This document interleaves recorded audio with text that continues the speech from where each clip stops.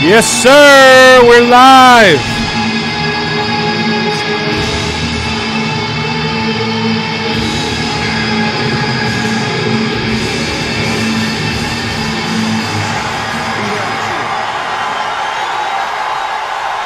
He came to the ring.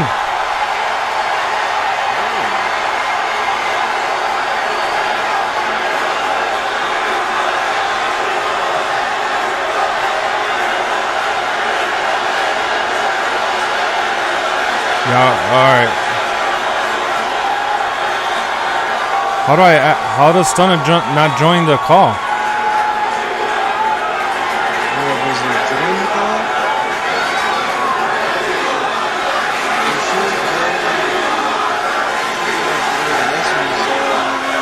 Yeah. What up? What up? Oh, he just came out to make it official. Triple H is out here, fellas. How's it going? How's everybody doing? We got the shirt popping off, baby. Smash him, stack him, and pin him. Let's go. WrestleMania Day 2. What's going on, fool? Already, good. Already, bro, because that's how it is. That's the weekend we having, fool. What up, chat? How's everybody doing, man? How's everybody doing up in here? We got the game in the ring, baby. Celebrating him. I just wanted to come out here. Oh, so you ahead of me? To say thank you. For real? You want me to pause it?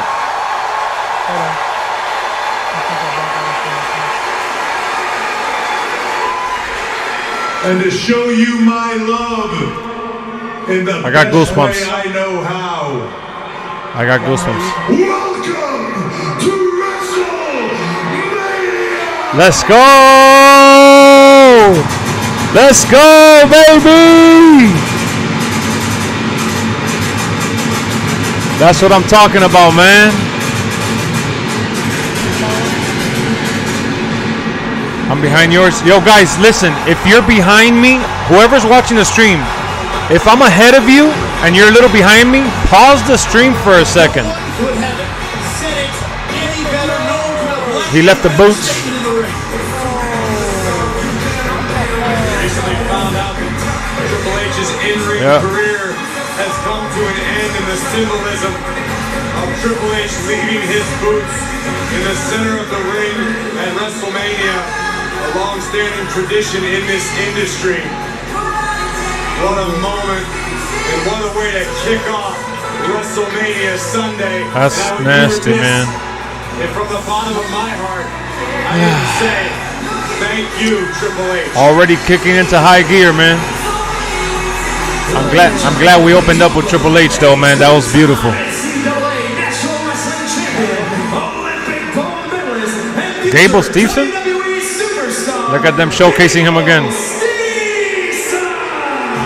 Oh, whoa. Greatest collegiate heavyweight wrestler of all time. You might not believe it, but that is what faced the Raw locker room made Sue learn to fear. I am counting down the months. I am counting down the days when we have the pleasure of seeing. Yo, chat, what's up, Dash? Yo, chat, where's everybody at, man? Y'all ready? Oh, we got the tag match starting off tonight.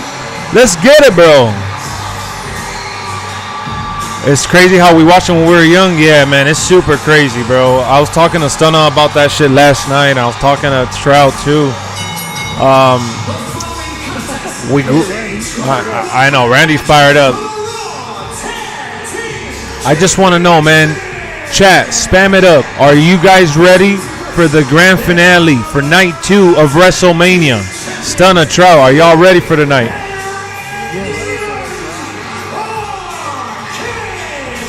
We got potentially 3-4 hours of wrestling tonight. Let's go, let's go. That's what I want to see, y'all. I want to hype y'all up. I want y'all to get crunk, man. Turn it up. Sign up for Peacock, Billy.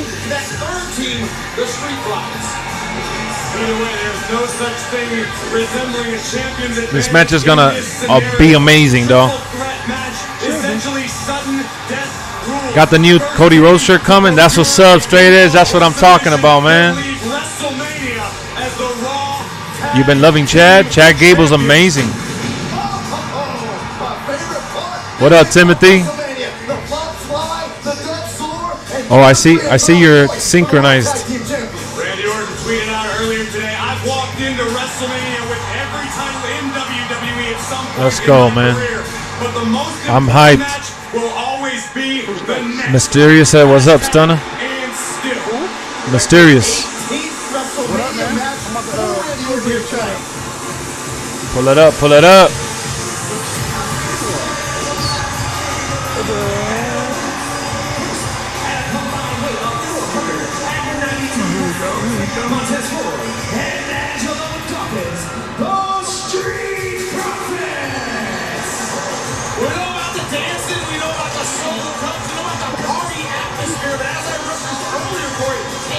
I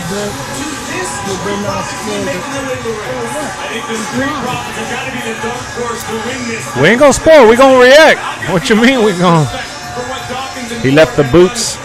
Yep. Rather than waiting around for opportunity to find the Street Profits, the Street Damn, Profits Dawkins shaved. are making their own opportunity on the grandest stage of them all.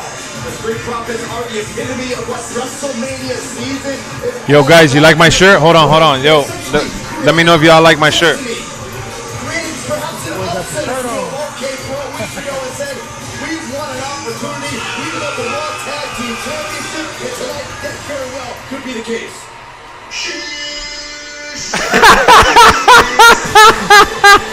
Let's go! Shush! You heard it?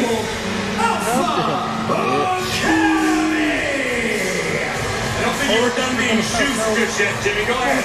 Allow me to continue. Shush! Titles from Arcade Alpha Tag Team under the radar, but they were mining. Yo, you heard him say, shush! Telling you, we're facing you at WrestleMania. As far as your challenge, we accept. Shush! Shush! We got him! Thank you! Witness a one-on-one matchup. Shush! Until this would happen. The Alpha Academy. Yo, where the members at, man? Members spam up the shush real quick. We're gonna make ourselves be heard. The former Raw Tag Team Champions Otis and Chad Gable, the Alpha Academy, with a reminder of exactly why they reached the pinnacle of the Raw Tag Team division Shush. at the expense of the current champions Arcade Bro and the Street Profits. All three of these teams functioning at the highest level possible. It truly could go any of these three teams' way tonight. Alpha Academy surprisingly under the radar. Shush. Y'all ready? Wake up. Wake up, Julio. What you got? All right, so what do we got for snacks tonight, man? What's going on? Chad Gable and the tree trunk, his number one guy, Otis. Okay, chips and salsa. Okay. What else we got? Stunner?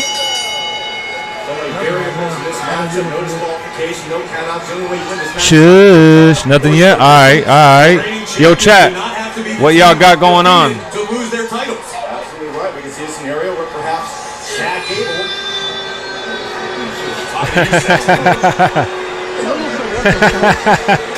Oh, shit. He gave him that Will Smith slap. Hot Pocket and baked beans. Okay, that sounds good. I like baked beans. I like Hot Pocket. That sounds good. Cakes. Reese's Pieces. Okay, what up, official Jason? You just saw the Cody match, dog. That show's 5-star. That show's awesome. Homemade red velvet cake. Ooh, can't go wrong with that. Carne asada tacos. Ooh, okay. Well, I got some pizza in the oven, and we got some Trulies. We got some chips. What's up? I got a Zoa, but I'm gonna start off the night with some Trulies, and then we'll get into some Zoas. You were trying to gross me out? I like baked beans, bro, and no, not me. That's what Kevin said. Hot Pockets and baked beans is an odd combo. I wasn't gonna make fun of you, but I do like both things. You finna share some pizza? Yeah, man. I'm gonna share it with y'all. Y'all can have a little bite. Oh, nice little kick by Montez Ford. The action is all over the place already. Yo, guys, make sure you invite your friends. Share the stream. Go to Twitter, retweet. Oh, we starting it off right. Montez, the Daredevil. That was beautiful. Picture perfect. Chad Gable going to the top. Looking to insert himself into Uh-oh. Let's go. Shush. from the very top rope. Oh, the backflip. They call it a moonsault. Okay. Pulling out all the stops. Okay. Five competitors. He should have done this. Shush. Look once again at the athleticism of Montez Ford. Yeah, that was beautiful, though. Gable looking to Yo, my bad stunner. I don't want you to think that I was cruel or like super dry when I texted you, but I was setting up everything and I was inviting you. all of the energy expended. All right. Right now, nobody worried about pacing. Nobody worried about a long Okay, cool. Speaks to the competitive nature we've seen week after week in the Raw tag That's what's team. up. When you're talking about WrestleMania, Yeah, man. I ended up. I literally just got home. I turned on the laptop and I freaking joined the party with y'all. To look for a long match. You want to end this thing as quickly as possible. I went to go get some groceries, get some snacks, some light work. Battered by Otis. Otis making his presence felt in a Shush. The effect that Chad Gable has had on Otis, he has become a vicious specimen. Chad Gable's raw as hell, man. I like Chad Gable as a joke, as a fierce competitor, as a wrestler, and he's improved Otis. This is the most I've liked Otis, honestly. Because he was, yeah, exactly. He was too much of a joke This is the result. when he was solo. When he was a Tucker, he was good, but not like this. This is the best version of him, I think. Imposing his will on Riddle. And remember, if Riddle somehow gets pinned here, Alpha. Kurt Angle is basically, Chad Gable was basically Kurt Angle in TNA. In a way, Kurt Angle was amazing in TNA. So yeah, that's a compliment. This is the case of Otis simply savoring. But yeah, Chad Gable's underrated. I love Chad Gable. He's awesome. Dude got like a 76 rating in WWE 2K. Are you kidding me? Inside the mind. The 2-inch thick skull. WrestleMania.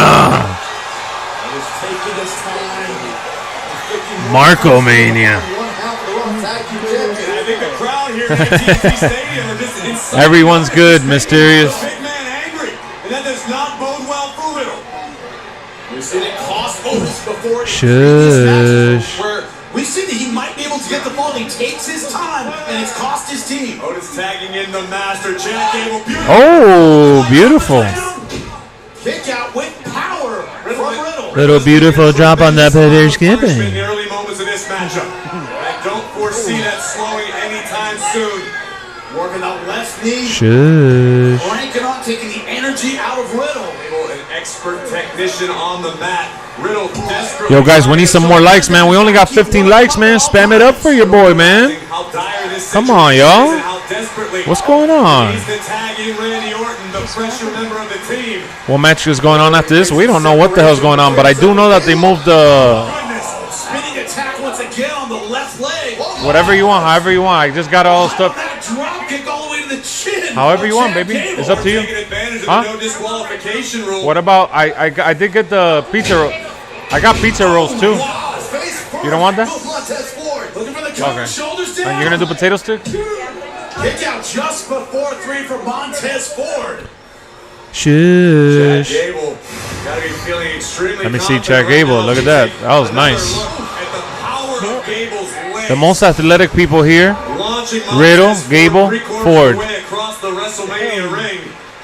And now Gable continuing to Most work. athletic out of all of them being Ford. Dawkins. Dawkins fresh, explosive on the move. Deceptively agile. Back elbow finds the For a big dude, he's definitely 100% athletic, but I feel like he really relies on Montez way too much. So as a singles competitor, I don't know if he'll be as good, but he is good though. He's a great complementary piece. Oh, this reminds me of Vader as well. Damn, that's actually a good comparison. I didn't think about that. LexxMania. What up, Reaper? in short order as we look once more at the dominance of Yeah, I didn't think of that. Angelo Dawkins. Just give him a mask. Or say that Vader was his dad. Of this kind of match, Otis, as you saw, Or say that Vader was his uncle. Truly your only ally. Riddle out of harm's way. I got Riddle not wanting to wear. I get Riddle not wanting to shirt, but at least wear near pads. You think so? He'll have to wear it at some point.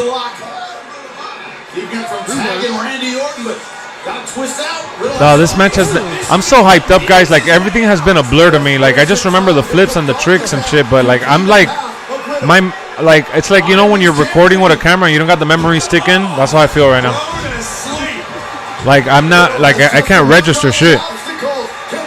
I'm going to mention you in the anniversary special I got coming up this summer. It will be 5 years since I've been on YouTube. Oh wow! Congratulations, man.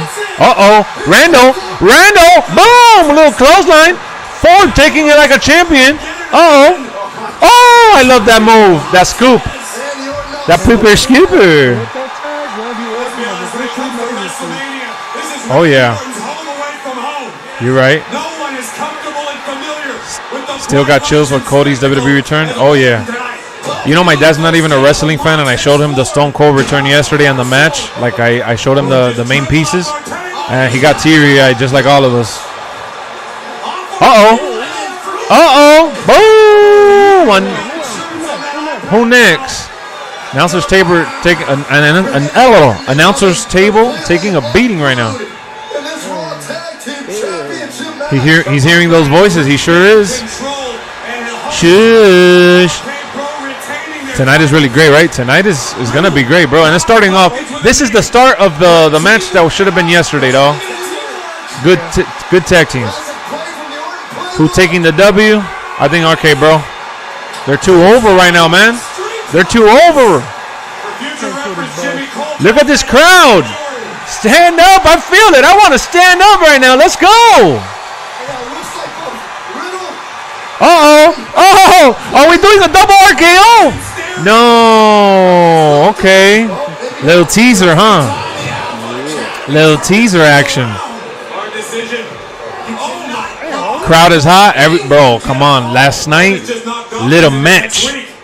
They on fire.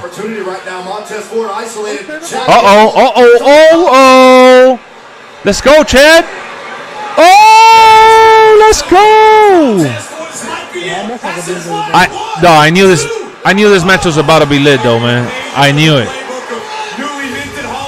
That's stupid. Why would they leave the iPads?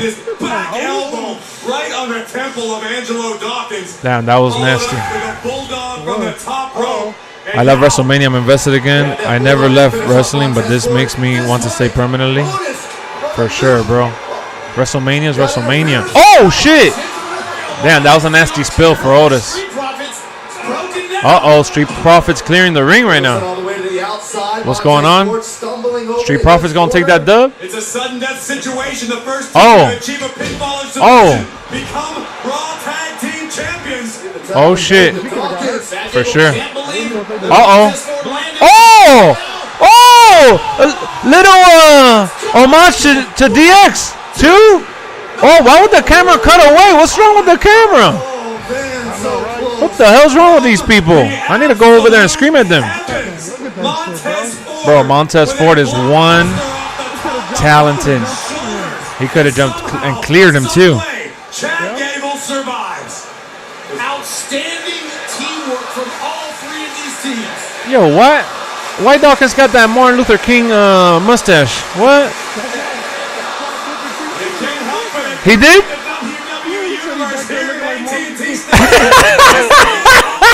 Dog, I was so nervous to say it because I didn't want to sound like, ignorant.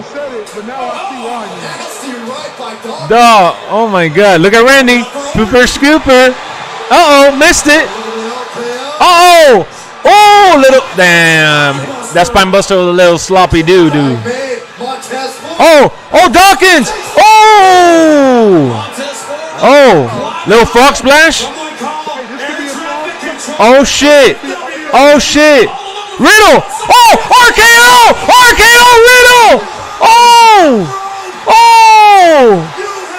The original bro from the turnbuckle, yo. Oh my God. Ladies and gentlemen, Welcome to WrestleMania Night 2.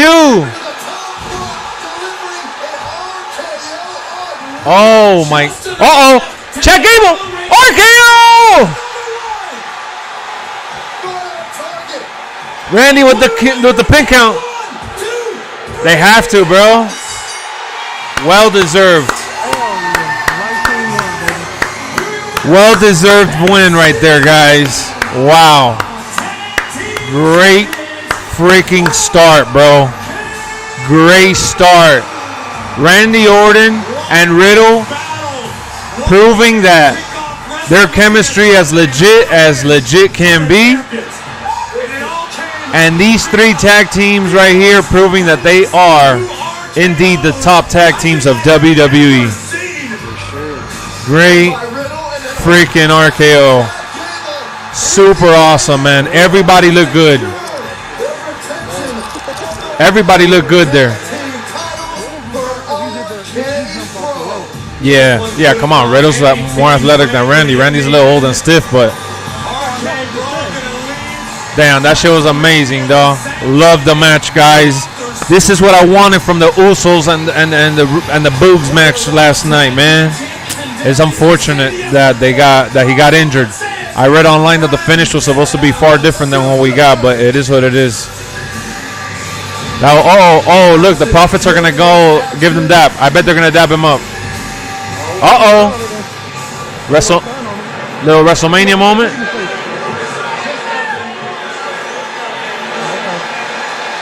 Little WrestleMania moment.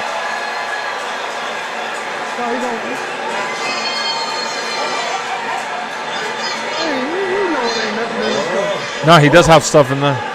It looks like water.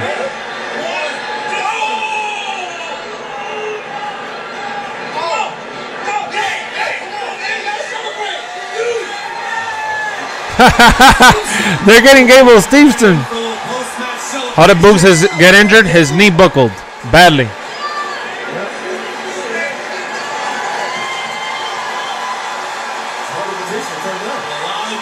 I knew they were gonna do something with him at some point. Welcome to a very exclusive club, Gable Stevenson.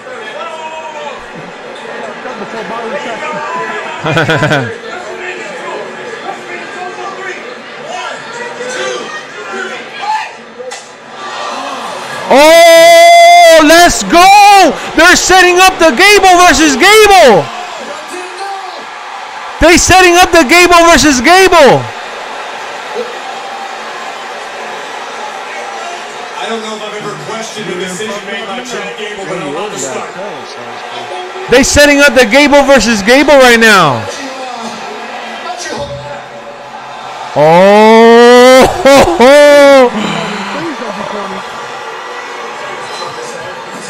Listen, kid. Oh shit! Just getting your start here. You got a lot to learn, so I got a free lesson for you. Start with number 1, and that is when you're in my presence. Make sure and remember to do one thing. Shish. This is great. Damn! Don't do this to Gable like that. Gable Stevenson. There will be no shushing for Gable Stevenson. Both Olympians only one as heavyweights. A small preview of what the future likely holds for Gable Stevenson in WWE. That was cool, man. I mentioned before that I can't wait to see. Yeah, Randy got a cut. Disrespect that man at your own peril. That's a message. Yeah, Roman's match is definitely the main event. But on this one, we're on the exact same page. Gable Stevenson will be a force here in WWE. Just ask Chad Gable. Unceremoniously launched by the two-time NCAA champion and Olympic gold medalist. Now, guys, on with your WrestleMania toast. There we go. Let's all come party is on. Great start, man. Great start. That was a real good shot. Sheamus, you're my favorite WWE superstar. That's funny, Kevin. Yo, guys, that was a good start. Brian texted me. That's how you open up a show. Okay, Brian. Good. I'm glad he liked it. Yeah, I'm gonna invite him. I'm gonna put join Discord, fool. Party open for you.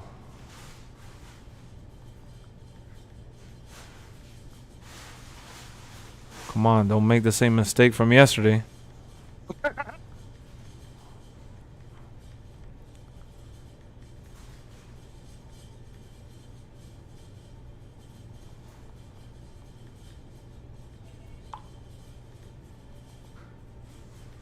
I think he coming. I put don't say party open, fool. Don't make the same mistake twice. Because he said that he doesn't have the notifications on, so he didn't see. I don't either, but it still came up when you called me. For real? Yep. It said you, Trout, and some like real 124 or something. Like Yeah, that? that's Brian. Oh, okay. That was awesome, man. What an opening. Yep. That, you know what's funny though? That I'm 100% sure for a fact. I could tell you this for a fact, and this is not speculation. I know. Yo, wake up, fool. Sheesh. Sheesh. He goes, one thing, when you're in my presence, you need to sheesh. It's showing Cody right now. Oh, you're ahead of mine.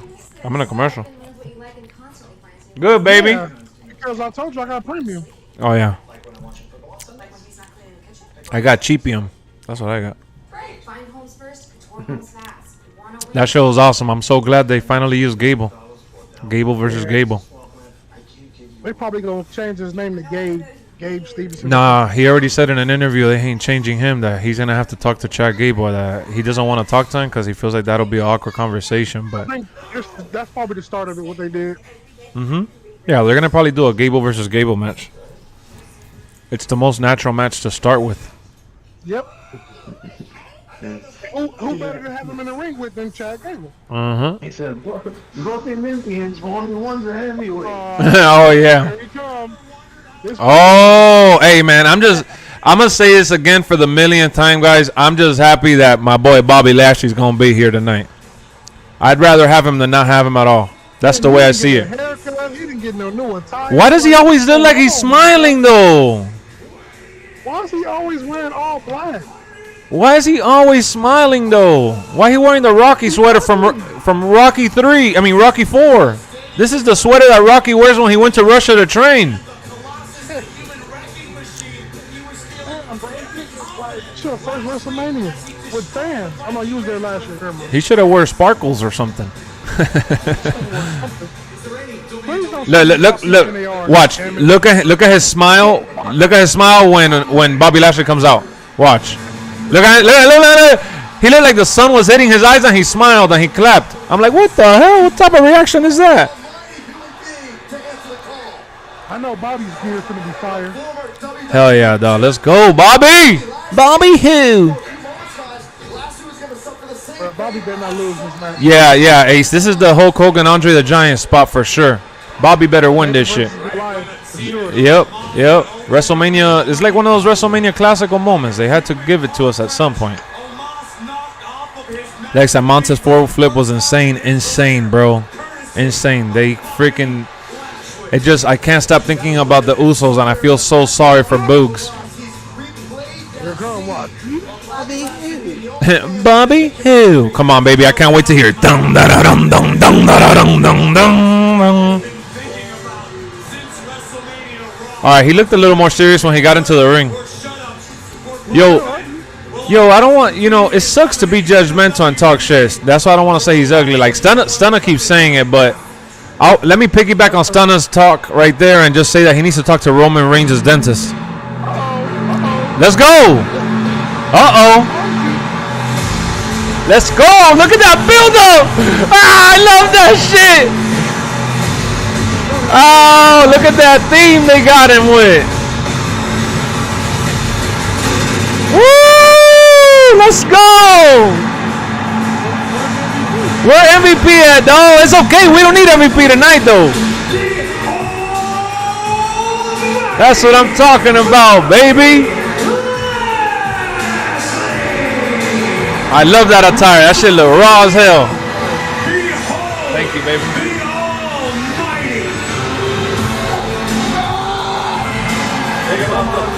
That's what I'm talking about. See, it took for Bobby Lashley to say, I want Omos at WrestleMania. That's what I'm talking about, Bobby. Thank you, Lex. For what? Django, what's going on? Yo, guys, real quick, we got to do our nightly ritual. We did it yesterday. We're doing it again. Cheers to everyone watching and celebrating WrestleMania weekend here with us. I appreciate you guys tuning in, hanging out with us. I hope you're having fun. I hope you enjoyed night one. Night two started off right, kicking things off in a legendary fashion with Triple H leaving his boots in the ring. Super emotional, super necessary. Loved it. And then we had the three-way tag match. They did exactly what I expected them to do. They came out and showed out, balled out, and Gable Steveson had a little bonus moment where Oh, no, that wasn't him. Gable Steveson having a moment there in the ring was also awesome. Finally, they didn't just announce him in the crowd. That showed up in corny, so I'm glad they involved him in some capacity. So hope everybody enjoys tonight. And, yeah, drop a like. Let's go. He said, I needed to challenge Omos to remind the entire WWE Universe. But, yeah, he got that Harley Quinn vibe going with the red and black. I'll take it, though. That shit is awesome. I love that shit. I love his boots. I love the pants. I'm not going to call Omos. Yeah, don't call him ugly, though. Whatever you want. Let's go, baby. Let's go. He does. I agree with you. Stunner was saying the same shit. Monday Night Raw's resident Colossus. About 270 pounds, Bobby Lashley. Let's go, man. Very rare occasion to be under. Hey, at least he got a little white outline, right? On the tank top? With the G unit. He got the G unit tank top.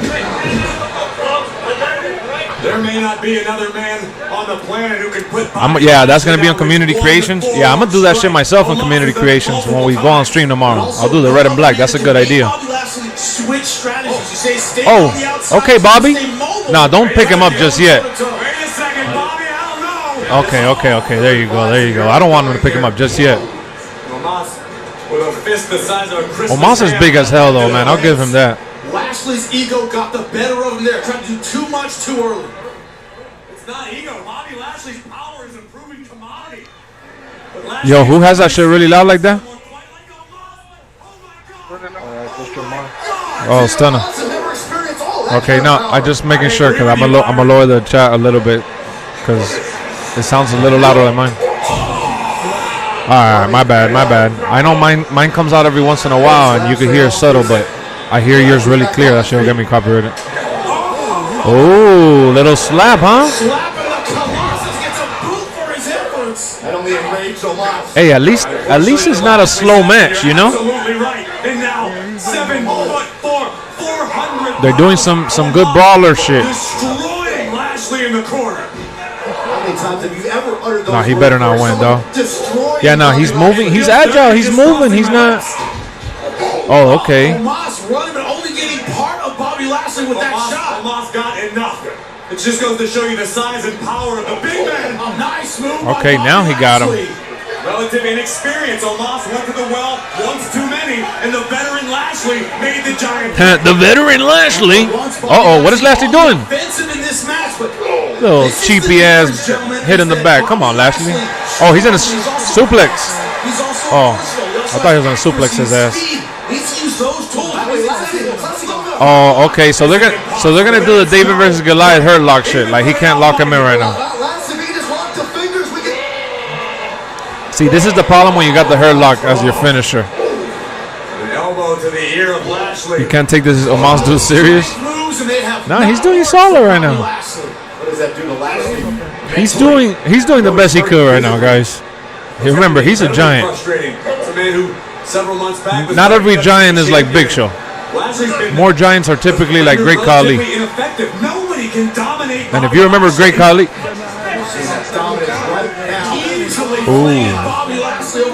guys, let me tell you from experience. Let me tell you from experience. I seen Great Khali fight enough times. He was a lot worse than Omos. What we've seen of Omos right here, right now, has looked already better than the last time we saw Great Khali. Ooh, look at Lashley. Great Khali was terrible. He looked like he was walking on stilts. All he could do was clothesline and grab people. Ooh, wow. Oh, wow. This is where he shines. This is where Omos shines. That's where he shines. Exactly. Straight edge said, "Guy's a 7'3" monster. How can you not take him serious?" Launched high above the head of Omos. You said it, Jimmy. That had to be Hey. 9, maybe 10 feet in the air, face down for. Oh yeah, he is. Yeah, he's one of their best big guys right now. They don't have nobody big like that. It speaks volumes to You know, the will of Bobby Lashley, the guts, the determination. Yeah. Yeah, because Omos is definitely not going to be making no $4 or $5 million. Of Omos has been undeniable.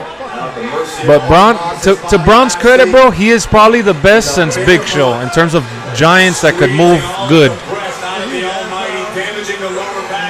And he was pretty. I was about to say he was pretty solid on the mic, but nah, on the mic he was terrible. He got better, yeah. Yeah. Stupid. Yeah, nah. Unfortunately, Braun Strowman's weakness was 100% the mic. Am I Pacific or Eastern? Eastern. Omos is a beast. No, he is. Look, guys, he's already having a better match than I thought. I thought this was going to be teases left and right. Yes, exactly. I thought it was going to be teases left and right. Bobby Lashley trying to carry him the whole time. Omos hitting him in the middle of the ring. Bobby Lashley acting like he's hurt. And I thought it was going to be a slow burner. It hasn't been a slow burner. Yeah, he is. He's super young. Nah, see, right there, I was sloppy. He ran at him so slow. Bobby Lashley wants to be the one man. So it hasn't been unstoppable. Yeah, he's gonna try to pick him up. Oh, Here we go. Here we go, guys. Lashley tried this earlier. Yeah, don't throw your shoulder out. Lashley got a bad back going into this. Yeah, he's too big. A bad strategy from Bobby Lashley. He's trying to pick up momentum to get him. He's trying to get him. Here we go. Oh, he got him! Bobby Lashley, the Almighty, baby. He came to play. Let's go! Oh, speared it from the back. Let's go. He's gonna spear him again. Set him up, Bobby. Come on, boy. Let's go. There you go. There you go. It's over. 2, 3. That's what I'm talking about, baby. Bobby Lashley, the Almighty Bobby Lashley. Good match. Wasn't great. Wasn't amazing. Didn't have to be at WrestleMania for sure, but they gave us the old school WrestleMania giant type of match. Good match. Love the way they put Bobby Lashley. Loved it. They booked him perfectly. Let me see. Ooh! Oh, shit! Oh, my God. Oh, my God. Did you guys just see that? It was breathtaking. 400 pounds of a suplex by Bobby Lashley. Yeah. That is superhuman power. Yeah, man. That was... A series of thunderous spins. What would it rate it 1 through 10? I mean, bro, for what's it called? For a giant match like what they were trying to do, I thought it was as good as it could be. What else could Omos have done? Broken the barricade and gone outside? No, he's just asking me 1 through 10. I don't know what to rate it. I can't say it's a 10 out of 10 5-star match because it wasn't that, but you got it. But look. Let's be honest, guys. Give it a 6. But listen up. When you watch the Fast and Furious, you're not going to compare Fast and Furious to The Godfather. This match was never going to be The Godfather. This was never meant to be that. This was supposed to be a... I mean, they're underplaying it just because it's Omos. Yeah. This is pretty much on par with Brock versus Lashley in Rumble. Yes. And it was on par with. It was better than half of Great Khali's matches, bro. I remember seeing those Great Khali matches. They were pretty freaking bad. Great Khali was super stiff. Omos put in his best effort, man. He was agile there. He had like 1 or 2 spots that he looked a little, sloppy with it. But overall, I'm satisfied with his performance. And I'm even more happier with the way they booked Bobby Lashley. They booked him perfectly, especially for a match that honestly didn't have a month or 2 months worth of building. They actually made it a story worth watching. And it was the perfect second match of the night. We kicked off tonight in high gear with Triple H and the trio tag match, and then we go ahead and have this Omos match, which could have been terrible. This match could have been a stink fest, and it wasn't that. It was WrestleMania hype. They bought into the WrestleMania hype, but it wasn't a WrestleMania buildup, if you get what I mean. But in terms of Giants versus the smaller guys. Even though it's really hard for me to say smaller and mention Bobby Lashley in the same sentence. But at the end of the day, when you're looking at the matchup here, I thought they did a phenomenal job. So, in terms of Giants, definitely a great match, for sure. Now if you want to compare Omos to Braun Strowman, then it gets a little technical, and you got to give it to Braun Strowman that he's definitely a beast, because Braun Strowman was just out of this world in terms of height, strength, and ability. So I miss Braun Strowman on a night like tonight because he's the one that they used for those spots in the previous years. But Omos gave us a nice spot too. So Bobby looked great, and that's all I cared about. For me, it was about protecting Bobby Lashley, and they did exactly what I wanted. So me as a fan of Bobby, I got what I wanted. We came out, we saw Bobby perform, and he balled out. So what do we got next? Oh, okay. Okay, we're doing the anything goes already. Okay. Now, for this match to be successful, they need to do a crazy stunt. They don't have to. The Jackass faction even come on. Yeah, they need to have somebody from Jackass, or they need to have something set up where they do some sort of stunt. That's what this match needs. He'll do any damn thing. Exactly. And if they don't do a stunt, it's because WWE didn't want to get creative and take a risk on it. But if this match is going to be successful and give us the WrestleMania vibes, it needs a high spot. And if we get that high spot, then they delivered. So we'll see. We'll see how they go about it. But I do know that Sami Zayn is taking massive pride into this storyline, and he's done an exceptional job promoting the shit out of it with Johnny Knoxville as his counterpart. So we'll see. Oh shit! Yeah, hold on. I gotta show you guys these snacks. So you want to talk about ending night 2 in style? Look at what freaking Erica freaking put. We got a platter here. I know you guys can't really see it. It looks like a bunch of garbage because the webcam doesn't really do it justice. But we got freaking little potato sticks. We got some corn. What is it? Cheese puffs. Celery sticks. Carrot sticks. Some chili garlic tortilla chips. Some dips. And pizza slices. Yo, are you watching the build-up? Yeah, I'm watching the build-up. Yeah. Yeah, it's just great. You saw how he gave his number out?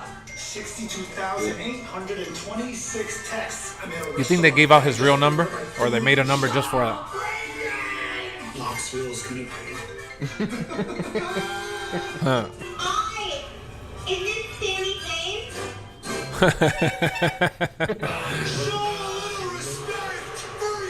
You split it between us, or you got the same amount? You didn't do the thin crust? Where's it at? Oh.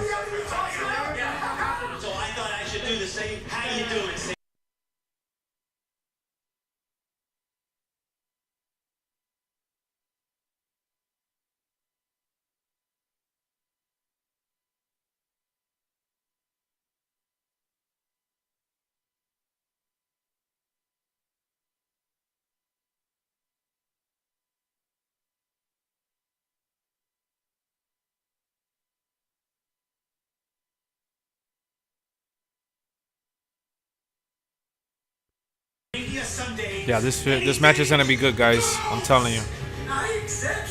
What up, Aaron? Content, keep them coming. Let's go.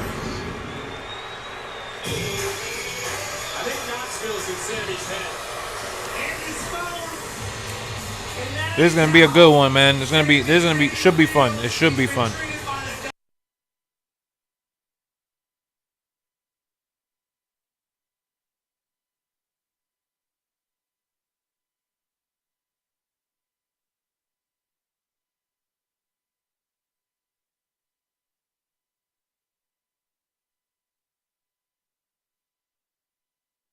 I don't know why he purposely wants to look like Fidel Castro.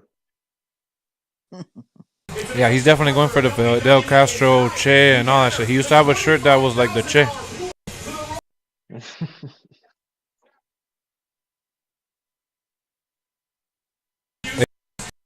It all started when he was doing the conspiracy theories and shit. It is, dude. It really is. What up, Aaron? Chilling, man. Roman Reigns will acknowledge Brock. Nah, Brock is gonna acknowledge Roman tonight. You guys are gonna acknowledge Roman tonight. All the Roman haters are gonna acknowledge Roman tonight.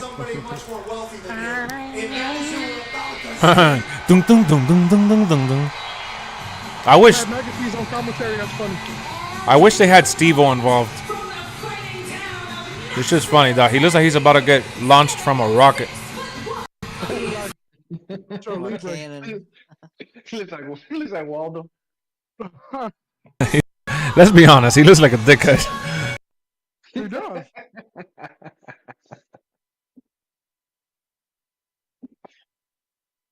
I've always been a Johnny Knoxville fan in terms of like the group from Jackass. He's so likable. Oh look, that's the producer of Jackass right there. He's a really cool dude for sure, for sure. He's also a freaking psychopath for doing half of the shit he's done. Yo, he just stood there and took the freaking kick. What's wrong with this guy? God damn. Oh my god, Mayhem said it best. He looks like Captain Underpants. He really does.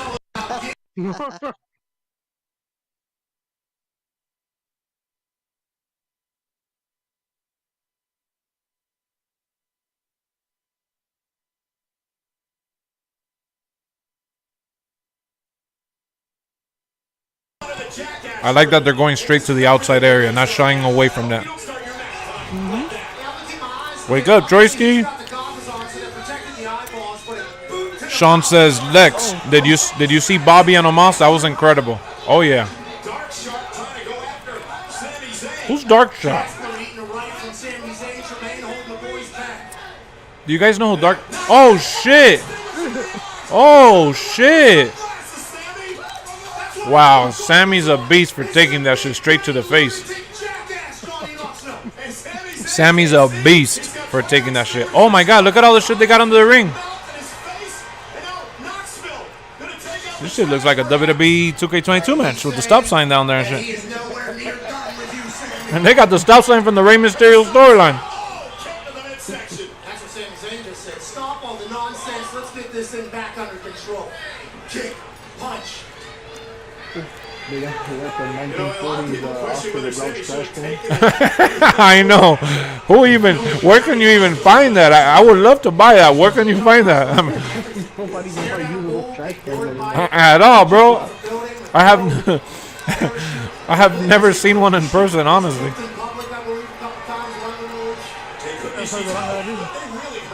It's crazy. Is giving me ECW vibes? Well, yeah, this is the most ECW vibe WWE will give you for sure.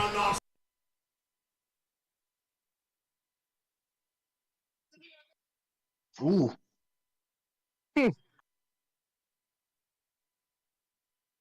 Shit. Wow. Look at Michael Cole stating the obvious. Look at the crutch! Bent!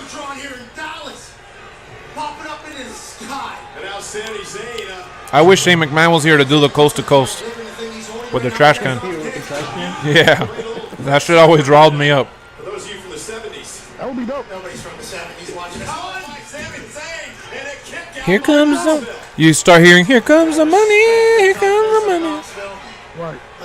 I like Shane. I wish he was a part of WrestleMania. I always like Shane, especially for like big show. He wasn't being a dick. Yeah, I know. It just sucks how it played out that way. Does he have a bowling ball? Oh my God! Somebody's getting hit in the balls.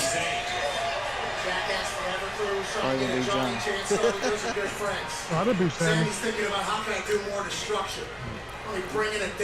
Hey man, I give him props, bro. Oh, what the? They set up a trap for him. I heard something pop for sure. Oh, they put rat traps. Mouse trap.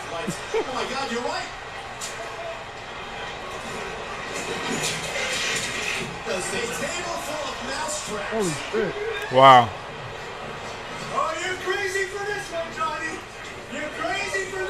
Wow, that's a long ass table. Oh, he got it stuck under. How annoying. Little malfunction. Oh, it's the same type of table. Yo, this dude is wearing the same hat and the same shirt as every show and yesterday. The dude with the neon green. Yeah, he's always wearing the same shit. Does he have multiple shirts? No. He just dirty. He's nasty as hell. I mean, that's what he's famous for, so he has to work. Yeah, no, for sure. But he better have bought like a few of those. Right now, I'm more than sure he do. That's amazing, dog. He's freaking at every front row show for the pay-per-views and all the main like Raws and not. Yeah, that's what I was gonna say. Not just WWE.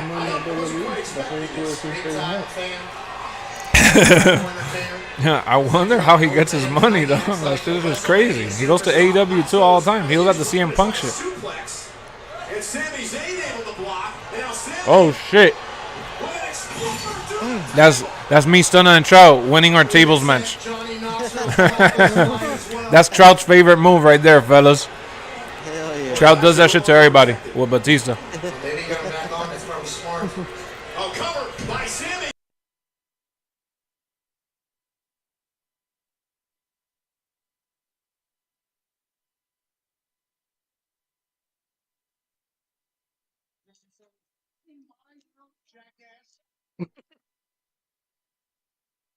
Uh-oh. You think Johnny Knoxville really needs glasses, or he's just trying to protect his eyes?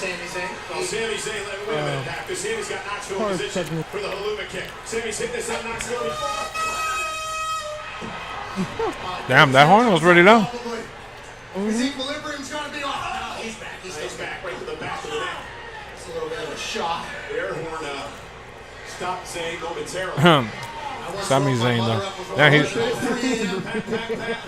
Oh shit! Look who's here. Erica met him. You met him, right? What was the one that you met? Oh, the shark guy. She met the shark guy. There's a guy who will come out with the thong on. Yeah. Yeah, oh, he's wearing it. Look at him with his neck. He's going to rip it off.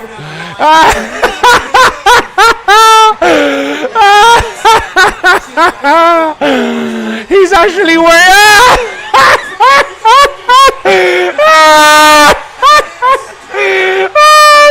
Is he wearing? He's wearing. Oh my God! I'm gonna choke on the freaking pizza. Look at that! It looks like jeans. Oh my God! I swear. Oh my God. Oh my God.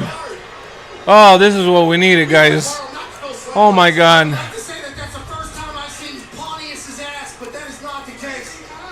Oh my God. Oh my God. Oh my God. And we get a near fall, guys. I choked on a freaking piece of pizza right now. Jesus. Oh my God. That was amazing. Oh my God.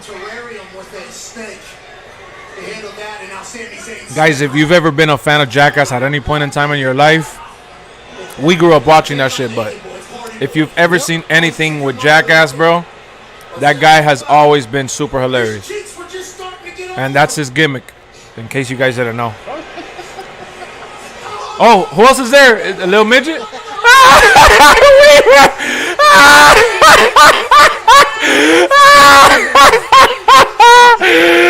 at it! Oh, shit!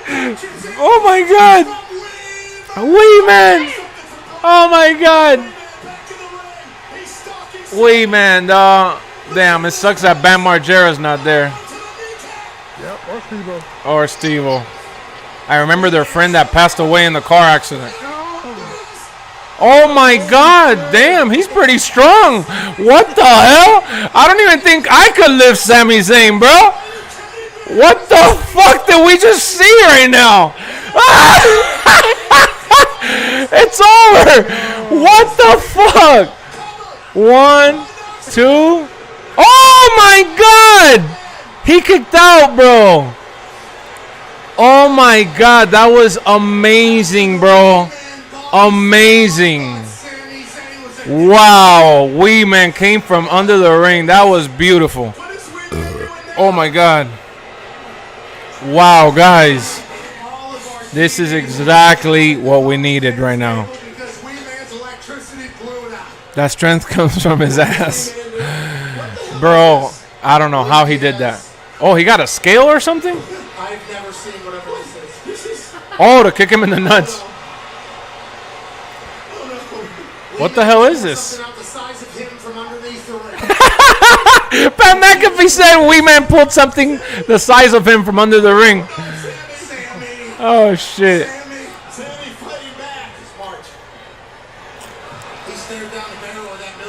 Guys, what are we watching right now? Oh, shit.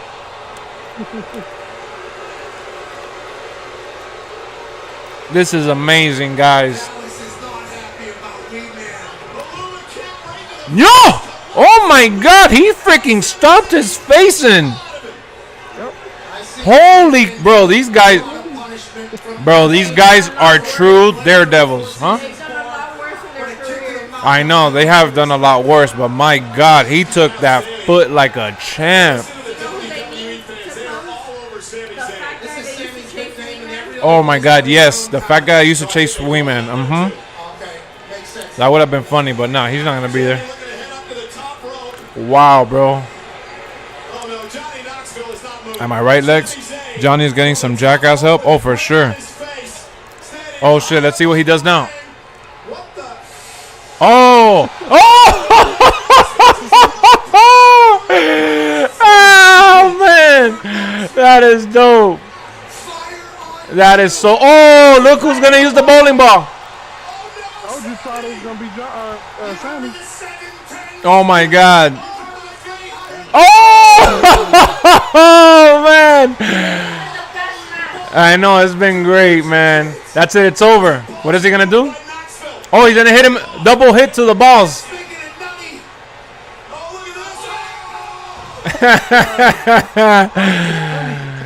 Oh man. Yo, look at Black Dragon with the 5. Here's a good idea for your next stream. Simulate the whole pay-per-view in WWE2K22. Of course, on legendary difficulty. Just the AI do all the work. That is a good idea, Black Dragon, and we could talk about it and have fun with it. Great idea. I'll take it into consideration, man. I appreciate you for the 5 and for the suggestion, bro. Oh, he has a taser. He has a taser. Huh? All of it? It's okay.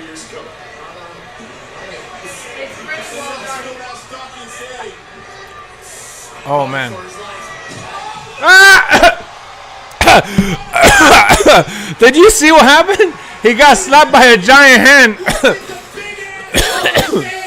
Oh my God. Oh yeah, from the movie. Oh my God. Yo, guys, this has been amazing. Amazing. Great freaking match. Wow. Wow, what a great setup, man. Oh my God, guys. Between the pizza and the drinks, I'm here choking on this shit, bro. I need to eat after I watch this match. You can't eat while you're watching this. If this was the last match of the night, they could have broken the ring. Sammy checking. Sammy checking for more track. Oh, he got him in the balls. Yo, he's like crushing his nuts. Oh, shit. Oh, my God. Guys. Wow. Wow. I love how this match has been super Jackass themed, bro. I love it. I love it. This is we didn't even know we needed this. We didn't even know we wanted this. That's the funniest part of all of this. Oh my God, a giant rat trap. How do these guys come up with these things, bro? These guys are sick in their head. This, huh? Yeah, this is WrestleMania Jackass crossover. It is. It really is. Michael Cole's like, Sami Zayn has no clue.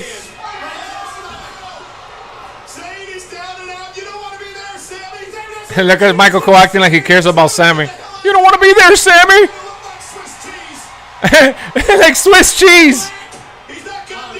Oh, it broke.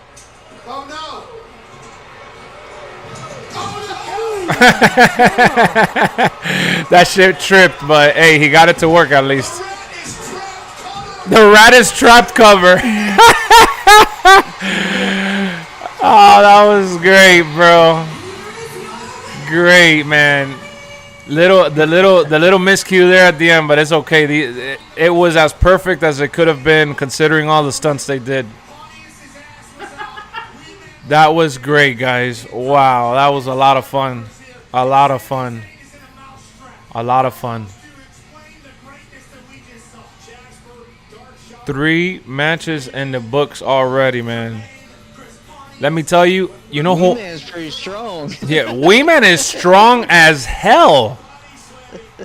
Strong as hell for him to have been holding him how he did. Bro, for anybody, that's not easy for a regular person to do, let alone for a midget. Wow. That was a lot of fun, guys. What do we even compare this match to? There's nothing to compare it to, like a Jackass segment. It has its own category. Yeah, just compare it to like the Jackass show, I guess. This is like watching an episode of Jackass on YouTube. Wow, that was awesome, guys. Yeah, that's pretty good. Great way to pin him too. Very smart and clever. That was super dope. And I love Sami Zayn even more for even doing this. Sami took that well. Yeah, Sami sold it and made it look even better than what it all was. Sami has to be proud about this. Yep. Great freaking match. They should do like a trilogy with this feud, honestly. Next match, have Sami win and then do another like WrestleMania match. Like they should do like SummerSlam and go backstage and do a bunch of stupid shit. I don't know. I guess it's really up to WWE and Johnny Knoxville, honestly. I know Sami Zayn would love to do it. Yep. So, guys, now that this commercial's on with Sheamus, I want to tell you that that's who I'm worried about. I love Sheamus. I love Kofi and Xavier Woods. I'll go grab a drink. I'll be right back. All right, Brody. Their match is still on there? Yeah, they moved. So they canceled it yesterday, and it was reported in the pre-show that they're having it tonight. For sure, they're having it tonight.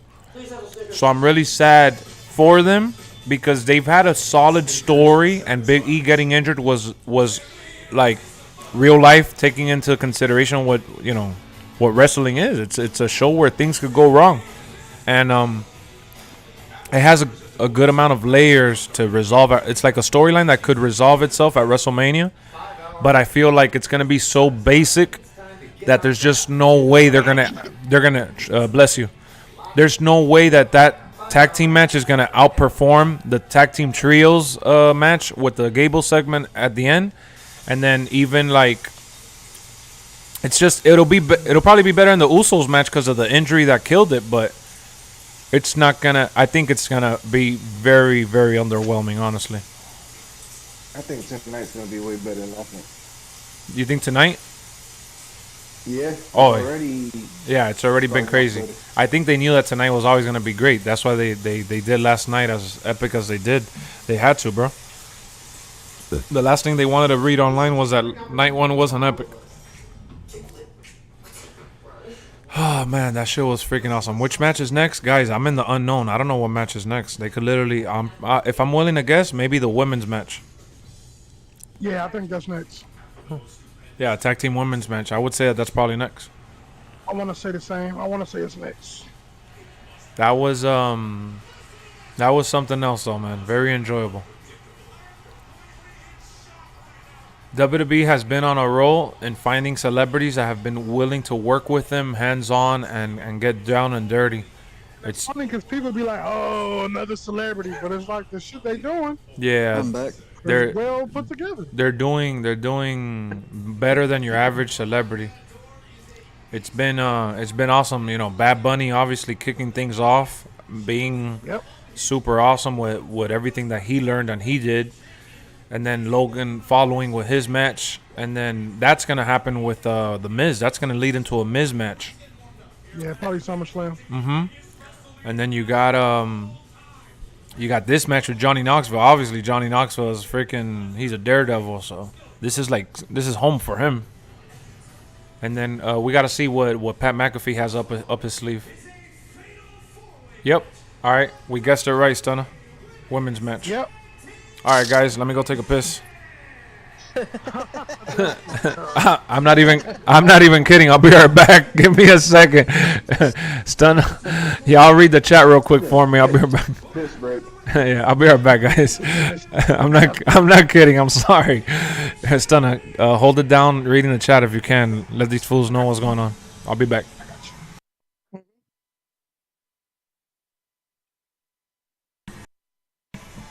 And I'm like, I know it's funny and all, but whatever. On a serious note, I do like Naomi and Sasha Banks, but it is what it is. I'm gonna go take a piss. I was just fucking around.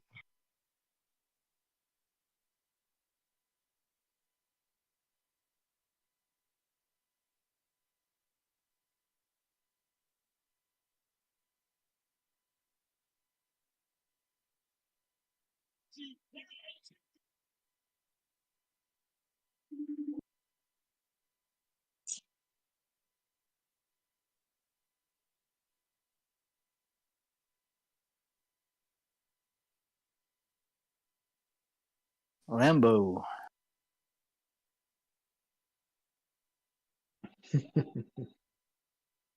Hey.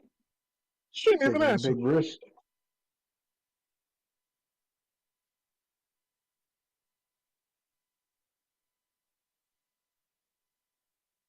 You don't even answer.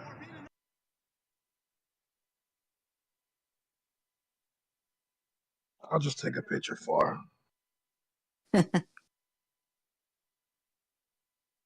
Come on, call me when Sasha come out.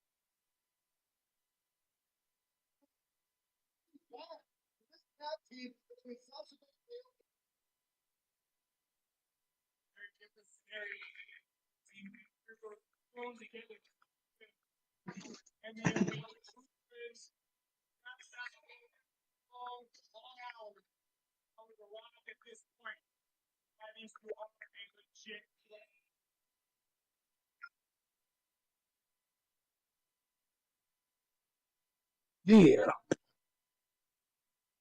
SNOOPDOG.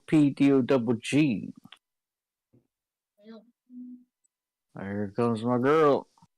Oh, Liv or Rhea? Liv. He said, "There goes my girl."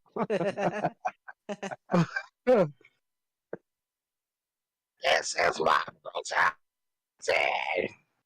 I'm supposed to be reading the chat. My bad, y'all.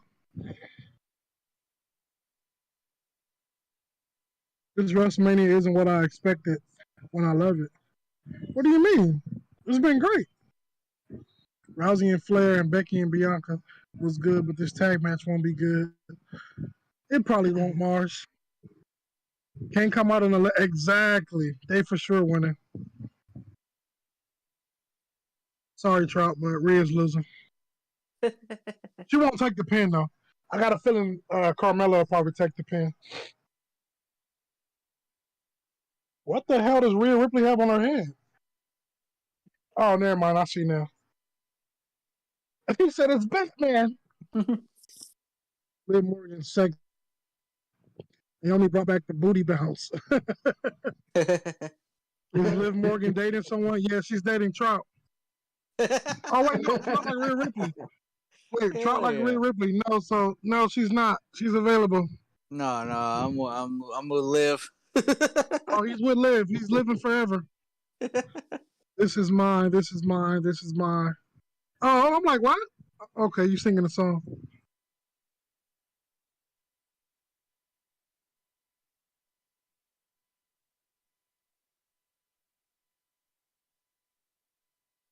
She got a new song? Oh, duh. I forgot they was in this match.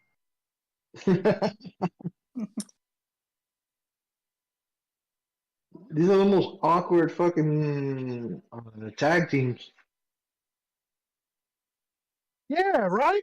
They should have just got her and Tamina back together for the case. I mean, I like the team, like the caliber, because you got.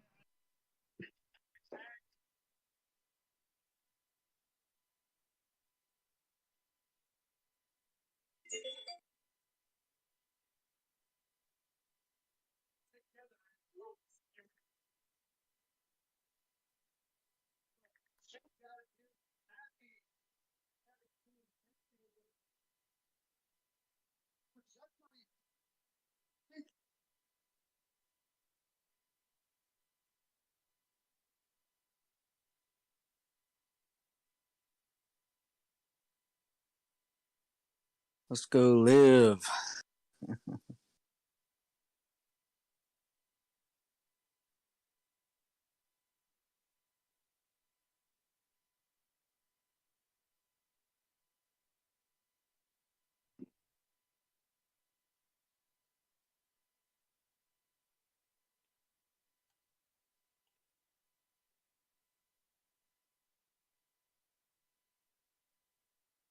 Yo, I can't even front. I'm a huge Zelina fan. You are? Yeah, I like Zelina. All right, guys, I'm back. She would come out with some wedding shit. Yeah, because she's getting she's getting kind of hot. She's getting married this week. That's why. That's kind of hot.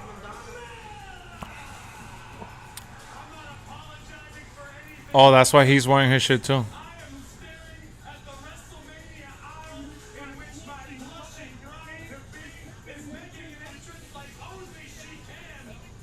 Said she's taking the pin, Trout, because they're getting married. I don't know. Let me see. They're not winning, bro. Nah, I know. There's no way Sasha comes out in the car and they lose. They don't got no chemistry. What the hell does her coming out in the car have to do? Bro, Bianca came out with a band yesterday. You think she was going to lose? Think about it. Freaking spilled some sauce on me. Oh, so you bought some more sauce from yesterday? Oh, what's that? The salsa you threw out yesterday. Nah, some truly. What happened, man? That he said that's an ode to Madonna. Ah. He said you uncultured fool. Oh. In this match with no expectations because I don't want to be disappointed. I don't want to be disrespectful. I really hope this shit's 5 minutes. Yeah, I hope that they squeezed in the not the Usos match, the Sheamus match, because they cut this one down. I told Erica, damn, I wonder which match lost time from their slot to have the Sheamus match, and I said, oh, it's probably gonna be the women's tag match. Oh yeah, probably. You know, if I had to pick my favorite team here, it'll be Naomi and Sasha, or I like Rhea Ripley. Yeah, Rhea Ripley and Liv makes a great team. Damn, but I also like, never mind, I also like Shayna Baszler and Natalya. The least favorite team. I like it too, but like Brian was saying, they just threw that shit together. Yeah, they did. That's just because Natalya, come on, she needs to be at WrestleMania. She's already like. Oh, she's breaking the record too. I just hate. You know what I hate? That to me, in my eyes, and this is in my eyes, maybe not a lot of people's eyes, but to me, Natalya was always like Charlotte, right? That she was. She's older, that's why. I understand, but WWE never. That's how some people look at it. I just feel like WWE never gave her the respect that they've given Charlotte. Of course. And I'm not even talking about the fans. I'm talking about WWE themselves. Like they've never made her like a 10-time champion or like. Well, the father, the father stories, like, Yeah, the story with her father and then Bret Hart. Bret Hart ain't her father, but still. I mean, her best storyline has come from being with Bret Hart being involved and shit like that. Like she hasn't really had. She's just been a journeyman. She's been at the same time, she's not as good as Charlotte. Yeah, she's not. But like in the ring. Her style is different. Her style is different, though. She's more of a technician. Yeah. She's more of a technician. And that's great. Well, like Tech 9? She's definitely Charlotte is more athletic and does definitely more than she does, but I'm not talking about having a carbon copy 12-time champion career. I'm talking about having at least 1, 2, 3 runs or something like that. Charlotte has had like 40 runs already. Oh shit, that was decent. Okay, Liv, I'm gonna need you to stop screaming. Yeah, you're gonna cry as soon as you lose. I know everybody likes Liv, but I don't get it. She's a crybaby. That's Trout's girl right there. Yeah, that is. Trout calls her a baddie. He gonna hit you with the Will Smith. Keep my girl's name out your fucking mouth. Oh yeah. I'll hit you with that shit. You better be careful.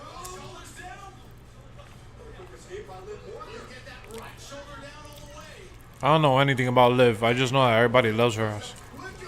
She was in the Riot Squad. Yeah, that I remember. Her, Nikki Ash, and Ruby Soho, right? No, fool. Sarah Logan. Oh, Sarah Logan. Where's she? Where's she at? She was in the Royal Rumble. Oh, that's the one that came out with like a new attire. Mm-hmm. She needs to retire, but she looks like an auntie. Who? Natalya. Natalya. Yeah, that's what I said. People gonna say it's because of her age. Yeah, she's just like the mom. She's just a journey. Like you said, the auntie. She's just a journey. She's a journeyman. Liv believes why? Because she's with Bo Dallas in real life. Nah, yeah, she's with Bo Dallas in life. Yeah, that's Bo Dallas's girl, bro. Oh wow. Maybe they can make a stable. Liv, Bo Dallas, and Bray Wyatt with. I thought he got fired already. No, he did. But they should make a stable with the Wyatt family. All you can do is Bo Liv.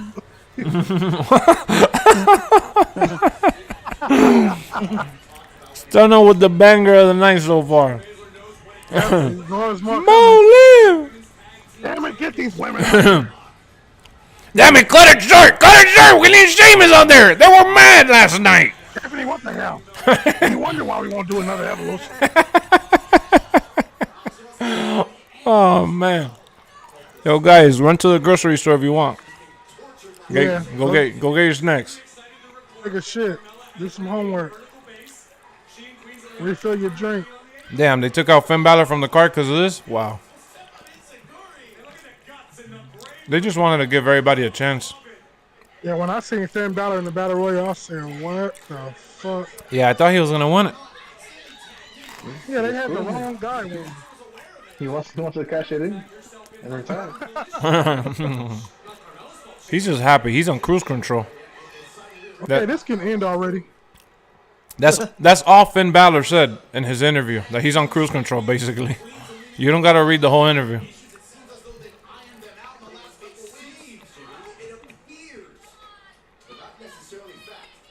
Yo, how tall is Zelina Vega? Like 5'1"? I don't know. Ask Aleister Black. I'm just kidding. Aleister Black is the one dating her. 4'11". Yeah, damn. 4.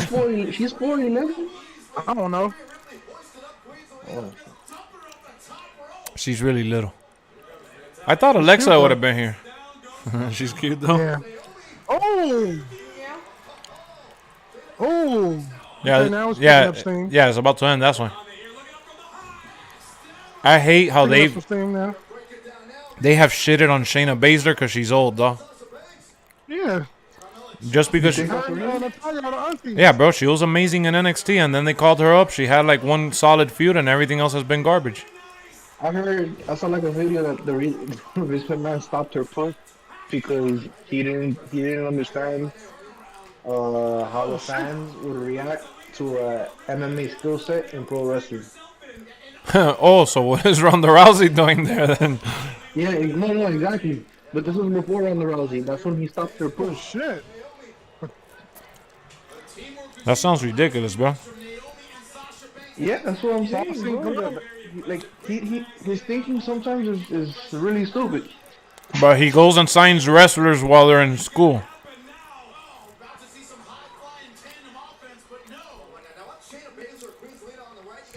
Yeah, no, Shayna Baszler's amazing in the ring too. I don't know why. Auntie Natty. What the hell is it? Trout, get your girl, man. She about to hurt herself. I was there. Okay. What's the fucking house? I gave it to him. That was Did you hear? Cool. You heard Michael Cole? My boy is trying to do his best selling. Oh, Jimmy Smith. Jimmy Snuka? I'm a Smith. Oh. He said Jimmy Snuka? He said Will Smith. Stupid. Yeah, he's trying to do his best selling, but that shit did not move me at all. That shit, almost a fart came out of my ass. He's a commentator. He's doing his job. Yeah, he's doing his job. He's probably getting paid millions because that was really tough to sell there. And look at Corey Graves doing his best. Baby, did I do good? I tried selling the shit out of your match. That shit was garbage.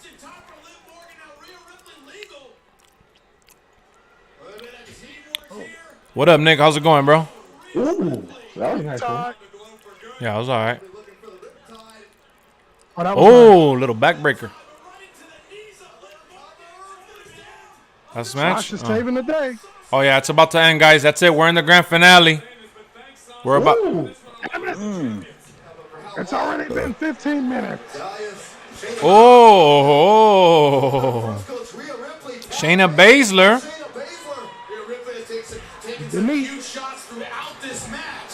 Okay. What do we got? Hell no. Get your girl, Trout.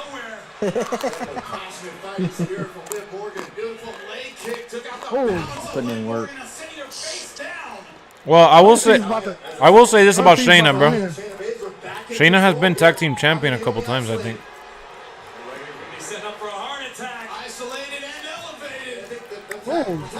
She got tagged out anyways. Yeah, she got tagged out, remember. Carmella's gonna win. Yeah, she about to get married. She don't need to. Jimmy. I think the gimmick with the mask is really, really bad. I think Cody Rhodes did that shit better. Oh. You remember Cody Rhodes had the undashing Cody Rhodes? Mm-hmm. Yep. That was way better than the mask.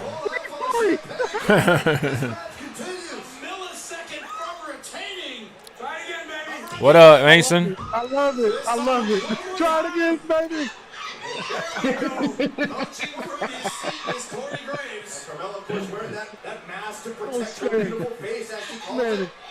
Man, he's really hyping this woman up. He really is.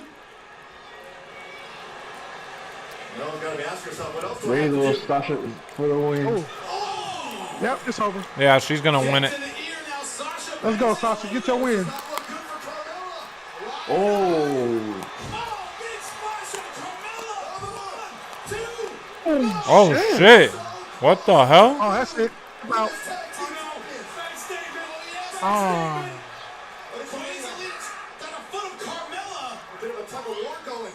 Okay, this match has been way too long. Eternally grateful for Queen Zelina. Everybody's getting their snacks in the stadium. That's why, bro. Oh, Oh, that was good. That was good. Sasha so far has had some nice spots. Teamwork at WrestleMania so far. They're working well together. it's over. Carmella into the ropes. Oh, Damn, It's over. they're really setting her up to lose. Nasty. I told you you're taking a pin. tags in and out by Sasha Banks and Naomi. Oh, that was. Oh, that was nice. Sweet. I can't even hate on that. I can't even hate on that, y'all. Great ending. That was sweet. Look at Corey Johnson. Like you want to cry. Guys, I can't even front, guys. That was a great ending.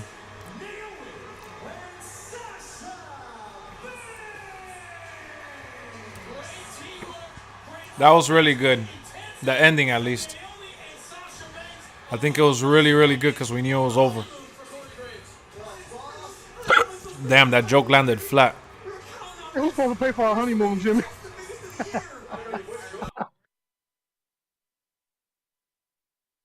that finisher was dope.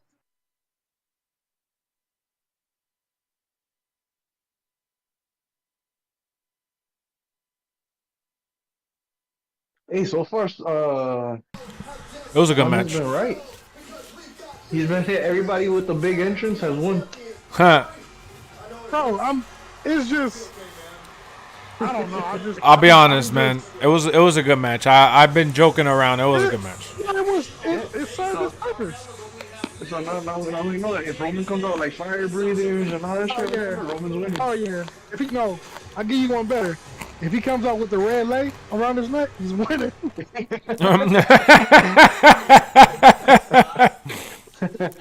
If his dad and uncle come out, right, and hand him his dad and uncle come out and hand him the flowers. They show Sokoa, he winning. That match was ass. Nah, bro. Most of the match but it wasn't ass. Towards the end, it got good.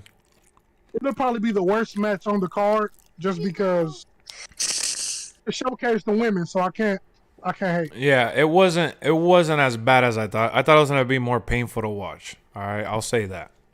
Was it great? No. But it had a good What's next? It gave us laughter, bro. It was entertainment. Exactly. The ending was great, but the whole match itself, What's next? Edge and AJ or Pat or Pat and I hope it's Pat McAfee. Yeah, I hope it's Pat McAfee. I think this is the perfect spot. Yeah, this is the perfect spot for Pat. Or you think they'll do Edge and AJ and then they'll give us like a little break with Pat McAfee before the main event. Wait, damn, that's it? Because the show's already about to end? No, we got 3 matches left. They're not gonna make a classic match versus the Roman right after, right? Oh yeah, you're right. That's what I'm saying. So it has to be the classic match. Will have there's gonna be an in between match between the classic and then the Roman. Yeah, so so it'll probably be AJ right next. now. Oh yeah, No, it has to be AJ now. Okay, and then Pat McAfee. And then the New Day, and then Roman. Okay. Oh, that's right. I forgot about Kofi. Yeah, no, I think we're getting. I think Pat and I think you get Sheamus right now. next. Yeah, what? Yo, hey, this is scary. There's still matches back to back. A lot of matches left, and it's supposed to be 10 already. I mean, somebody's gonna get cut short. Unless they go until 12 again. If they go until 12, then the night is still young.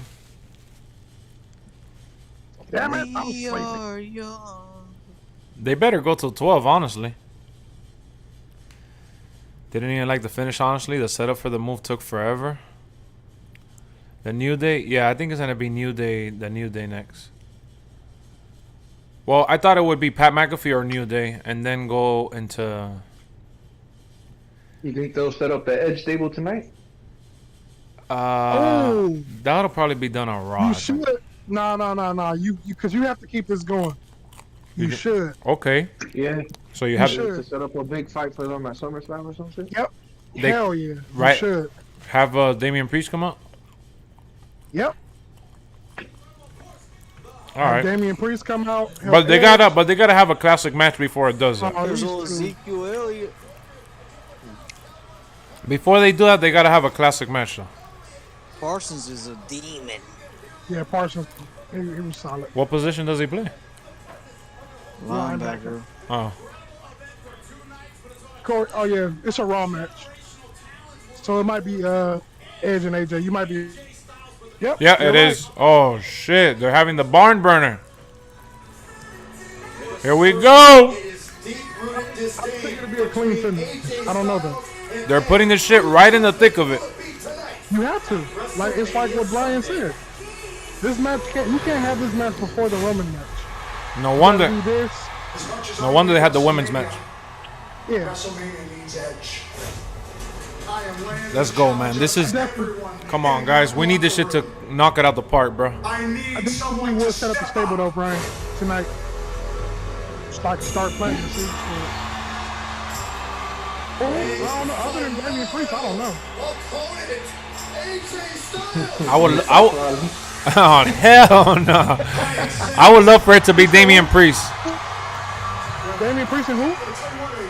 I don't want the guy who's been playing tag team bitch to Omos for the last year. Oh shit. Edge, Damian Priest, and T-Bar. Fuck it, let's go. Hell no! What the fuck? Who do you? Yeah, who do you fucking think Edge is? A fucking. You know who would have fit this stable perfectly? Karrion Kross. Oh yeah. I am the benchmark of the WWE. This match is about to be nasty, though. It better be. I am better I think it is. than everyone. What about Sam Dawson? I am Oh. better than everyone. Every Wow. single person in Yeah, he this does love entire AJ. industry. I think we get the club. Yeah, we should get the club actually. Now you think you say it. I came back 2 years ago. That's why I said Edge and Priest, and then Balor and AJ. That'll be great. Man. Was weak. Then you just add Tommaso Ciampa and Braun Breaker. God, you're gonna have half of the roster in there or what? Are we watching AEW or? Yeah, are we watching Rampage or? Rampage has always like 10 stables on that shit to try to fit everybody. That'd be having shit. I'll be like, God. And then it's always a tag match. 8-man, 10-man. I'll be like, God damn. Everybody joins the freaking Bullet Club. AJ, what I did to help you. What I did to help you. You want okay? to face me at WrestleMania, okay, though? then I need the best AJ. You needed me to pull on the veil of That'd be great, though. Edge has never really been part of the stable other than you were an era the group. defining superstar in this industry. Yep. I, on the other hand, I needed you. I mean, he did the arcade, rated R RKO or whatever. Blind and bright, I am the benchmark of the WWE. But right now in his career, that'll be amazing. I sit perched on my mountain of omnipotence looking down at everyone. I won't be judged by any of you. All these promos were straight 10s, I though. won't be judged by you, AJ. Yep. Fucking Edge AJ, wants to destroy me. I love AJ, but he is like a. bro. Dude's like 50-something years old, and his hair is like a shampoo commercial. Yeah, that's what I was gonna tell you, dog. I told Derek, I don't know how this guy, how we take him serious with that haircut, but he pulls it off. That dude, I envy him, dog. He's like almost twice my age, and that dude has a beautiful set of hair. Like Fabio. Hell yeah, healthy as a horse. You could tell he puts all sorts of cream in that shit. Yeah, his hair got that dry fit. Even when he sweats, that shit, the ball of sweat rolls down. It doesn't stay stuck to his hair. He has like a special gloss over it. Yeah, this match, it better be a banger, though. We need it.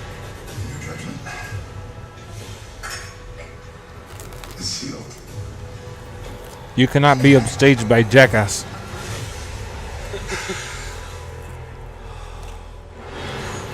Edge is like, over my dead body. If Edge comes out and breaks his knee, he's gonna put duct tape and finish the match. Like, you don't want none. Here he comes. So far a regular entrance, so if Edge comes out with something special, Oh. Edge is winning. Edge is gonna come out with something special. Oh, look, little firework. Okay. Seems like he spent $2,500 on that night, but not bad. He did the little, the show logistics on my GM mode.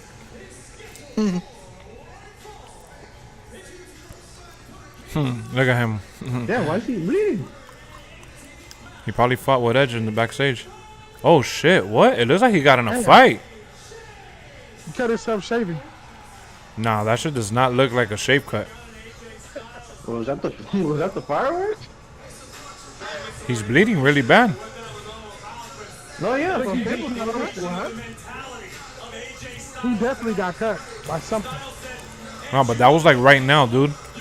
I know. Yeah, I know. One of the fireworks. It was a firework. It had to be. Nah, I'm kind of worried for him. You think he got punched before coming out through the curtain? No, it was a firework. He's bleeding. Will Smith. It looks like Will Smith slapped his ass. God damn it, he was supposed to bleed in the middle of the match. What is he doing?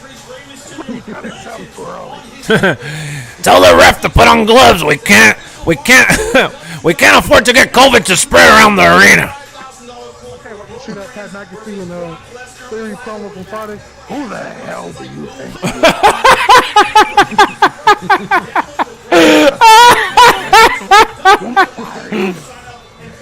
Oh man, who the hell do you think you are?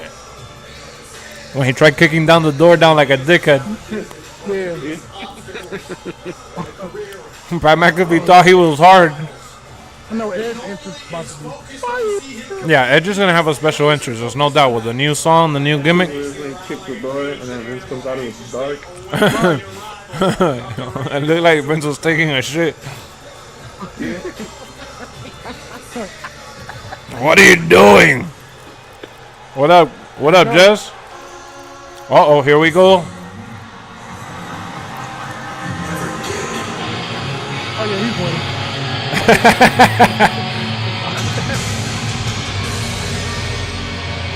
Oh my god. Oh, so he's using Triple H's chair now. Nice. What Aleister Black is this?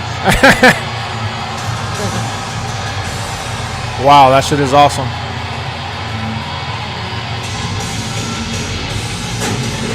Damn, that shit is awesome, dog. Not gonna lie. Oh yeah. This is Aleister Black for sure. This is fire. Damn, they said WWE Hall of Famer like he's a champion. Like if he's like, nah, but they're saying it like if he's holding a belt. Oh my god, bro. Yo. Yeah, that shit is awesome, guys. What an ominous atmosphere inside AT&T Stadium. We got Triple H, Undertaker, Aleister Black. Takes the long walk to the ring. Edutaker. Normally you talk about accolades, you talk about titles, you talk about history, I like you it talk though. about previous I like it. WrestleManias. They got the Matt Hardy vest going on. The person we're seeing right now. There's no doubt Edge has a laundry list of accomplishments.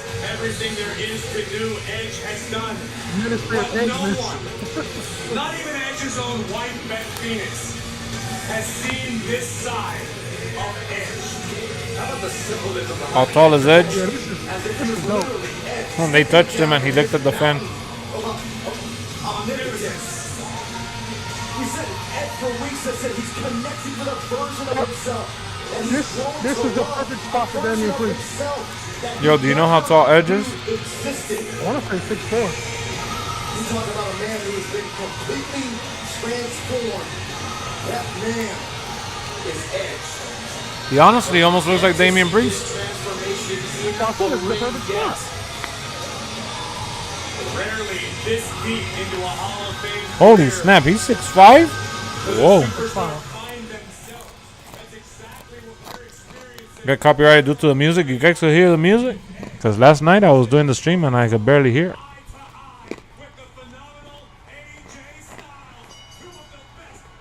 Look at Edge's face. He got hit too.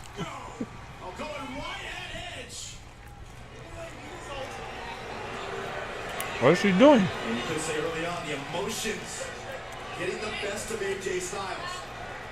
Also sending a message, I'm not afraid of anything you've said or done since this change. Styles has admitted that Edge Edge got a little haircut. AJ Styles has become obsessed. Yeah, he just put Joe. No, I'm just kidding. What I don't he's know. going to do to Edge Well, here tonight. Hey, they both got a scar by their face. She didn't become obsessed with overcoming. Tonight, that target is Edge. As AJ Styles bats Edge into the corner. We have to go to 5 below. Not Edge tonight. out of the way of AJ's wild swing. Little Mermaid and Flounder. Really? Psychological games from Edge. Not tonight. Smug look on the face of the rated R superstar. He's done everything up to this point to enrage AJ Styles. In his strategy, we talk so often in this game about mind games. Edge is definitely paying homage to Undertaker, though. He got the purple. Off of their strategy. Obviously, Edge has already gotten under the skin of AJ Styles. Can AJ Styles? What happened to AJ's face? His aggression on Edge, or will He did a slight cut before coming out to make sure he would bleed in the match, and it started bleeding too early. Is ready for an aggressive AJ Styles, but AJ Styles to go with that aggression has a just like that. That's what he needs to rely on. Okay, AJ. Here we go. Oh. AJ Styles. Edge able to step out of Styles' path for a moment. AJ returns the favor and a kick to the hamstring of the rated R superstar. About how much Edge has gotten under the skin of AJ Styles, what we have seen as we take another look here at the tempo style. That was good. We've seen AJ channel those emotions, channel anger in the past to use to his advantage. What if AJ got smacked right before coming out? Something happened. Edge already limping? You said spin already? I said Edge already limping. Come on, bro. Edge is like 50 years old. What do you expect? We are witnessing something special.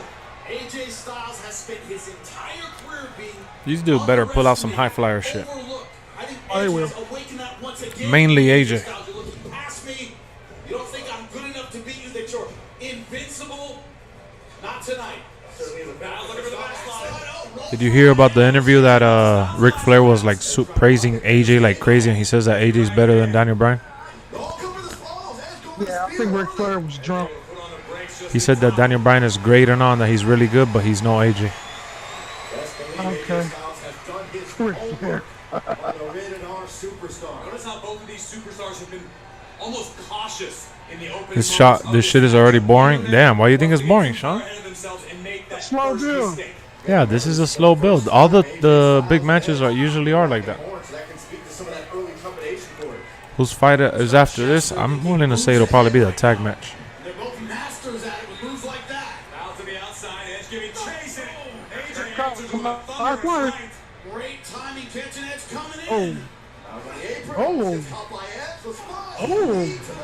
I won't lie, I do think AJ's a little better than Daniel, but it's not to say that Daniel's bad. It kind of sucks to even have that conversation because you got to put one down over the other. But That's when I said Ric Flair was drunk.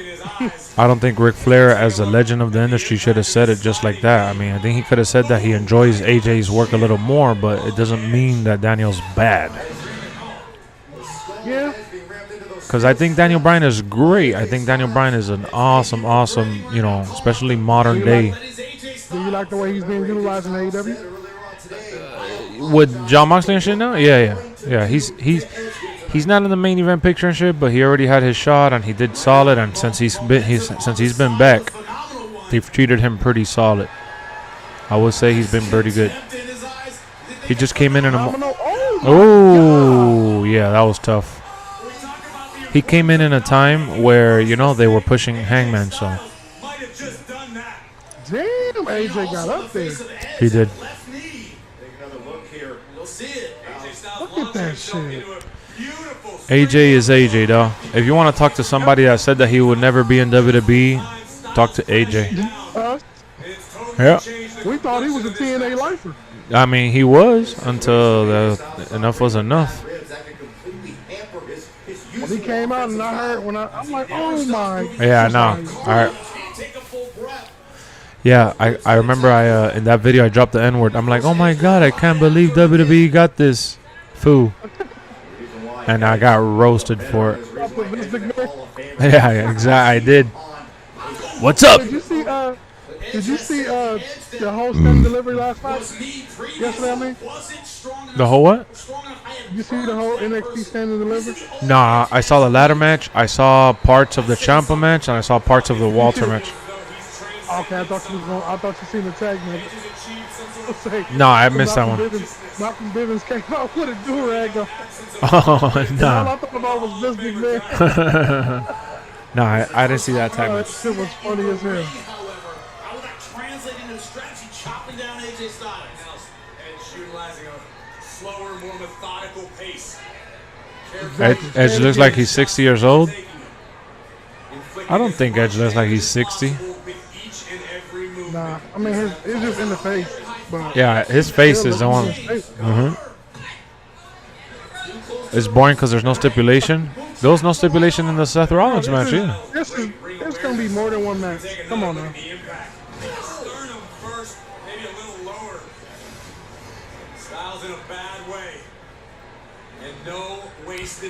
Guys, you gotta keep in mind that these people take pride in telling a story in a match. Yeah, that's what's happening. If they can't appreciate it, they can always go watch Dark Elevation.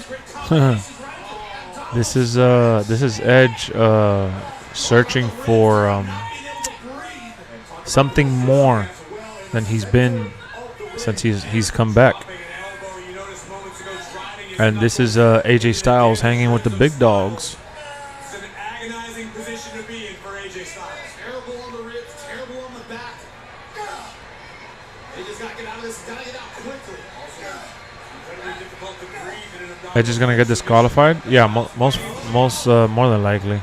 He's a bad guy now, so he doesn't care. But again, Styles still reeling from the damage to the ribs. Dragging through it from Styles, Edge is down. Going after that compromised knee. That left knee of Edge still hurting. This is where Styles has to ask himself, because of the condition I'm in, what can I personally do that's not going to hurt me further? What kind of physical capabilities do I still have? Oh shit! Oh shit!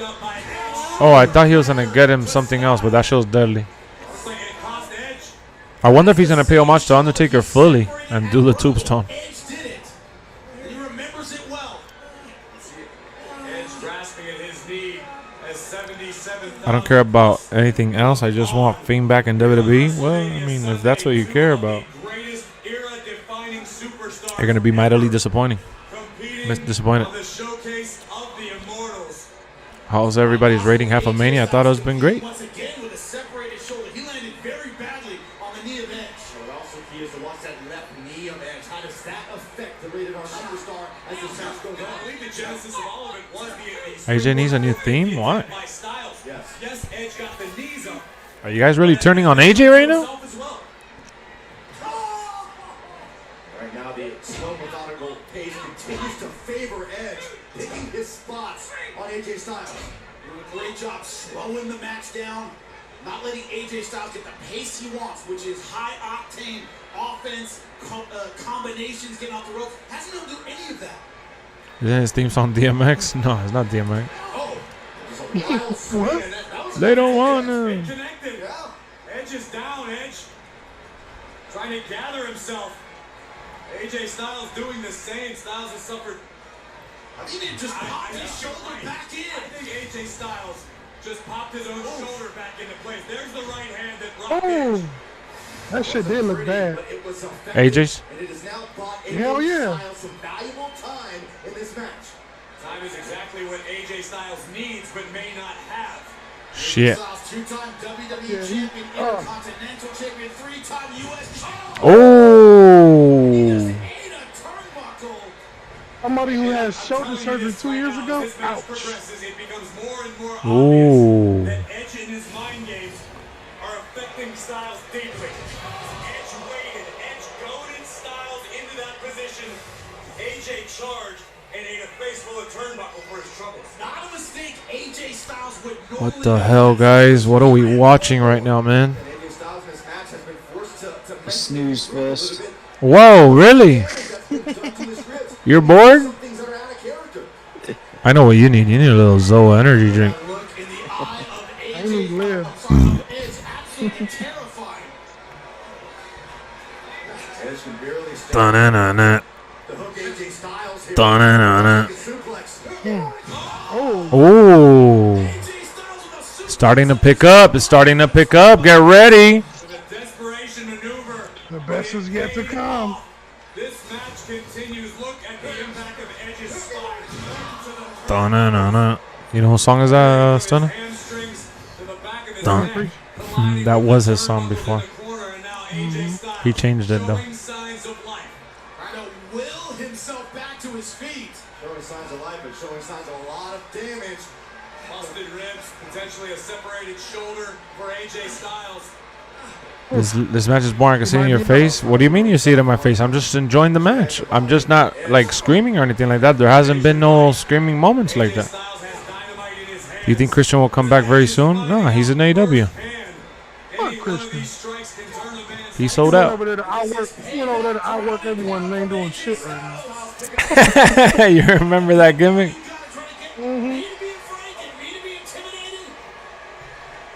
Won the Impact Championship and then I think it's time though. I'm gonna have my Zoa energy drink though after this. Truly. Progressions of AJ Styles. left arm basically useless. Oh, people are chanting for AJ Styles. Come on, AJ, give us that WrestleMania moment, big dog. AJ may be lacking his arm at the moment. The WWE Universe here in Dallas rallying. oh my goodness. Phenomenal one, but once again, Just have to enjoy the storytelling. Yeah, I think the match has been good. They just telling the story. That's all they doing. Take another look here. So crafty, so resourceful. His edge. And think about what kind of thoughts are going through the mind of AJ Styles right now. You got bad ribs. You got a bad arm. Your mind's got to be racing. How do I get out of this predicament? Byron Saxton, shut the fuck up. What was the opener of night 2? Triple H retiring. has got to be some of the most intense pain. And then in terms of the match, the tag team trio. You can see it on his face. Yeah, that was the best match so far. Simplistic offense, but extremely effective from Edge. But Oh, you missed it. Edge out of the way. Edge wants a crossface. Trying to lock Styles up. Styles able to slip out. Styles thinking about the Styles cross again. Can he get him up? No, Edge coming out the back door. Edge, crossface. The STF is in. He's got it and it's tight. Good Styles tap out right here. Can he make it to the ropes inches away? Oh shit! The crossface, but got his foot on it. AJ had the wherewithal to reach out with his foot. You thought Wee-Man I swear was... he says. So-so? Break the submission. I swear he says wherewithal every time. Desperation in that instance. Did you try this? Very fortunate set of circumstances for AJ Styles. Edge called it a collision of generational talents. So far, it's lived up to the billing. One current WWE Hall of Famer in Edge and a future Hall of Famer in AJ Styles. Well over 70,000 members of the WWE Universe live in person, witnessing this instant classic unfold before our very eyes. Oh! Edge is Yeah. down and in a bad way, but AJ Styles in no condition to This match put Brian to sleep. turn him over, get his shoulders down. This might be over. Easier said than done. Oh yeah, Watch Brian this. was asleep a long time ago. Here, collision again. Styles leaping over the top rope. DDT. Edge was trying to block it by hanging onto the middle rope. Oh, I didn't even have these. High flying offense of AJ Styles, one armed or not, is still How gonna is be it? there. Damn, but they got kind of soggy. The heart, the fighting spirit that AJ Styles has come to be known for. What up, Sean? Was in the strength. That's going to be agonizing right here on one arm, essentially. Styles trying to ascend to the top. A little too slow. Styles clearly cannot operate at his normal speed. What up, Sins? Comes no surprise, AJ Styles likely having a very difficult time breathing, feeling a great deal of pain. As Edge now joining the phenomenal one. How many did you have? In the Or corner you did on the both box? Edge could be thinking about a superplex. Jabs there to the back of the neck by AJ Styles, looking to change the plans of Edge. Styles able to pivot over, but Edge hanging on for dear life. Great transition going up that compromised left knee. Oh, that's a way to break the grip of Edge. With one good arm, torture. Oh, how much for that? Wow. Shoulders down. Y'all still bored? What a gutsy performance this has been from AJ Styles. We would expect nothing less. But this is downright insanity. With one arm, delivering a rack bomb and nearly defeating Edge. You have to ask the question, if AJ had full use of both arms, would this one be over? Absolutely, I think it very well could have been over. The bad arm, the bad Sasha shoulder, and Naomi. that's the impact of that maneuver. Wait, can you give me onto a Edge. And Zoe? every strength move he uses just like the torture rack, just like this, makes that arm a little bit worse. Are you? Attempting it It again. happened. Styles is planning. Edge now with an opportunity to cover. 1, 2. Oh. Got that right. The crowd is definitely not into the match, I'll tell you that much. Who's not into the match? The crowd. Styles is not strong Oh. enough to hoist up Edge a second time. Shit, I am. I'm thinking the match is good, guys. It is. Almost as good as that burp. Baby. AT&T Stadium, The crowd is a little burnt out. Watching every movement with such precision, so carefully, not wanting to miss a beat. At least they got a lot of time to put on a show. Doing what they do best. They need to realize that the crowd is kind of flatlined right now, though. They need to do something. This comes down to will, guts, and heart. I don't know why they didn't go outside the ring. Etched on the face of Edge. The same said for Styles, as both men physically helpless in this moment, surveying the scene, surveying the damage, trying to figure out what's next. As we look at what put both men down, snap German suplex from Styles. I will say this, though. If you guys want to hear me bash the match for the sake of saying something stupid, the Randy Orton match. The Randy Orton match with Edge was better. Swinging for the fences. Oh, yeah. Pretty. It's all about who has more grit, more determination, more desire. And who can throw the hardest shot with the right hand? And that's why WWE doesn't do these types of matches all the time, which is what I was telling Brian. Whatever works. This is like a type of match that they do on AEW. AJ Styles showing the willingness to sacrifice everything to win. Cheers, guys. Got a little Zoa energy drink so we can start screaming. They're getting into it a little bit now. Yeah, they're picking up the pace.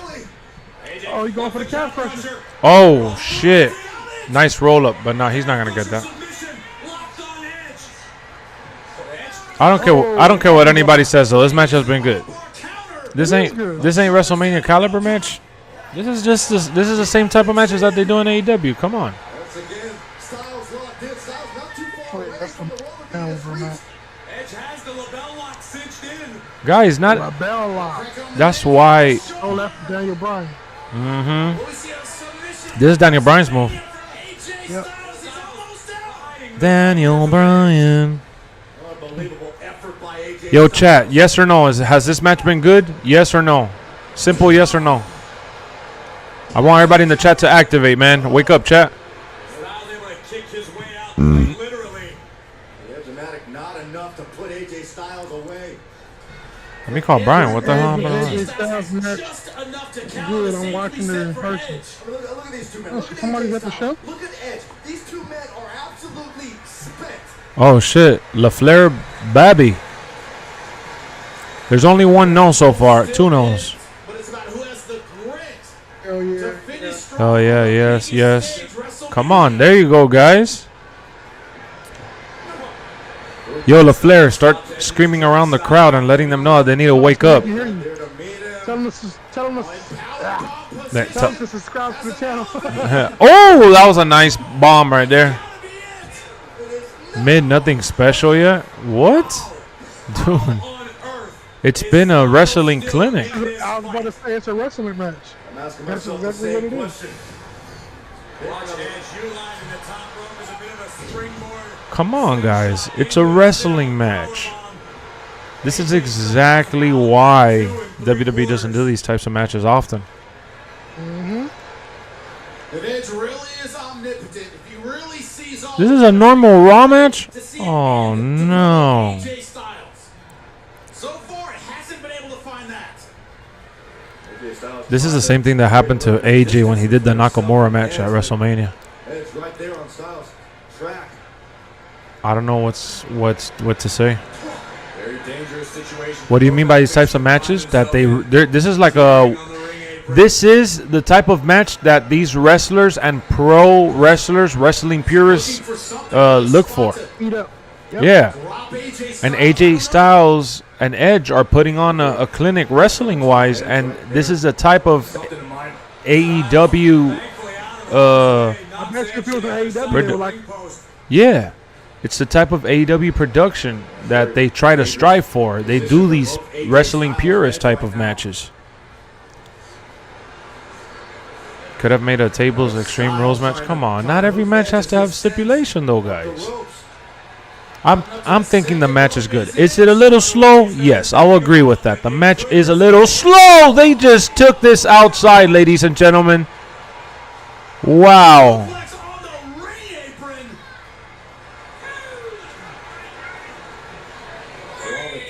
So I'm not bashing AEW. I'm saying AEW strives to put on these types of matches on a weekly basis and every pay-per-view.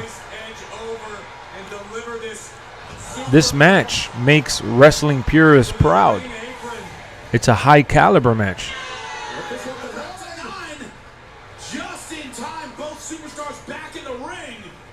I think this match has been good and does qualify as a WrestleMania match.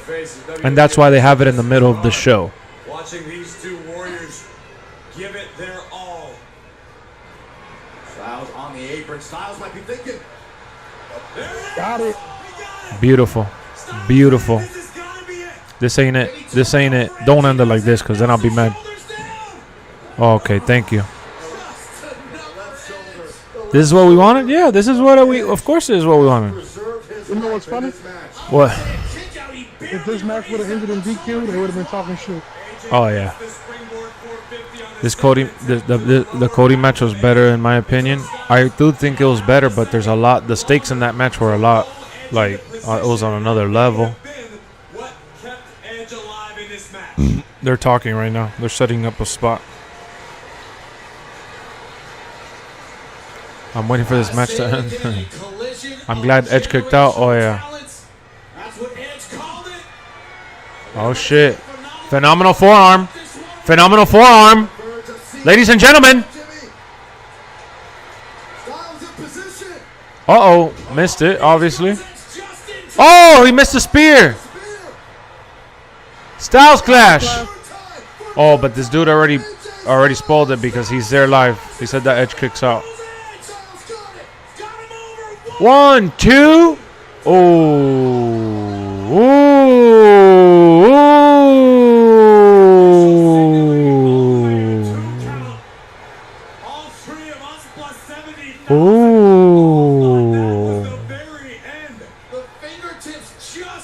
I'm glad you tuned in, Jason. I appreciate you, man. Yo, LaFleur, man, we're still watching it live. Can you hear me, LaFleur? Do you have headphones on in the stadium, my boy? Because, don't spoil it, please, please, please, please. We're still trying to react here. But Edge hangs on. Think about the headspace of AJ Styles. You tried on 3 different occasions to execute the Styles clash. You finally get it on the 3rd try, and it's not. Oh, shit. He's going for another forearm. Intensity in the eyes of AJ Styles. One would imagine thinking about a phenomenal forearm. Here it comes. Styles Oh, Damian Priest! Damian Priest is here! Oh, shit. Let's go! Let's go! Oh, with the spear! Let's go, baby!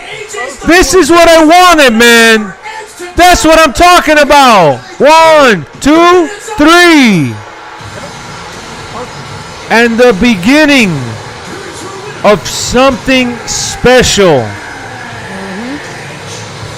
I don't know how the rumor came out.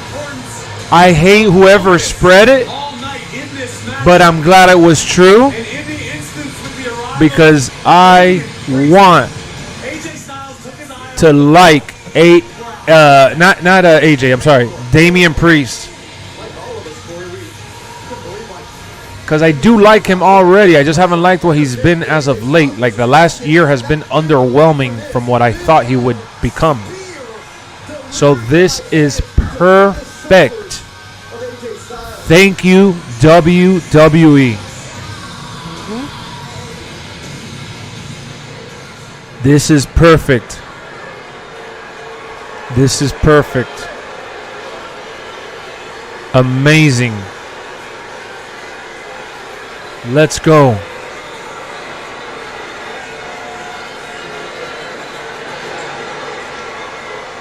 I love it. I love it, bro. I love it. My goodness, this is awesome. Let's go. Good dollar, AJ. Those smiles are terrifying. Damian Priest standing shoulder to shoulder. Love that shit. With WWE Hall of Famer Edge. Great ending. Great spear. Perfect build-up. Perfect addition to Edge. Amazing. Loved it. This was a story, and you will go back and regret saying that this shit sucked. That shit was awesome. Yeah, I like that mix. That is the perfect freaking combination. The perfect combination right there. Awesome. Awesome. They gave us the pro wrestling match that you need to have at Mania. They gave us the story evolving throughout the match to ultimately having AJ getting this close to taking out Edge. Edge needing a little teeny weeny push.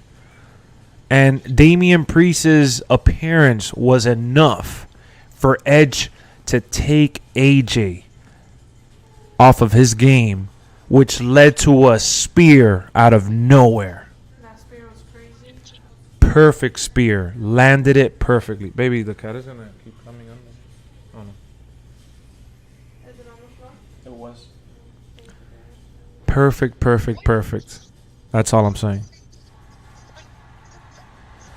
I'm not saying it's sand. What? I don't even know what you're talking about. Damn, we're already in the attendance part of the show. The shit has been bulldozing by the night. What they going now? 75? Less people than it was yesterday. Oh, 78, even more than yesterday. It's more. That was great. Holy snap. You combine that? Oh, yeah. You combine that, and that's a lot of money. I don't know. That's like over 150,000 people. Even though This man, yo, guys, this dude literally said that in my GM mode, they make you put the worst match in the middle of the night, and that's why they put that match in the middle of the night. Get out of here. Oh, we got Sheamus coming out, fella! I'm glad they're getting their WrestleMania match.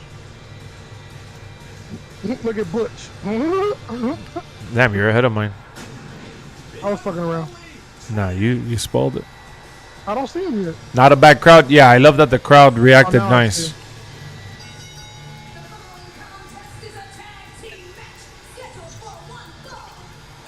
Damn, he walking fast.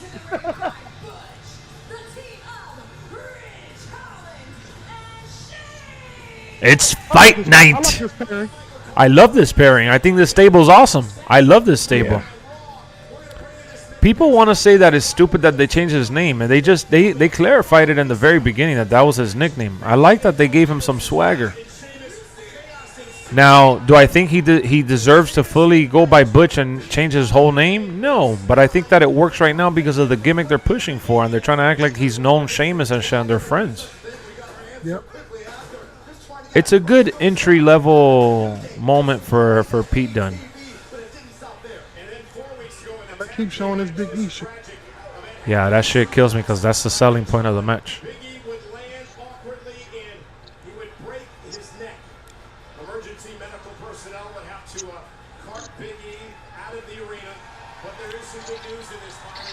Piss break?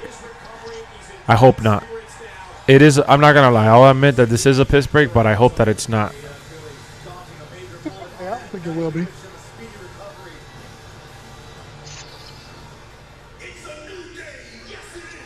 As long as they don't come out throwing pancakes. I know the gear is gonna be on point though. I'm happy for them. They complained and their voices were heard. Oh, that's fire. They're wearing Big E. Oh yeah, yeah, his style.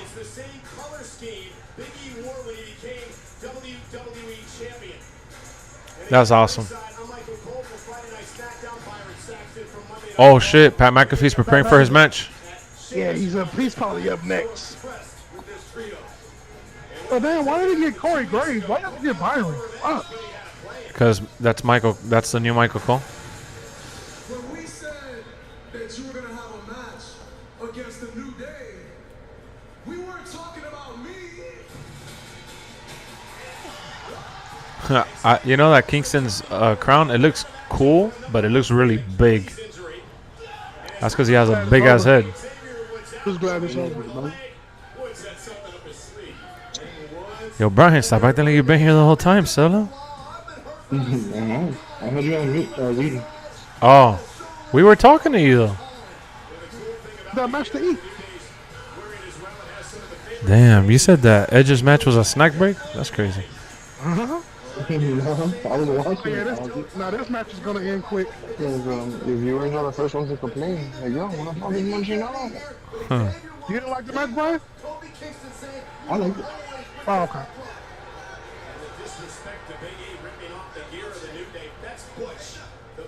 That's Butch. They're making Butch like a little angry beaver. What's wrong with this guy? He's like Scrappy dude. Yeah, he is. That's Scrappy Coco, you said? Exactly what he is. Yeah, they're trying to make him a scrappy dude. That's exactly the gimmick. That's why they're giving him the name Butch. But people are enamored with like, I like that, bro. For me, I like for people to have different names and characters and shit. I don't think everybody should be called Roger Massel or freaking. Is it over? Is it over? 2. Damn. Oh, thank God. I was about to say. I'm glad that they're paying homage to Big E, though. That was beautiful for them to do that.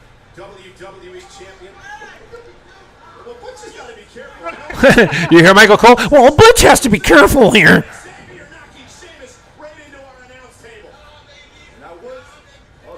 I'm glad that Xavier got some braids.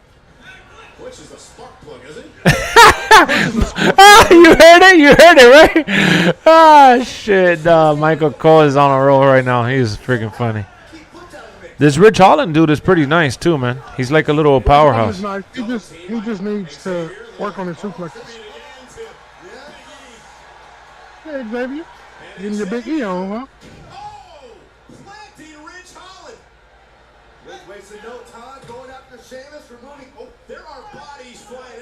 I'm glad that they're making this. Oh! Ding dong. Hello. Love that bro kick. Oh, he's going to do the move that he did to Big E. Oh, no. He missed it.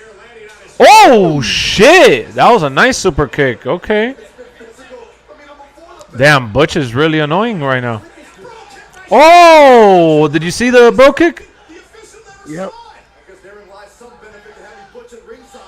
Damn, they're going to win. They're putting them over.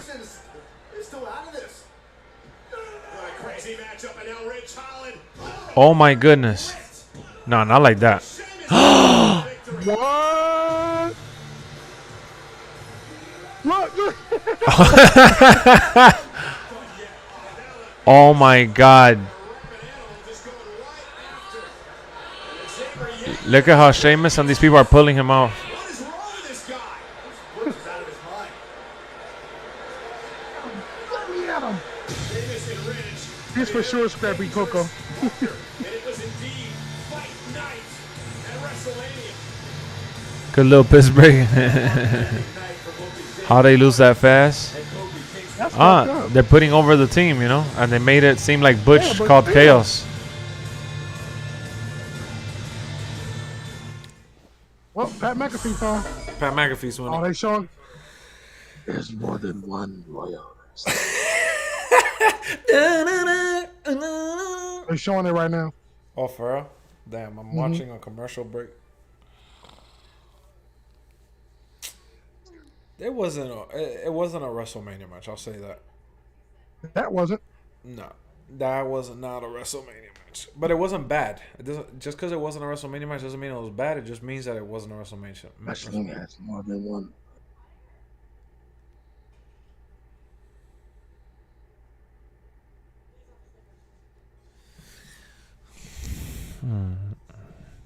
Yo, Brian, wake up, full down. You have that. Are you mad that they put over the Sheamus stable? In my soul. What did you say? I could care less about that story. Oh, why? Because tonight is fight night? She just came back from my piss break and snack break. Did I miss anything? Scrappy Coco. Bush, they should replace Bush with Conor McGregor. I know, right? They made him like a little freaking Irish lad. Oh, shit.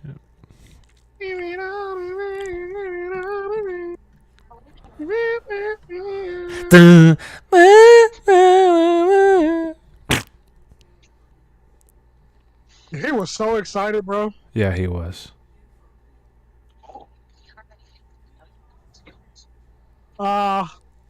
You know, he was like, he was excited.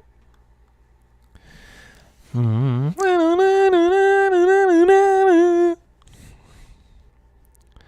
man, these matches are regular ass matches. Well, this one that we had, yeah. That one was. You know, I blame the women's match. It went too long. It did. Bro, we just had a great match with the Edge and AJ. Well, they have to do that. I understand why they're doing it. Because Pat McAfee and Austin Theory is going to have some spots. Pat McAfee's winning that shit. I hope he does. There's no way that... Uh-oh. Roman Reigns. Roman Reigns. Roman Reigns. Let's go. Yeah. Yeah, so Pat McAfee's winning. Because they're not... How do you think you are? they're not going to book... so they're not going to book Edge winning, who's a bad guy. Book... no, they're not going to book Sheamus winning, who's a bad guy. Oh, yeah. And then they're not going to book Theory winning, who's a bad guy, to then have Roman win, who's a bad guy. You know, they're not going to do that. Not four heels in a row. That's just not going to happen. So Pat McAfee has to win. Why you just couldn't get Corey Graves? I'm looking at this fool. Yeah. He's annoying. I think he's funny. Oh, so you got happy when you got stolen? Yeah, I was excited. Oh, they're honoring. They're. Say what, Brian? Go ahead. How happy he was when he got called up to have a beer? Yeah, he was happy as fuck.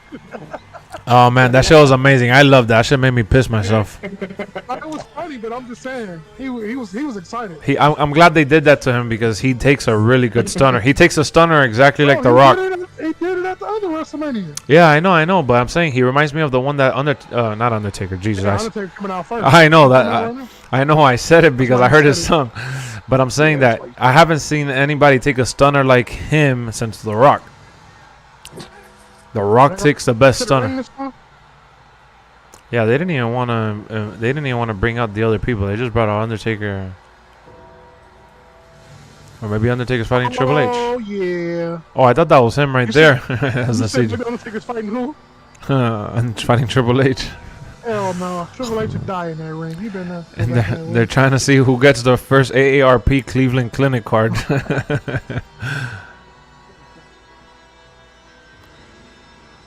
Why does that Undertaker look like plastic though? CGI, right? Or 3D or whatever. Yeah, CGI. Yeah, Mark Calloway. Where the fuck is he? Oh, there you go. You know he walks slow though. He was in the locker room. Relax. Give me a minute. Give me a minute. I'm a little gassed right now. Let me see if he comes out with that same stinky ass suit. Oh my god. Of course. He didn't change clothes. this, Oh, yes, he did. He didn't have that on yesterday. yeah, no, he hasn't. Erica says that it looks like he slept on that hair braid. He hasn't changed clothes since Friday. He's really enjoying himself. He's been doing that induction ceremony speech since Friday. I'll just wear the same suit 3 days in a row. Why not? Then he comes out on Monday night. There goes right with the braid. It looks like he's tired as fuck. Yeah, he does. He probably was in. He probably was backstage with jeans on and shit. He probably said, "Well, time to go put this on." He was taking a nap. That's what he looks like. Good on the night, like. Did you see? He said he used to take a nap in the casket. Erica said that he was sleeping. That shit was funny as fuck. He just woke up. That's what he's doing. Hey, be careful you don't trip over that smoke now, guy. Relax. So old. He probably has dementia. He has no idea where he's at. Brian said that he probably has dementia from how old he is and he doesn't know where he's at. Where am I? Where am I? Who are these people? Erica says he thinks it's night one of WrestleMania. Nah, he looks like he's smelling his fart. That's why. He falls and a tombstone pops up. Erica says that he's gonna fall into the smoke and a tombstone is gonna pop out.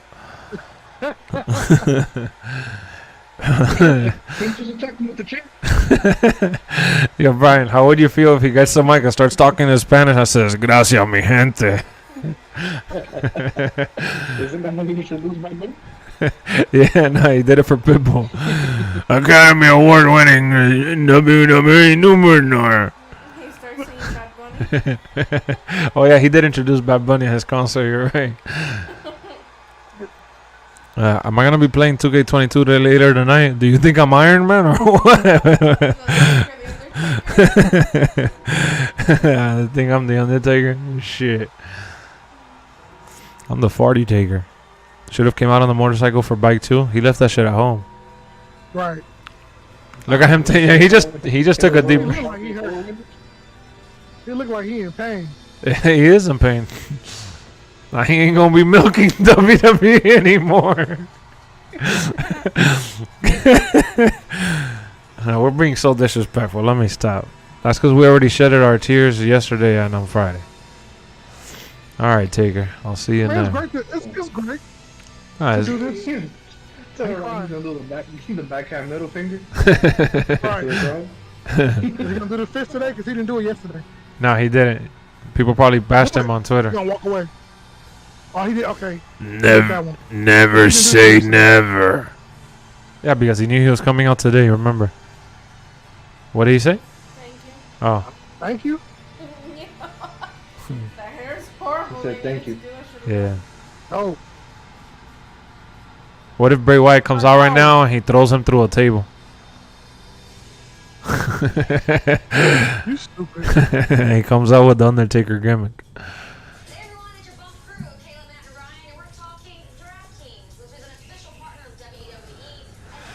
Having with Justin, you guys think The Rock is coming out at the end? I don't know, bro. I mean, Ooh, I don't know. man, if The Rock comes out at the end, Roman Reigns better spear his ass and put him through a table. Honestly. Hold on. On a commercial. So They let you. unlike They you, let you brother. bet.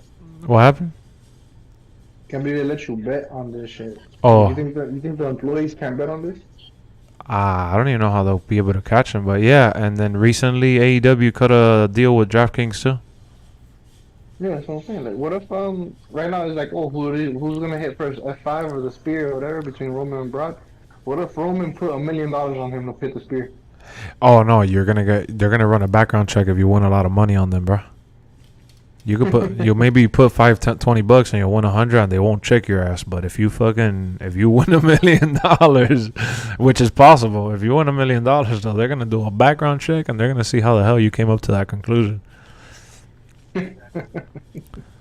You better believe you're gonna get a call real soon from somebody. And then Vince McMahon's gonna call you. Erica said from the Undertaker. Who do you think you are? Who do you think you are? Damn it!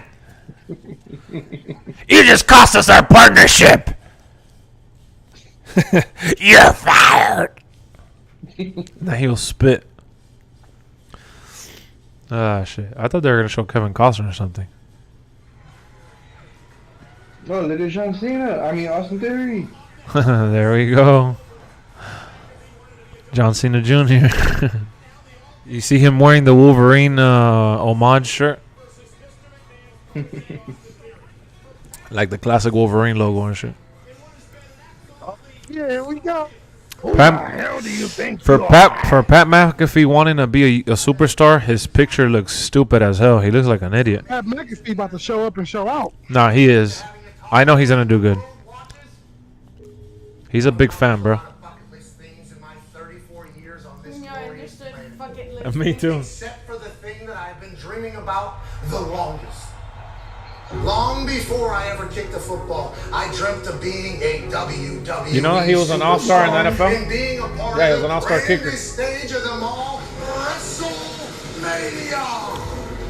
I watched every show. You know the team fined him when he did a video like acting like he was a WWE wrestler. Retired at the age of 29. I started training. The Colts actually fined him, dog. How petty is Ever that? since I was a child, all I wanted to do was become a wrestler. That's his personal ring in his I was house. preparing myself for when the opportunity inevitably came.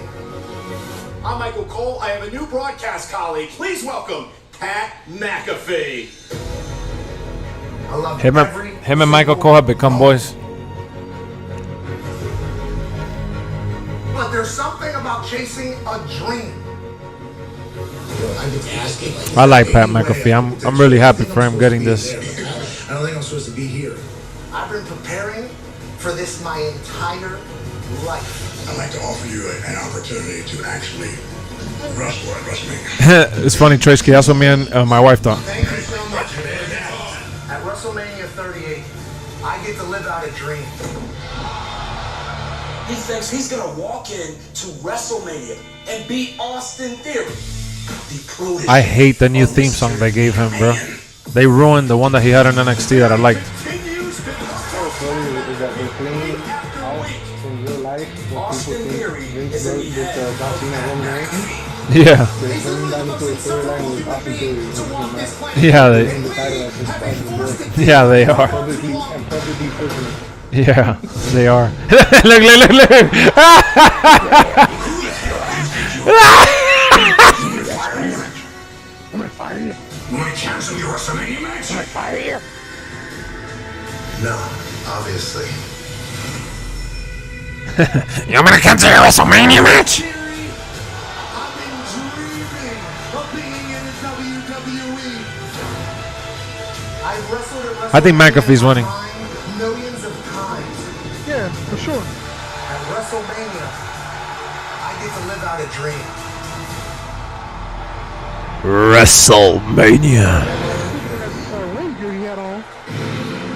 Oh! Here comes the walk. You better give me the walk. Oh yeah, you know he's gonna do it. He's gonna give him the Drew McIntyre intro that he remember when.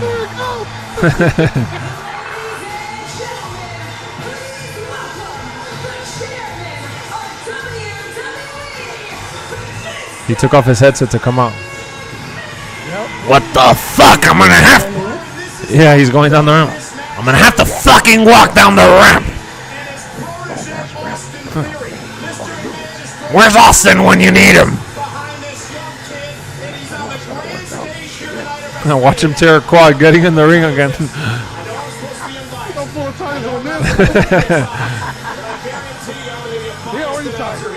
Yeah, he's taking a deep breath already. You say that, Michael, and I get it, but I remind you of what we're witnessing right now. Look at him doing the little Ric Flair. The presence of your boss and mine, so I urge you, Michael, you know I love you, but be Damn it, I should have second guessed this shit, Hunter.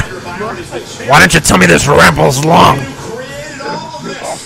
WrestleMania Somebody call Austin. entertainment.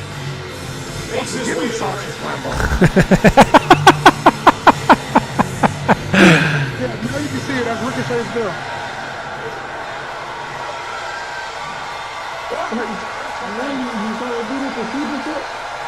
No, oh yeah, I see him. Allow me to introduce you to a future WWE Universal Champion, Austin Theory. Damn, every time he's ever done that to somebody that hasn't been on the top of their game, they've always fallen off faster than a rock falls down a mountain. That's why he's doing it. And notice he said Universal Champion. Yeah. And they're unifying the belt, so take note. Theory gets set to take on Pat McAfee. And of course, Theory taking selfies. The embodiment. I hate this song though. This shit is such a like generic WWE 2K22 theme. I wish they would have done the one that he had in NXT was dope, dog. I get it, bro. I know he likes it because he's from Atlanta and shit, and the song is all about A-Town Down or some shit like that. So I know he likes it probably. But for me, it feels very, very generic and lame. Oh, Pat McAfee got on some proper ring gear, not the fucking shit he wore at TakeOver last night. Didn't he wear like jeans or some shit? He wore, well, Like a tank top or something, right? it was like a singlet and some shit. I think Austin Theory is good as hell in the ring. Yeah, he's very good.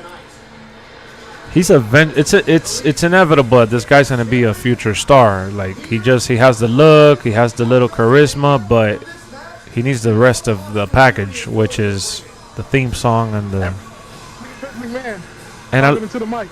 I liked his ring gear before. Oh, he told him to get the phone to take a selfie. He must be nervous as hell doing this. This is awesome though. What is he doing? He's trying to set up a selfie. Oh,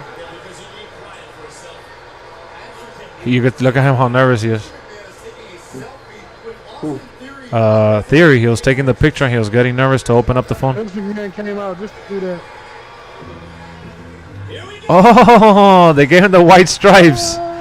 That was dope. Oh, they're using the cheerleaders. Oh, that's awesome, bro. I hope that. Hey, let me see the ring gear first, and I'll tell you. Nah. Grand entrance, he's gonna win. Yeah. Win, Brian. Yeah, that's my girl, my girl, my girl. Trotta's like, that's my girl, my girl, my girl. You can have them. I don't like Cowboys. That's awesome, Take bro. them out. I'm so. You guys have no idea. I'm so happy for this dude, man. Yeah, kind of like a big like with when you're on happy face right, you know, the wardrobe. Yeah. What the hell with the ripped jeans Shit. and the Same Jordans and the chain? That's okay. He has a haircut at least. He looks like he's there at a party though, bro. What's wrong with this guy? That's what he was wearing before he was announcing. Yeah, that's it. Yeah, that's what I was saying. He should have came out with his blazer. Might as well. Nah, fuck that. He is not a real WWE fan. If you're putting me in the main event of pre-main event of WrestleMania to come out with cheerleaders to the white stripes, you better look. I'm coming out like Logan Paul. Yeah, exactly. That's what I was about to say. You stole the words out of my mouth. Damn it! I would have came out like, oh, he's an opponent. It makes sense. Okay. It makes sense that he has a dope ass entrance, but it doesn't make it. I love it. Oh yeah, I love it. He should kick out a few of those balls. Oh, he actually has sparkles on that shit, or what? Oh yeah, it has sparkles on. It's decent. It's decent. Nah, but man, I would have came out like Logan Paul. Hell no. I mean, I seen it wrestles in jorts, so you know. True, but man, my boy, your fantasy is. Logan Paul looked like a real fan. He did. Cause look, Oh shit, this man stayed for the whole match. yeah, they definitely paid to have that song. Well, you think Shane gonna come out and help McAfee? Oh my God, that would be amazing. What? Shane McMahon coming out to help McAfee? Damn, I didn't think about that. I didn't think of. That'll be dope as freaking. That'll be dope. Or what if Vince gets tired of Austin Theory and helps Pat McAfee and just tells him, "Damn it, you can't do anything. McAfee pinned him." Yeah, look, Vince is gonna be ringside. Make sure his hair is good. Yeah, something's gonna happen. All right, let's go, ladies and gentlemen. Yeah, let's go, McAfee. And Theory stunned early. And McAfee with a block and McAfee with the right hand again. And McAfee goes down to the midsection of Theory. McAfee, I'll tell you what, McAfee is full of charisma. To a great start. His charisma rating is like 150 out of 100. Bro, when he did that, Theory ducking into the ropes, and the official will have to force McAfee back. Oh, shit. Holy crap. Godly. Pat McAfee wants to come out here and outperform Austin Theory. Pat McAfee is not a regular WWE. But yeah, like seeing Pat McAfee able to do that shit is awesome. The longer this match goes, the better off it is for Austin Theory. McAfee came out with all the adrenaline, with all the emotion, and Theory was able to. Vince McMahon told who? Pat McAfee? Oh! And now McAfee up over the top and Oh, okay. catches Theory. Okay, Pat. Yeah, I think Vince McMahon's gonna help. Pat McAfee absorbing the moment. That's crazy that these people are getting. Oh, shit. Look at Michael Cole selling it. You heard him? Michael Cole is goated. He sold. That's his boy, of course. He just stunned the world. Say it loud. He can hear you. Look at Fire. Yeah, scared because of Vince McMahon. Listen to these people. That's awesome, bro. McAfee took a little Oh, and he paid for it. Theory with a that is so freaking crazy. Austin Theory unloading on Pat McAfee. Theory understands what's at stake. He's got the chairman. Vince looks like a happy dad. Like he's at a little league game right now. McAfee has nothing to lose. I swear, dog. He looks like he's in a little league game right now. Yo, you hear the crowd? The crowd is more into this match than the AJ and Edge match. Brian, you see what I'm telling you? You don't gotta have a pro wrestling match at WrestleMania. Look at the crowd. What is this? Oh my god. Oh my god. That was funny. I should say by theory. Look at him nodding. Oh, he's doing his nodding his head. Yeah, good job, son. Universe, over 78,000 here tonight for WrestleMania Sunday. They just like the song? Nah, man. They like Pat McAfee. Unraveled before with Pat McAfee. Not the case here. He is for sure. Right now, I'm living vicariously through Pat McAfee, honestly. Suplex to McAfee. I think Theory's beating on this. Well, again, this is All he has to do is something off the turnbuckle, and that shit's gonna be crazy. That shit will explode. bouncing around in a ring that he set up in his studio in Indianapolis. This is the real If he does like a little elbow drop or some little cheesy shit. McAfee is in deep right now. Admit it though, this is the only time that WWE will make Austin Theory look like he's invincible when he's fighting a guy like Pat McAfee. Oh, look at they're sticking the middle finger. You saw that guy with the afro, Brian? Austin Theory was starting to jaw jack with the WWE Universe. Now watch the match. Stay focused. McAfee. Yeah, bro. Pam. Yeah, he's screaming. He's cheering for him like really hyped. This is a crucial opening right now. Does everyone remember Pat McAfee in War Games match on NXT? Yeah, I know he fought on NXT against Adam Cole. McAfee do right here, right now. Yeah, I know people praised him for sure. A great counter by McAfee. He's a natural. He's a No natural. doubt about it, Because you could tell that he loves it. I'm sure he couldn't sleep.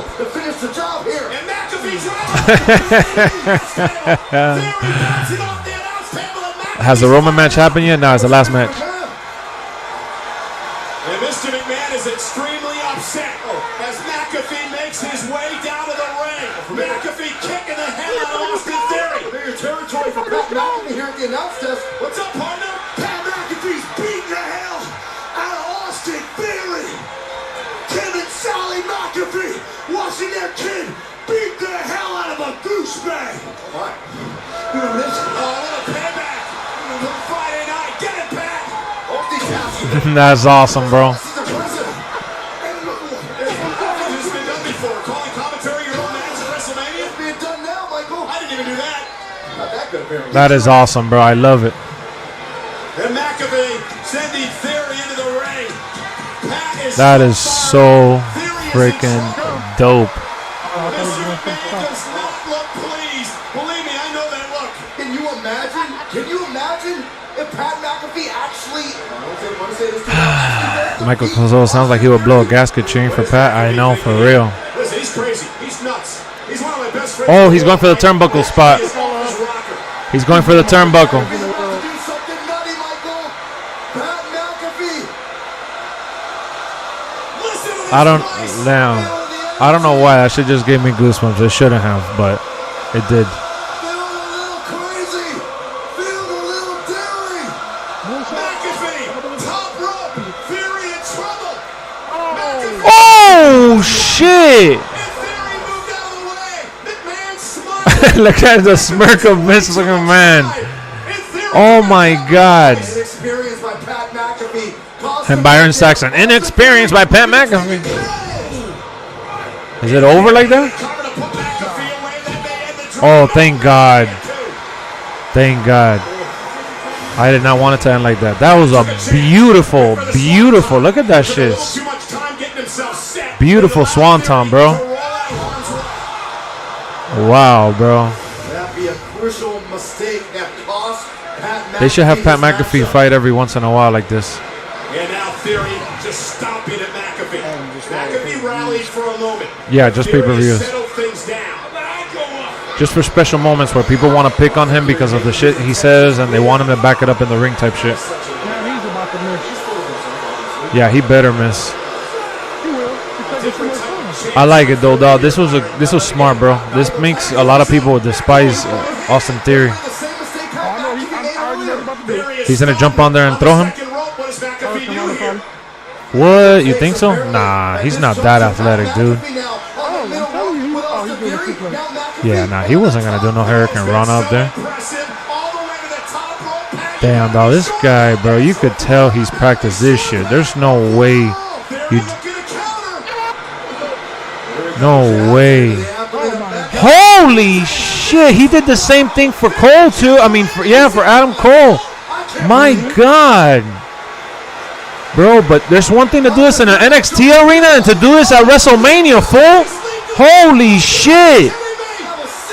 Oh my God, bro. Look at Michael Cole jumping. That is freaking amazing, bro. Wow, dog. Oh, man. This has been freaking great, bro. I know.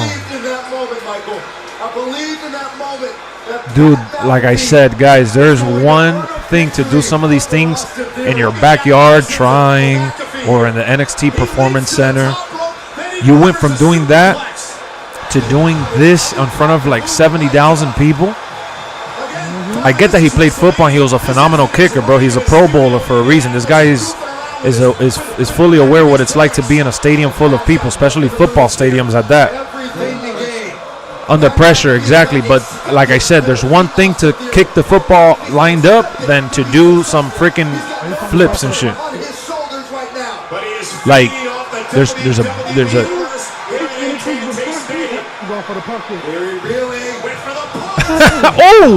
oh shit, that's dope. Oof. Dog, is that he's not in shape like a superstar, like all shredded and shit. But dude, he's fighting like he's a wrestler. This has been a fight here tonight. Yeah, dude. He's not fighting like a guy that just trained to do a couple little moves. He's fighting like he knows what he's doing. And Austin Theory is also there doing a phenomenal job.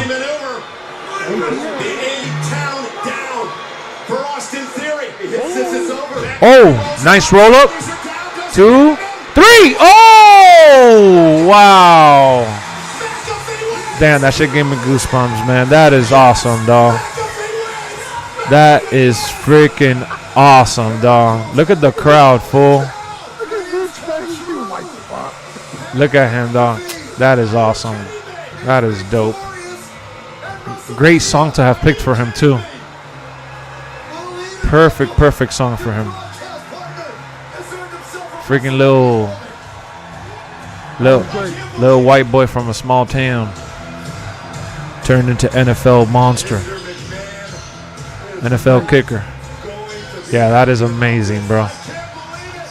What a feeling. Dude, that is crazy, man. One of the best matches? Yeah, that was a nice match. Yeah, it was. That was such a nice match. Austin guys, and you know it takes a good dancing partner to do good work. Austin Theory is a good performer. Vince went to go see his son. He's talking shit to him.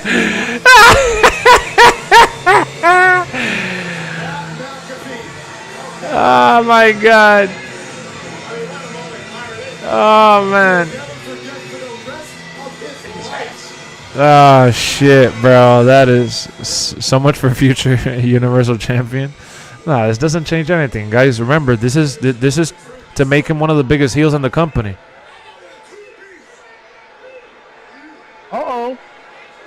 Oh shit! What? He's talking shit to Vince? Maybe Shane to come save him. I don't know. Oh, he's talking shit to Vince now. Oh. So he like, nah.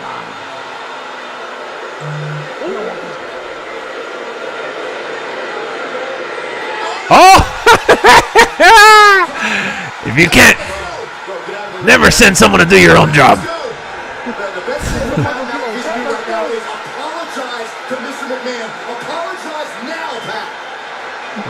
Vince got that little smirk on. Why is he laughing like that, though?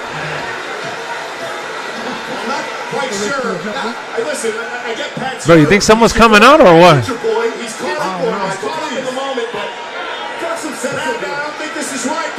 Yo, Vince McMahon's taking off his belt or what is he doing? He's getting naked?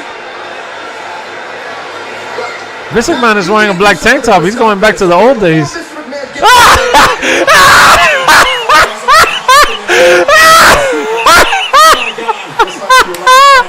Vince, holy shit, look at Vince. Little pet to his step. Vince is in here. Whoa, yo, they're doing a match. They're doing a match. Vince McMahon is in a match. Oh my God, are you kidding me? Are you serious? Are you kidding me right now? Whoa, are you serious? Are you kidding me? Are you serious right now?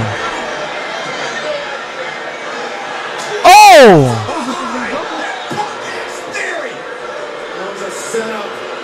Oh man, that is crazy, bro. What is going on? Vince is in the ring in rare form here.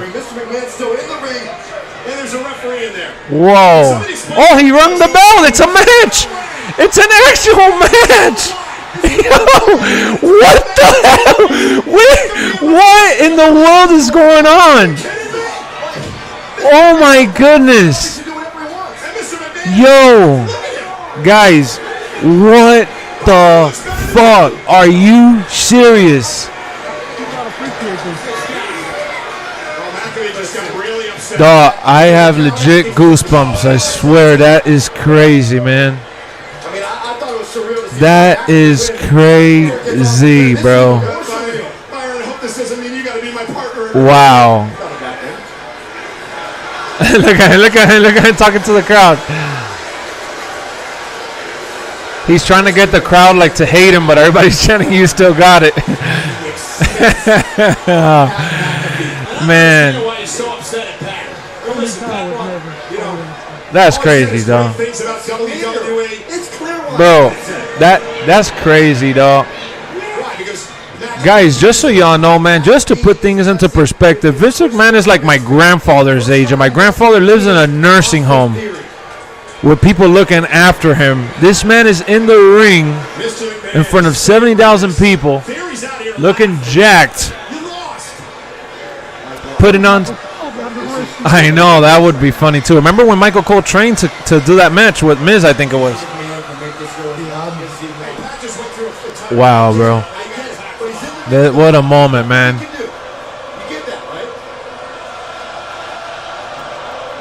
What a moment, and for Pat McAfee to be doing this? He said your ass is mine. I think Austin Theory's going to get involved again. The referee's looking at Vince like, what do you want me to do? Yo, Brian, that's the referee that we like, that he over-exaggerates everything. He's telling Vince, what do you want me to do?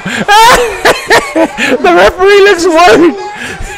The referee's like, what do you want me to do? Oh, my God. In better shape than people have.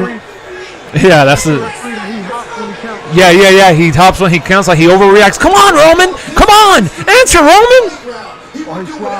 Yeah, he does a slide, too. You don't have to do this. Come on. Yeah, no, I'm telling you right now, Vince is in better shape than I am. I'm not even going to lie about that shit. Vince will kick my ass at that age. Oh, shit. Dog, you know what will blow shit out of proportion if you hear Shane McMahon's song? Hearing Shane McMahon's song right now would definitely take shit out of proportion, but it's not. I don't think it'll happen. It would be nice though. Oh, he's mocking him with the football.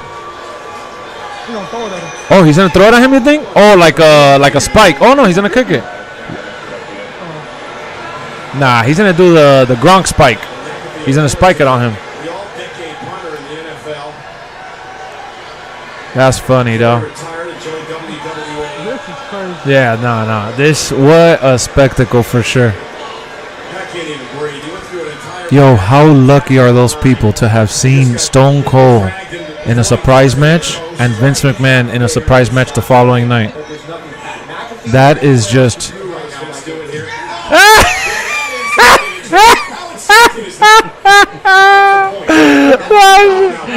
He better kick out, dawg. Nah, he sold. This is all good. Well worth it. Oh man, that's awesome. Look at Austin Theory taking him out. Oh man, that's awesome. That's how you do it. That's how you do it. And look at the referee. Hey, come on, Vince. What are you doing? Get out of here, man. Oh, cut the music off. What's he gonna do now? Look, he looks mad. Cut it out.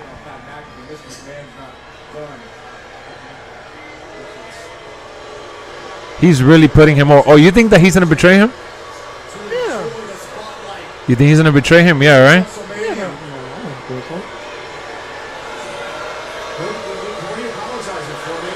What the hell is on? What type of taunt is he doing?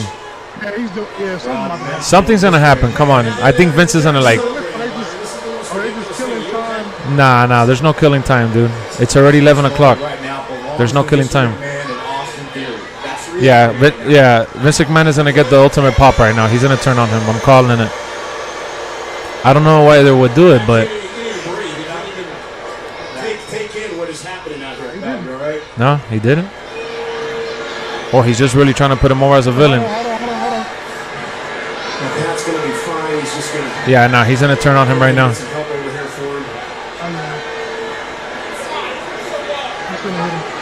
Yeah, he's gonna hit him. This is one of the most despicable things I've ever witnessed. Forget just WrestleMania, but in the entire history of WWE. Vince McMahon got scared. Oh, he thought it was gonna be somebody coming out. You saw his reaction? That reaction. Oh! Oh! No way! No again! For round 2! Oh shit! No way, bro! What the fuck? Are you serious, bro? Round fucking 2! Whoa! No! Are you serious right now? Oh my god! Oh my god, bro! Oh man! This is fucking amazing! No freaking way, guys! What the hell, man? What are we watching right now, bro? Vince McMahon and Stone Cold in the ring for old time's sake. Bro, Stone Cold is beating up on Austin Theory in 2022 and start his ass into tomorrow. Yo! Oh no! Oh my god! For the freaking last time, Vince McMahon is about to get stunned. Oh my god. Yo. Wow, bro. This is freaking amazing, y'all. My goodness, bro. Vince, what a thug, man. What a thug. He said, you want to drink beer with me? Is that what he's asking him? Oh, he's telling him one more? He's telling him to drink a beer. He's telling him to drink a beer. Let's go. Oh, shit. Oh, man. Dog. You hear the announcer? They're finally letting bygones be bygones. Oh, shit. Oh, man. Look. He's doing a taste test. Look at Vince's face. He looks like the Grinch. Happy as hell. Oh, man. Oh, man. I can't believe McMahon and Austin are toasting at WrestleMania. Oh! Vince, he couldn't take it. That shit was horrible. Vince looks like he died. Vince looks like Vince Stone Cold's laughing his ass off.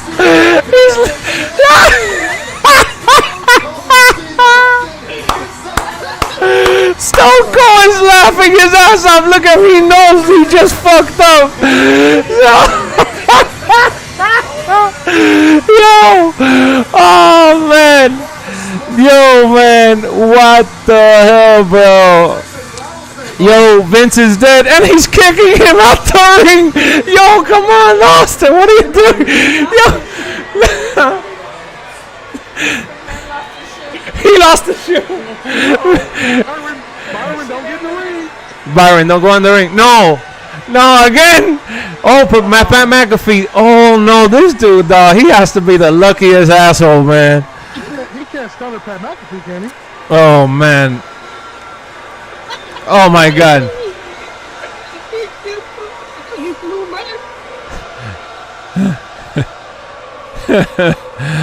Oh, guys, this is I'm crying too, man. That shit has been amazing, bro. My goodness, dog. Okay, good. Oh man, that is amazing, bro.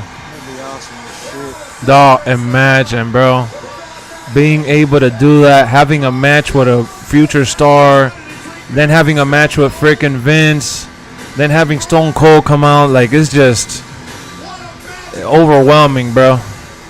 That's the way to put it. Overwhelming. That is insane. Shit. Ah, damn, dog.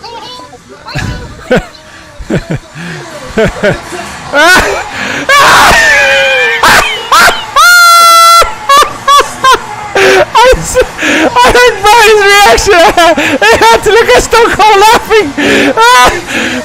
Shit. And he threw his shoe. He threw Vince's shoe. Oh, my goodness, bro. Guys, man, what the hell, man? This shit is just... Yeah, Vince looked like he died for sure. Oh, man. Oh, man.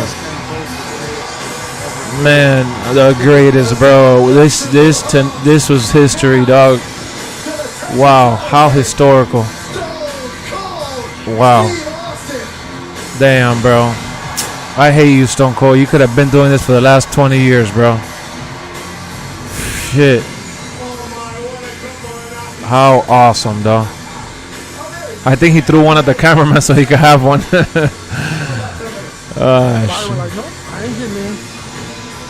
Damn, that shit was amazing, bro. That was great. That was freaking phenomenal, bro. Look at Pat McAfee. He threw it to Pat McAfee. That dog, and he's doing it for more, bro. I love Stone Cold, dog. That's one of one right there. He went in one last time. Ah, shit. Yeah, almost failed. Huh? Yeah, almost failed. Oh, yeah, Erica just done. Poor Austin. Thank God he didn't, though. What, a tore his ACL? Stunner say he would have tore his ACL. Nah, he's too dope for that shit. Oh, man. Guys, wow. Yo, man. This has been amazing, bro. Both nights. Both nights, man. One more match to go. And guys, the match we've been waiting for coming up next. That's the funniest part. We haven't even gotten the match we've been waiting for, man. He kicked Vince from the start and Vince went back. He tripped backwards. Yeah, but you know what I love about that? Vince noticed that he wasn't able to like hold himself up, so he used the momentum of falling. He fell into the rope on purpose to help him stand up. That shit was. He got his head, and instead of Vince going forward, he goes back. Yeah, exactly. Yeah, nah. Yeah, no, I felt bad, but it still played into the whole gimmick because remember, he's one of the worst people to ever take the stunner, even when he was younger. When he was feuding with Stone Cold, those stunners were like brutal. They were really, really bad because Theory took that stunner pretty good. No, Theory took it amazing. That was like that shit was like Byron Saxton level and shit. Byron Saxton did it dope as hell too. So, and Pat McAfee's was nice that how he spit out the beer. That shit was dope. Ah, man. And now, the main event of all main events. Big dogs. Yep. Crazy, dog. That shit was freaking amazing. My goodness. More all out this year than any other year. Yeah, this is definitely Definitely stupendous. Yeah. Like I don't want to be a fanboy because we're living it right now, but this has definitely been, I think, one of the best, if not the best WrestleMania I've seen like in my adult life, 100%, and is just overwhelming, bro. It's like when you're watching like the Avengers movie and shit. There's a fight at the Bad Bunny concert. Where? In Naples? In like the 400 section. But in Naples? No, I think he's here one last night. That's despicable, man. How you go to a concert and fight, man? Look at people falling down the rolls, dog. How do you go to an event and do that shit? I've never understood that. Just like the people at football games. Concert? At the Bad Bunny concert. Oh. They were fighting in like... that was today? Yeah. Yeah, Erica says it was tonight. That's dumb. And I can't... Is it Miami? Yeah. Otra noche in Miami. Yeah, it's in Miami. That's despicable, though. Why do you think Vince botched the match? He didn't botch the match. He botched the stunner, but that's Vince McMahon doing Vince McMahon things. He's always botched the freaking stunner. That's just old age, dude. Yeah, exactly. Bro, that shit was beautiful, man. To me, that shit was poetry. I don't care what you tell me, bro. He is, like I said, put this into perspective. If you guys are youngin', put this into perspective. My grandfather is Vince McMahon's age, and he's in a nursing home, and he could barely go to the bathroom on his own, and he can't even change his own clothes. Vince McMahon is out there taking stunners. Even if that shit was a terrible take, man, it was a Vince McMahon stunner. Shit. Give the man credit for once. There's nothing to complain about here, bro. We got more than we could have ever asked for.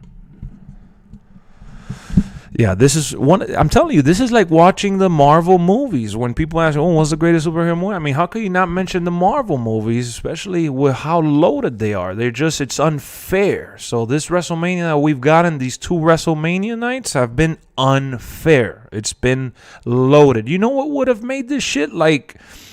Bro, imagine if Hogan was a little bit younger, or even having Rock or some shit like that, or Cena, like having those guys. And I know you guys don't like Goldberg, but having Goldberg in a spot and Shane McMahon, but you can't have it all. And for not having it all, we got a lot.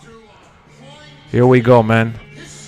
Here we go, the main event, bro. I'm rocking the shirt, smash him, stack him, and pin him. That's what we're hoping that Roman does tonight, and becomes the clear-cut freaking most dominant champion in modern-day history. Oh, man, this has been so amazing, bro. Namara just jealous that Vince is in better shape than he is. Yeah, what he said is just so pointless, bro. I always say this. I respect people's opinion, but I'm sorry. Every once in a while, you got to call stupidity. I'll call that as a stupid. That was stupidity right there. You got to call it how you see it. Every now and then, you just got to disqualify someone's opinion. If you're going to tell me that, why did he botch the match? Come on, bro. I didn't like the song that they picked for this promo, honestly, but it is what it is. The promo's fire. I just don't like the song they picked for it. I'm nervous, though. The nerves are kicking in right now. I feel like I got to go take a piss. Having a meltdown right now.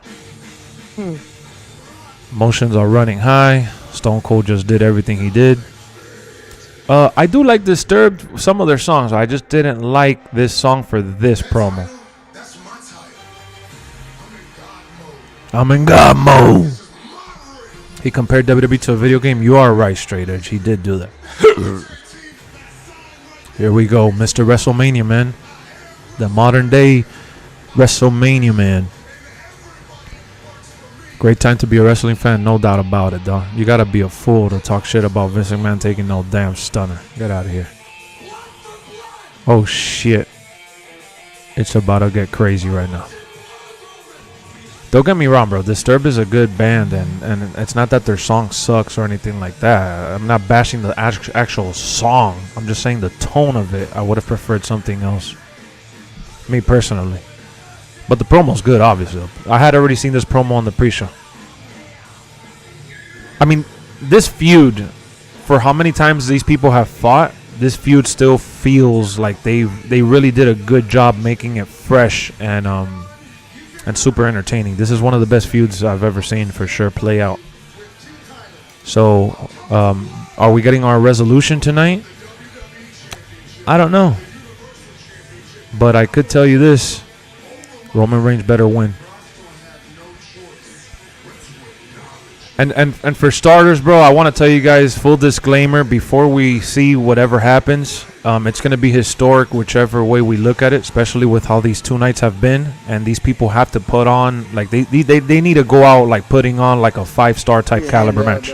10 finishers each. Yeah, they need to do some false finishes, and they need to do some crazy crowd moments. Like, they need to go all out. And I'm going to tell you right now, this is Metallica? Oh, okay. But, yeah, someone said Disturbed. That's the only reason I kept saying it. But Metallica, yeah, I do like Metallica for sure. We need some false finishes. We need this to have its conclusion. Hold on. Don't spoil it for me. Let's go. You're way ahead, bro. Pause it already. Let's go, man. We the ones, baby. Let's go, man. Romans first, dawg.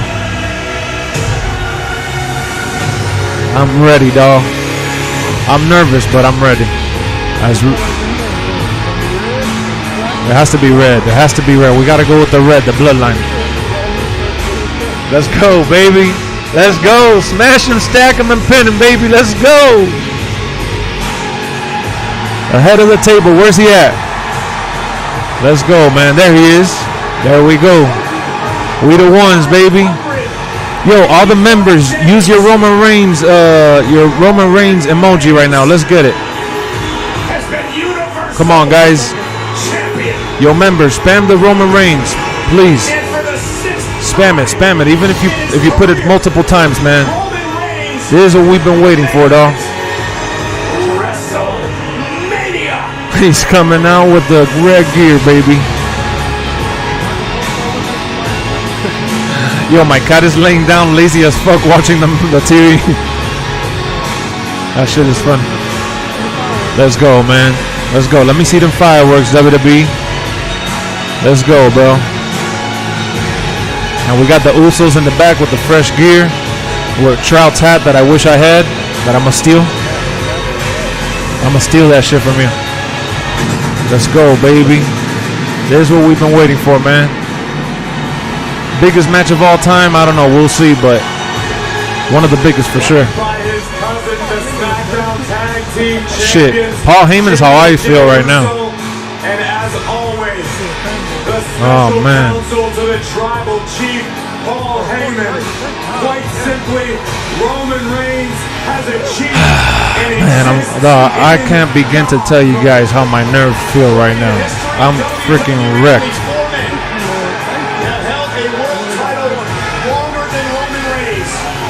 I'm wrecked right now.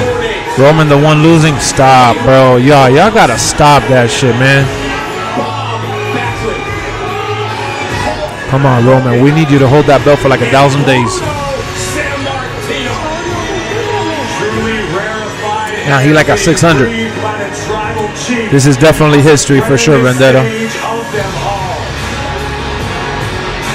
Let's go. Yeah, it's like 580 or 590, some shit like that. Let's go, man. This is the biggest WrestleMania match. Come on, man. Maybe the biggest match in the history of All right, man. Let's do the rundown before the match starts. Before Brock Lesnar comes out and reveals whatever his intro is going to be. Let me start with Trout, because let's start.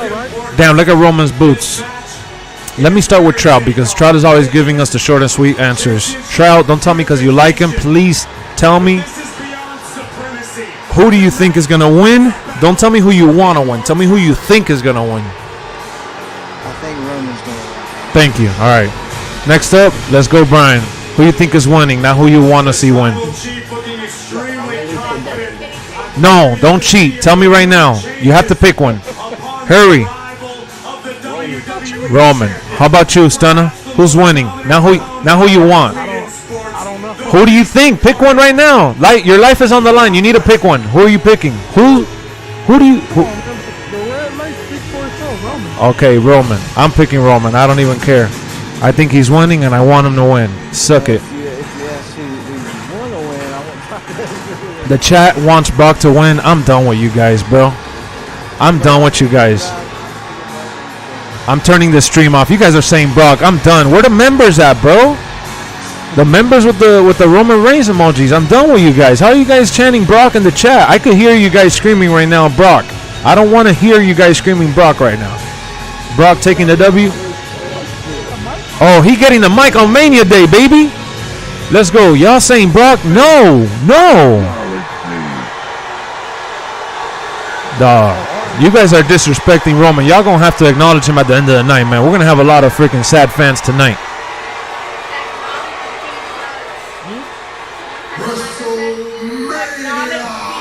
Oh, I see it. Acknowledge these nuts. That's what somebody has in the crowd. Let's go. Baby, can you get me a children? Or you have him? Come on, give it to me. I took a shot of Truly right now. Whichever one. Nah, no, I'm not. Let's go, dog. I don't want Brock to win, guys. No, I want to be so mad. I don't want Brock to win. Why? Is Roman coming out first? Oh, no, please. And this is so bittersweet for me because I love this Brock Lesnar. This is my favorite Brock Lesnar I've ever seen in my life. But not tonight. Man, no, I don't know what to think other than Roman is winning. Let's go. Let's go. Roman is winning, baby. Roman is winning. Let's go.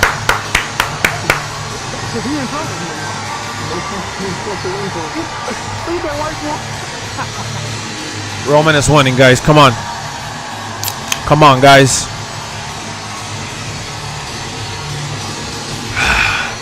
Roman is winning. Stop. Roman is not screwed. Stop. Stop. Squash match? No, Anthony. Stop. Stop. I'm not going to tolerate no Roman slander here right now. You guys better stop that shit. Stop. Look at the tribal chief, man. Ready. Ready, willing, and able. Let's go.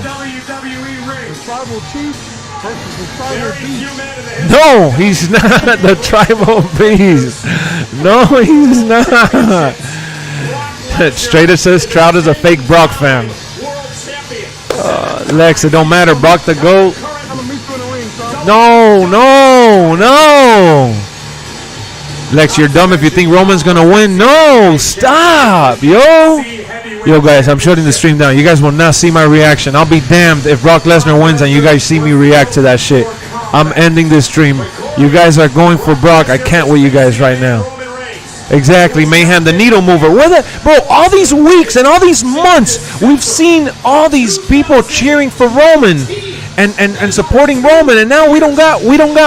Where's the Roman people at? I mean, how many people are in the stream right now? Because I haven't even looked how many viewers we're having. Let me see. Because you guys are pissing me off right now. We got 80 people in here, 5 likes away from 80 likes. You guys are starting to piss me off. Brock is going to go full UFC on Roman's ass. Stop that shit. I don't want to hear that right now. He's in God mode. There you go, Mayhem. Yo, I'm ignoring all Brock Lesnar comments. I'm ignoring all Brock Lesnar comments right now. If you guys say anything about Brock Lesnar, consider yourself mentally blocked because I'm not reading your shit. I'm for Roman. There you go. There you go. W Roman. There you go. I'm here, bro. Roman all day. There you go, Eric. That's it. There you go. I can see your comment, guys. Finally, we got some Roman guys in here. Let's go, man. I don't want to hear this. Let's go. Let's go. I don't see no Brock comments. Just letting y'all know. I don't know what y'all talking about. I don't understand. You guys are speaking in a language I can't understand right now.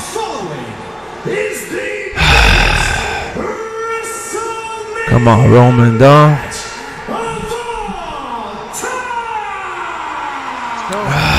Man. He does got some fresh ass braids, man. I like Brock, bro. I like Brock, but not tonight.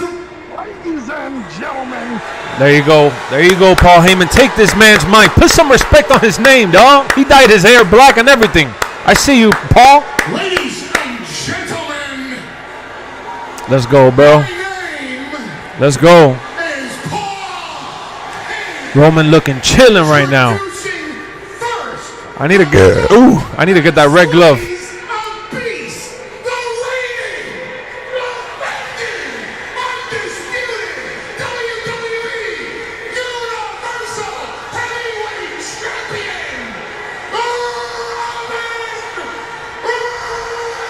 Let's go, baby. Look at me like the tribal chief. I got the U.S. belt, baby. The champ is here. The champ is here. It's the only one I got, Stunner. Look at my shirt. Look at my shirt. There you go. Let's go. Look at my shirt. Look at my shirt. Let's go. Oh, he's introducing himself. You see, this is why I love Brock Lesnar right now. But I don't love him in this match. Ladies and gentlemen, the cowboy country ass kicker that's gonna kick your ass tonight.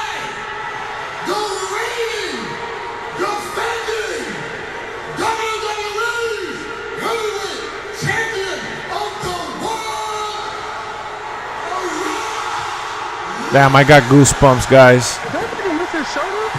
Damn. He just threw the mic to my tribal chief right now. That will not be tolerated right now.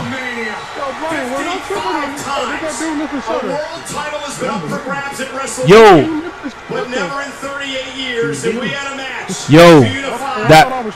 Yo. I am not. No Roman slander will be tolerated. This is greatness right here. Roman is taking control. Wow, that is an awesome animation. Here we go, guys.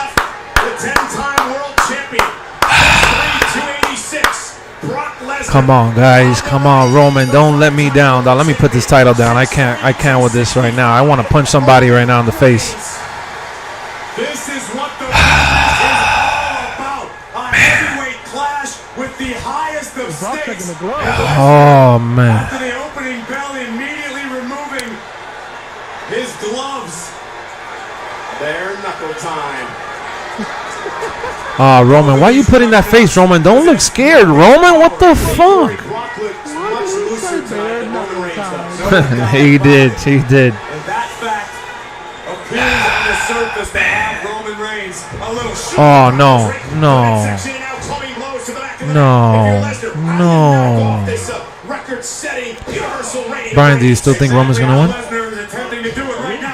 Okay, good.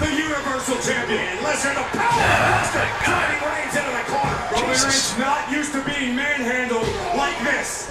Driving the shoulders into the midsection is the beast Brock Lesnar. Look out with ease. He lifts Roman Reigns up on his feet and drives him to the corner again. God. Man, he even got red boxers on. 20 long feet from corner to corner. Lesnar imposing his will. Come on, bro. On the head of the table. And looking for Suplex City here in the Metroplex. Belly to belly by Lesnar. Come on, Roman. What's going on? Don't worry, he just did a belly to belly again. I'll tell you what's going on.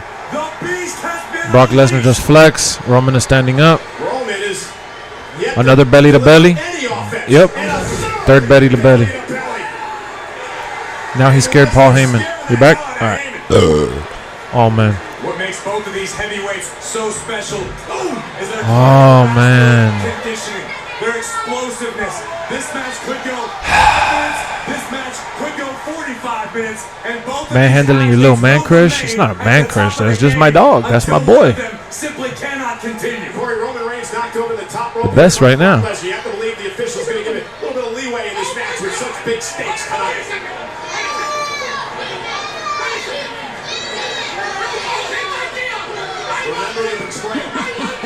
Oh, man. Come on, baby. Come on, baby. Come on, get up, Roman.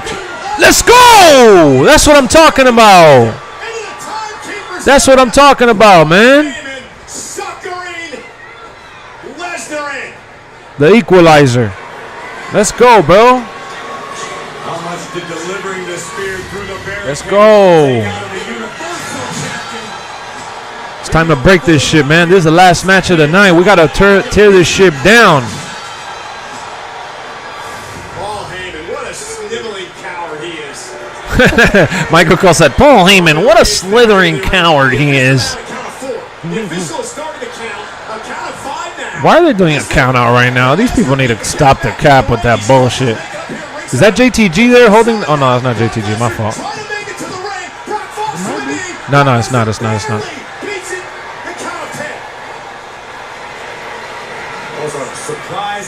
Bro, Roman, why are you acting surprised like you're not facing Brock Lesnar right now? Dog, stop with the stupid ass faces. There you go.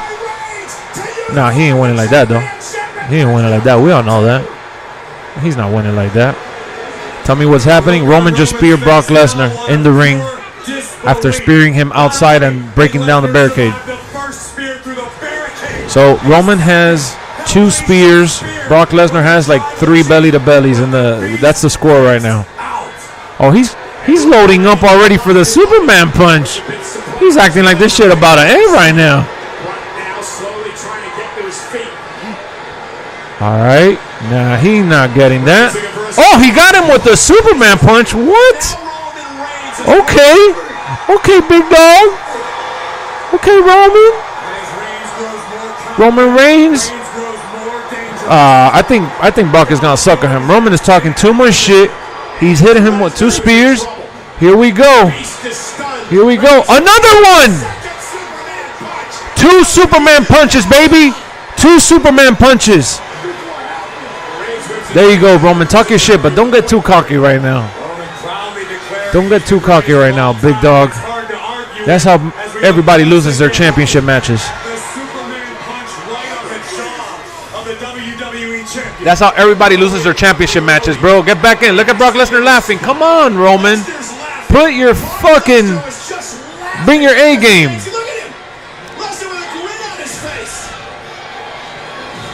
Oh, shit. Here we go. Suplex City.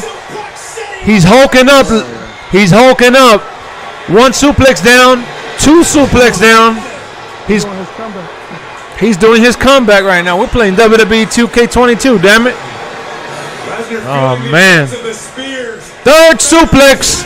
We're keeping count. Man, I got a freaking ball of garbanzo going on. 4th suplex. 4th suplex. They're trading signature blows right now, ladies and gentlemen. Oh, man. The stadium is about to go crazy right now. Oh, fuck. 5th.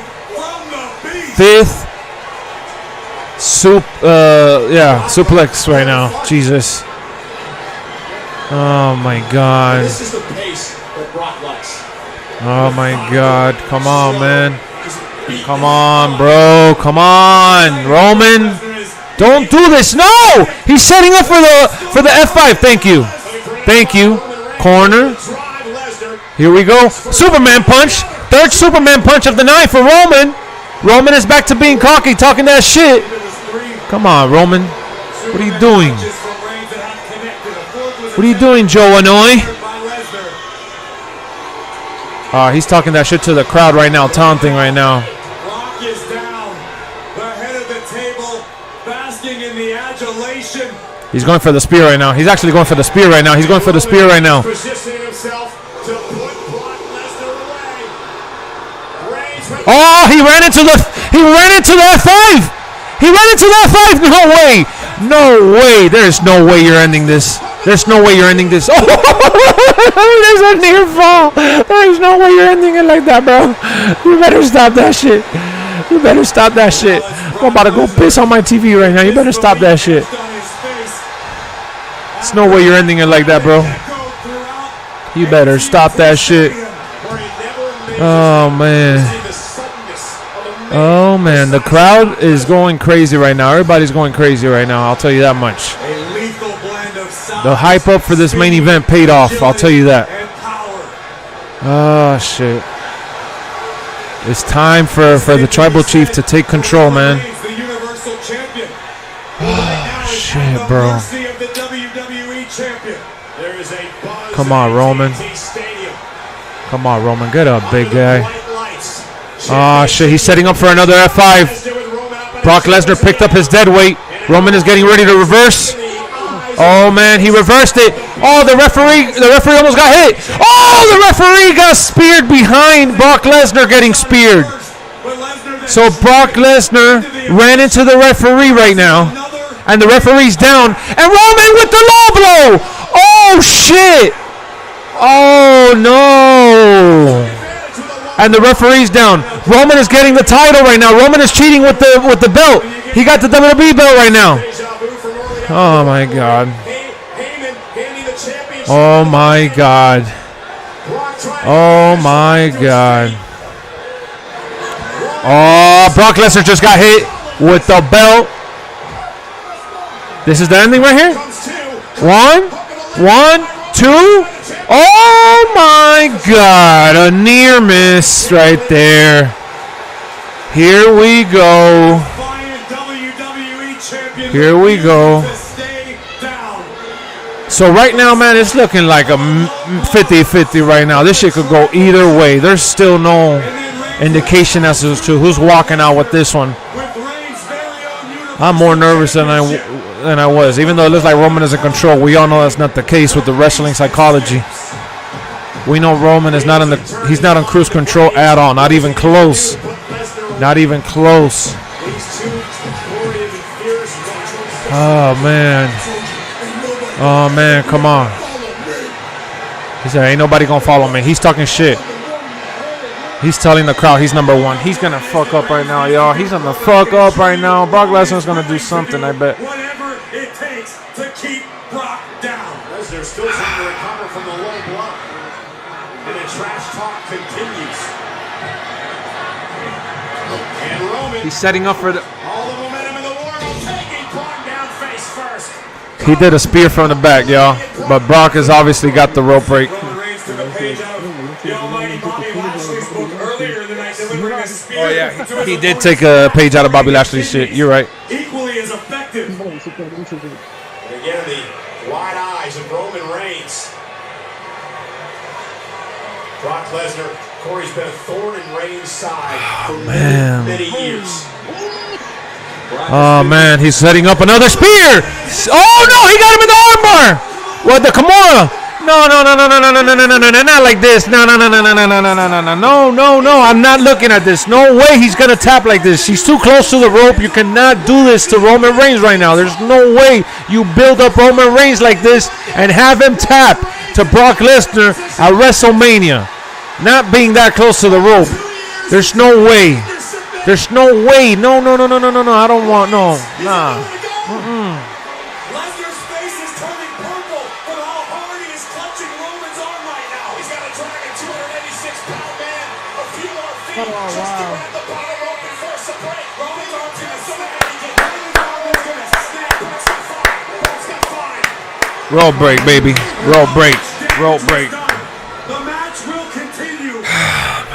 But Roman Reigns could be severely injured.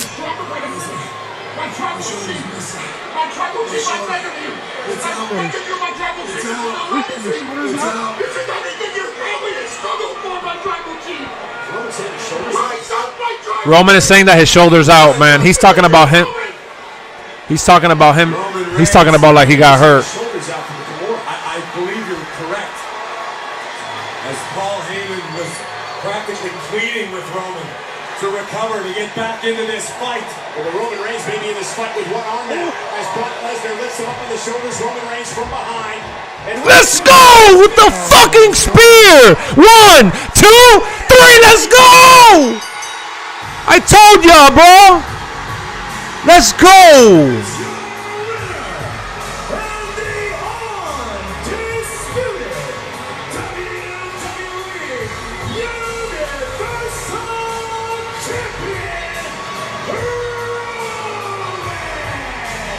I told y'all, bro. I'm in absolute shock with the sudden way that Roman Reigns just beat Brock Lesnar. I think Roman just pulled his shoulder back in. I think you're correct. I'm as shocked as you or anybody else is. Roman's arm is out. Roman unable to lift. Corey, Roman Reigns is now the WWE Universal Champion. Undisputed. The titles have been unified.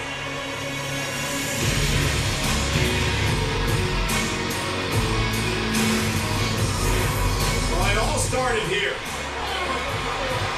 The official off the stair, Chad Patton. This would open the door for the tribal chief to take advantage, delivering an unprotected low blow to the then WWE champion. But that wasn't all. Roman would follow up with the Universal Championship across the face of Lesnar. Surely this was the end, but Lesnar had other plans.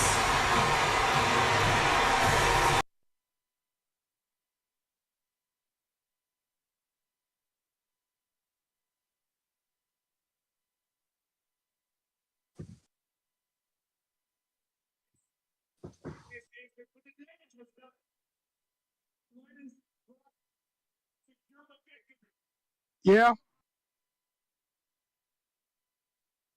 Yo. Yo. Did AJ open up? No. What opened up was the triple threat match from the fact. Yeah. It just went off right now. Though.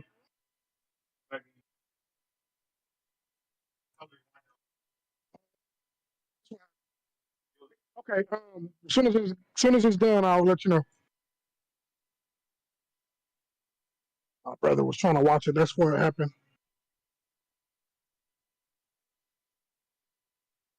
What? Nobody coming out?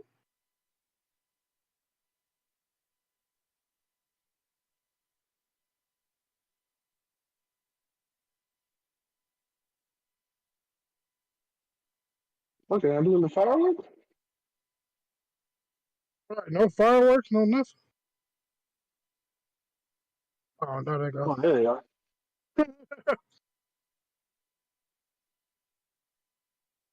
All right, how long do these belts stay undisputed? I listened to LA, WrestleMania LA, Okay. where he's gonna fight The Rock. So you think Roman shows up on both Raw and SmackDown? Yeah, I don't know. Probably. They're gonna reveal a new belt tomorrow. Yeah, probably so. Okay. Okay. Both nights was solid. I can go take me a shower. Tonight took the cake. Yeah, it did. All right, I'm back. My bad. I had to celebrate. You know how we do. No, we know you recorded your reaction. We know. Nah, I didn't record it. No worries. What? I'm shocked, to be honest. Well, I'm not. My tribal chief won. Yeah, I know. I thought you would have recorded your reaction. Nah, I could just cut it from the stream. I'll True that. do it later. It's okay. It's okay. Quick work. All right. No worries. I got to get ready for work in the morning. No worries. No worries. It's been real. All right, Brody. Definitely watching Raw tomorrow. All right, Brody. I could see my boy Cody, see what he got to say. Uh-oh. So I'll holler at y'all boys later. Aight. All right. Peace out, bro. Peace Have a out. good one, Stunner. All right, peace. Later, though.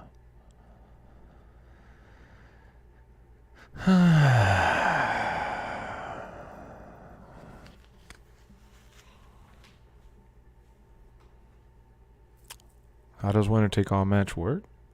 Simple. Look at Roman Reigns right now. He got both belts.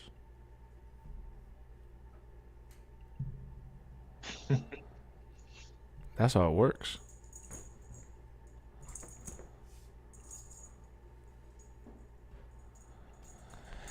One like away from 90, guys. That's it? What do you mean that's it? Man, don't start. Don't start.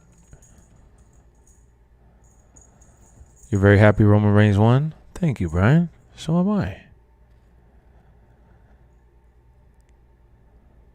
He was cheating like shit, but glad he's champion, though. Hey. He had to do what he had to do. He's the tribal chief. He's the one putting food on his family's table. He got to win at all costs. Night one main event was better. I mean, I guess to each his own, right? Glad you enjoyed it, Kevin. So no one came out at the end? They ended 10 minutes early? What do you mean? They were supposed to end at 11. They ended 50 minutes later. It's not that they ended 10 minutes early. They ended 10 minutes later. They ended a whole... I mean, not a 10 minutes later. 50 minutes later.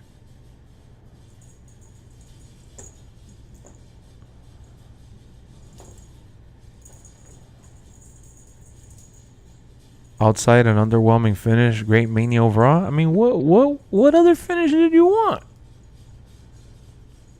How many more spears and Superman punches could he have done? I'm done with Roman. He won too many times.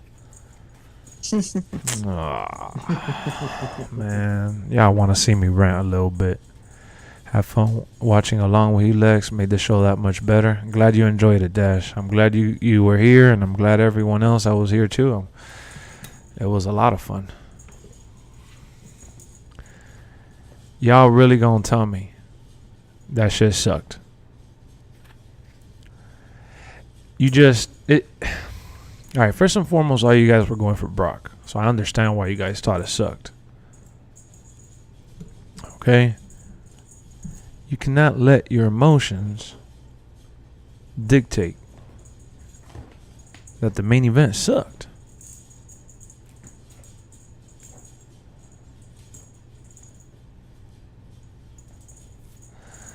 I am done. Night one was a whole lot better. Wow. That's stupid for that person to say that because this was the first time that they ever did 2 nights. No, it's not.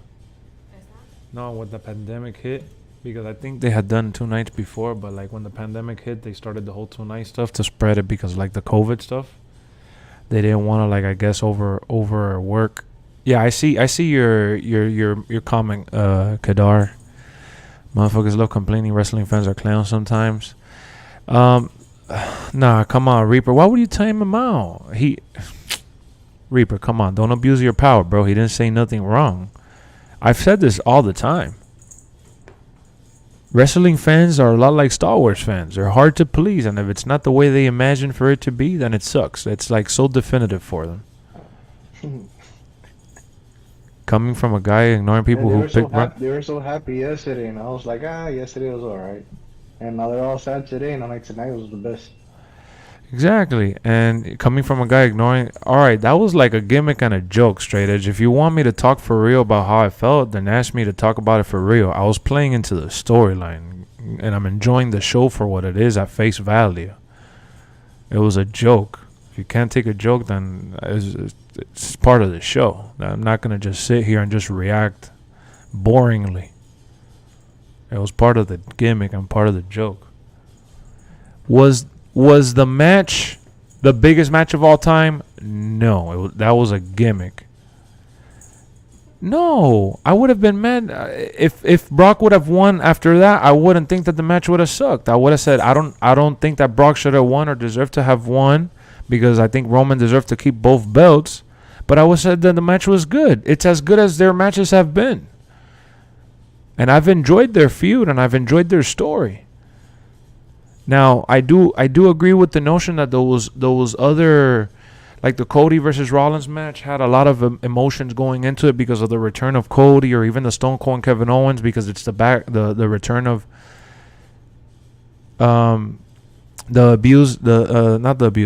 return of Stone Cold, and the surprise matchup was beautiful. The Pat McAfee, the entire segment and buildup was beautiful, and all that stuff. But it's okay. I'm not gonna gang up on you guys and really get stressed out, but I'm not gonna feel stressed out by what you guys are saying or like whatever. I'm gonna take it as like you guys are just mad that Brock lost, and it's okay because I would have said something close to what you guys are saying, and then I would have recollected my thoughts and said what I said about like the Royal Rumble or like Elimination Chamber, that I don't think that Brock should have gotten all that build up and hype, but I understand what they were trying to do, and that it was still something that I enjoyed. It was entertaining, and it gave me ultimately like the satisfaction of being filled with emotions throughout the shit, even if I was booing or cheering. So if I'm looking at from like a neutral standpoint, forget about Roman, and I'm talking to you guys serious before you guys call me, because you're already trying to start the disrespect, saying that I got brown over my lips and shit, like implying that I'm kissing his ass and shit. I don't think the ending was bad, dog. To me, the ending wasn't bad. One, I always said that I thought Roman needed this win way more than... You're super biased. I can see it from you now. Namara, I don't care what you have to say. I'll just skip you. Like, it doesn't. Oh, that's a nice picture. I don't care what you have to say. I'll just. That's it. I put Namara on timeout earlier. Yeah, he's been on timeout here yesterday too. He says a bunch of outlandish things. It's okay, guys, to be upset. I'll accept that. Like, it's like when me and my wife get in in a dispute and like we get mad at each other or whatever, I'm like, that's a normal emotion. It's normal for you to be upset at somebody at some point in time. You can't always be happy. So if you guys want to be mad about it, okay, go ahead. Thank you for calling. It's okay. Be upset, and that's fine. But I'm gonna call it how I feel about the show overall, and I'll say this. This is one of the greatest, if not the greatest and strongest WrestleManias WWE has put on. At least in the last 10 years. Easily in the last 10 years, and easily for me to say as an adult and like from 18 to now. Now, even though some of those other WrestleMania, like obviously Undertaker and HBK happened when I was like late teens and stuff like that. Those were epic because it had, you know, that match involved, and it was a long show and it was great. Other WrestleManias have had. Now I don't have none of the redeems activated right now because I'm on the laptop.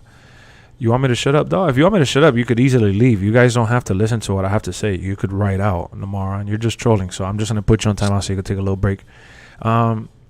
So to me, this has been just an overwhelming, joyful weekend full of what I love, and that is WWE and the show of all shows, and celebrating, you know, the season finally coming to an end for what is the greatest spectacle in wrestling or whatever.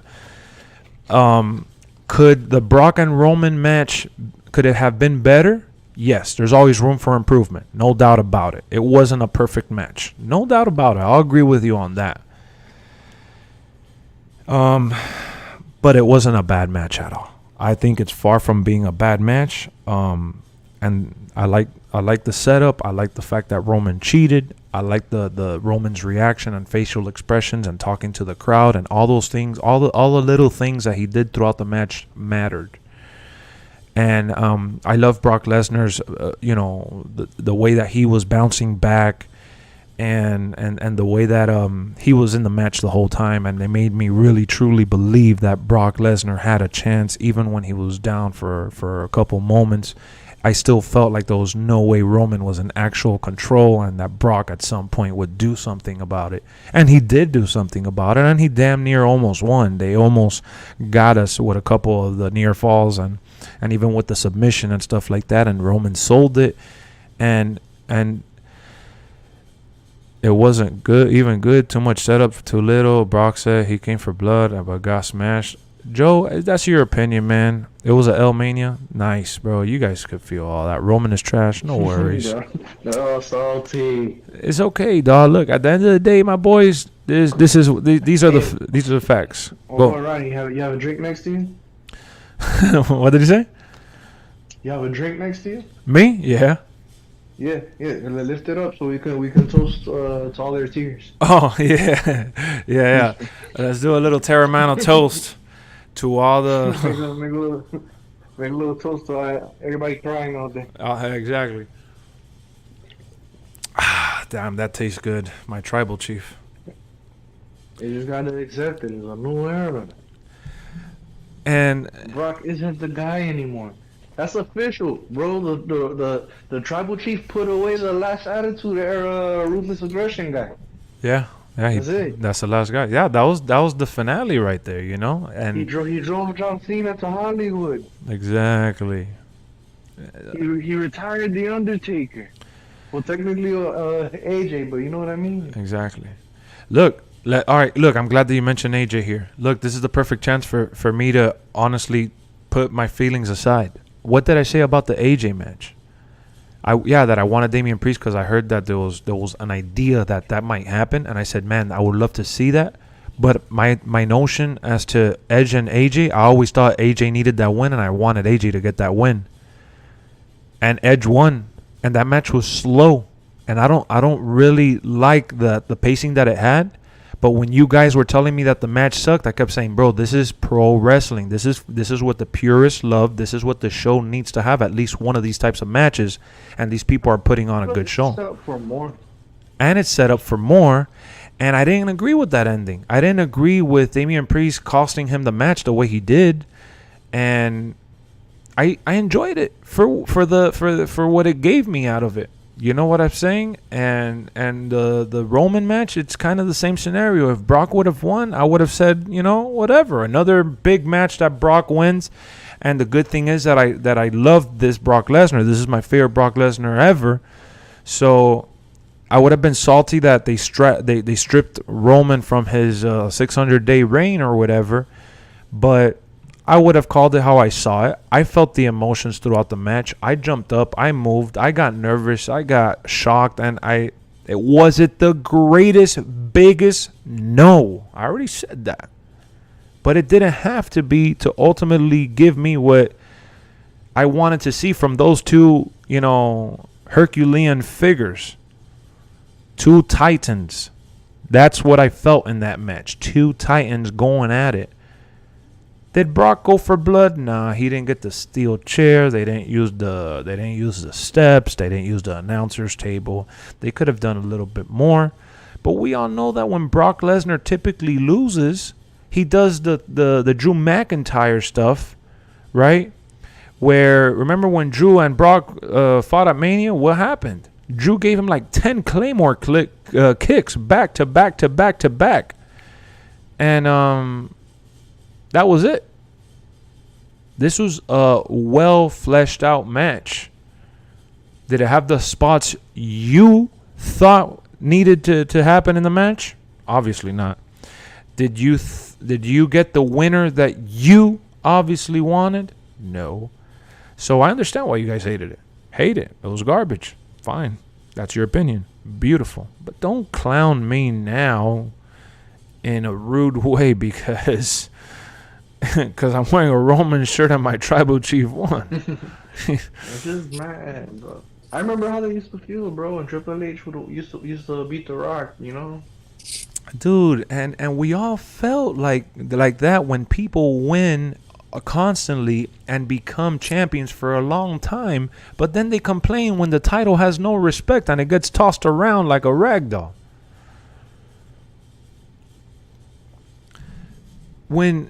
Have you guys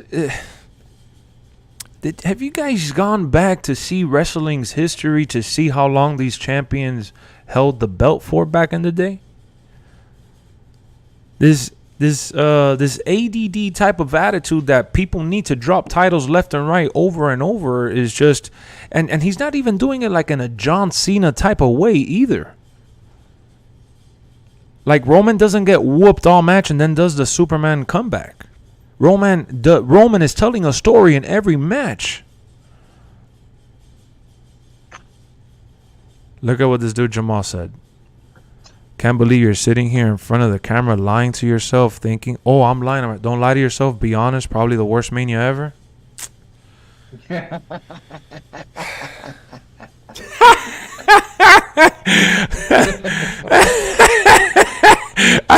was going to take a deep breath and say some slick shit. But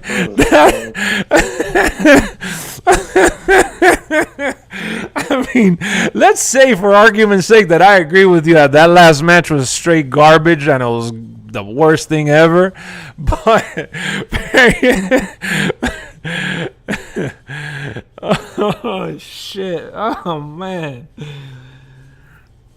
Oh man. Look, guys. Shush, please. Yeah, watch you. Guys, we're watching a soap opera, for crying out loud. We're watching one of America's greatest pastime. It's a soap opera, my guy. It's like a Romeo and Juliet play unfolding before your eyes. How you feel right now? You were supposed to feel that. They succeeded if you're mad that Roman won the way he did. He's a bad guy, last time I checked. But it's okay. But you got to admit, let me see. That match was disappointing considering they put on two better main events with... Wait, what? They've already put on two better main events with each other?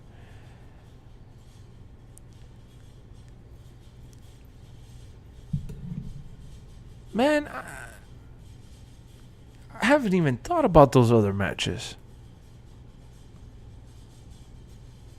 Exactly, Bill. You guys are acting like we're watching MMA here. You guys are acting like we're watching boxing. Like if we're watching, you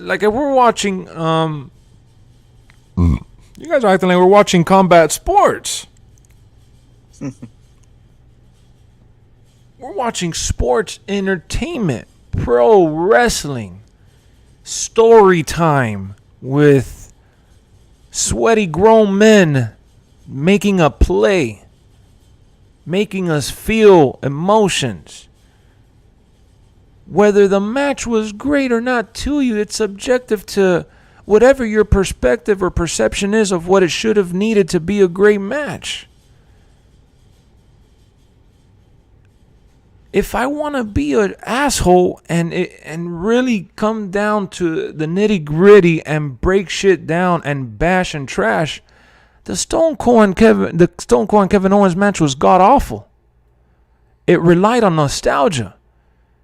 And that's how it pulled at our heart. Stone Cold had no mobility whatsoever. He looked stiff as shit. Great for his age, stiff as shit. And Kevin Owens had to overwork overtime. He got paid for a wrestler and a half for that match. But we loved it. And I enjoyed it because I was never there to judge Austin for him being in his prime anymore. He hasn't fought in like 20 years. We're watching wrestling because of the story they're telling. And if you don't agree with the story they decided to tell, that's fine. Understand that you don't have to like it all. I'm breaking it down like... I'm breaking it down like you're comparing a retired wrestler. No, I'm not. I'm comparing the fact that you could dumb anything down. You could make fun of basketball players for wearing tank tops and running up and down the hardwood, putting a ball in a basket with a net. Guys, you're misunderstanding what I'm saying. I'm not bashing the Kevin Owens and Stone Cold match. I'm doing it theoretically speaking here. I'm doing the opposite of how I felt. Breaking it down and dumbing shit down.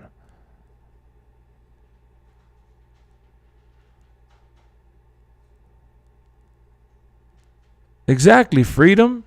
All I'm saying is that you could break anything down in this planet and say that it was garbage or it was great. It's a matter of opinion and perspective. Like I said, it's a point of view, especially wrestling, out of all things, because you don't always need to be in your prime to put on a good show. Look at Stone Cold. It's the perfect example.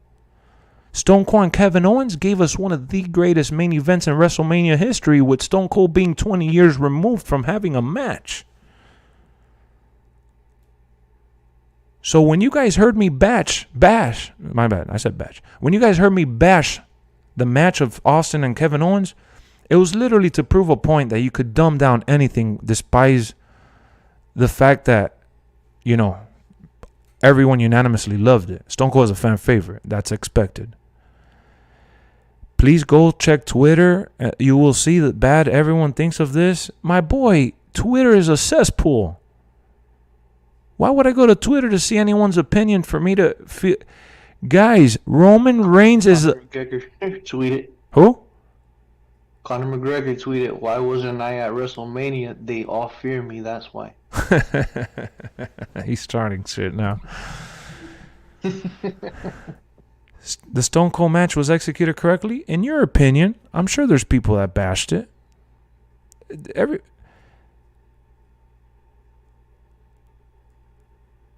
All right, Lex, do you have any legit criticism for the main event? Not a weak-ass Twitter one, but a legitimate one? Well, I'm not going to look up... Twitter has the worst takes of all time. Exactly. What is it that you guys... It really does have the worst take. What do you guys want to hear from me?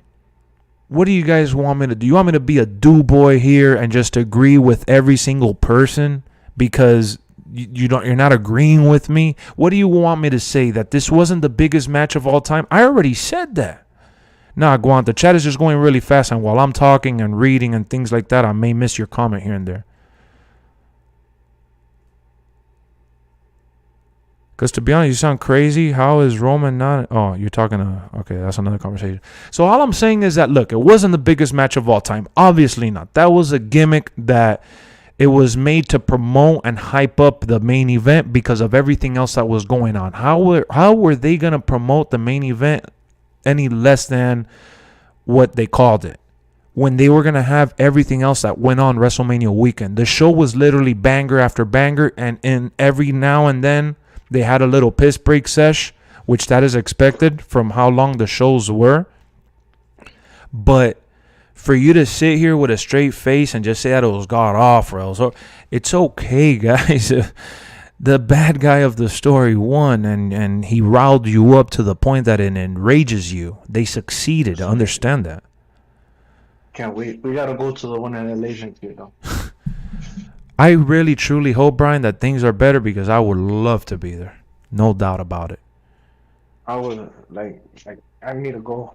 If they did this for Dallas, I can't imagine. LA, yeah, the stars will come out. Huh? The stars will come out. Yeah, I know. I wanted to acknowledge that regardless of expectations, more than 6 moves would have been nice. Heyman's spot, Kimura's spot were the only interesting spots. Bro, we saw 2 titans going at it. I what can I tell you? The match, did you guys not see my expressions throughout the match? I was engaged. That wasn't fake. You know what my wife asked me after the WrestleMania show yesterday when I was talking to her and I was telling her also, how did you feel about the show? How did you feel seeing me react to certain things, especially the Cody one, because I became like a little baby, like a girl and shit. It was like 40-year-old version, freaking Steve Carell coming to life. And I asked her, she said, I don't know if you were trying to overhype it or something like that, but I feel like it wasn't like your natural reaction from like the shows that we've been to in real life. And you know what? I laughed and I was like, no, you're right. I would never react like that if I was in the arena in person, because when I'm out there, I always like contain myself and hold myself back. Should I do that? No. Should I be in public screaming and cheering, going crazy like everybody else typically do at those events that they're able to let loose and feel comfortable doing so? Look, I don't go there and drink alcohol and things like that, so I'm like wired and I'm enjoying the moment. So I'm always like, I'm just looking at everything. You know, yeah, I know I sure was. There's nothing to say about that. I'm not gonna. It's okay. I saw the reaction back. I know how I react, and that's my true self. I told you that's my true self. I'm at home. I'm in my comfort zone. I'm in my comfort zone. I'm enjoying the show that I'm watching. I have the subwoofer rattling my back. I have the sound crazy as hell. I got my boys in the party. I got, I had like 70, 80 people yesterday. Right now we got over 100. We have, so many people coming and going. We had over 3,000 views yesterday. Over 3,000 people came to the stream. All those emotions building up. And of course, I was like an explosion of emotions. And I just I melted down. That's the best way to put it. And that was my true self.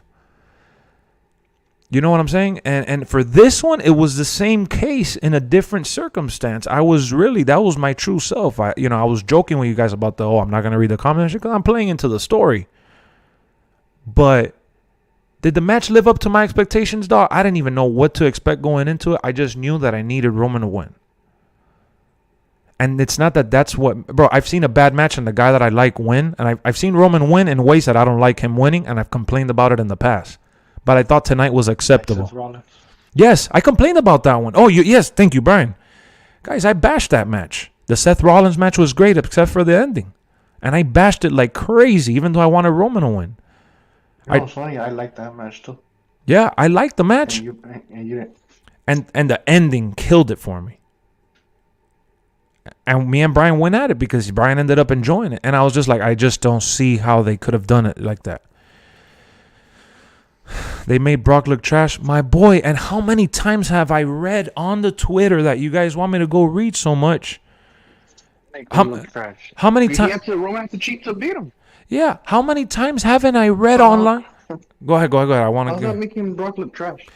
And then on top of that, how many times haven't I read online that everybody's tired of Brock and everybody's sick of seeing Brock win and everybody's tired of Brock doing this and doing that and the WWE rides Brock. Now it's that everybody rides Roman. I mean, so the reaction is up on the channel. Hated, you could check it out. Just put in, you'll see it in one of my recent videos. It's one of the best endings in Mania history. What are you talking about, my boy? We're talking about... MGM, your emotions are running wild. Listen to what we said. We're talking about the last match. It was at Royal Rumble, and it was Seth Rollins versus Roman Reigns for the title. I said I didn't like that ending. I didn't mention no other match between them that were like the Brock Lesnar or Seth cashing in. I didn't mention those things. I literally mentioned the fact that I didn't mention Royal Rumble, but I mentioned that their last match. What was the last match that Seth and Roman had together? It was the match that Roman won. I think it was with the Kimura lock or some shit. Roman is the new Brock. Roman is the new Brock. Roman is the new John Cena. Roman is the new Rock. Roman is the new. No, but they didn't think that's a diss though. I know he is, but I'm piggybacking on that and adding, bro. Come on, Brian. Brian, you're being Spock right now. Jesus Christ. I know. And you know what's funny, guys? Look, let me tell you, man. I've been watching wrestling long enough, and the internet has been around already long enough for me to say that when John Cena was doing these types of wins, or his version of these types of wins, people were all talking shit and bashing WWE then. Now John Cena's looked at like a GOAT and a legend. You're not a WWE fan if you think tonight was amazing. I'm old as you, and I have a mind to use so I can reason. You're not using your brain. You're just falsely enjoying the sake of enjoying. So he didn't like the Austin Theory and Vince and Stone Cold. He didn't like none of that. He didn't like the Randy Orton tag match. He didn't like the Johnny Knoxville. None of that was amazing. Martin. Martin. So you feel, hold on, let me, you copied and pasted so I could read it. I read it.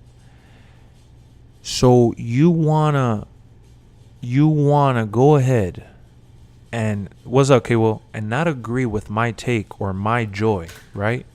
You don't want to agree with that. Fine, cool. But you want to go ahead and insult me, right? Insult my intelligence and say that I'm not using my brain, that I'm falsely enjoying for the sake of enjoying. What does that say about you then? I could say the same thing about you, and we're just going to trade insults for what? Like, we're not going to get anywhere. Now, if you want to have a constructive criticism conversation, I'm all up for it. Yeah. Clearly, people are riled up tonight. I'm all for the conversation. We could go on all night, baby. But don't come in here trying to tell me that I'm not using my brain, or that this, or that I got straight edge when he said the little jab, which he only said it once, but I got to bring it up because I read it. I haven't read every single comment, but he said, I got my brown lips, and you guys want to, because, bro, I'll admit it. I fanboyed over Cody coming back. I was suckered, and I was naive to it, and I've owned up to that, and it's okay. That's my life. That's my joy. I enjoyed it. I was able to savor the moment. Just like I'm savoring the moment right now that Roman won. So, like, because I enjoyed it and I loved it, and I could still say that even though they didn't have the greatest match like they promoted, I'm not using my brain? No. That's not right for you to say that. That's my truth. It's my reality. It's my perspective. Did I ever say that I'm right? Goofy. Yeah, he's a little goofy. What did I ever say that what I'm and let me say this, because we have a lot of new viewers and stuff, and we have people lurking. Everything that comes out of my mouth into this mic and into your ears, it's all my perspective and in my opinion, no one else's. It is my opinion. You didn't hear me say that the Roman and Brock match was a 10 out of 10. I never. And be honest, bro. Like, if anybody wants to blame, like, let's say if the match wasn't up to par, right? Mm-hmm. If any of these people are gonna blame anybody, it's obviously they did what they did because of Brock. When's the last time you ever seen a Brock 5 out of 5 match?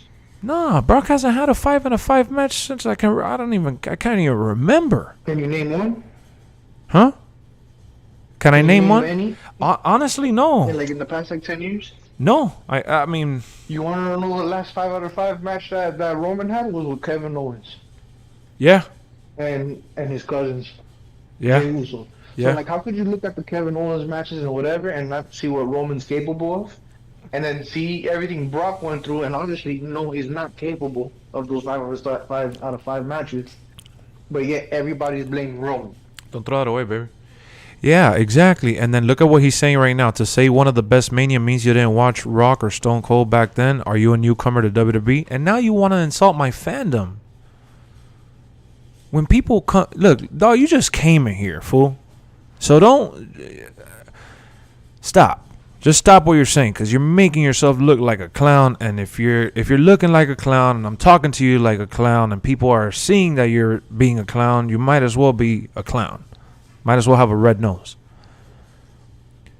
I always say that The Rock and Stone Cold is my favorite match at WrestleMania, up there with the one with Rock and Hogan, with Scott Hall and Razor Ramon, and Shawn Michaels, Undertaker and HBK. Like, dude, I'm not even an HBK fan, and I could tell you that some of my favorite WrestleMania moments are with HBK, and I could see his greatness. And I'm not even he's not even in my top 10. I try to be unbiased as much as I can, but what's the point of watching a show to always criticize and bash and not be able to... Look at Vendetta and Bergen. They said I found him. You see? Now you got people thinking you're a clown, fool. Do you work for the circus? Are you part of the carnival? You know what I'm saying? So, like, why am I going to watch wrestling and always take notes to bash and bash and bash and say that this is a bad production, bad show, and not sit back and disconnect from that notion and just enjoy what I'm looking at face value? The only good part was of Stone Cold, and that's cool, bro. You know what's beautiful about how you feel that we got Peacock and WWE Network and Disney Plus in India, depending on where you're at, and you're able to still go back and relive the Attitude Era whenever you want. Unfortunately, those days are over. That hasn't happened since 2003. So if you're still stuck on 97 to 2003, by all means, you could still relive those moments. But spoiler alert, the Attitude Era hasn't happened again, and it's not going to happen again. Not in WWE, not in AEW, not in New Japan, not anywhere else on the planet. Because that point in time was lightning in a bottle, and it's just not going to strike twice. Even if there's a big war with AEW and WWE now, it's just not going to be the Attitude anymore.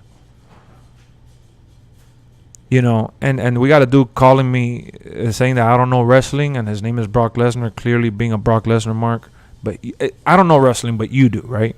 We don't. None of us know wrestling. Do you work do you work in the industry? In all reality, who knows wrestling? Because people say that Vince McMahon is a moron. So the guy that has a company and books every match or greenlights everything that goes on in his show and greenlights his matches, he's a moron. He doesn't know wrestling. And Triple H in NXT, he didn't know wrestling. Tony Khan with his shit and the people he surrounds himself with, they don't know wrestling. Nobody knows wrestling then, right? I mean, who knows wrestling truly? The people that are out in the ring when all they're doing is following instructions that people tell them to do? So who's the puppet master at the end of the day?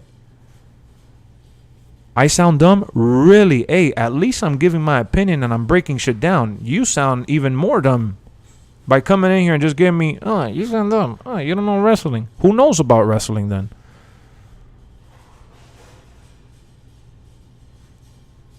Vince is a moron, for taking a stunner when he's like 98. That's the love and passion that he has for the business, man. He ain't going to tell you to go out there and take a stunner if he ain't going to do it himself. That's what I love about Vince. And, you know, it is what it is, bro. With your bald head, yeah, I'm bald. Who cares? Get over it. I sure did when I started losing my hair. It's not a big deal. It's not a... Why are you saying shit about your alopecia? Yeah, now everybody's sympathetic for Jada Pinkett Smith, but you want to go ahead and point out that I'm bald. Oh, nice. Whoop-de-doo. Really, what else are you going to talk about? You want me to show you my balls? You get what I'm saying? All right, let's focus on the real people with real conversations to have. Beanbags. Am I doing this for clicks and cameras? Man, that I could easily ask you, are you doing this for attention? Because you have nowhere better to be. Think about it. If you have any balls, well, I think I got one lost in your mouth, but the other one is right under my fucking crack.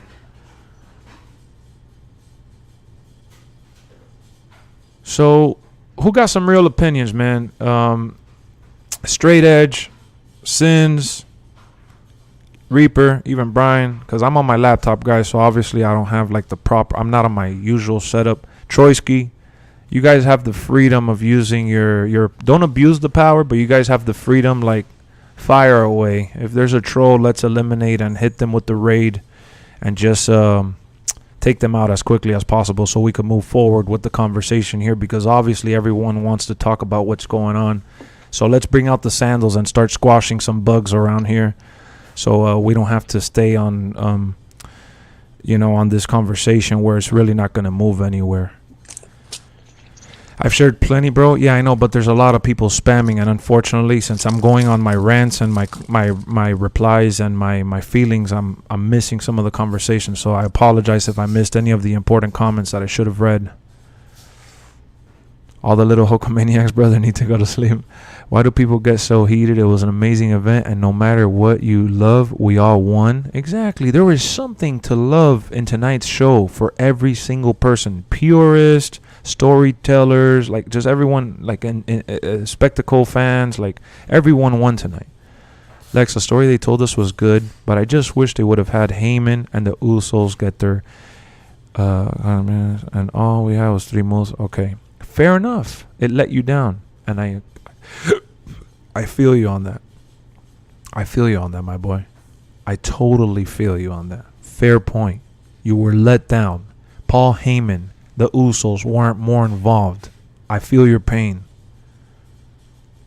Me on the other side, I'm glad that they didn't get so involved. And it's okay. Hey, I'm not heated. Still a great Mania. Fair enough. Jackass match was better than the main event. Hey, if that's how you feel, that's how you feel. It was. Yeah, but the Jackass match was better than the Logan Paul. Yeah, the Jackass match was a spectacle. It was entertaining. So if you enjoy more of the spectacle and that's what you dug, hey, there's nothing wrong with that. It's not a blow at anybody, honestly. There is something to really enjoy in each match for every single person, no matter what type of fan you are. Like Brian and I were breaking down, like, what makes AEW AEW, what makes WWE, New Japan, New Japan. And I told him, look, I just like the formula of WWE because I don't need every match to be a purist wrestling match. I don't need it to be I don't need every promo to be a shoot. I don't need it, that's just me personally. But there's people out there that love and can't get enough of that type of stuff, and there is companies out there that provide that type of content, and that's the beauty of 2022.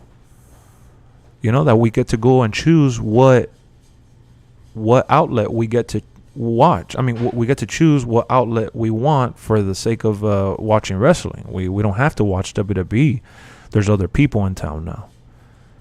And even before then, there was always other people. There was Ring of Honor. There's always been New Japan. They've been around for as long as we've ever heard about wrestling in general. Do I really think this is the end of the rivalry? I don't think it'll ever be truly the end of the rivalry. There's always going to be references and always a setup for something that we may not expect. Is it going to happen right now? Who knows? Maybe they have one more WrestleMania Backlash match in them. Who knows? Maybe Brock Lesnar invokes his rematch clause. Who knows? Maybe Brock Lesnar takes out the next #1 contender and puts himself right back in it like he did to Bobby Lashley. We don't know where they're going with this. And if Brock Lesnar does indeed take a much-needed break so he could fucking revamp and get ready for SummerSlam season, then by all means. And we'll see them down the line.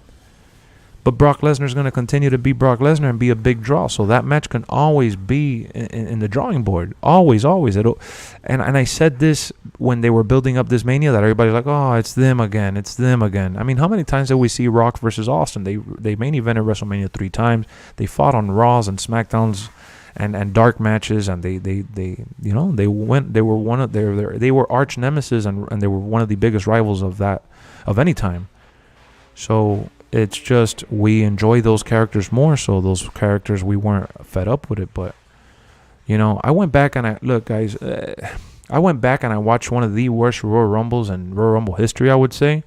And Stone Cold actually got eliminated. Both of his feet hit the ground, and the announcers and WWE themselves had the nerve to push the agenda that since the referees didn't see Stone Cold's feet touch the ground, which was a mistake, but since they didn't see his feet touch the ground, that he was still in the match. And that was his first WrestleMania win. I mean, his first Royal Rumble win. I thought that shit was god awful. And we look back at Stone Cold like if he's never done anything wrong. He's my favorite wrestler of all time, and I love Austin. And I went back and watched that shit, and I was embarrassed. I was like, oh my god, this was atrocious. Between the people that appeared in that match and the way they finished that match, that shit was straight garbage. But when we look back at Stone Cold, we think about how many times he's won the Rumble, not how he won the Rumble. You know what I mean? And in due time, you're going to look back at Brock Lesnar and all the times that we cried and bitched that he won, we're going to be like, damn, Brock Lesnar was a demon. Damn, Roman Reigns was a demon, When you look, I'm sure people were annoyed to go see Bruno Sammartino at Madison Square Garden and see how this guy was holding the belt for like 2,000 days. I'm sure people were annoyed with Hulk Hogan doing the Hulkamaniac, winning for 1,700 days. People were going crazy. Hogan was champion for like how many years? And how many times people talk shit about Triple H? People despise Triple H because they feel like he took opportunities from other people and he was constantly winning the belt. But everybody praises Ric Flair, and he did the same thing. Ric Flair went from company to company, young, old, and in between, and stole everybody's opportunity because he was a nature boy. And how do we look at Ric Flair now? He's a wrestling god. So at this point in time, I understand your frustration. I understand that it wasn't the biggest WrestleMania of all time. Maybe WWE's at fault for that. But how about we stop feeding into that nonsense bullshit and we look at the fucking iconic show that we got all together?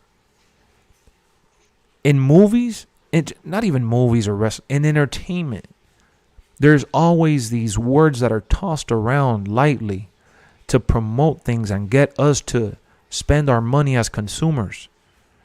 WWE was using the word stupendous, a word that we will not forget and that we question. Why would they use such a particular word to promote WrestleMania? That's so stupid. Not stupendous, it's stupid. And when you look up the definition of stupendous and the way that they promoted it, not only did it live up to it, but it surpassed expectations. So we got to celebrate that. Now, Lex, that 2002-04 run had its issues. He should have never beat Booker, and that ending will always be a terrible way to end a feud. Yeah. And just like WCW and NWO, as great as they were, they had their issues, and that's why they went under. Like, bro, there's always problems. Nothing is ever perfect, and nothing is ever a Cinderella story, how we always remember it. Like, when people talk about how bad wrestling is now, they go back and start mentioning a list of stars, and they're acting like they all wrestled at the main event at the same time, and I can't stop laughing at that. Because, yes, they had bigger stars. That's undeniable. They got people from, like, the biggest companies around the world, and they brought them in. And it was like a unified mega show on a weekly basis. Like, that shit's cracked out. We don't have that like that now. There's not that many other companies building up big stars. Now, with AEW and now GCW making noise online thanks to social media, like, everybody knows that Zack Ryder has been winning the belt in every company. Now Zack Ryder's starting to become a superstar. Not just like I wrote down the matches to see, like, like, when you have it in front of you, so you can tell, like, how the nights went. And shit. So, for your list, Rodney, so both nights had throwaway matches. Oh, for sure. So, the throwaway matches for the first night, even though it wasn't their fault, was the Usos. Wait, hold on. Gable said he keeps spamming so I could read it, so I'm going to read it for him, and then we'll put him in timeout for being a troll. Worst ending, Lex. I hate you for this one, Lex. You went from being hyped and in your mind you thought it was good. I'm just saying enjoy the show. Like, we enjoyed the show. I don't know. Maybe I'm just beating into... All right, go ahead, Brian. I'm sorry. All right. So, Usos, throwaway, and then today... The New Day one. But hold on. Sheamus was but the Usos was an injury, though. Do you really want to throw? Yeah, but still, what it was. It was a throwaway. It wasn't a good match. Okay. Do you agree? It pains me because I feel like it was a good match, but since they cut it the way they did, it became garbage. because it was unfulfilled. But yeah, you could say it for the sake of being honest. Let's just Alright. call it what it is. Yeah, so for the sake of it, so Yeah, we could which say- one would you take, Usos or New Day? What if which one was worse? I mean, yeah, like no, which one would you take better? Oh, the Sheamus one was definitely better. Way better story too. You like that match better? I like that match better because it had it was a beginning, middle, and end with Butch and everything that they were trying to tell within that match. Okay. Now I do think the Usos match was building to be better though. I'll say that. Okay. Drew versus Corbin or Lashley versus Omos?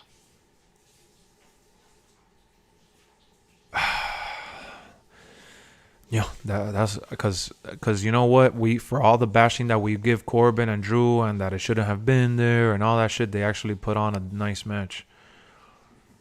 And if I'm looking at match, pound for pound match, the Corbin and Drew match was better, but I like the giant, like it's a guilty pleasure. The giant. I like the Lashley one was better. Yeah, that's my opinion. Yeah. I liked it better for who it was and what it was. But I'm talking about match for match. Erica said that was her favorite, one of her favorite matches. Believe it or not. The Drew. Yeah, she loved of night So you one. going with that one? If I had to pick one or take the other one out. Mm-hmm.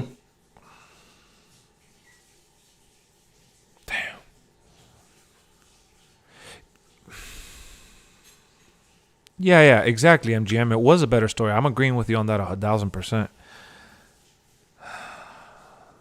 Man, all things considered, is WrestleMania, and you got to have a giant story. I would put the Bobby and Omos because of the giant story. Bobby and Omos? Yeah.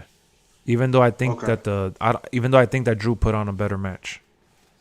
Okay. So the celebrity ones, Miz and Logan Paul versus Zayn and Johnny Knoxville. Uncomparable. The Logan Paul and Miz and Mysterios, I thought it was amazing, but uncomparable. The spots in the Zayn and Jackass one were just unfair. That's like, I would take the Jackass one because it was a lot. All right. Stipulation put that match on the next level, you know? And I'm going, I know it's a little bit of cheating or whatever, but you know the matches I'm telling you how I'm comparing them? Yeah, they're out of order, but they're the same style. Yeah, they're out of order when they're like in the order that they came out on the shows. Yeah, I know. I'm comparing them because I think like they're like the same. Yeah, the same like, as far as, like, blueprint. stars. Yeah. I know what you're doing. It's okay. Whatever. I'm just trying to see for the overall. Honestly, bro, everybody hated the Roman and Brock match or whatever. Like as far as like main event goes, so I didn't put that as a 5-star match. So I'm comparing that one to another title match, which was the Ronda Flair. Even though Ronda and Flair didn't close out, they weren't the main event. I'm comparing it because they're titles. Nah, I'll take the Roman and Brock match. Roman over Brock over Ronda and Flair? Yeah. Way more emotionally invested, way more deeper. Like, hold on, Roque. We'll get to it. He's asking me. Give me a second, guys. It's crazy how. Then we got. Go ahead. Let's say Bianca and Lynch, another title match, with the RK Bro, the tag matches. RK Bro.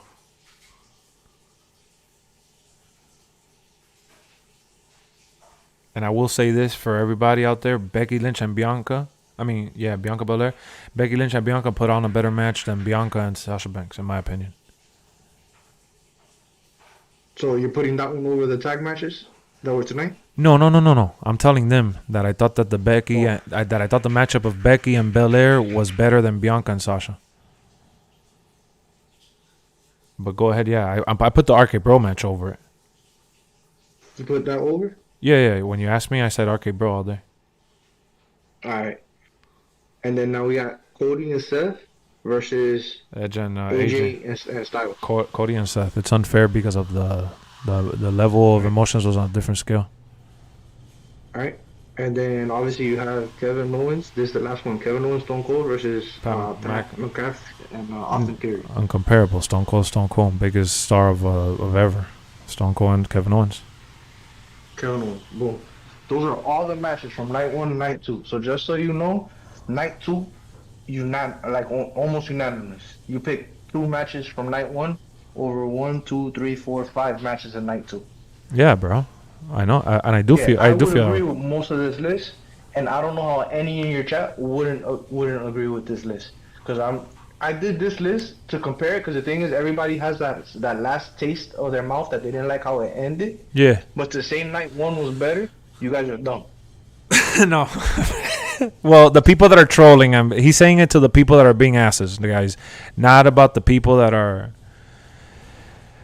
No, because the thing is, I think they're using the way it ended is erasing what the entire night did. Yeah. In their heads. Yeah. Yeah. And people are forgetting since the show started, it just fired off. Bergang says that you're smart for doing that list. He agrees. He's cheating by People didn't like the way it ended, so all of a sudden the entire night is garbage because they didn't like the way it ended. Yo, if you go from match by match, match by match, match by match, night 2 kills night 1. Yeah, do it. Even if what you're saying is true about do it in order, night 2 still, in our opinion at least, dude. Look, guys. In terms of opinion, we're comparing apples and oranges. We all feel our own way. And I think that we need to cool it when it comes down to shoving I think it was Bergang that said it best, that, people come into the live stream and look at how we've lost 30 people over an opinion in terms of people tuning in. People come in and they tune in and they just, what they say goes, and it's law.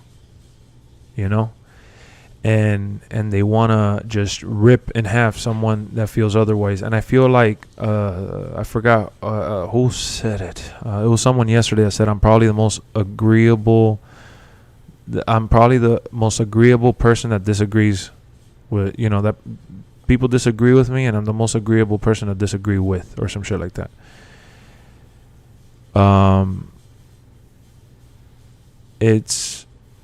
You think Rock could come back on SmackDown next week? I think bringing Rock a whole year ahead of Mania is stupid.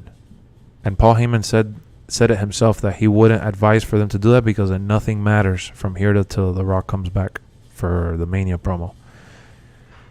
I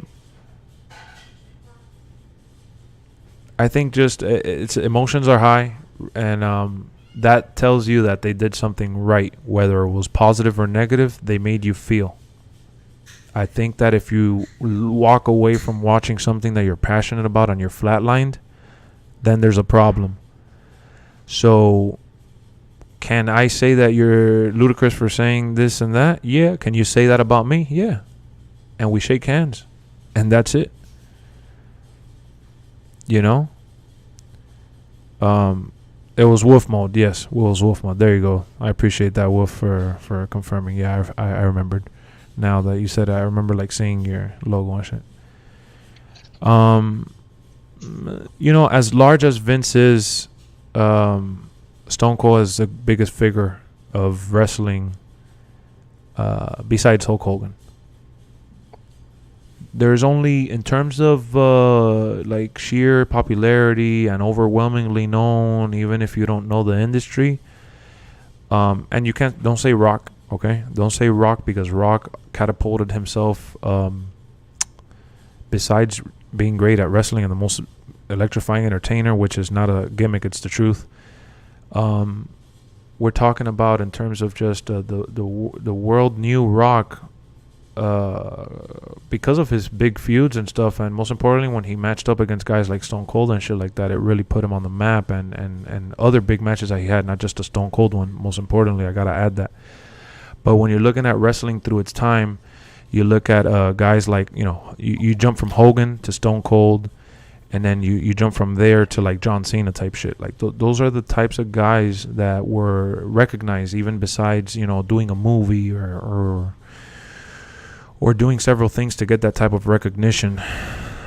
Even though there was, obviously Undertaker, HBK, and The Rock, and there's so many other people that it's disrespectful to not mention them, but we're talking about people who put who put wrestling on a scale where it was unmeasurable.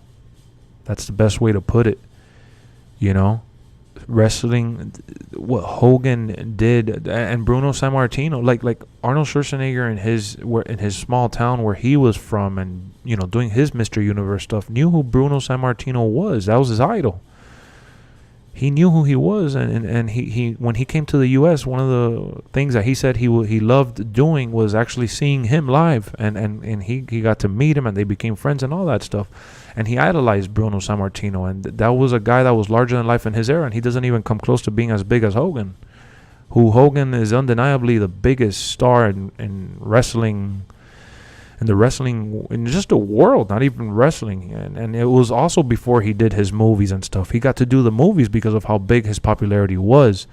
It was just, he was undeniable, man. He was just a big, larger than life persona that, you know.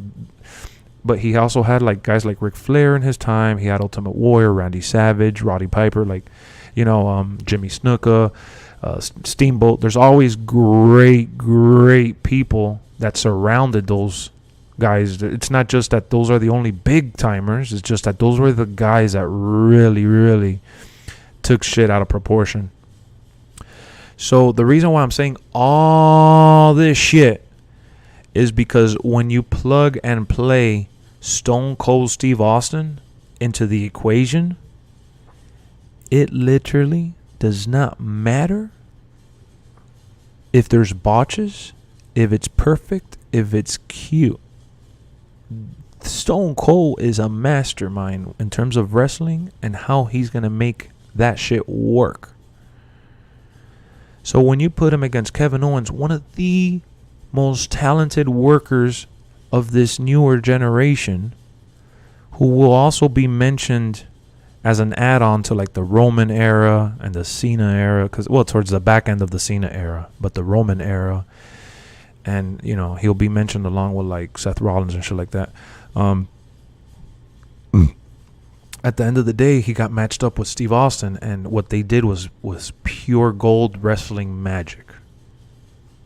You know, Kevin Owens tapped into like old school, early 90s and like 80s, like typical heel shots that he was taking at Texas and Stone Cold, and the way they dress, and I'm from Canada and you're from Texas, and that was always gonna work. Even if they didn't have a match, that segment was always gonna work. The fact that they turned it into a match, that elevated it to the next level. The fact that they went into the crowd, that took it into the stratosphere. So, yeah, I've seen some of his early work, and when he was in the tag team and before he became Stone Cold 316, Steve Austin and things like that. And yeah, it was limited for what he could do and stuff like that. But he said it himself that he wasn't the greatest, that he was always a hard worker and he was a grinder and shit like that, but that he wasn't the greatest technician or greatest wrestler. That's something that he himself has like literally said that countless times. But I have seen his matches. I'm a Stone Cold fan, and now may I remember all the spots on every single match he's ever done? I'd lie. There's a lot of things that I don't remember from that I've watched through time, but I do know how I felt in those moment in times. I mean, at those moment in times. I remember being a kid and watching like the Royal Rumble that The Rock won, and how I felt like that was literally like the best Royal Rumble ever. And I still hold that Royal Rumble till like this day as like the greatest, because it was like the superstars that went in, and the Rock almost touching the ground and pulling himself back up, and the emotions, and it was just like, I thought it was like the greatest shit ever. And I remember that feeling. I just don't remember who the hell everyone that was in the match. Now you could quiz me and I'll fail who was on that pay-per-view, but I know the whole pay-per-view felt really overwhelmingly amazing. And that's the way that I feel tonight about this. Tonight I feel overwhelmed, just in general, about the entire weekend. When I look back at April 3rd and 2nd, 2022, and good night, Grant, and I look back at WrestleMania weekend, WrestleMania 38 in general, I'm going to always remember how overwhelmed I felt, and how like mind-blowing some of the surprises were, and how awesome most of the matches were. Not everybody could be a what's the word that we say, Brian? I don't want to botch it. Not everybody could be chiefs. Like everybody can be chiefs. We need Indians or something like that. What's the? You'll try. You're there. Yeah, man. Peace. Not enough in it. Yeah, that not everybody could be a chief. You need some Indians or something like that. No, it's just so many chiefs, not enough Indians. Yeah, so many chiefs. I don't know that saying. All right, yeah, Brian does. Okay, so exactly. Not everybody could be a chief. You know. Be honest. Do you think Bray is a more successful superstar than Roman? Nope. I think Roman is the leader of this generation, through and through. Whether Vince shoved him down your throat or not, whether he is who he is now, Roman is clear cut. That one was not better, bro. Huh? Oh, that night one was. I thought that night one was amazing, and I thought tonight was amazing, and I'm defending Roman. No, have I watched Evil? Not all of it. No, I've seen I think two episodes, and I started watching a third, but I'm gonna go back and watch them all for sure at some point. I got to do the reviews for the channel, so yeah, I'm going to be tuning in and checking that out. I'm trying to see where Straight is. Oh, you're talking to him. Okay. I think Bray Wyatt is amazing. So let's talk about, was it good? Yeah. So the Roman Reigns episode is awesome. The Hogan episode was good. From what Brian told me, he said the Miz episode was good up until like before the last quarter. The Randy one, he said was all right till like about the halfway point.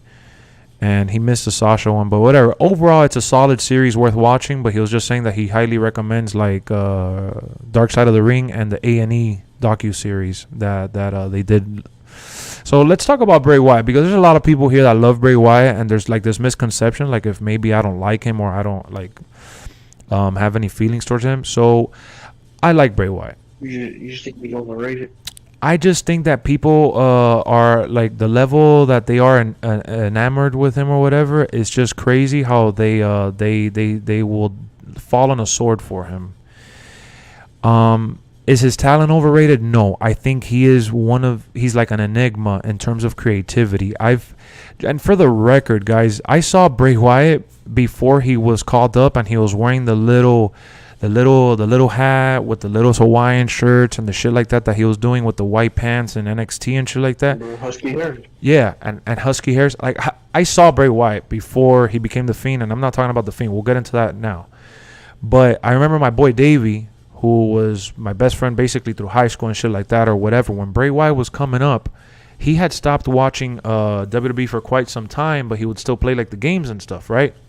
Bray Wyatt wasn't in any of the games anyways at that point in time just yet. He ended up sending me that clip of Bray Wyatt because Bray Wyatt was cutting some of the best promos in wrestling while being in NXT. And when he sent me the video, the first thing that came to my mind was, who is this idiot with this little visor hat or whatever it's called and this stupid ass Hawaiian shirt? Like, how can I take this guy serious? I shut the fuck up, right? I just stayed quiet. I saw his promos, and I was blown away. I didn't even know that he was like a second generation superstar either, by the way.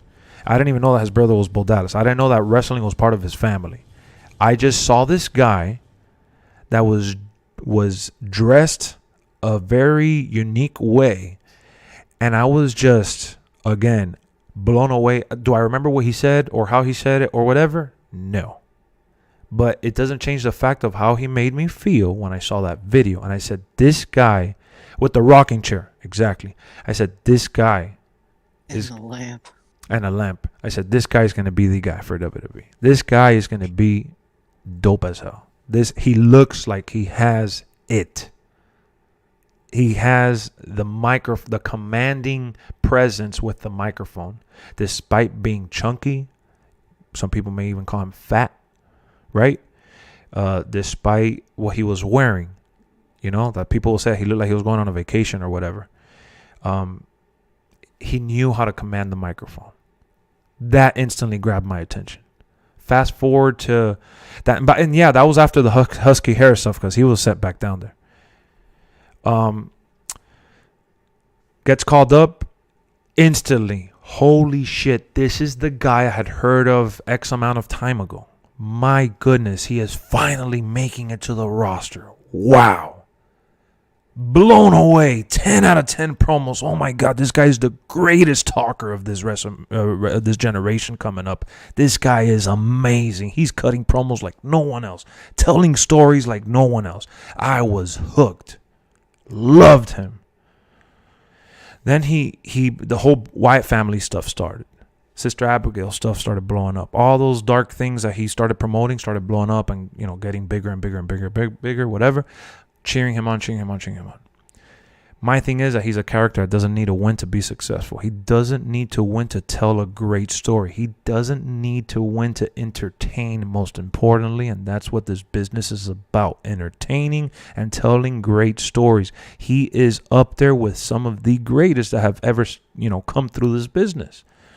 And I was a massive fan of his, for sure. But even though I've said this endlessly on here, where people don't always have to win to be fun and exciting to see, he was a guy that I always wanted to see, like how Brian mentions Kevin Owens and how he wants to see him go on a run. He was one of those guys for me. And I said, this guy needs a run. This guy needs to be in the main event. Why are they putting him in the mid card? Why is he fighting this guy? Why is he fighting that guy? What are they doing to him? Why? Why is he cutting such a 10? He's cutting a 10-star or 5-star promo on a guy that is not even, like, it's a get nowhere, you know, story. His story started getting a little better. His matches started getting more serious. His opportunities started coming here left and right. He won belts. It was always like whatever. At least to me. And then when he becomes champion, he drops it the way he dropped it. He lost 1 million matches for the titles and in the main event. And he was always there for one consistent thing, the story. I started to feel burnt. That's the way I feel. I started to feel burnt. And I started to feel about him how I started feeling about guys like Dolph, where I cheered for them and cheered for them and cheered for them. And it came to a point where I said, fuck this. Like, it is what it is. Bray Wyatt, his last run, dope. He starts doing the Fiend stuff. The mask is eerie. The music is crazy. Brian was going nuts over it. That shit made me feel uncomfortable. I said, this guy is showing flashes of being the next Undertaker. Oh my God, we haven't had a character like this since Taker. There's never been anybody else. Oh my God. And even then, you could still feel Taker vibes with him, because he was always like that dark storyteller. And even the whole Daniel Bryan feud, I loved all of that stuff. I never bashed any of those things. I just always wanted to see him stay at the main event, like we're talking about Kevin Owens now. We've mentioned him on here. You know, and then he had stuff going on behind the scenes. I think he cheated on his girl or something. He started doing like real life shit, started getting leaked and shit like that. And I started like, oh, whatever. This guy is a lost cause. Like, they're never gonna, you know, give a shit about him. He did the Matt Hardy stuff. I thought it was dope.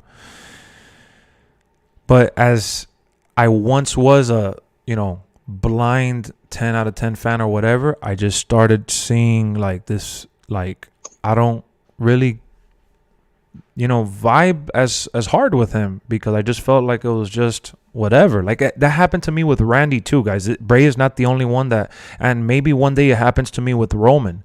You know, like, never in a million years that I think I would utter the words that I would want Rock to come back to freaking, you know, lay down for a guy that's fighting in this era, when I think Rock is better. I would never say, I back then at a certain point in time, I would never say, oh, I want The Rock to come back so he could lose to a John Cena. I want him to come back to lose to a Roman Reigns. No, I want The Rock to come back to fuck everybody up, rock bottom people, and show them how it's done. But now my tone has changed. So what I'm saying is that my tone changed with Bray. And was he on the cusp of wanting me back at some point and loving him again blindly, nearly, and dearly? Who knows? We don't know that. Like, he got let go and stuff like that. But for me, it's like, to me, he hasn't reached Hall of Fame status. To me, he hasn't really. He's done more than, you know, the people from his era, which is like Cesaro, and the people from NXT that came up with him with Nexus, which was Wade Barrett, Ryback, and, you know, he's done more than those guys, and he ended up sticking around a little longer than like Justin Gabriel and shit like that. I think the only guy from that Nexus crew that did the attack was like Daniel Bryan. He's the only one that's honestly bigger from that group. I think that Daniel Bryan is the biggest superstar in that group, who's still actually active and actually in his prime. So I like that whole Nexus group, by the way, too. That's a story for another day. So it's just one of those things where I just kind of felt burnt out, and then I see people still like, I see people still say, oh, you know, Bray, like kind of overrating him to the point where like blindly like just. And I get it, dog. It's just the type of fandom that he's built, and he deserves it. But for me, he just doesn't get that reaction. If Bray would have came out yesterday or today, I would have definitely like gone crazy. You know, I would have gone nuts. And hold on, let me put this. So if he would have came out yesterday, and they would have came out, and if he would have came out yesterday, he would have came out today, I would have definitely screamed, and I would have reacted, not to the extent of like the Cody stuff, but to the extent of like Stone Cold having his match. Like that level of shock is what I mean, you know. And I was a Bo Dallas fan. I saw Bo Dallas matches in NXT, and I saw he was a main eventer of NXT, and I thought he was gonna. I didn't even know he was his brother, by the way. And I liked Bo Dallas. He did the Bo Leave gimmick. I thought this was great for the crowd to know who this guy is ultimately, but I didn't think he was gonna be a joke forever. So yeah, I do like Bray Wyatt, and this is something that I've never really dissected like this on stream, or I've even talked about to Brian like that. Brian has mentioned him to me, and I say, yeah, I've liked him. I've been his fan before, but I've never really cared to really break that down. I've always let you guys think whatever you want, because it's like, cool. If Bray would have come out, that would have been a piss break. No, see, I don't agree with that. I think Bray Wyatt is a very he's a very polarizing figure, bro, and he has a lot to say. And I think the world will listen when in due time. And I think right now his star power and his mystique has grown by being away from the business. The business has this weird, the wrestling business has like this weird thing of like when you step away for a while, you get more appreciation, and you get like, it's like a different, it's like your stock rises in a way. I think that Bray, his stock is rising, and when he comes out in a company, wherever he goes, it's going to shake the industry a little bit, and it's going to put him in a position where he's going to be in power again, and him and WWE will talk again. And it depends if Bray is bitter or if Bray wants to return, like Cody said, you know, to handle unfinished business. And at that point in time, we'll determine where he's at, and if he goes on a Hall of Fame, you know, run, however old he is at that point in time. I would assume that he's, you know, pushing late 30s already or something like that. So I would say that he has time to come back at some point. So I like Bray. I do like Bray. Did I want him to be Seth Rollins' thing? No. Would I've enjoyed it? Yes. But I think Cody right now was the one that needed to be the big reveal, because his stock went through the roof. You know, Cody's coming back as like this megastar, trending and known and this and that, and then WWE needed that push from that star power. But I just laugh because even though WWE made Bray lose a lot, right? He still had a good amount of wins as well, and he had a lot of main storylines. So when I see, for example, Straight Edge and I have like a little feud, because every time he wants to bash Roman, he says like, he goes into like, I like to call it demon mode, child lock mode. Like just, he goes and says like sometimes outlandish things and stuff like that. But we have a mutual understanding, even when we disagree. At some point we just, you know, shake hands and move on. But I think that Bray Wyatt is like Roman, but on the opposite side of the scale. You know, he's dark and creative and this and that. And Roman is now reaching that potential of creativity and that potential of telling a great story. When back in time he was just being a superhero and this and that. But ultimately, you know, Bray Wyatt is a lot like Roman. You know, his matches weren't always the best or greatest or the longest, but it was always about the story he was trying to tell during the match, and it was always about the promos that he was trying to engage you in, which is literally the type of character that Roman is now. So when someone, you know, rips Roman in half for being this or that or whatever, I laugh because Bray Wyatt, not only did he get injured a lot and was limited physically because of injuries or because of his weight or because of he had to get back in shape or whatever the case is, Bray told a lot of stories like Roman's way of telling stories, coming out, you know, behind the scenes in the background, coming in, Like the whole world. yeah, doing the whole, exactly, doing those promos where, again, captivating the audience, and that's what Roman is doing right now. So Logo with him and John Cena. yeah, and they captivate the audience in the same way. They tell stories in their matches in the same way, where it's like a slow talking shit, doing like mannerisms. Bray would do the walking on his like backwards or whatever with his face upside down. Yeah, that's awesome as shit. Yeah, like he would do all those things. So Bray is the opposite of Roman, but while also being the same type of storyteller. Now, is he more creative than Roman? Yeah, I wouldn't disagree with that. Bray, from what we've seen, as far as his imagination, is endless. Roman, his imagination is what we've seen so far, and it's another type of an imagination, but it doesn't mean that he's less than or he's not better, or he is, whichever way you slice it, the guy, you know? And when, Let's be honest, bro. Bray was a losing machine. yeah, he was. He lost almost every single match he was in. Yeah, Every single feud. for sure. Like, And that, so special. Like, he lost everything. Against Randy, against Daniel Bryan, against everything. Well, he was the first person, when he lost his belt, he lost to Roman Reigns. yeah, When he came back from leukemia. yeah. And that was Roman Reigns' first match for the title, yeah.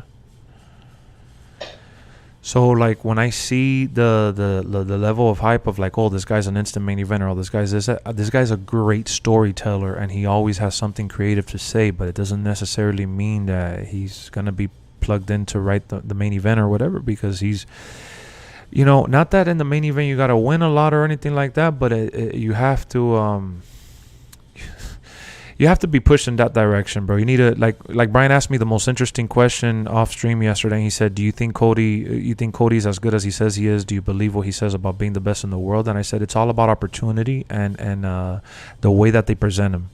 So Bray Wyatt was presented like a main eventer or whatever, but he was always there to be putting people over and to create engaging stories.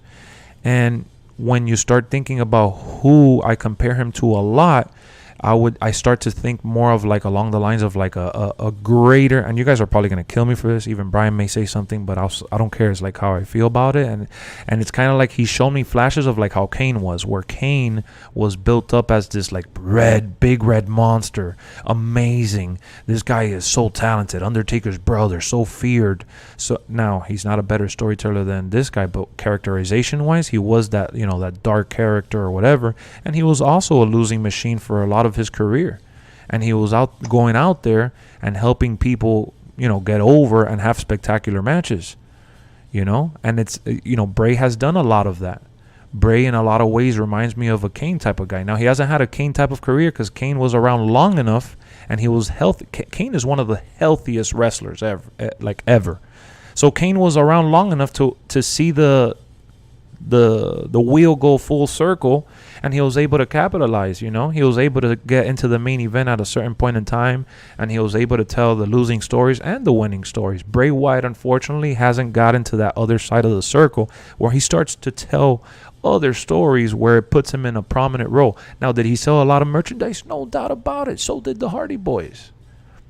It didn't mean that the Hardy Boys were main eventers every single time. It doesn't mean that they put on 5-star matches every time they went out there. It just means that they were engaging and they knew how to control the crowd. It means that they were fan favorites. Dolph Ziggler's a fan favorite. He was a fan favorite for a while. A losing machine. Something that he's played into. You know? And he's NXT champion right now. He got to see the other side of the wheel. He just beat Braun Breaker at Stand and Deliver in an awesome main event match with a rising star. So if you're around, I always say this: Vince McMahon may not always get it right. Vince McMahon may book you wrong. But if you have something to give, if you are talented, if you stick to what and evolve, stick to what you know, and you evolve and you better yourself, and you continue to progress and this and that, you'll get to the other side, bro, and you'll get to enjoy it. That's why I'm talking about Mustafa Ali so much, and how I get annoyed with how he's reacted to the scenario, because WWE doesn't have a lot of since Great Khali, who has been a true Indian powerhouse for them. Jinder Mahal was for only a year or a couple months, then they got the Indian deal and they cut him off, and he got injured. It wasn't even that they didn't want him in the main event. It was just the fans didn't back him, and he got injured and he was unreliable for some time, and he came back, and it's like almost everybody forgot about him already. Mustafa Ali is clearly way more talented than Jinder Mahal in the ring, and he has a bright future, but he's done nothing about it but complain. You know? And Braun Strowman, we'll see him down the road at some point in time. He wanted to be a WWE lifer. He said he would never lace his boots for anyone else. Braun Strowman will come back eventually. Bray Wyatt, if he's not bitter about the circumstances, he will be back. And yes, look at what Brian just said in the chat. The Fiend can easily be replaced by Finn Balor, another beloved merchandise selling machine. You know?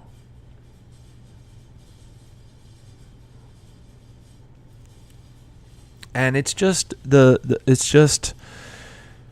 way things are. Brian said it best. AEW tries to give you purist matches 1 through 5, where WWE tries to create brands and figure selling larger than life characters with larger than life stories with soap opera type of beginning, middle, and ends, and AEW gives you that raw wrestling match, whereas in WWE we'll throw those in every so often.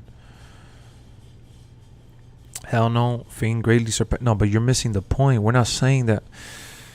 We're just putting into perspective that Finn Balor, if presented and given the opportunity, can do the whole demon gimmick. And bro, have you guys seen Finn Balor in NXT? I'm willing to say that Finn Balor is probably even better than Bray in the ring.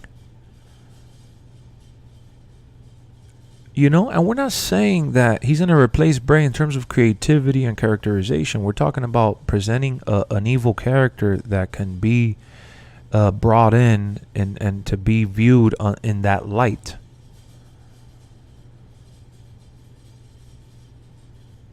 And the ability that Finn has in the ring is undeniable. You think Bray's an all-star, or do you put him in a superstar status?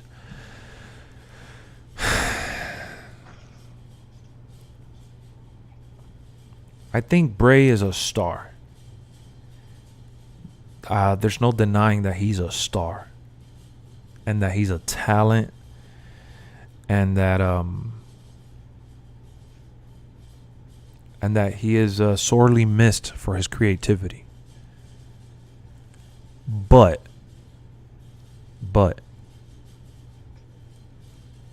we can make another Fiend character. Can we make another Bray character? No. Bray is very unique, very special, bro. He's a special dude. He really truly is. Super talented. But I'm sorry to tell you guys, anybody could wear a mask, and anybody could have a dark theme, and anybody could go out there. Who said it best? Cody Rhodes said it in an interview yesterday. In 2022, anybody could go out there and wrestle. It's all about captivating the audience. Cody Rhodes said that yesterday, guys. In case you haven't been paying attention to the interviews and stuff like that, Cody Rhodes said literally that in 2022, anyone could go out there and do a wrestling move or go wrestle and put on a match. But not everyone could captivate an audience, and that's what he wants to do. And that's what he wants to prove now, more than ever. So you know, remember the Fiend didn't really talk that much. He didn't really. The Fiend was all, you know, the brainchild of Bray and his characterization. But you don't need the Firefly Funhouse or whatever to really go over. Exactly, no. Bray does talk more than Taker. You're right. But we're talking about in terms of evil characters and characters that come from like the demon, you know, personas. What up, Nick? How's it going, my boy? Nah, Bray is a super talker. We're talking about the Fiend though. The Fiend didn't really talk. What did the Fiend say besides "let me in" and shit like that? WWE having fun getting back rubbed. I know you're looking for a reaction, but all you gotta do is Google WWE, and they're getting paid more money in a Saudi Arabia deal than they do all year around, and then most companies make in all their shows combined. So just look up the number of how much WWE makes with the Saudi Arabia shows, just in case you weren't aware. I gotta take a piss. In your opinion, Roman is garble? No worries. That's how you feel. Anybody can replace Kane. No doubt about it. For sure. That's the point of Firefly Bray. Yeah, to put over and elevate the characterization of the Fiend. No doubt about it. It's an alter ego. So is the demon. Ding ding. Yo, Chad and Brian. Or I know Brian, you're in the chat reading anyways, so I'll let you read real quick. I gotta take a piss break, man. I haven't freaking pissed an hour, so I'll be right back. Give me a chance. If you can, just reply to them. And don't be so harsh, please. Brian, come on. I'll be right back in like a couple minutes.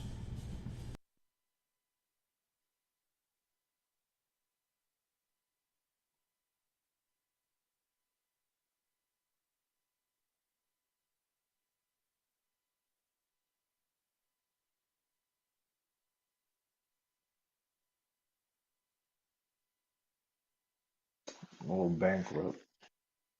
Dude, you realize Roman's the first heel ever to sell more merchandise than John Cena.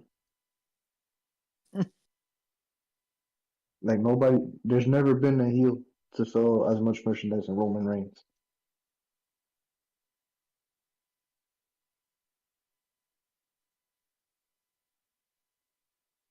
Omar, what do you mean, like night one, night two, or you mean like altogether? Altogether, I thought Mania altogether was a 10.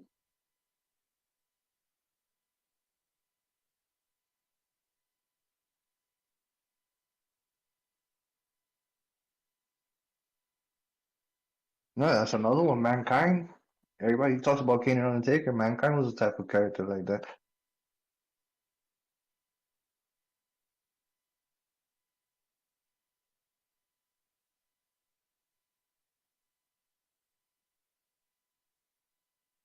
Sure. I'm talking about the WWE, man. When I read the article about like a year ago or something like that, when they released like the stock numbers with like WWE or whatever. And I think Cena hasn't been like on live TV for like almost a year. But believe it or not, his merchandise is still their best selling merch. And then it was actually big news that they dropped the article and everything that Roman was the top selling merch character that they had in WWE as a heel like ever. So that's not even coming from me. That's just coming from the articles that I read.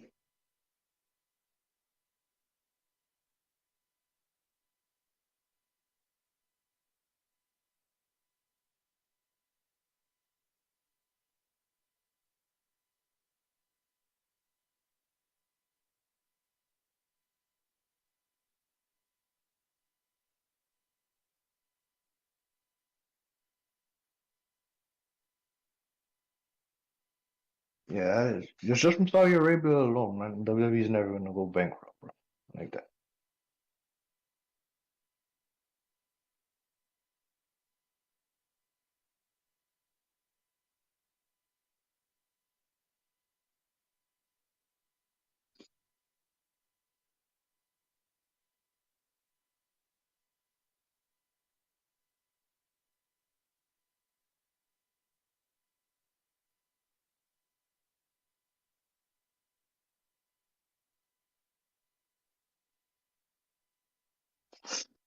Um, I don't want them to do that too early.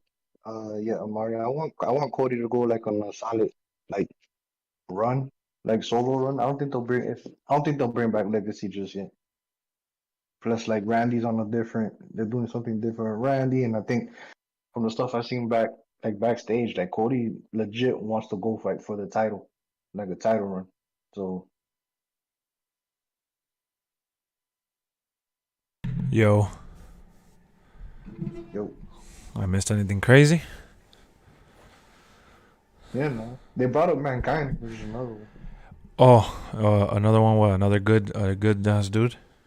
Yeah, like dark character and stuff like that. Yeah. Mankind was definitely another one worth mentioning, and he ended up doing so great.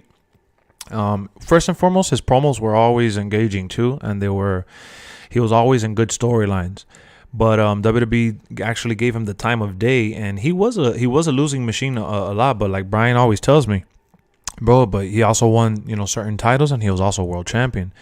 And I agree. Mankind was one of those guys that he saw the wheel turn full circle. He kept chopping an ECW guy, a hardcore legend. Mick Foley himself, the man behind the mask, was a guy of so many different personas. Dude Love, Cactus Jack, Mankind, and Mick Foley, and they were all legends in their own right, and they all had their stories. And WWE, and not that they fully embraced him, because his fully embracing in WWE was actually when he was Mankind. So WWE had their own version of like Mick Foley, and Mankind wasn't supposed to really work, honestly. And Mankind had a lot of comedic moments as well.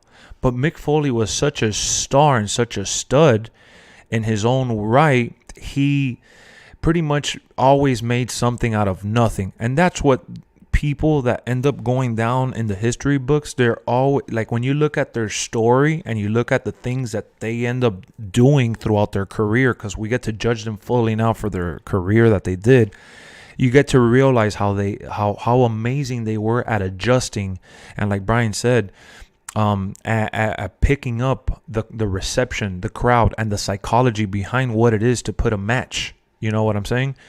And it's just, it is what it is, bro. I think there's a lot of things that people don't know about Bray, including myself, but I have read reports, and just like we read reports about Cody potentially having signed with WWE since they had the fallout with AEW, we have read plenty of reports that Bray Wyatt suffers from mental health a lot more than people typically do in the wrestling industry, to the point where it's kept him on the sideline. And it wasn't like a Nia Jax situation, but between the mental health and the injuries that he suffered, and obviously the bad spots that they've probably had him do, it's a combination of things that led to him getting released. But does it mean that he'll never come back? And Vince said it himself in the Pat McAfee interview, and it's the most important thing that you need to hear. It's that he never holds a grudge with anybody, and he doesn't really hate anybody like that. He doesn't. Now, will he re-sign him? Yes, he will. Just like he re-signed. Talking about re-signing and everything. Like, I really think he should done with wrestling, though. Yeah, right now because he would have signed to AEW by now. Yeah, he's just taking a break, guys.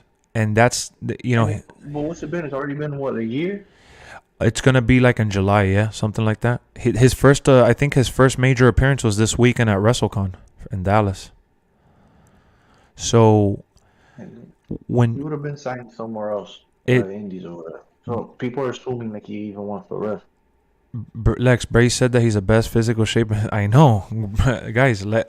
Bray just opened the door and came back out. You know what I'm saying? Till now, he had the door shut closed. He's in the best physical shape and mental shape of his life, because he's also taking a year off, and that's what taking a year off does. When you've been grinding so hard, or you're constantly feeling disappointed, or life has been kicking your ass because you've been losing loved ones, and there's a pandemic going on and a bunch of things going on around you that you can't control. That's what mental health is. You know what I'm saying? So, do I believe that he's in a better state now? Yes. Is he ready to re-sign with WWE? I don't know. I can't say yes, no, or whatever. Point is, he is willing to start talking now on his terms, and he'll end up helping his friends out with the narrative. Like Straight Edge has told me countless times, he's cut promos like he's going to be doing stuff with Braun Strowman. Braun Strowman has been begging for him to do some work with him outside of WWE. So I'm sure one of those guys will get him on the hook, to get him back into the swing of things. And it could be another instant. Like, come on, guys, let's be honest. Who thought in a million years they would see Cody back in a WWE ring? Cody became such a big figure outside of WWE. There was really no need for him to ever come back to WWE ever, unless things went south and WWE opened the door for him. And guess what happened? They did. And he said it himself that he was an underappreciated asset when he first left WWE. And now he's back saying that they want him. Because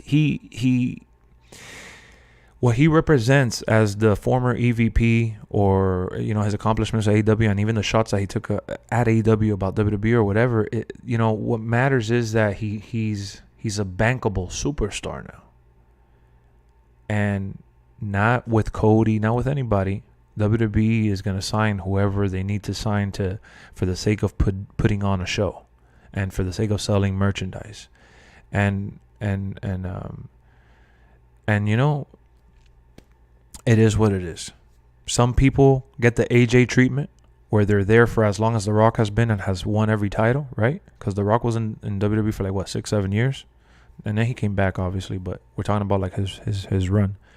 AJ has already been in WWE as long as The Rock, but then you get instances like Samoa Joe, that every time that he was about to get a push, he got injured, or he injured someone, or there was just something going on that it stopped him from reaching that AJ level in WWE. But WWE did try giving him chances at times. Were they the best chances? Who am I to judge, dog? Samoa Joe is the one that lived it. That's his, it's his world. I don't know everything about him, so we don't know exactly the ins and outs. But I could say that WWE did put him in certain spots at times, enough for people to see that he was there. And it was unfortunate the way everything turned out. And in NXT, he was a bankable star for them again, time after time. And they ended up releasing his ass because they had another vision for NXT. One of the guys that hurts me the most that got released was Karrion Kross. I thought he was one of those engaging stars that was eventually gonna blow up for WWE, and it breaks my heart that never happened. But guess what? If he goes out, he becomes a star to the level of like they could just plug and play, like Cody ended up becoming now. I'm sure WWE will sign him again, and I'm sure he'll go because he loves WWE. He loves Triple H. He loved his time there, and he was even happy to still be in WWE 2K22. He even promoted it freely. So, Zack Ryder's one that's open to coming back. He's becoming a bankable star. So we may see him again. I just, you never say never. That's for sure. But I feel like fans of the wrestling community, they're so definitive. They're so ruthless. And sometimes I would say even mindless. It's okay for you guys to take shots at me for loving Roman. I've said this before. I've always liked Roman, even when he was quote unquote Vince's boy and being shoved down our throat. I enjoyed him. Felt the same like when Batista was handpicked to win the Rumble. And those are the guys that I enjoy watching, right? And for me to say that I love Roman as much as I've loved like Stone Cold, or that he makes me feel the similar feeling of like The Rock, like people from that era, from the Attitude Era, I think is bananas. Because how many times do you hear people come in here that are around our age or whatever, and you hear them say, there'll never be another Stone Cold, there'll never be The Rock. No, nobody here of this era makes me feel that. I love how Roman makes me feel, bro, because you guys could say that's my crush or whatever. I'm talking about in terms of entertainment. He keeps me engaged, bro. He keeps me hyped and excited for what's next. And there was a point in time that I actually started feeling not exactly that, but I started appreciating John Cena under that same light. And it was probably the last quarter of his run. When I got back into wrestling, it was John Cena. I was just like, oh my God, like this guy. I didn't like that Roman beat. I like Roman, and I even liked seeing him live when I went to Orlando, and I didn't like him beating Undertaker. I didn't want Undertaker to retire on those terms. I was like, this was such a waste of a win.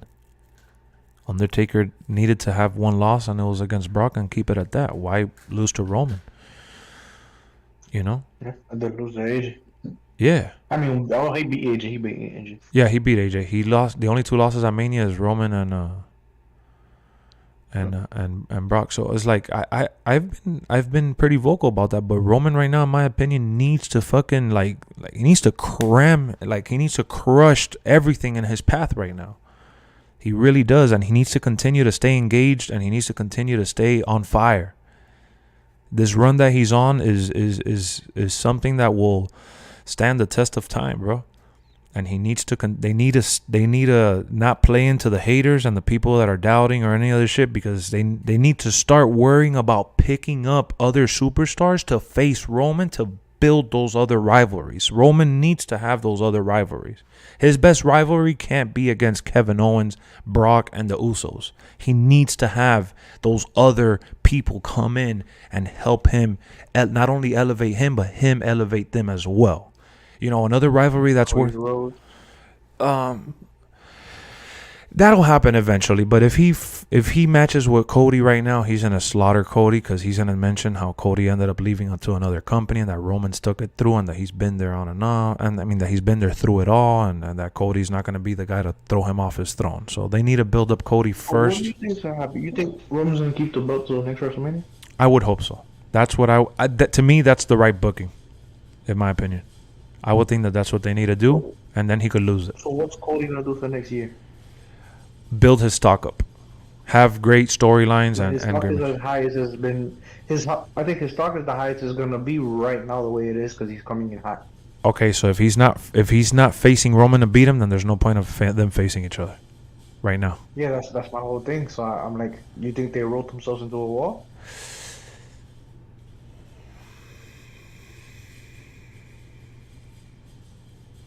Yes and no. The thing is, I could have been like, oh, he could have put a WWE belt, but these motherfuckers united. Yeah, they united it now. The unification.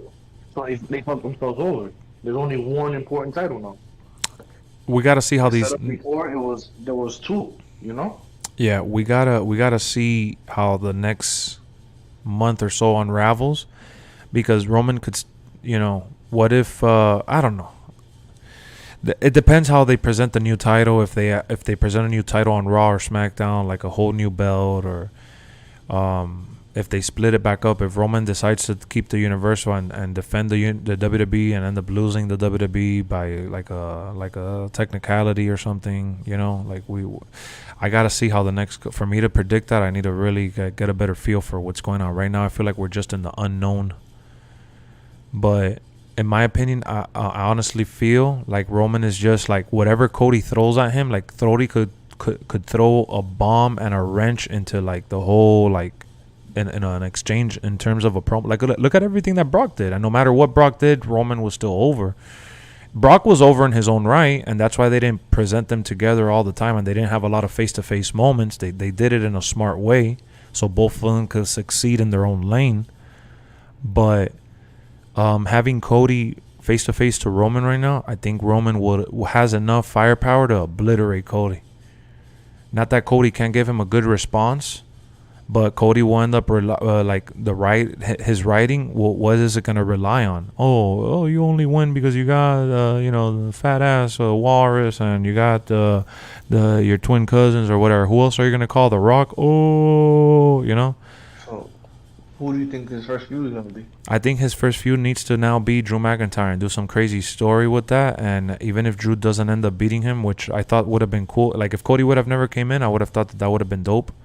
To have Drew built up as like this mega dude to like a mega adversary. But I think they need to have a Kevin Owens type feud. I think Roman is due for a Kevin Owens type feud where it's week after week annoying each other and doing a bunch of shit. And building up to pay-per-views and fighting and like finding excuses to continue to put them together and see how that chemistry goes. Like if their first match doesn't doesn't leave room for more, then it is what it is. But try to set up something like a long feud, like the Kevin Owens feud ended up lasting like what, 3-4 matches or whatever. They found like every excuse in the book to put them together, and they put on a bunch of freaking great matches. It was an awesome feud. But it got old when he kept losing. Yeah, of course. After like the third loss or whatever, it felt like a little much, or the third or second loss. But yeah, so I'm saying they could still milk it though. Is what I'm thinking they could do. And Drew is a big enough adversary. He fits the build of a guy. Now, is he gonna beat him in a promo? Nah, but they could do the Brock Lesnar route and keep them apart from each other and act like Roman is too high almighty to even meet him face to face, and then use Drew to say that Roman is not as alpha as he claims, and they could do those types of things. But I think Cody needs to have like at least 1 or 2 more feuds or something before they end up. Lex, don't you feel that there isn't enough megastars to match up against Roman? I think that WWE focused on Brock and Roman so much that they didn't worry about having someone like in that like there's no like a top 10 ranking type system where you could say, oh, this is the third best ranked superstar, he's the one that's gonna come up next. Like Brock fell to the back of the line. So that I'll agree with, but in terms of them not having someone that could actually have a good feud with him, I mean Roman and the problem that we have is that they have too much. Yeah, they have too much now. And when you look at Finn Balor and Roman put on a great match. I mean, Finn Balor almost beat Roman. You know, Roman looked up to God for saving him, because Finn Balor, when he was the demon, he was going ham on him, and that shit looked believable, and it was a good feud, and it wasn't long lasting, but it was a good match, and it was a good story, and it was engaging. You know what I mean? So there's people that they could plug into that right away, that they'll put on a good match with him, and that could oversell moves. Like Finn Balor sells moves like you know, there's other people that sell moves that's good, but I'm saying that Finn Balor is good enough to sell a buildup. And, you know, there's definitely people that they could do, bro. There's definitely people. You may not see it that way right now because we've been focusing so much on Brock. But, you know, and Paul Heyman could do the buildup too. Paul Heyman is so good at elevating opposite opponents without ultimately burying them fully. Like, because Brock elevated... I mean, Paul Heyman, I'm sorry, elevated Brock in this whole process. What were you going to say? I want Brock and Bobby to finish their feud. That's what I want to.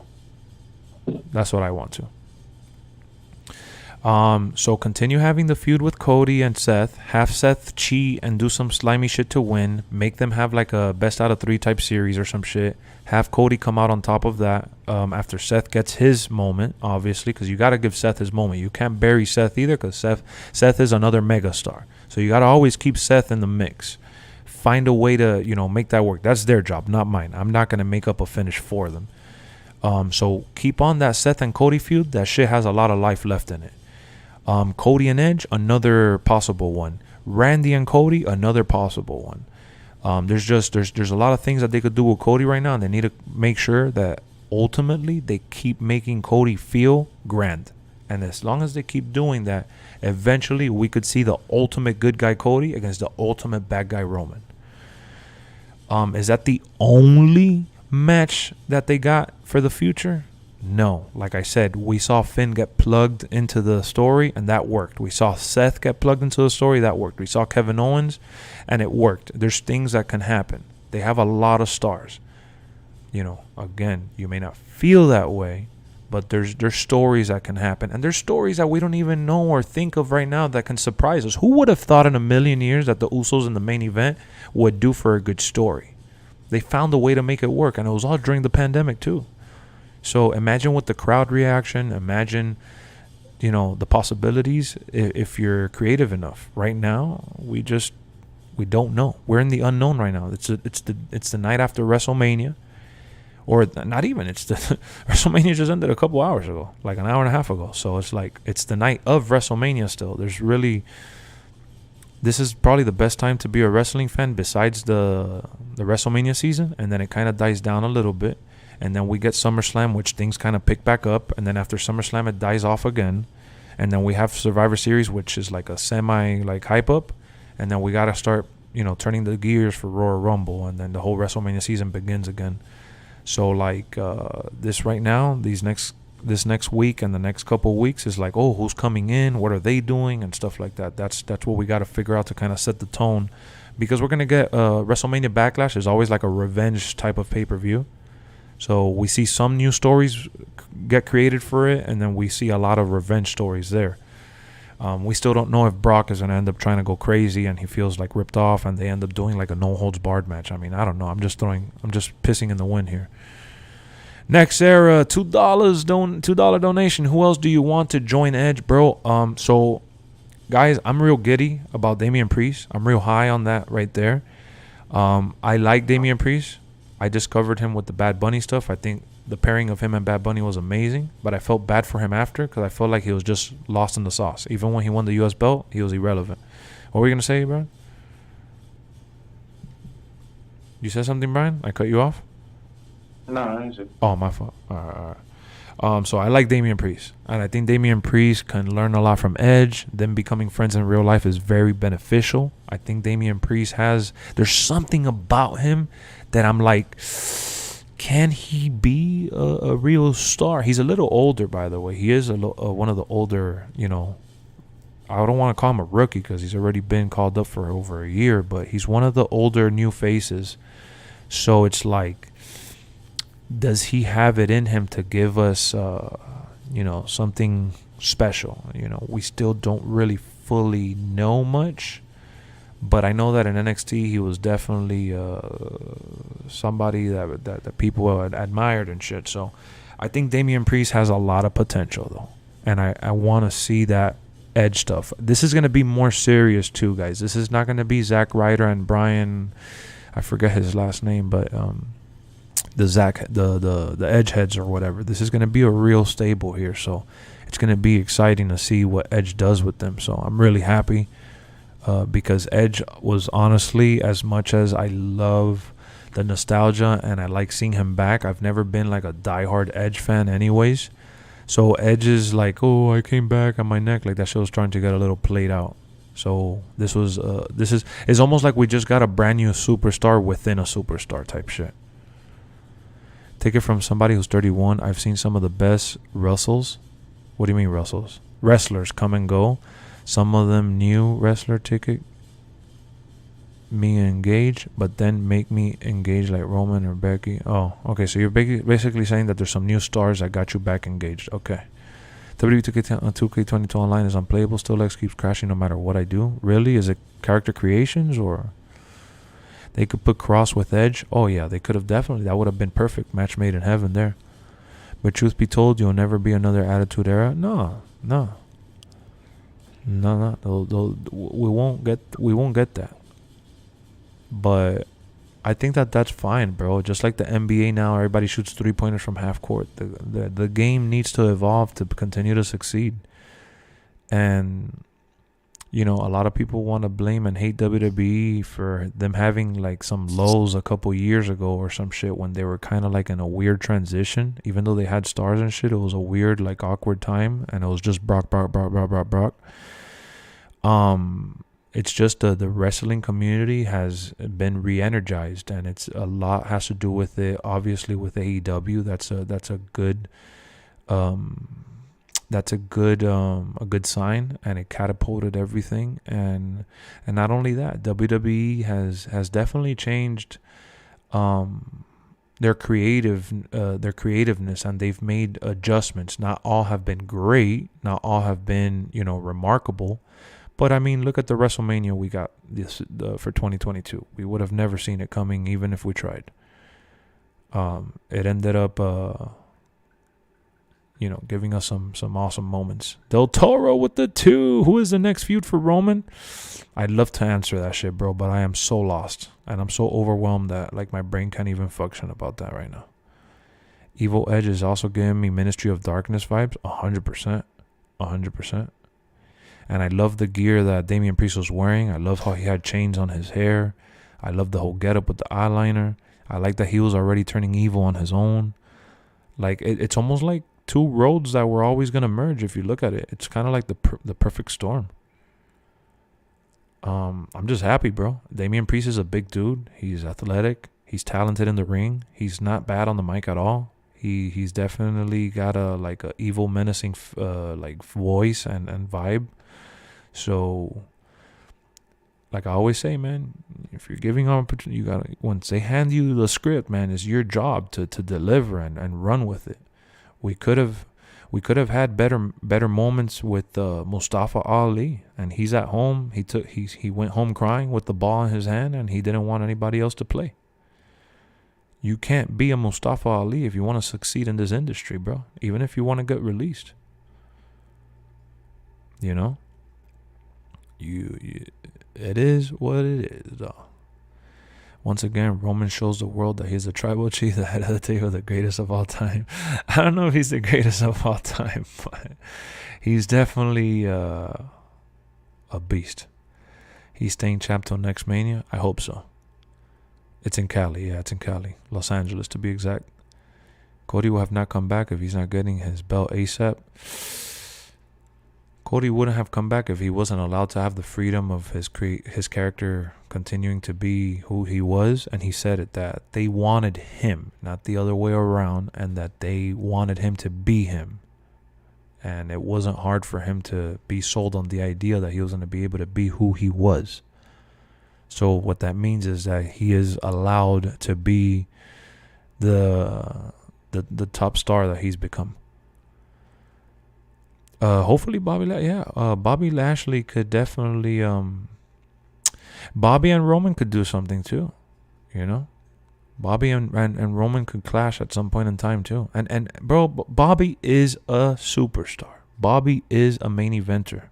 He is still a big star. The pop that he got tonight, the pop that he got in his return at Raw, Bobby Lashley is a star. You know, and he is the pedigree of what Vince and WWE has always been about. He is a star. Is he great on the mic? Definitely not. Definitely not. Has he gotten better? Sure. But that's what he has MVP for. Roman versus Doink the Clown? Hell no. I know that's going to happen with the DLC. But someone commented saying, because people are complaining that they unified the belts, and they're like, oh, you know, they should have 2 world titles because to give everybody on Raw SmackDown. And one dude made a point. He was like, nah, bro, it's like it devalues the belts. There can only be one world champ. Yeah. I agree. He says what they have to do now that they unified it is build up the IC title. Yeah, that's what that's the same thing I had said the other day on stream. I don't think you were here. But for me, that's what excites me the most. It's not necessarily that they need to split the belt or have another belt. It's the IC belt needs to be prominent. You know who made the IC belt very, very important? The Miz being one of them, but Cody Rhodes himself. There was a point in time that Cody Rhodes was the IC champ, and it was a very fun time with that belt. And it's just been devalued and been thrown to bits. And now this is the time for those guys to step up. And that's what I'm always telling you, bro. They asked, you know, that Ariel Helwani asked Paul Heyman about, you know, stars and who was next for Roman, because that's the question that everybody's asking. He said, bro, they're stars. I'm not going to name them because I want these people to realize it themselves and do something about it themselves. So I'm not going to mention any names, but do I believe that there's talent and there's stories to tell? There is plenty. There's plenty. And that's why he also said that he didn't think that Rock versus Roman setting up from now would be wise. And then he's like, oh, but they did it for John Cena. He goes, yeah, but did I ever say that was good? He goes, I never said that was good. That wasn't ran by me. I didn't create that. And he goes, I'm not saying it's bad, but either way, what worked 10 years ago might not work now. He goes, I think that putting Roman against Rock a whole year build-up is going to devalue any other talent that you put against him, because everybody's going to know that's what it's going towards. So, you know, at the end of the day, man, the IC title needs to be in ladder matches. The IC title needs to have main events on Raw, on SmackDown, or whatever show it's a part of. That's what I'm saying. You know, the IC. Like when I think about when I was little, you know, most of the feuds that Shawn Michaels had back in the day when he was on top, and everything was for the IC title. Yeah. Yes. And the whole, like, I didn't notice it when I was little, but in the Elsewhere, if you go back, The Rock and Triple H feud and everything was over the IC title. IC Stone Cold title. was the one that had the main title. Yeah. Mm-hmm. But I didn't even realize. Chris Jericho, Ultimate Warrior, Randy Savage, Razor Ramon. I mean, I could keep naming IC champions. Some of the best IC champions, some of the best stories told were through the IC division, and it's not because it was less than or it was a mid card. No. It was a top tier title. It was just the second title, but it was a top tier title. So there's a legacy there. And for now that I said legacy, to catapult back into the conversation of the Cody stuff, I know you dude kept mentioning about Amari kept saying that if Ted DiBiase Jr. should come back to create legacy. No. Would it be cool, and should they do it down the road for nostalgia? It wouldn't be a bad idea at some point in time, but no. First and foremost, Ted DiBiase Jr. retired from wrestling because he said that it wasn't his dream anymore and shit like that. He kind of like lost the love for it or whatever. He didn't care to do it anymore. But doing that is going backwards. Cody is a superstar right now. There's no need to immediately tag him or bring him down. Somebody on Twitter made a list of his 600-day run. Mm-hmm. And Jay Uso, Braun Strowman, Kevin Owens, Daniel Bryan, Cesaro, Edge, Rey Mysterio, John Cena, Finn Balor, Brock Lesnar, Sami Zayn, Goldberg, and Brock Lesnar again. That lined them up, Roman Reigns will knock them down. That was a good comment.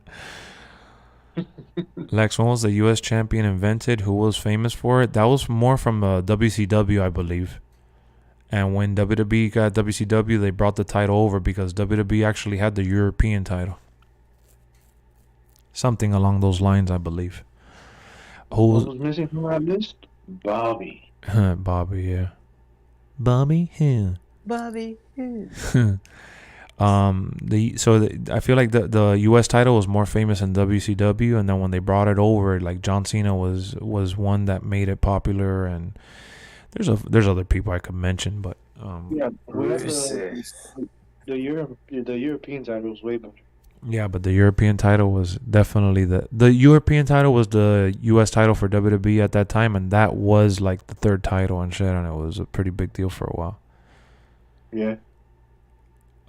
They need to change the look of the OG IC. I want the white strap IC title. I don't like the one they got right now. It's too like dark gold, and it's black, and it's black on black type shit. I like it looks kind of like an NXT title or something like that.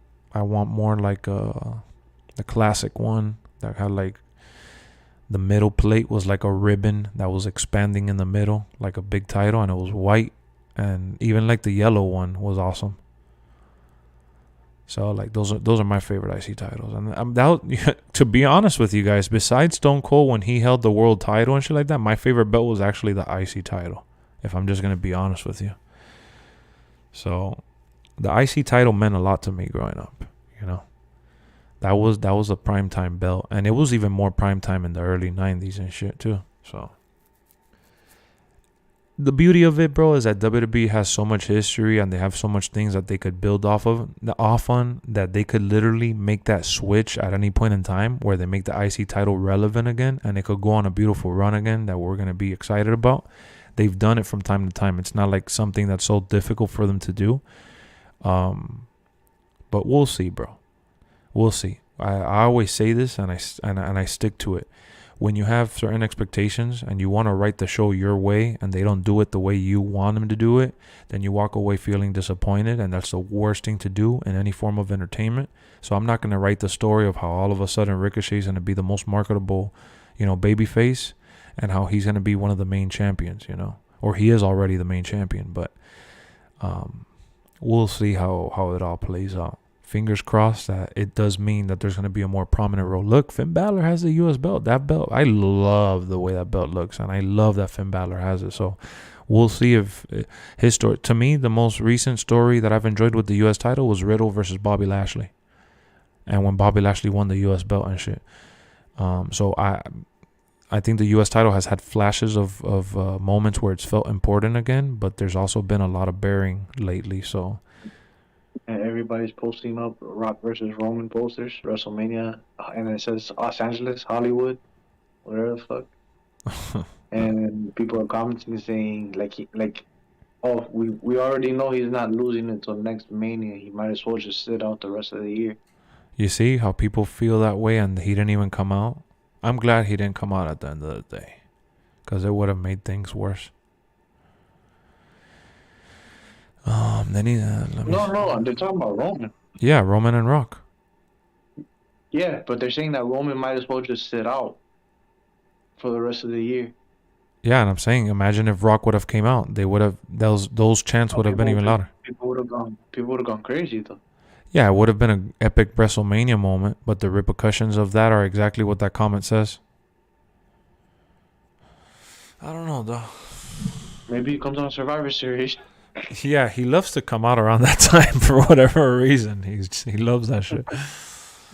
They always every year they tease that shit. Oh, The Rock's thinking about Survivor Series. Yeah, you're right. It is every year. He loves that shit. Oh, because that's the pay-per-view he debuted in, I believe. They can't do it. But from everything I read, they're trying really hard, bro, to get him, and he wants to do it. But they said his schedule's too difficult to work with. Yep. But they've been open. That's the ultimate plan for Roman. That's a moment where I'll cry like a baby again. It's just from everything I'm reading it's really hard to make it happen. That's why if it is gonna happen, it has to happen in Los Angeles, though. It just makes so much sense. It's such a beautiful story, bro. That it almost it's almost like poetry. It writes itself. Yeah, that's what I'm saying, bro. So the hardest part for the writers is to be able to keep people engaged for the next year. For have feuds that people will be invested in him, bro, because we already know where it's headed to. Or where they want it. At least where they want it headed to. I'm just thinking that this year we got to see Stone Cold, and then next year we get to see Rock. The ultimate jizz. Who's next? Kurt Angle? No, I'm just kidding. Well, I want to see Hulk Hogan. I'm just wondering, bro. SummerSlam, Roman versus who? Bobby who? That'll be a dope ass match, though. You got another WM Faction Award? That's what's up, Jason. Lex, do you think they're going to show the new title tomorrow? There's a high chance. I think, that WWE has always done the two belts thing for a couple weeks, and then they always introduce a new belt later. But I don't know how far ahead the plans were for it. If I'm willing to predict, I would probably have him run with two belts for a little bit to make it feel like, damn, this dude has both belts. That's crazy. Rather than immediately running to giving him a new belt. Visually, it's appealing to see him with two straps. You have the haters on Twitter, though. Yep, that's why I haven't gone on there. Some dude wrote, just in case y'all want a spoiler for next time Roman's on TV, here it is. I'm in God mode, blah, blah, blah. I'm the best in WWE, blah, blah, blah. Acknowledge me. Somebody comes out, challenges him for Backlash. Roman kicks him in the nuts. Usos comes out, jumps him. Roman hits him with the title. Same old, same old. Show's over. I would love that. That's what somebody commented. I'll say, damn, dog, that shit actually sounds dope. Let's run it back. He's like, oh, same old shit. No, but you see what I mean, and that's why we don't have credible champions nowadays anymore. Lex, when will they unify the women's belt? Just because the men's title got unified doesn't mean that they'll do that for the women's division. I would hope that they don't do it for the women's division, because I think the women's division is more. It's all right. I'll say this, and it is what it is, though. Whatever. I have my wife's full support because she doesn't even like the women's wrestling like that. They did a poll on Twitter. It said, put Brock Lesnar in the rearview mirror of who's going to face Roman Reigns first for the undisputed Universal WWE Championship. It has 61.3. Say Cody Rhodes. 17.5 says Bobby Lashley. 6.3 says Braun Breaker. Ooh. And 15% say other. I think that the women's wrestling is very tough to sell when it's just one on one with nothing in between, and women don't have like a IC belt or a US belt. If they unified the title, that'll be less room of women's wrestling. No, it'll be more women's wrestling with no importance to it. You know, when you put the strap on the line, at least there's a belt and there's like a, you know, kind of like a stipulation. I mean, that's how I feel. I feel like the belt means nothing right now because it's two of the same titles. At least I know it's all in our head, but at least one was called Universal and the other one was the WWE title. Nah, yeah, you're right. One of them is called Raw, and one of them is SmackDown. So yeah. Yeah, so I feel like they mean less. We're at a point where nobody gonna watch Universal title matches because we already know what's gonna happen. But do we say that when we watch Israel Adesanya dominate? Do we say that when we watched Randy Couture dominate? Did we say that when we saw Kamaru Usman go out there and dominate? Do we say that when we saw McGregor on his run, like Daniel Cormier, John Bone Jones, Stipe Miocic, Canelo Alvarez? We do say that, but that's because he handpicks garbage opponents. That's on him. And Mayweather too. But did we say that when we saw Pacquiao go out there and fight, Mike Tyson? Like I could name so many people in combat sports that they go on massive runs and we're just excited and cheer for them, and some people do pay to watch them lose, but the greatness is there. So I think that what's more important here at this point is not only having him continue that image of being the tribal chief, the leader, the best, and the main guy, but most importantly to give him engaging stories. That's all it's really coming down to. Those are all real sports. They're not rigged. I know, and that's the only reason why that was exactly my point. There's a real chance? No, bro. I mean, come on. There's some matches that are clear cut. Yeah, there's a puncher's punch. The fighter's punch. Anybody can knock anybody out. But just because it is scripted, you're cheating the system and saying, oh, yeah, we already know what's going to happen. That's not true, bro. Brock could have easily won tonight. And how many times? Bro, you do realize that the whole purpose of Brock winning the Rumble the way he did, winning Elimination Chamber the way he did, winning the belt back the way he did, was clearly to make you feel like you didn't know who was going to win tonight. That was literally what it was all about. Rest assured that it was literally to make you believe that Brock was going to win, and I believed it. And a lot of people did. And a lot of people were pissed off that he did it, because they believed it. And in terms of you being bored of WWE, I've said this before. The biggest mistake that wrestling fans make is not knowing when they're exhausted and they need to just take a break, because then they start bashing the product even when the product is not bad. And if you want to watch different wrestling, you can watch AEW. If you don't want to watch wrestling at all, then just take a break, period. Watch it through social media. I do that. I take my breaks. I know I take my breaks. And you guys can hear me talk for days about wrestling because it doesn't change how much of a fan I am. It changes how I consume the product. My friend from California, Chris Rocha, was at WrestleMania this weekend. He doesn't watch every episode of Raw. He doesn't watch every episode of SmackDown. He goes to every episode he can, and he tunes in and he keeps up through social media. He has pictures with every superstar you can possibly imagine. He had his baby taking pictures with Finn Balor this weekend and with the Bella Twins and shit like that. And I love that shit. I think it's awesome that he knows how to tune in and out of the product, and I can't call him that he's less of a fan.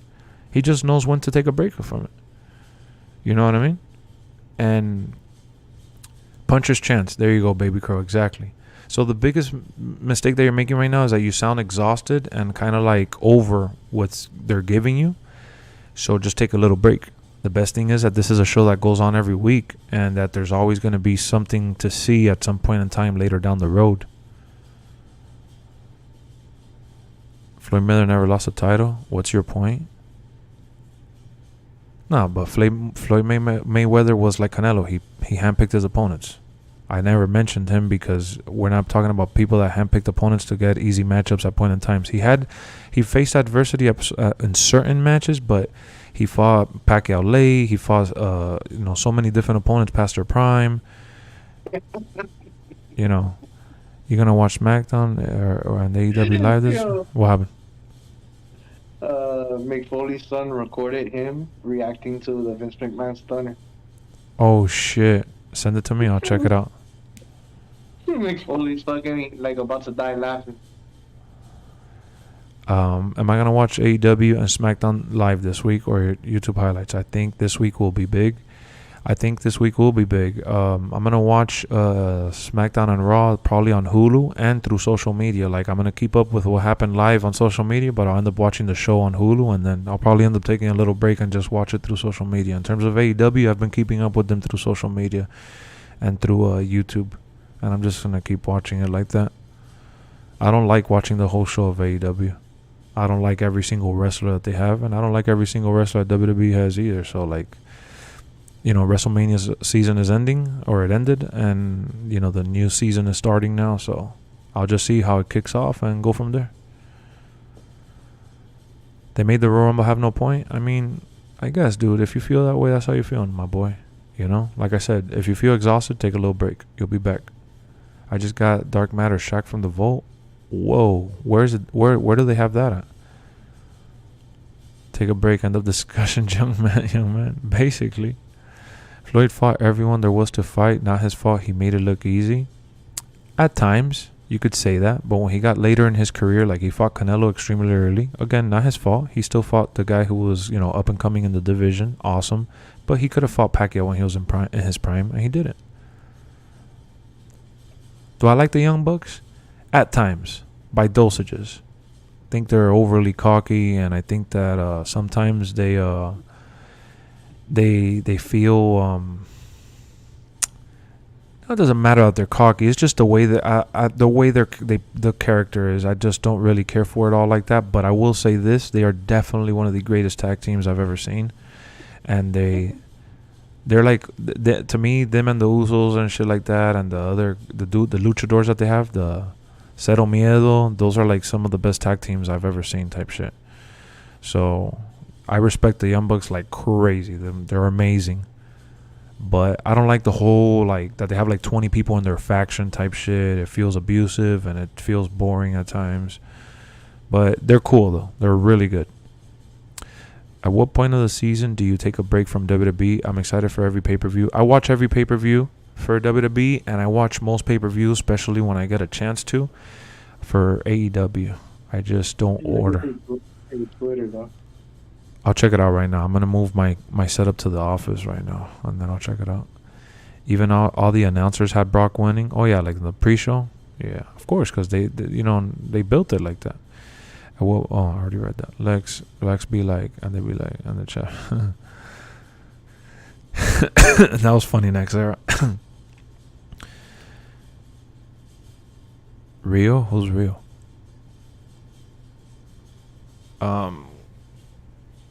You know, it's not Canelo's fault that he's also dominated the division too. What up, Del Toro? I mean, peace out, Del Toro. Good night, my boy. But it doesn't change the fact that at certain times they, like, Canelo didn't fight Triple G in his prime, and they didn't rematch in their prime either. Vince fucked that stunner up. Oh yeah, but he always did though.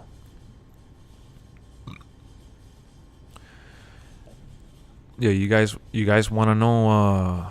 You guys want to know who won tonight? And you guys want to know? Oh, no, I was so distracted about the Vince stunner. Someone put a GIF, whatever the fuck, of him doing the stunner to Austin Theory. I was so distracted by Vince that I forgot to notice, bro, Austin Theory took that stunner like a G. Yeah, it was amazing. I laughed so hard. Like a straight G. Yeah, I loved it. When it happened, I was going crazy. I was bawling. I was going nuts. Yeah, I said that he had taken it like as good as Byron Saxton. In my head, Vince overshadowed everything. You think we'll ever see Connor transition like Brock? Not to that level. I think he'll make a guest appearance at some point, though, for sure. He's gonna be next year in Los Angeles, the celebrity match. Honestly, I don't doubt it. I see him eventually transitioning to making some sort of a mission. It's gonna be him versus the Miz or something. Brian, Oh damn! I was gonna say fuck it. What happened?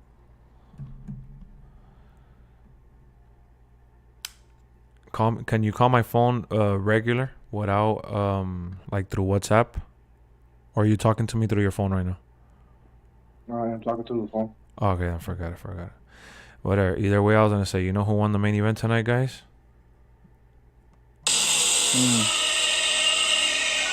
Cool.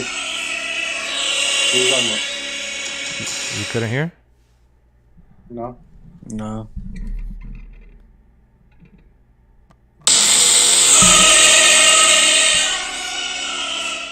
You can't hear it? That shit blocks it out that good? Yeah, no, I can't hear you. Holy shit, Discord is amazing. Yeah, I know. I was literally putting my phone blasting on the mic. That shit probably pop people's ear in the chat. That's awesome. Nah, I was putting my ringtone. Oh, I wanted to be a cornball. I was just being corny. Hold on. No, Discord's amazing, dude. I have you straight on speaker on my phone, and I'm watching videos on YouTube, and you can't hear the video. You only hear my voice. Yeah, and it sounds super clear. Look at Next Era saying my ears, my eyes. My bad, guys. I gotta freaking pick up this, like all these cables that I have in the office and my lighting. I mean, not in the office, in the living room. I have my lighting and my laptop here. That's not Roman Reigns. That's probably Rohan Reigns with the fake entrance. Nah, that's Roman Reigns, my boy. That's the tribal chief calling me.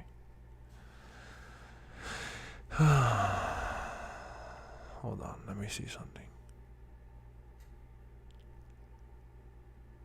Yo, Brian, when I had left, did you have a problem reading the chat? No. Alright, I'm gonna need you to help me for a second. I have to. I'm gonna set up so I could switch computers because I'm on my laptop right now. Right. I'm thinking of what to do though, how to do it with the microphone and shit like that. Yeah, just give me a second, guys. Literally, Brian is gonna carry the show with Trout. Trout, wake up, man! Damn. I'm up, fool. I'm sleeping. I know this dude is a sellout. I'm here. Guys, I'm gonna switch my setup to the room, so like you won't hear me talk for a couple minutes. I'm gonna try to do it as fast as I can. But Brian and Trout are gonna carry the show. Hopefully, Trout talks, and Brian's gonna be reading the chat. So y'all talk to Brian real quick, and yeah. So I'll be right back.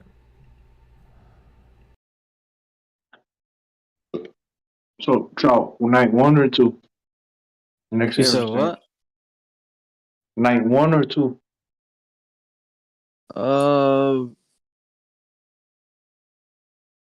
Probably 2. Tonight, right? Yeah. I thought both were good. I wasn't so big on that AJ and Edge match, but What about the chat? Everybody type 1 or 2 for what night you think was better.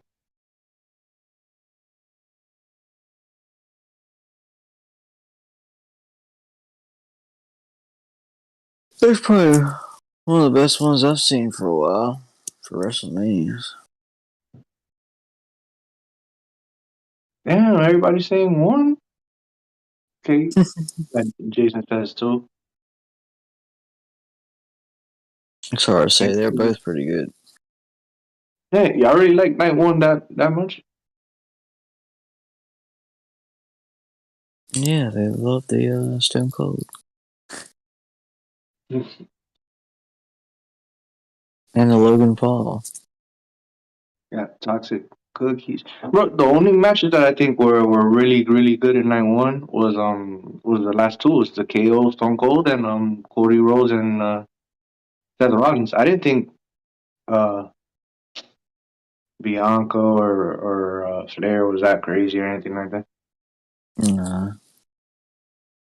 Oh yeah, I mean the Bianca match is alright, but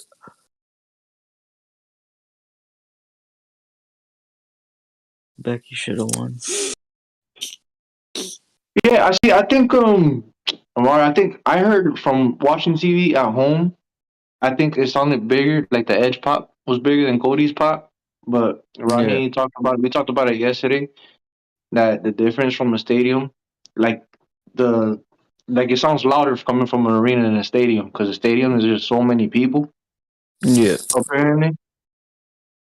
So like from TV, I couldn't really, you can't really tell. Like when you're watching it at home, it just sounds more like from the arena. But I can only Yeah. imagine there, they had almost 80,000 people. Yeah, that shit probably be loud as hell.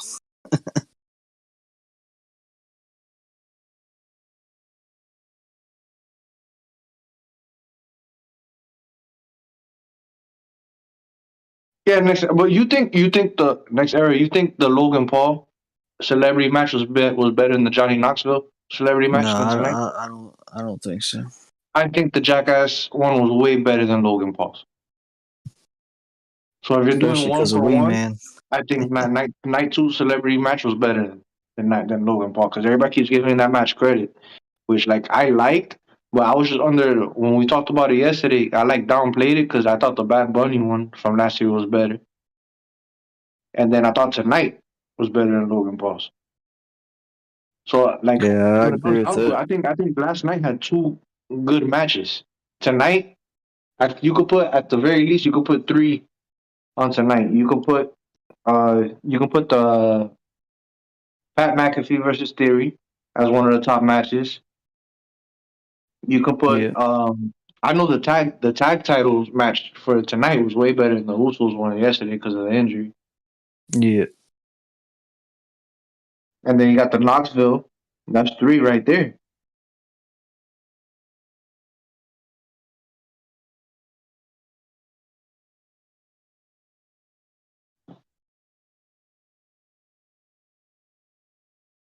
Yeah, the Arcade World match was a great opener. I feel like everybody's saying like night one. I feel like everybody's saying night one just because everybody's salty about how the main event went today. But if you Yeah, the guys Brock and like, Roman. yeah, if you guys made a list right now of every match, night one, make a list, and then night two, make a list. I bet you'll be able to pick out more matches from night two that you like better than night one. Not by a lot, but at least by like one or two. Yeah, I think night two had better matches.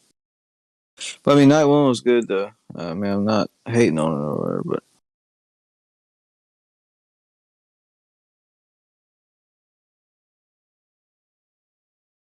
What? Yeah, Jason said. You think the Usos versus Shinsuke was better? Was a better tag match than today's triple threat? nah. It could have been if Bugs didn't get hurt.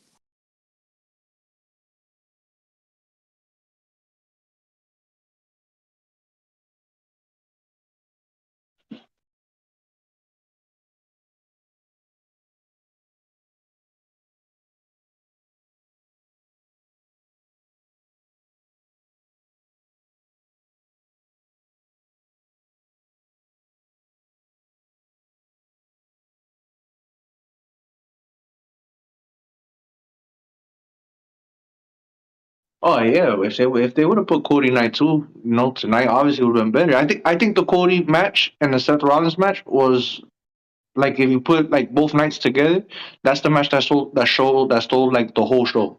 I think that's like the pick. Like if you want to What's talk about a like Cody real Rhodes? wrestling and that what's that? You said Cody Rhodes Yeah, match? Cody Rhodes. Yeah, Cody Rhodes versus Seth. Yeah. I think that was the probably the best WrestleMania match. But the thing is, if you would have taken from night one, then night one would have just been garbage in total. That's like what made Or like brought night life one. to night one. Yeah.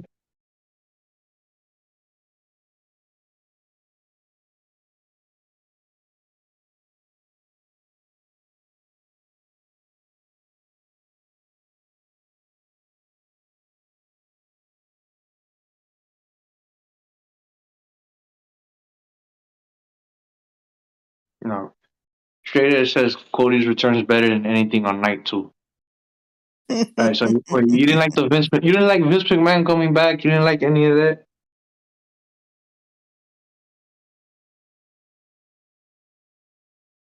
I like the Pat McAfee match.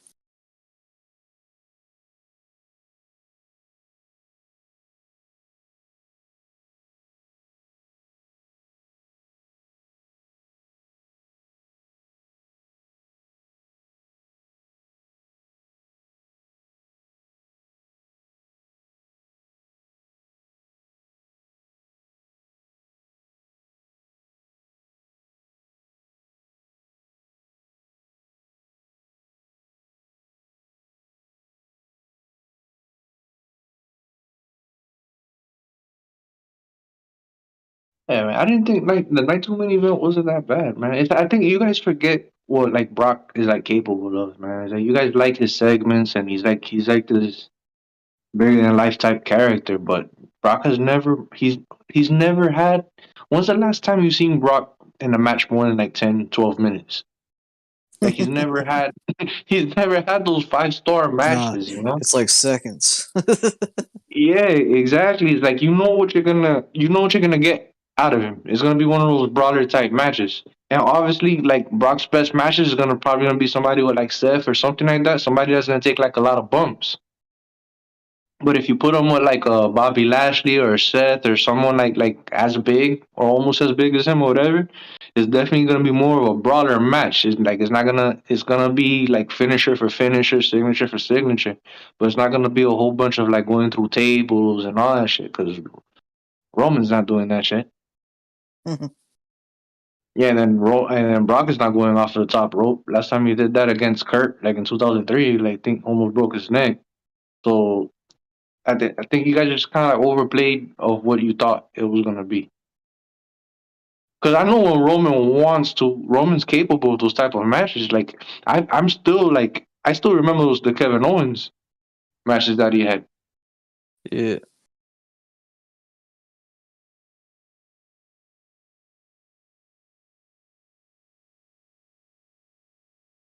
Mari says, why didn't they make the main event a ladders match? You might, bro. Brock Lesnar's not climbing no damn ladders. That'd be funny as hell. Who's like climbing no ladders, bro? Hell nah.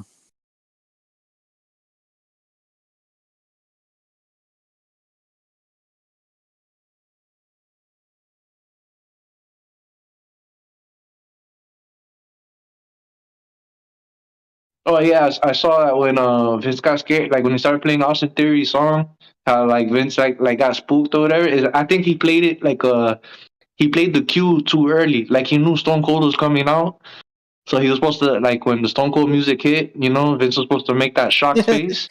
But instead Yeah. of playing the Stone Cold music, they played Austin Theory's music, and then Vince did he played the shocked face too early, bro. He was like he's like 80 years old. He missed his cue. Yeah, I seen that.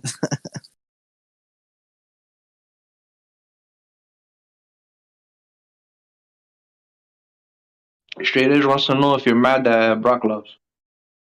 Nah, I'm not mad. I had a feeling Room was going to win anyway, so I didn't. It don't really bother me.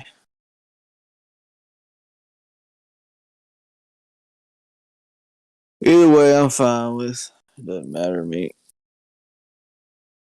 Brock's like another Fiend. Straight Edge is like you don't need Brock doesn't need the belt to be a big name.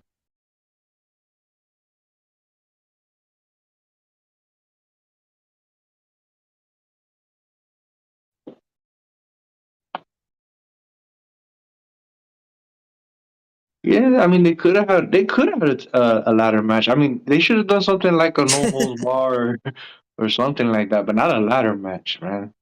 Probably a no holds bar, and they probably could have had a couple spots where like he spears him through a Backstage table brawl. or something like that. But Falls count anywhere. I really thought The Rock was gonna come out today though. 'Cause when I saw he had the two belts and he's lifting it up and everything like that. Like usually they start doing the confetti and the fireworks and stuff like that, Yeah. and they took a little long to do it. So I was like, oh, something's gonna happen, but it didn't happen.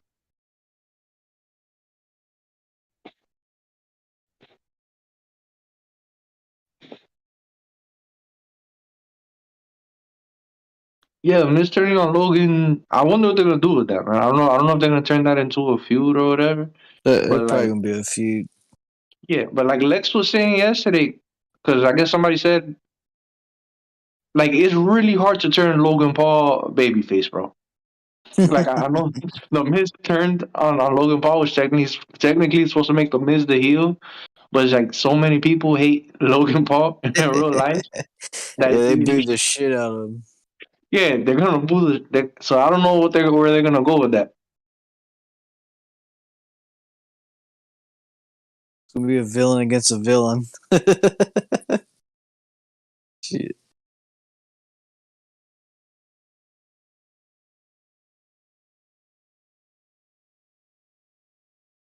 We're gonna find out tomorrow what they're gonna do. Cause let's see, man, who Roman's next.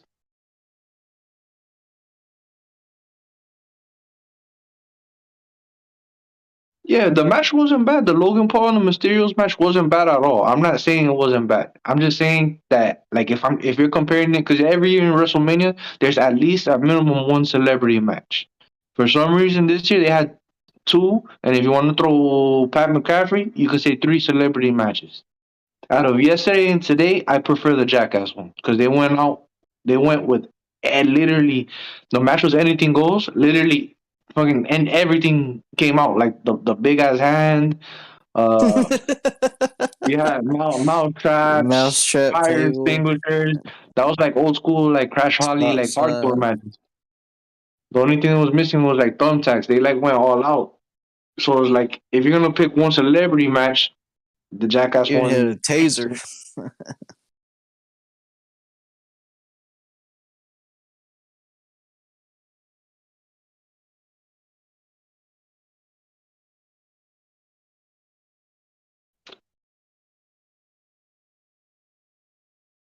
I don't know, man. I would really. It'll be really interesting to see if Logan comes out. I would be really surprised if he doesn't get booed. Like people really He's just more don't like likely to get booed. him and mostly because of his brother. Like people just don't like his brother, his whole persona and everything. And then straight at Steve-O, I don't think Steve-O came out because he's really big on the podcast world, man. Like you got like Joe Rogan, whatever. Steve-O has like a podcast and is really big and he's doing his own thing now. So I don't even think he really associates himself that much with the Jackass. But is he in the new movie? I'm not sure. I don't even know if he's in the new movie. I haven't seen the new Jackass.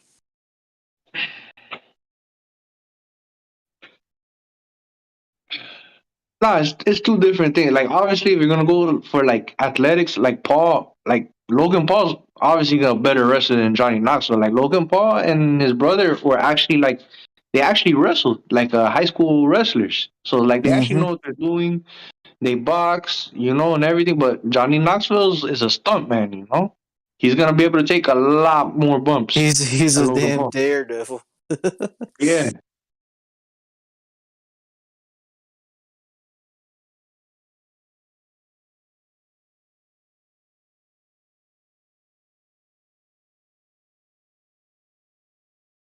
I think Damian Priest and Edge will make a good tag team. But I think what they're trying to do is an actual stable. So I think they're going to add like at least one or two other people. So that's what I'm excited for. Because when Rodney read the spoiler, it's supposed to be like Edge is like the leader, and then of like some type of stable, kind of like the Brood or like the Wyatt family or something like that. And if you have like if Damian Priest is going to be your follower, that's going to be a pretty strong stable. Because Yeah. Damian Priest coming off of a title run. What was it, the U.S. title Yep. run that he had? Yeah. So whether that's going to succeed or not is going to depend who the third person is going to be, or the fourth person, third or fourth person.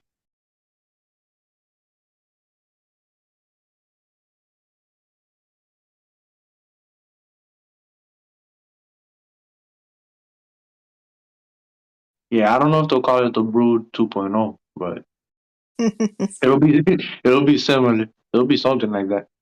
But I don't think they're going to do something more than just tag team. It's going to be something pretty big. Gonna be dark.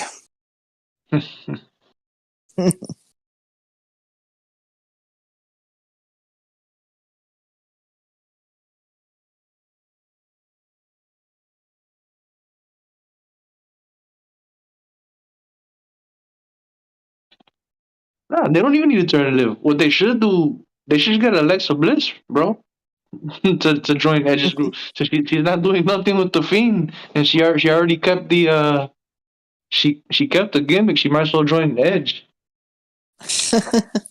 I don't know, I don't know what they're doing with her. She made her first appearance in the Elimination Chamber in like what was like 200 and something days, and then Yeah, she it's didn't been show up over again. 200 or some shit. Yeah, she showed up at Elimination Chamber, and then she didn't show up again on TV. So Yeah, I I don't don't know what the hell they're doing know. with her. I don't even know what they're doing with her.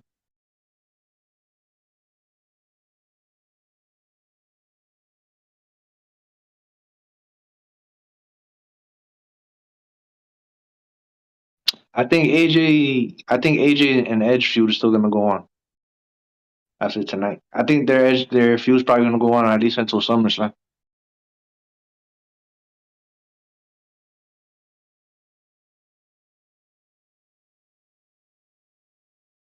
Wake up, fool. What, fool? I'm up. I'm out here.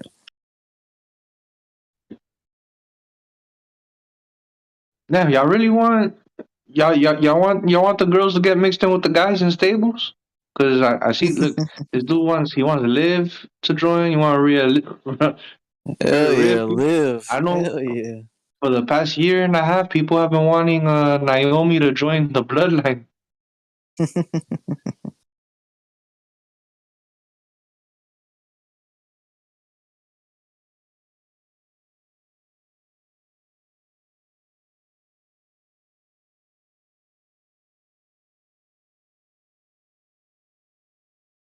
Nah, I'd be really surprised if Cody's not out Raw. He'll be I think 100% he'll be out Raw. Yeah, he should be.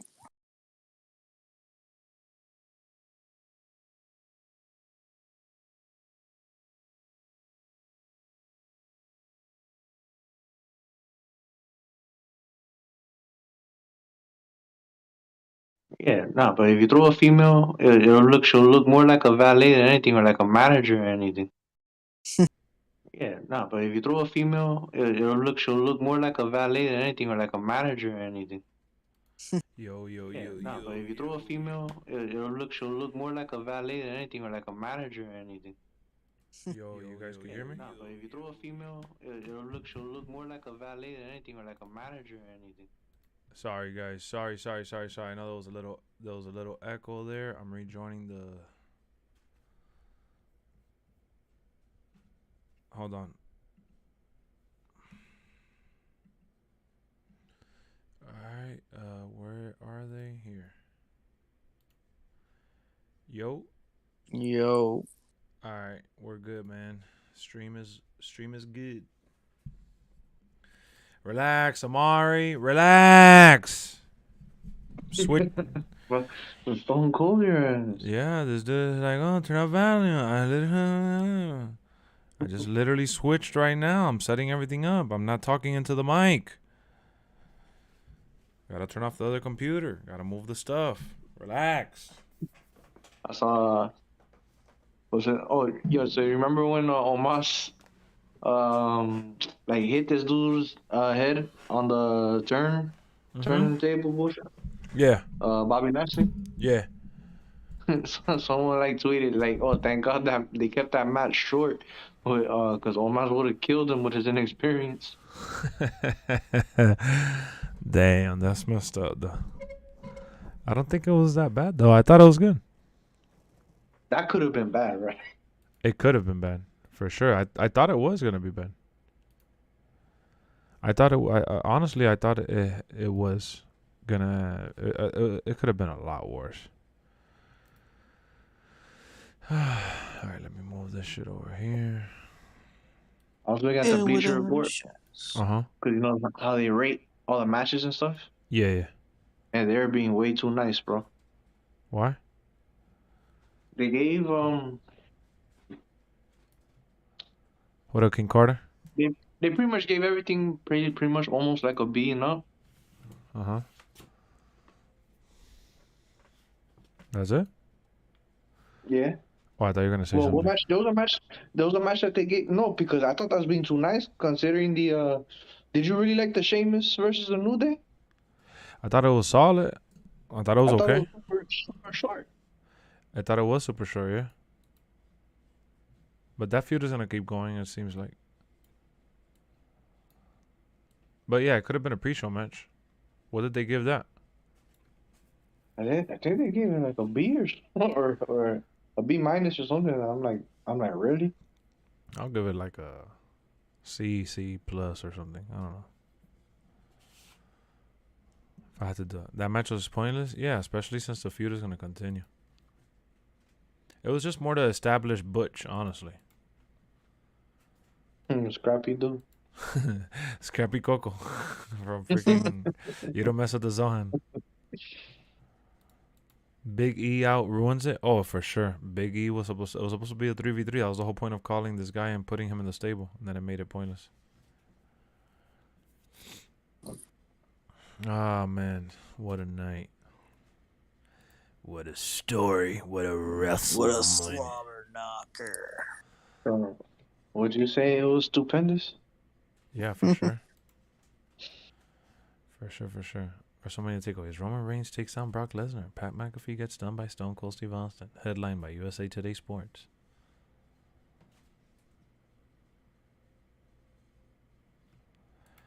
Oh, shit.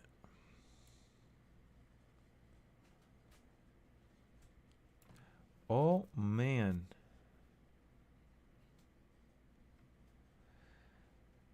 So apparently not only is the movie that Will Smith was filming for Netflix put on hold, which we already knew about that, but it says that Sony and Netflix have stepped away from their projects. And Bad Boys 4 has been put on hold like indefinitely. And it halted projects that were all on their way. It says, I doubt any big studio or streamer is going to take a chance on signing Will Smith until Smith's brand recovers, until that process is underway. Analyst said. So Sony was doing the Netflix movie? No, Sony's doing Bad Boys 4.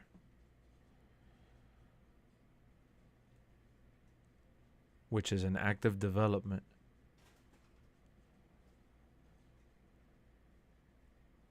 Everything has been quietly shelved.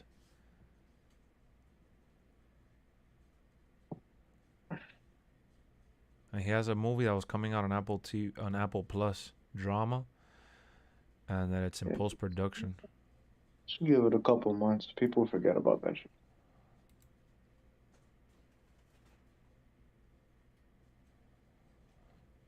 I think he has a movie with Michael B. Jordan coming out or something, man. Right, stop.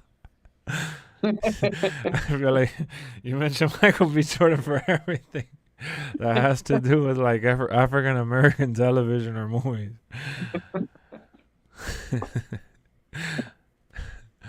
I don't doubt that you're kidding, but damn.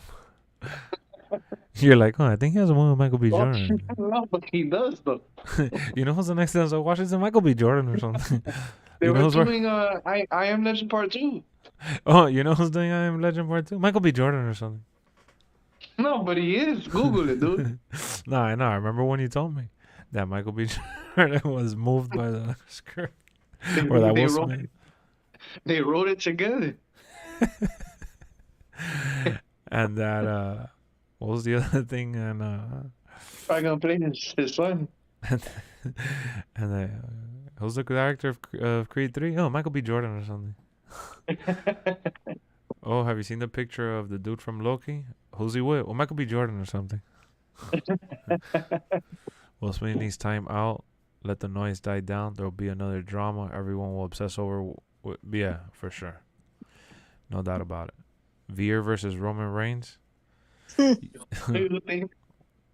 know, what if they? Who would be the babyface and who would be the heel? Or the crowd would boo if it was Roman Reigns versus Will Smith. I don't know. Oh, that happens right now. Roman Reigns will get the cheers. automatically. Will Smith Hey, all of is a the sudden, biggest villain, dog. he turns babyface out overnight. Yeah, no doubt about it. Will Smith is the biggest heel right now in the world. Hold on, guys. Give me a second. I'm gonna still be here talking, but I'm gonna put If transition to Will, the screen. if Will Smith came out to challenge for the title, straight edge would be like, "Oh hell yeah, Roman, Roman." What if they put? You know, what would be the ultimate step? Like stomp, putting Veer versus Cody Rhodes on Monday Night Raw and having him get squashed. All that weight just to get squashed on Raw. That'd be stupid.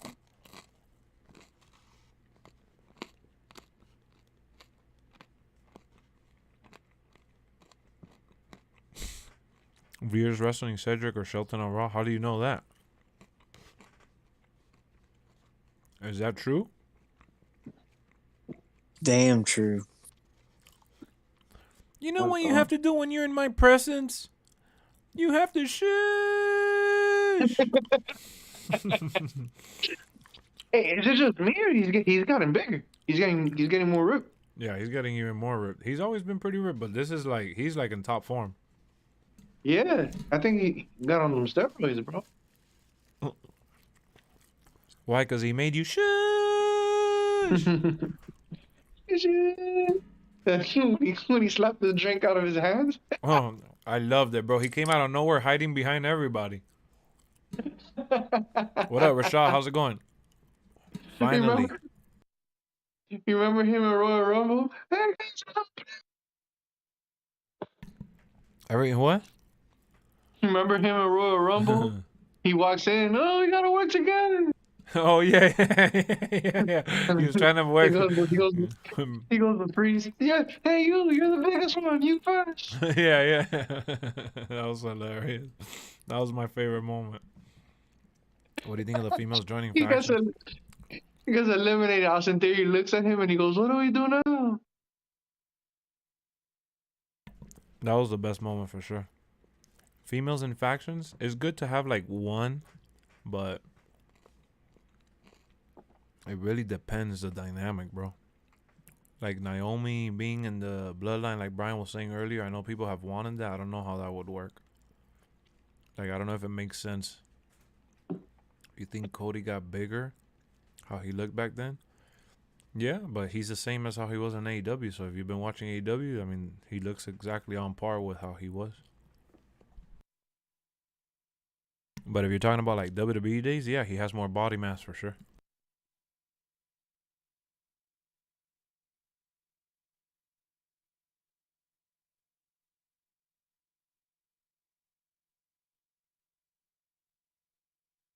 Thank you. With a 4.0, thank you. I love how for WrestleMania they added the shush and then dun dun dun dun dun dun dun dun dun shush. That's like the best gimmick and shit, bro. It's just hilarious. Like, it's funny, but it's not like disrespectful to the point that he, like, yeah, he comes off as like kind of like a dickhead or whatever, but it's still believable that he could pull out a win. You know what I mean? Like he's not a jobber. He comes out, he's funny and charismatic. He's like Kurt Angle. Kurt Angle Jr. right now for sure. It's true. Oh, it's damn true. Come on, you remember those days? And Kurt Angle saying all that bullshit, won so many titles and was in the main event. He used to come out with Stone Cold. He used to drink the milk, and he had the little milk mustache. Yeah, he was Kurt Angle was the ultimate idiot when you think about it, but he was great. Kurt Angle knew how to do it right. When we see Riddle become the superstar we want to see, 2 years or less? I think less. I mean, he's already a superstar though. Yeah, he hit his little RKO out of nowhere today. I loved it, bro. That show was awesome.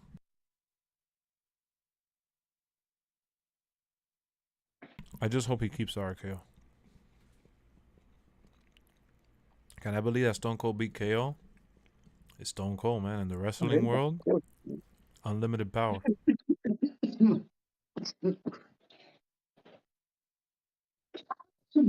In real life, I don't know.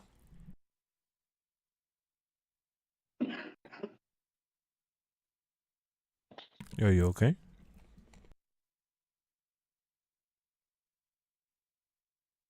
You saw how people were trying to spread rumors like Ronda Rousey was super pissed off with WWE because she came out before Stone Cold?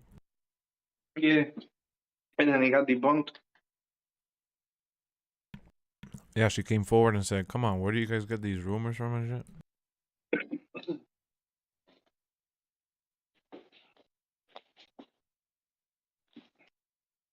I'm telling you, though, the people that spread rumors and shit, they know more than the person themselves sometimes. Like, it's almost like they plant emotions for people.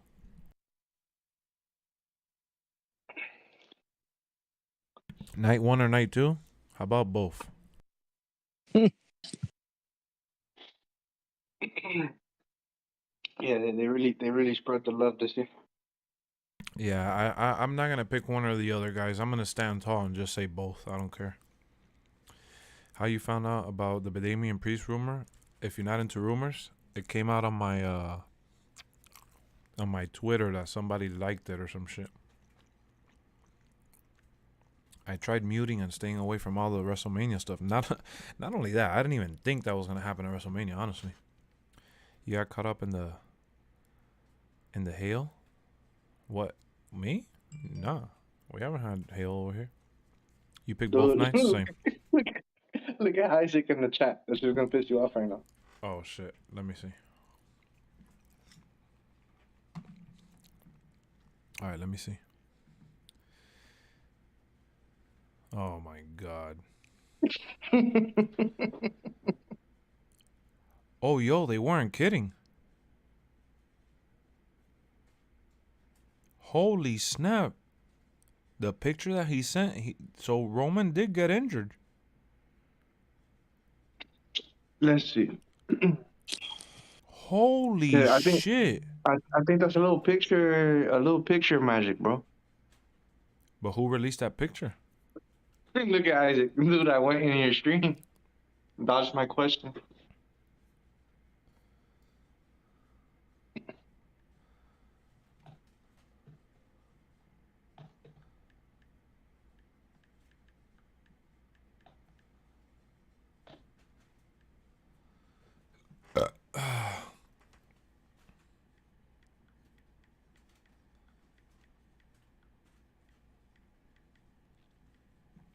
That's crazy. I thought Michael Cole was exaggerating it when he said he popped it back in. Brock broke Roman's arm. That's why the match was short.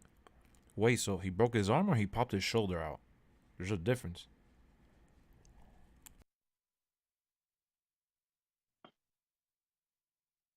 What? Dude is a beast, bro. If he really got injured and finished the match the way he did. Even more reason why he's my tribal chief. Trying to see if it's a work or not. That shit looks pretty real. It looks pretty nasty in that picture. Yeah, but that's not his shoulders. That's his tricep in the picture. Oh, you're right. Well, we could go to the picture. What? We could. I'm not go to the picture. I'm sorry. We could go straight to the match and see it for ourselves. Zoom in.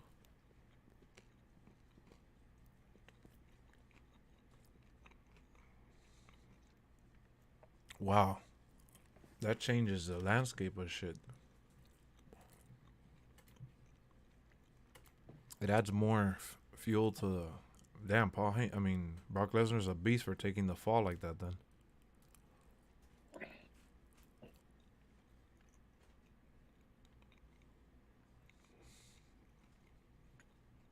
His arm doesn't hurt to tweet, though. He tweeted an hour ago. Of all WWE over the entire universe, one undisputed champion. Acknowledge me.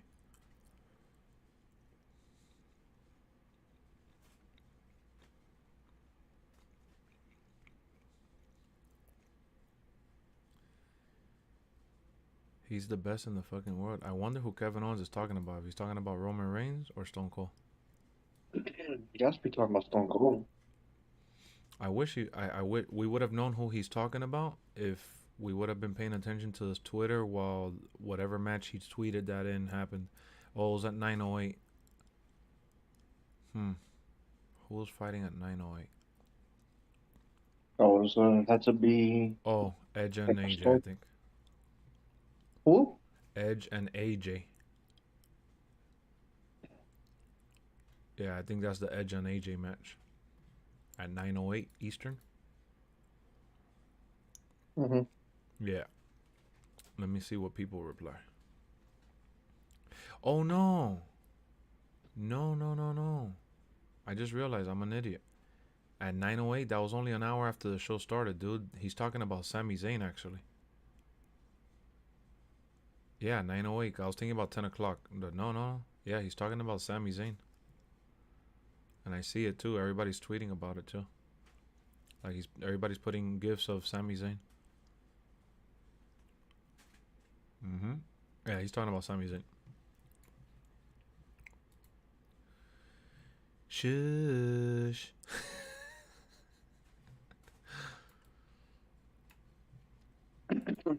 My bad, guys. The reason I have the camera off right now for this part of the stream is because I'm eating.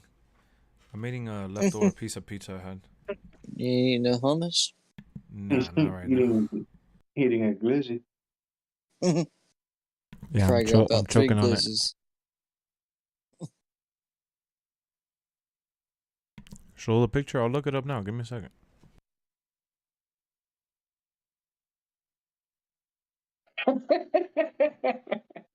I keep looking at the Vince McMahon stunner. Come on, why are you talking to Grandpa like that, about Grandpa like that? Yeah, look at the Twitter, Rodney. You have to. Hold on, I'm gonna go right now.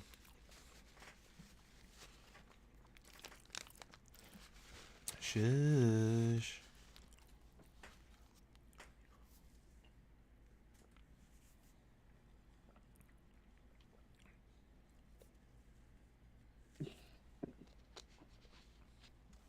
That Vince Stunner was botching? Yeah, no, it was. Isaac, I'm not dodging you, bro. Stop getting in your feelings. Let me see. Go take a nap, Isaac. I know. What is that you want me to see? The Moolah one? Mr. McMahon trying to sell the Stone Cold Stunner. Me watching Vince take the Stunner. My son recording my reaction of the world's worst stunner. Taking the Stone Cold Stunner from Stone Cold. that's how we reacted to. Dad's laughing after Vince McMahon taking the Stone Cold Stunner. Stone Cold. I missed that. Show I was replay focusing of on that. Dad's laughing after. That's funny, bro. He has a nice living room.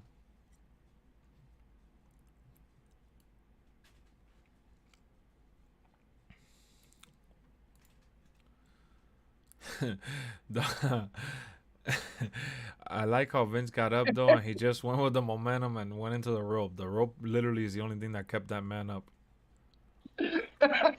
He was literally dead with the kick. Is that I don't know if it was because he oversold it or his knees got weak, but he made Stone Cold's kick look like if he gassed him. Yeah. Stone Cold barely touched him. No, he focused more on spilling the beer than he did on bending forward. How is that man gonna expect perfection from wrestlers when he's out here? He literally oversold the kick. I'm looking at the kick. Stone Cold barely touched him, dog. When he kicked him, he went down for the stunner already.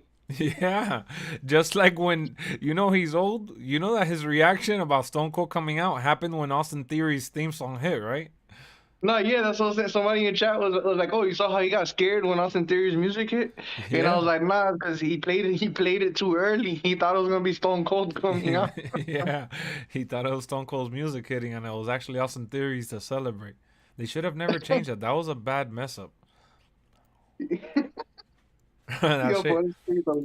He did the reaction though of the Austin Theory shit. Like if somebody big was coming out, you know, he looked over to the Titatron like if it was freaking Undertaker type shit. And it didn't make sense. So then when he looked at it with Stone Cold, he tried acting confused. He had to change his face because he couldn't overreact twice. All of a sudden, y'all want to appear offline? We're in the Discord chat, bro. Brian's at work right now. You're just Isaac, dog. You know what's going on? You're just having withdrawals right now. You're bored as hell. You kept up with the storyline of Roman Reigns because of Twitter and shit. Because I'm sure you didn't watch the show. You have nobody to talk to about wrestling, so you come into the stream, and it's okay. But you want us to roll out the red carpet for you, and keep watching the kick over and over again. It's just like that's the best thing.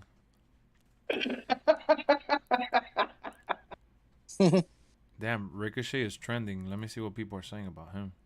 That shit's the greatest, bro. No Ricochet or Finn Balor. Ali is still sitting at home wasting his talent, but Vince McMahon got his WrestleMania moment. That shit was fucking great, bro. Oh, listen to this. What? Another dude. Can we talk about how WWE has both Finn Balor and Ricochet as their US and IC champ, neither competing at WrestleMania? While it's a 2-night event with 14 matches, but Knoxville, Logan Paul, Rick Boogs, Ridge Holland, Pat McAfee, Omos, and Madcap Moss all have a spot. That was the same shit I said yesterday, but whatever. It is what it is, bro.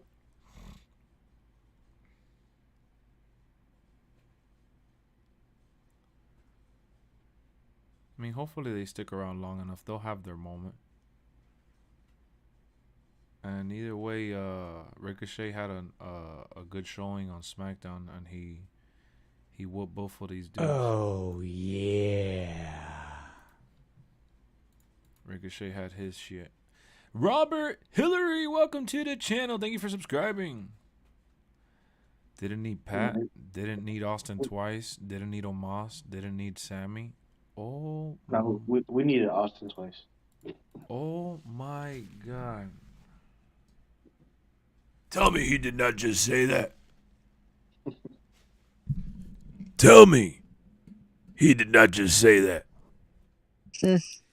I was super surprised it was Stone Cold, dude. I thought it was gonna be Shane when he said it. Me too. I thought it was gonna be Shane. I'm glad it was Stone Cold though. Nope, neither one show. Oh man.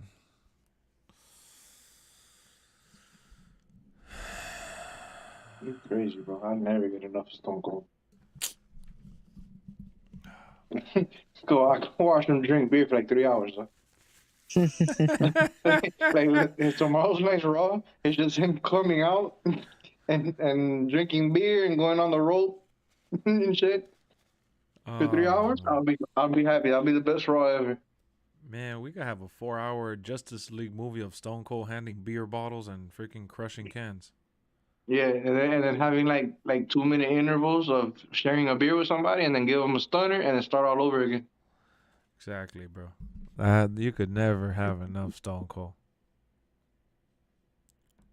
I can't believe you just said that.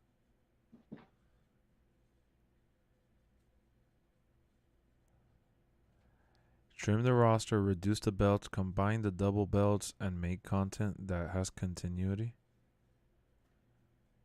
Oh.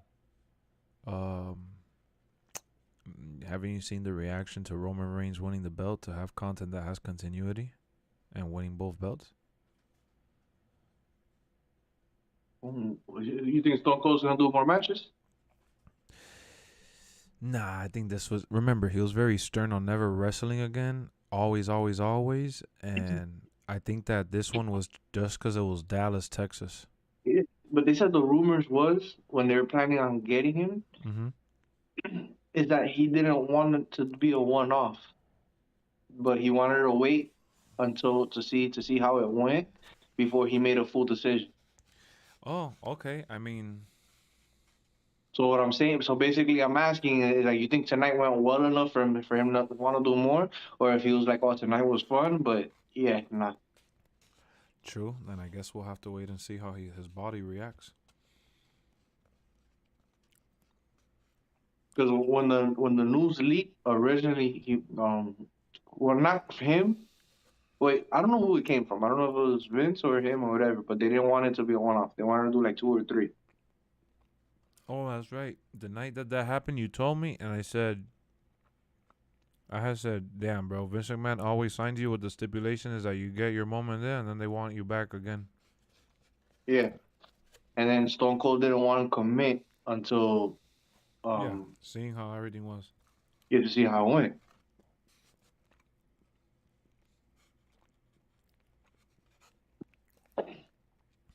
Well, So I guess I'll see. so that means we're seeing him in SummerSlam. Tracy said that he said that yesterday. That's what he had heard. What food is that? It's like a cinnamon bread or cinnamon cake type thing. Kind of like a Danish. I don't know. Do you think any returns on Raw after Mania? Probably some NXT stuff. Cody Rhodes, Roman maybe. And yeah, I'll see. What if Stone Cold challenges Roman for the title?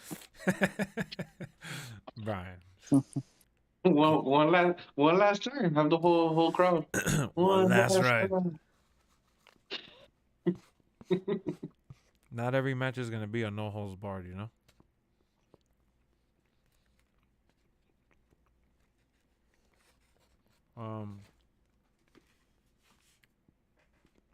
Yeah, he could trade.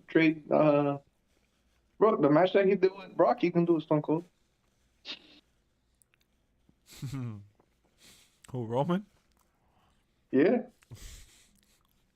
If Roman spears Stone Cold the way he speared Brock like 4 times and one time during the barricade, Stone Cold's gonna have half of his body by a turnbuckle and the legs by the other. They're gonna say that this is fucking Mortal Kombat. Yo, but you saw that bump that he took from Kevin Owens on the concrete in his dance? No, that one was nice.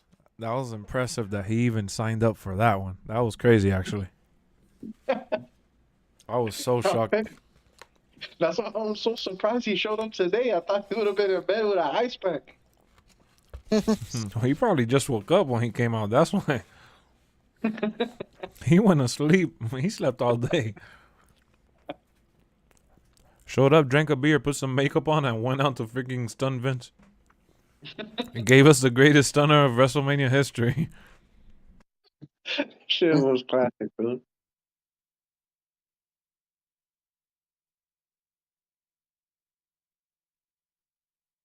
It was good, man. It was really, really good. That's just funny. Yes, they trade a couple stunners. He does a couple Superman punches, and they call it a night.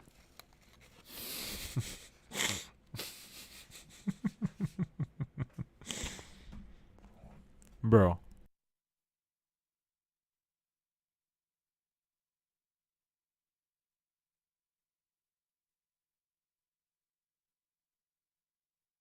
So the wrestling community is super annoyed with WrestleMania. I thought that it was going to be unanimously adored. On Twitter, they're killing it. Well, I'm just asking. I don't know.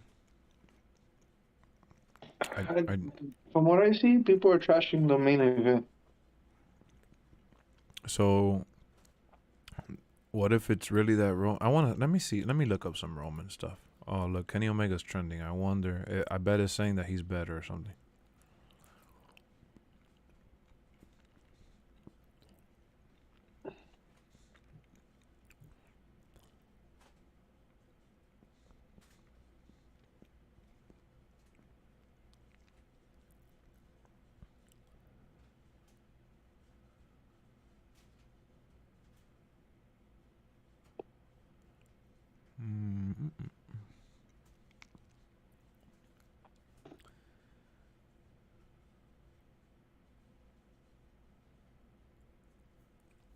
Let's see. Some guy said, let's see how much heat I get. He got like 124 likes and 26 retweets.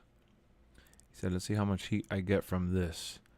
Kenny Omega is way much better than Roman because he held more world titles at the same time than Roman on all from different promotions. Also, Kenny has better mic skills and moveset than Roman.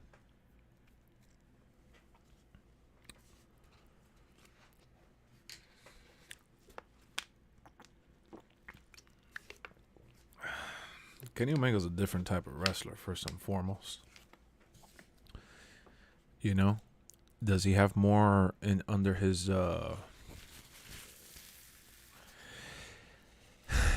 Does Kenny Omega have more under his arsenal? No doubt about it. Yeah, they showed a video of AJ Styles coming out to the theme song, and he grazed his cheek on the entrance thing. Oh, for real? Yeah, someone posted the video. They were there live, like front row, and they tweeted. They said, "Oh, not 100% sure, but I'm pretty sure this is why he was bleeding." So he hit like one of the metals coming out? Yeah. Let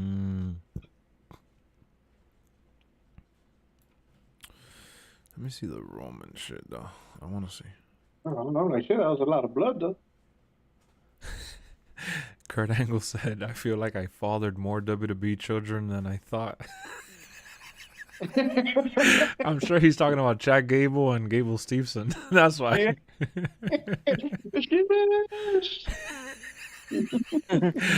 Kurt Angle's a legend for that tweet. That is hilarious. Look at Dave Meltzer, though.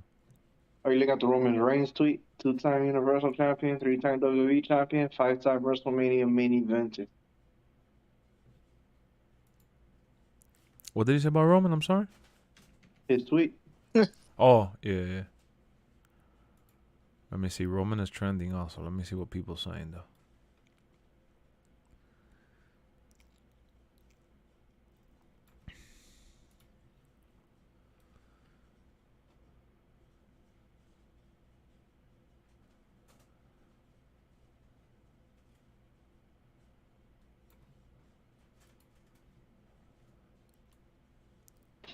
The tribal chief is truly on another level to anyone in the world. That's what BT Sports said, and some guy commented, he's always facing part-timers, that's why.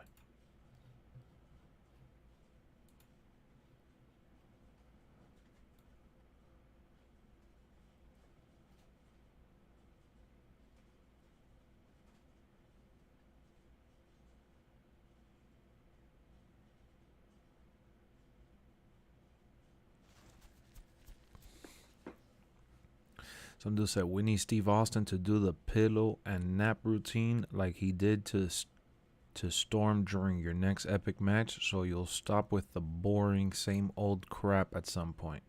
Too much talent to be like that. Did Roman winning make any sense? Same old predictable shit. Roman comes in, gets his ass whooped, then delivers a spear and wins.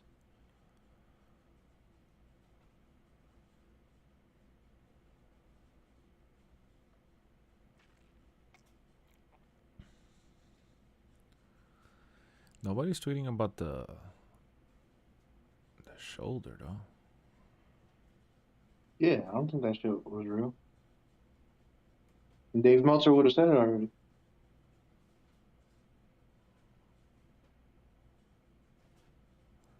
Somebody tweeted the Will Smith slap to Chris Rock saying WWE fans and then WWE's Chris Rock.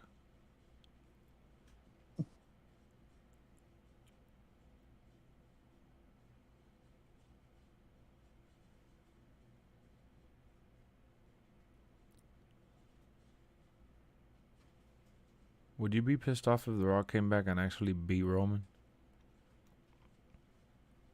You think they would do that? I mean, you know, all right. So this is how I predict. You tell me after if I'm right or wrong. Chat, you feel the same. What up, Steven?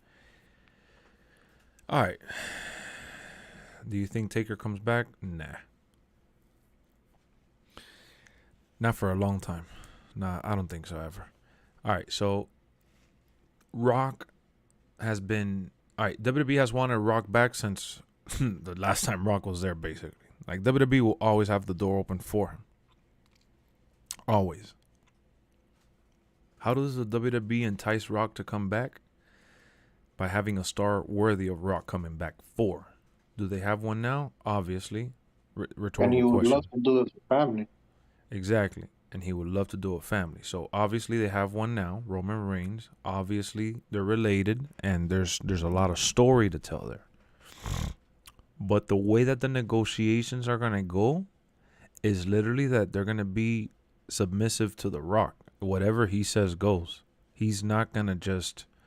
They're not gonna present him an arc, and he's gonna just come in because he feels like what they presented him was great. They're gonna have an idea of who they want him to face and how they want him to get there, and then he'll probably make adjustments. But in terms of storytelling and what direction the overall story goes, I'm sure it's going to be Rock and whatever creative team he surrounds himself with. Like, they're going to have producers and writers. Rock has already made it loud and clear that he's never done this solo, that he's always had a team around him. And I just think that, like, Vince and whoever else in production has any decision in this, they're just going to basically hand the keys to The Rock and, like, have somebody kind of, like, monitoring it to make sure that, you know, Roman is not going to get hurt along the way in terms of value and branding. So as long as Roman doesn't get pummeled, I think they're fine with anything Rock goes with ultimately. So if Rock comes in and says that, oh, we should do this one match and, this is how we're going to build it up and this is what we think, I think Vince is going to be like, wow, Rock, that really sounds like a great idea. If Rock comes, if The Rock comes in and says, hey, look, I think this should be a battle of a two match battle with unfinished business leading into Roman beating me the second time, kind of like a John Cena situation. After the first match having some like unfinished moment, whether it be someone cheating or DQ or something super distasteful, and then having a definitive ending, like I think they'll accept that as well. I think the only thing that WWE will have in their stipulation to have him come back is literally say, we need Roman Reigns to look good. Whichever way you think that's, we'll keep in touch and, let's get a team together to write something. Let's put something into existence. And I think Rock is going to ultimately have that. He's going to produce it, bro. I think that whatever Rock does is because Rock wants it. And he already kind of spoiled the idea that he said that if he ever had one match left, he would love for it to be his cousin, and that he would venture to say that he would put him over. So he's willing to do it. Someday. Oh, yeah. Damn, that's funny. That's a funny-ass picture. That's definitely us. When I saw Vince outside the ring moving around, and you could see between the buttons of his shirt, I saw the black tank top. I was like, no way. He got, that was his signature. The little black tank top. It was a screenshot.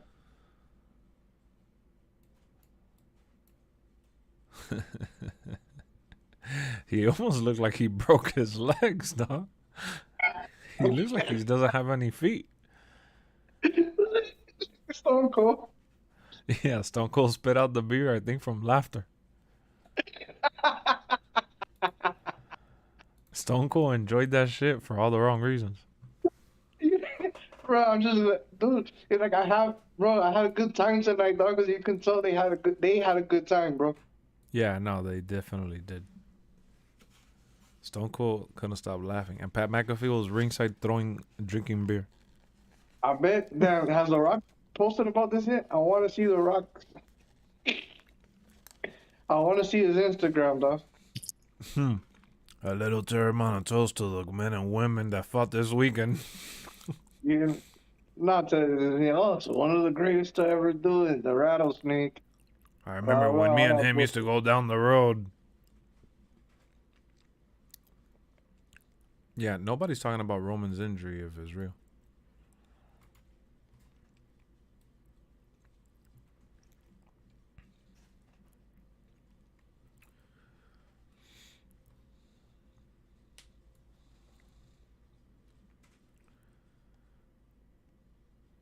Cody did mention Roman Reigns in his interview backstage.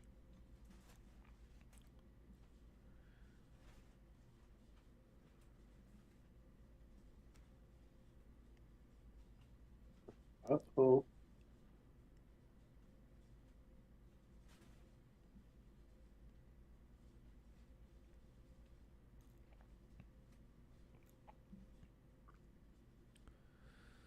So what do you think that Brock Lesnar broke his hurt one something in him, like by mistake? Bro, that red shit, that red thing that you see on his tricep was from when he speared him through the barricade.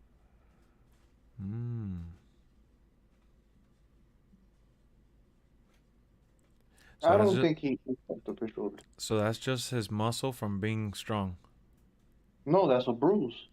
Oh, okay. I mean, it's red because of the bruise, but yeah, the tricep is it pops out like that, dude. Like you can do it yourself, Lexx. I don't have a tricep, Brian. Stop trying to embarrass me.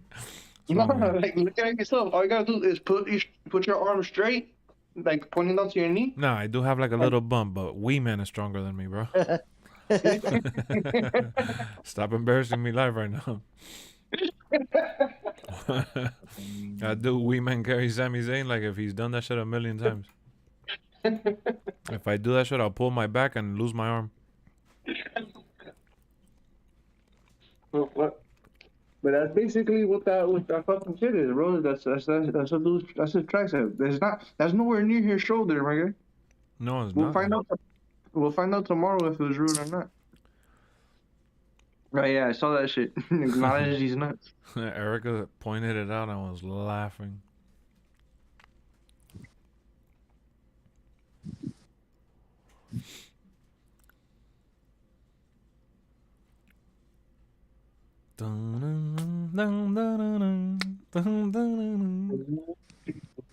I've seen more tweets.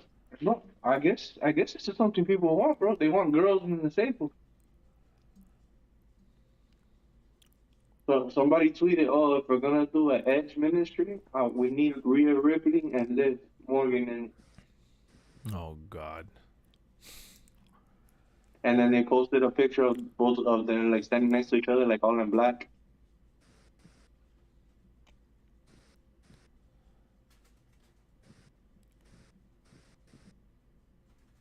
What type of storyline would you get out of that, though?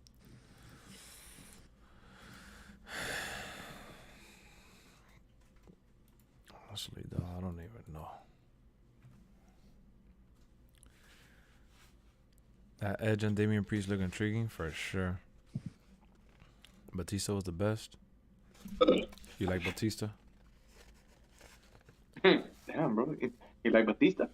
Batista. Everyone takes Roman's greatness for granted? Oh, for sure. What up, Mio? How's it going, man? Nobody wants to acknowledge. WrestleMania. Acknowledge me. Everybody's complaining, but hey, the Usos didn't get involved. That's what I loved about it, honestly. Damn if I do, damn if I don't. But you know, they're not attacking your chat right now. But earlier, when it was still like fresh and everybody was mad, oh, this dude's a cheater. He never wins clean, blah blah, whatever. I love that half your chat had that feeling, bro. Cause that's the feelings I used to get with Triple H, bro. Oh yeah, you did say that though. Yeah, I remember. When he would come out on Monday Night Raw with the belt and be like, "Oh, I'm the greatest," blah blah, whatever. When you know the night before, like DX would jump Stone Cold or The Rock, or hand him the chair to get the cheap ass win. Bro, you saw that shit was like pandemonium in there. It felt like everybody was jumping over. And this was back then when I kind of felt like when you thought it was real. Yeah. And I get super pissed because the announcers would be like, "Oh yeah, come on, Triple." You know, there's always a good guy and a bad guy announcer and shit. Yeah. And I'll always be like yelling at the TV, like, "Come on, bro! He knows he cheated." So I felt like half your chat was like, "Oh, he always cheats." Yeah, no, I feel like 80% of the chat. There was rarely anybody supporting his ass.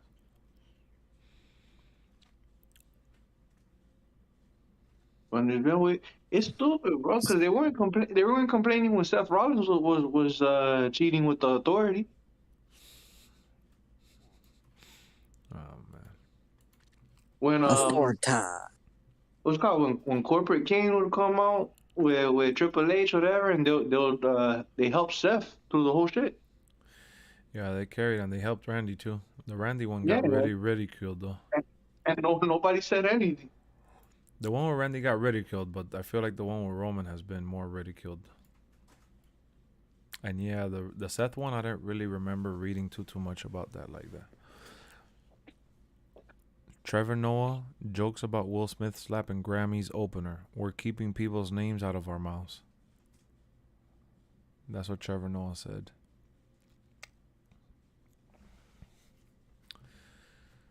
Everybody's making fun of Will Smith. Looks like a bozo. He's in the server room. Joe. Joe? Yeah. Who's that? Server room. But what happened? What's going on? Why are you saying that? He said Will Smith, right? So he's in the server room.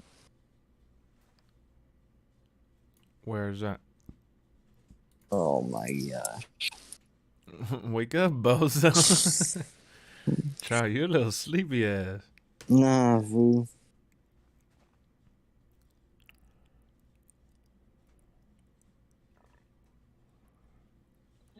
I love that Vince got involved. That was a big surprise. You were mad when Seth did that stuff? Hard to have positive opinion heard in chat with so many people trolling Lex. Oh yeah, no, it was overwhelming, Troysky, when that shit was going on. It was a flood. Remember, bro. WrestleMania had just ended and we had just hit over 120 people in here. We got a lot of people that didn't even bother subscribing or sticking around. They just came in to like shove their opinion down everybody's throat, and they weren't letting anybody really, voice their concern. We blocked a few people and put a few people in timeout, but it was really hard to manage through that motion because it really, really riled a lot of people, man. Lex, when Seth had this run back in the past where you hyped about him like Roman, no, it's not that I was hyped about Roman. I liked him, but it wasn't.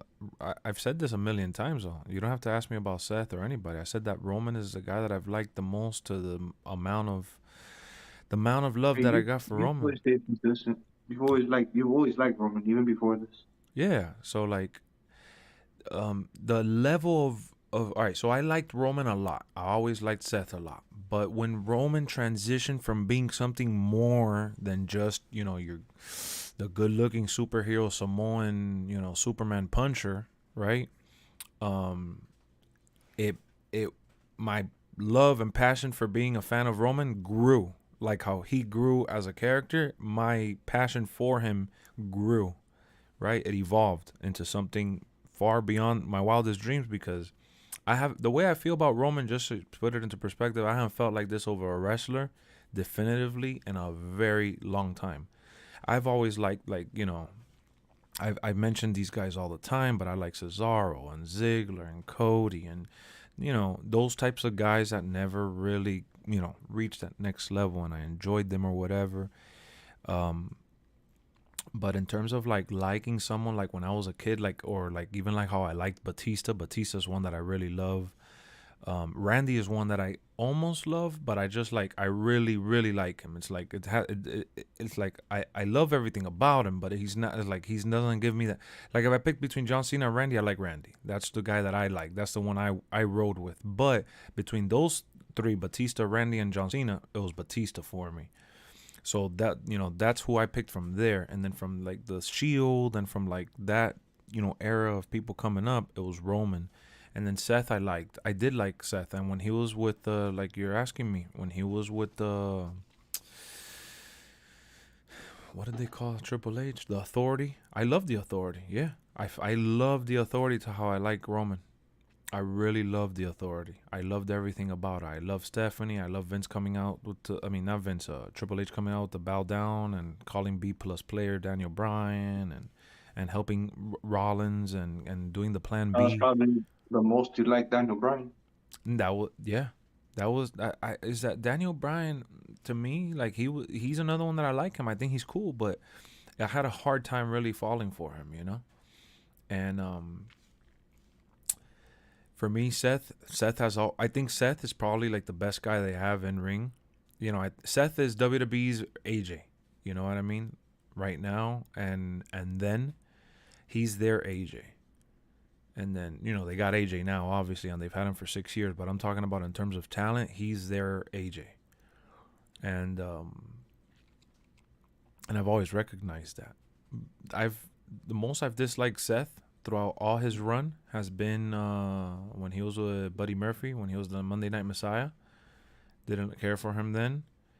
And I don't really care for him much right now because of the gimmick. But I like him. Like, I like the person, I like the character, not the character, the person, and the ability that he has to compete and to put on a show. So the least amount I've liked Seth is actually around now. But like every time he's in a match, I watch, I like it. But in terms of like characters and storytelling, I don't care about his character right now at all. You looking really buff? You worked out? Nah, I got a big ass shirt on. I got a 3X shirt, and I'm looking fat as hell. If you're telling me I'm looking buff, it's because I'm looking fat. What up, Zach? How's it going, bro? WrestleMania rules? Yeah, it was awesome. Lex, Stone Cold Loki still got a nice body. Yeah, he got guns for sure for days, and he's kept up in shape for sure. He's looking solid for sure. He just didn't want to take off his shirt. Yeah, because his body just, it's not, you know, he doesn't I would want have loved to see him to come out with the old school vest though. Oh yeah, I wanted him to come out with the old school vest too. At first for me, I didn't like him because he was evil, but then he started growing on me, and then I started to support him. The one day when SmackDown came to Chicago, I cheered him when he came out. That was awesome, bro. Yeah, I like Seth. I was a big fan of the Shield, bro. I actually sat one of the years I went. I think it was the year I went to Hell in a Cell. The Shield came right next to me. I saw Roman, Dean Ambrose, and Seth walk right by me, and I was like, it was like one of those little starstruck moments. I was like, oh my God, it's the Shield.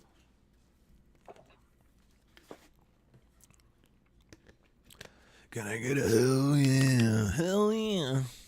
WrestleMania rock tonight? I sure did. I'm just trying to say, you looking healthy? Like, wow. I don't feel like I have. I've gained a little bit, but hey, man, I'll take it. Thank you. But yeah, Seth is definitely one of my favorites from WWE's like this generation and shit. I like a lot of people, bro. For me to dislike somebody, it has to really take a lot, honestly. Like I have tiers of how much I like them. You didn't like Keith Lee? No, but Keith Lee didn't do anything. What was there to like about him? I felt like they were forcing him into a spot where they didn't build him. I didn't like the character that they were giving him on Raw. Thought it was terrible. I feel like he was booked wrong. Is Roman like LeBron of WWE right now? For sure. But he's not the LeBron of WWE. He's the LeBron of the world right now. You miss Hornswoggle? Hornswoggle was cool. He served his purpose. If Ambrose came back to WWE, imagine the pop he'd have. I would say it'll be around the same that he had when he left. He was always one of the guys that had the biggest pops. Yeah, with the dumbass wind up. Yeah. Yeah, I hate that shit. It grew on me. Dean Ambrose always somebody that had big pop in WWE. Always. Which is why he also knew he could go anywhere and make money and do whatever he wanted. I remember when Undertaker and John Cena were going at it. and the drama that both to them wrestling was such a good story. I feel like they should have put Undertaker for one more fight. Nah, I think Undertaker needs to enjoy retirement.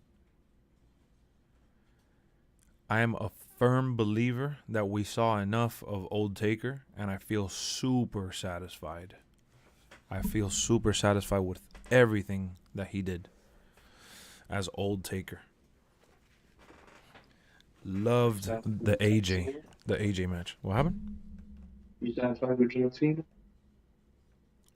If I'm excited to see John Cena? Are you satisfied with John Cena's career? Yeah. I don't think we need to see John Cena.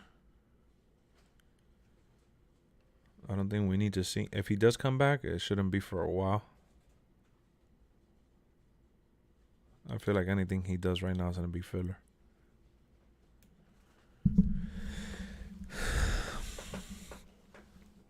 Vince went out of his way to visit Cody at home to sign him. Great story. That's awesome. Does Raw and SmackDown stream live on Peacock? Nope. No. They put it. They have a deal with Hulu that they put it the next day on Hulu. That's why. If you want to watch it on stream, you gotta watch it on the USA app. Yeah. Or the Fox app. Yeah, Fox and USA app are the only way you can watch a stream, or like video on demand. Those are just the deals, bro. Those companies paid way too much money. Don't be surprised if Wee-Man becomes the GOAT. Nah, man. That was a Jackass deal, bro. Friday, I got the NXT Championship toy belt at Walmart. Ooh, how big is it? Is it like the smaller ones? Because you know that Toys R Us used to have for like $100 replica belts that were life size, but they just weren't like the top tier quality, like the 300, 400, 500 ones. We strong, man. Yeah, we is strong as shit. He surprised me with that carry. I was so shocked. That was like it was so funny because it was a WrestleMania moment without it like ever expecting to be. I just didn't even think that he would lift somebody like that. You were so surprised how the crowd was getting into it. Yeah, I was just like, the crowd was super eating it, and I was just like, it was just crazy though. Like they had some spots that, like that Jackass match really, really surpassed even my expectations. And I thought it was always gonna be a fun match, but that shit was not just a quote unquote fun match. Like that shit was good. Can't wait to see who's gonna be next in Edge's stable.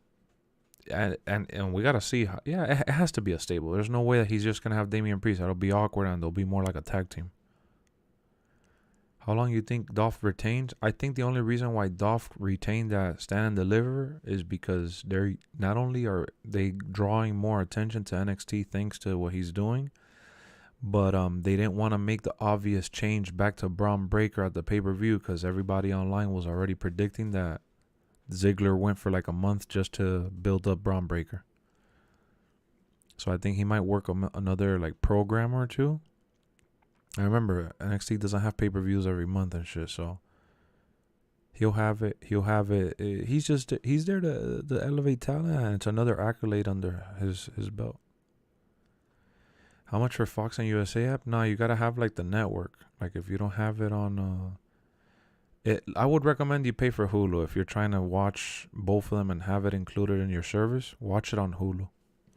I think the cheapest plan is like maybe like $7, $5, something like that, with commercials. And without commercials, it's probably like 10 or 12. I don't know if they changed it, but something like that. You miss CM Punk? Oh, no worries. You don't have to miss him anymore. Just tune into AEW. He's there like every week or every other week. And he wrestles like at least twice a month or some shit like that.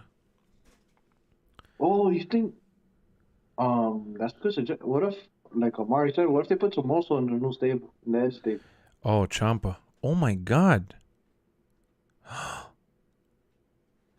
Dude. Would that be dope? Ciampa is a beast. That would be an honor. Yes. Ciampa should be there. Ciampa, Priest, that's like I feel bad for Ciampa because age is not on his side, but the dude is talented. He is good.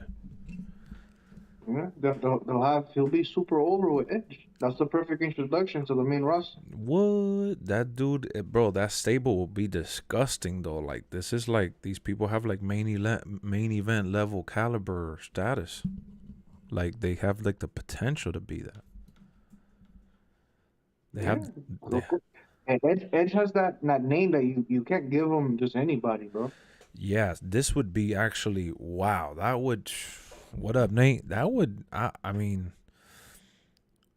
No, to be honest, I hope that that's true, or that happens. I would actually fanboy over a stable like that, honestly, because that should be bigger than the Hurt Locker. The Hurt Business, yeah. I mean, the Hurt Business. That'll like this combination of what is that? Look, my thing. I like Shelton, but I always hated Cedric. So like, I always had a problem with Cedric. But if they literally do Priest and Ciampa, I would like legit like all three. Like that shit'll be perfect. He's only 36. Yeah, I know. Like the reason I'm saying is that like he's up there in ages because like when you look at Braun Breaker, I think he's like 24. When you look at Dominic, he's like 24. When you look at some of the rookies in NXT, most of them are in their 20s or turning into their 30.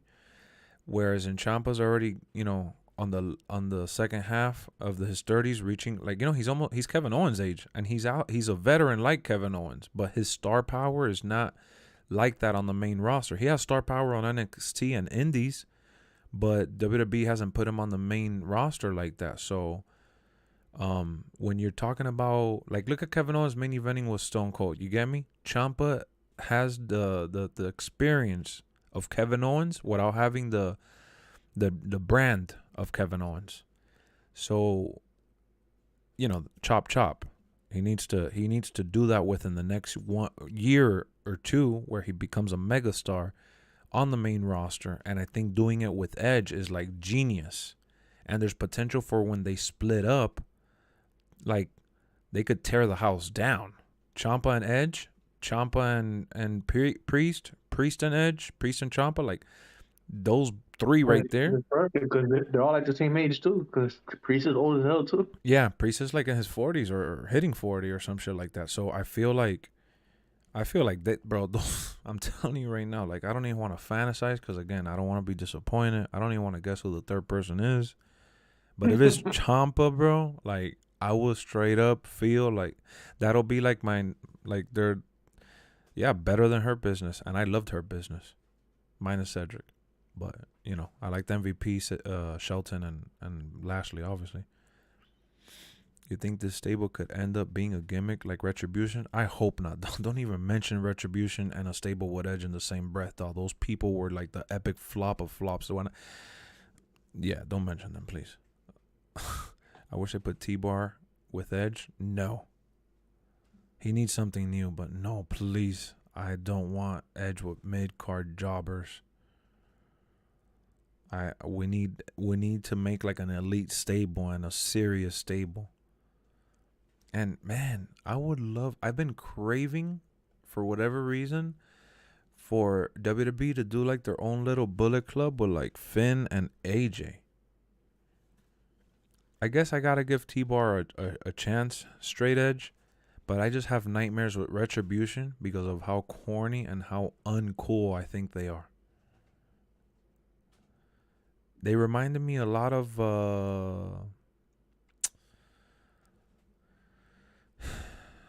you guys remember that one group that had to do with the ponytail and he started painting his face like if he was Animal and Warrior, and he's in TNA right now. They call him Big Hoss. Ascension. Retribution reminded me like a worse version of Ascension. Does anybody remember Raw Underground? I thought that was dope. Yeah, that was dope with Shane. Yeah. That's where the Hurt Business got their start. Yeah. Did you see the fan that was throwing up the middle finger? Yeah, that shit was awesome. T-Bar should have never been in it. Nah, Retribution was like the most epic failure. Like, and you know what made it fail too, bro? Because they were setting them up like if they were gonna be like a destructive. Like the Shield. Yeah, they were setting them up like the Shield. I'm sorry, bro. I don't know if you guys agree or disagree, but I think Mustafa Ali just freaking stuck the knife through the heart. That shit was so. I don't think that was his fault. I think they just chose the wrong person to Yeah. lead them. No, yeah. I think it was bad. Like you know how when you do a movie and it's bad casting. I thought it was bad casting. I don't think it was his fault. I don't think it was his fault either. They built it up so high, and they picked a mid carder. Yeah, exactly. No. I don't put it on him. So when I say it's his fault, I guess I'll rephrase it. I think it was just miscasted. It was a missed opportunity. They needed a bigger figure to have been the reveal. When I found out it was Mustafa Ali, I was like, "What is this?" I was super disappointed with that story, though. I remember watching the YouTube video and just rolling my eyes. I was thinking that they could make a new Bullet Club with Cody, Finn, and AJ. No. Future, yes. Now, hell no. Cody needs to be by himself, bro. Cody needs to be by himself right now. He needs to ride this by himself right now.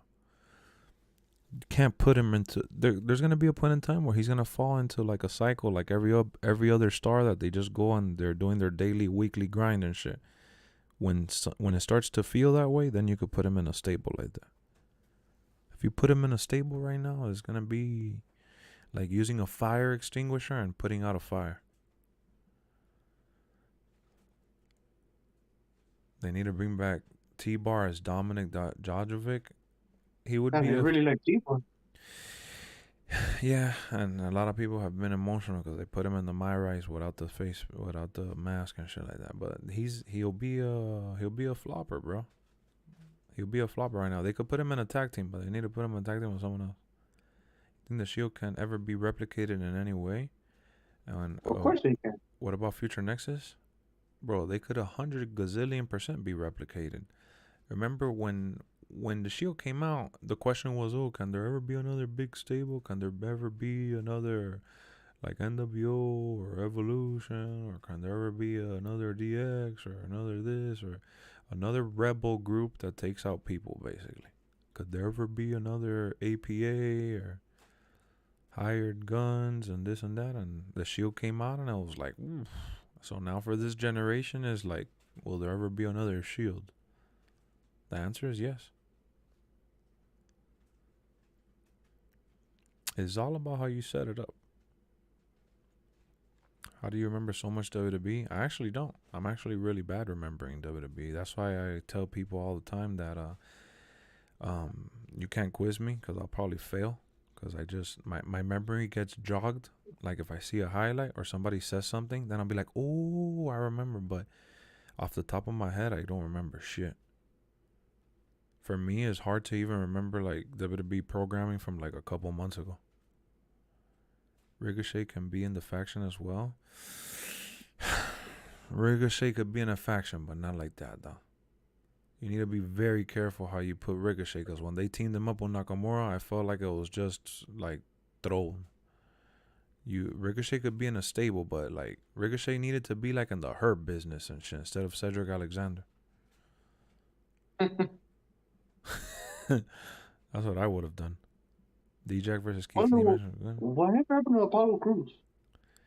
Fell off. Not being used.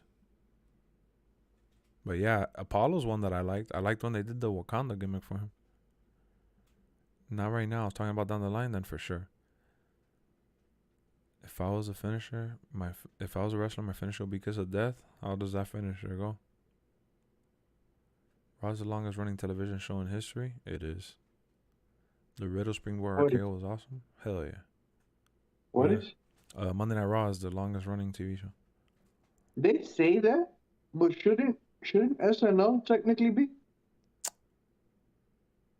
I think they're saying it more because of like consecutive episodes. SNL takes breaks and they use reruns sometimes. Mm-hmm. Like they sometimes on a like they'll skip a Saturday and they'll put a replay. So they're saying longest running episodic.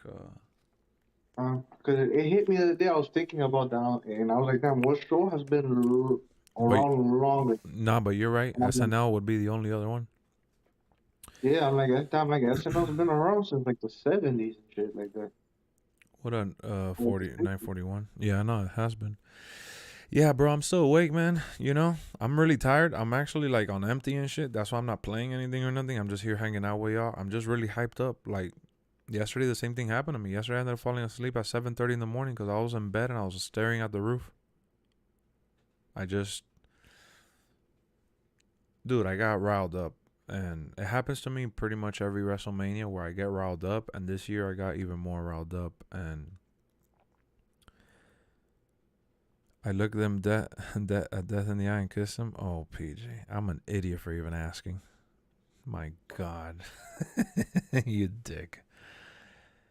For me, bro, I always tell you guys that Stone Cold is my favorite of all time. I watched that whole Kevin Owens match. Like, I want to go back and watch it. Like, today I watched it again. You want me to tell you something? Today I went, when I was dropping off my mom at her house, I went to I saw my dad and I said, look, I want to show you something. Stone Cold had a surprise match yesterday because he knows how much I love Stone Cold, and he's seen Stone Cold movies with me and shit, so he likes him. And I end up showing him the whole promo, and my dad doesn't, like, he understands English, but he doesn't really talk English, so I actually translated the promo as it was happening. And my dad was doing the reaction that the reaction that we were doing. Like, when I would tell him what Stone Cold was saying and what Kevin Owens was saying, he was like, "Oh shit!" Like kind of like giving you like the like if he felt what was going on type shit. And I was actually translating, so he couldn't even hear him say the words. And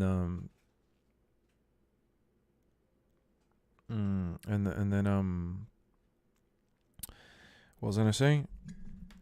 So then I tell him what Kevin Owens was saying, and he was laughing. He goes, "Oh my God, this guy is crazy for saying that like in the middle of Texas, you know?" Because I told him that WrestleMania was in Texas, in Dallas, Texas and shit. And then when he saw the glass break and Stone Cold coming out and the crowd reaction, he goes, "Man, this asshole has everybody on his seat." Like, he was blown away by like the reception that Stone Cold got. And he goes, "This guy has so many fans. This is crazy." Like, my dad was going wild. And I'm like, "No, it gets better. Watch. He's actually going to have a match." He goes, "He's going to have a match at that age?" And I skip ahead, and like I explained the promo and this and that, and he was just laughing and giggly like we were and shit. And then when I started putting on the match, and I didn't show him the part that kind of drags that we like, obviously, because it's Stone Cold and our idol. My dad did, to give you guys a little background, my dad doesn't care about wrestling, and he never really watched wrestling. I got into wrestling on my own. Not even my brother watched wrestling, so I'm telling him like the build up and shit, and then I also showed him the promo, and then I show him the match, like the main spots, when they're fighting outside, when they're trading blows, and he was like, he reacted like if he was watching the match live. And when the match ended and I go upstairs, this dude comes back and he goes, "Man, I feel like an idiot." He goes, "I actually got my eyes watery."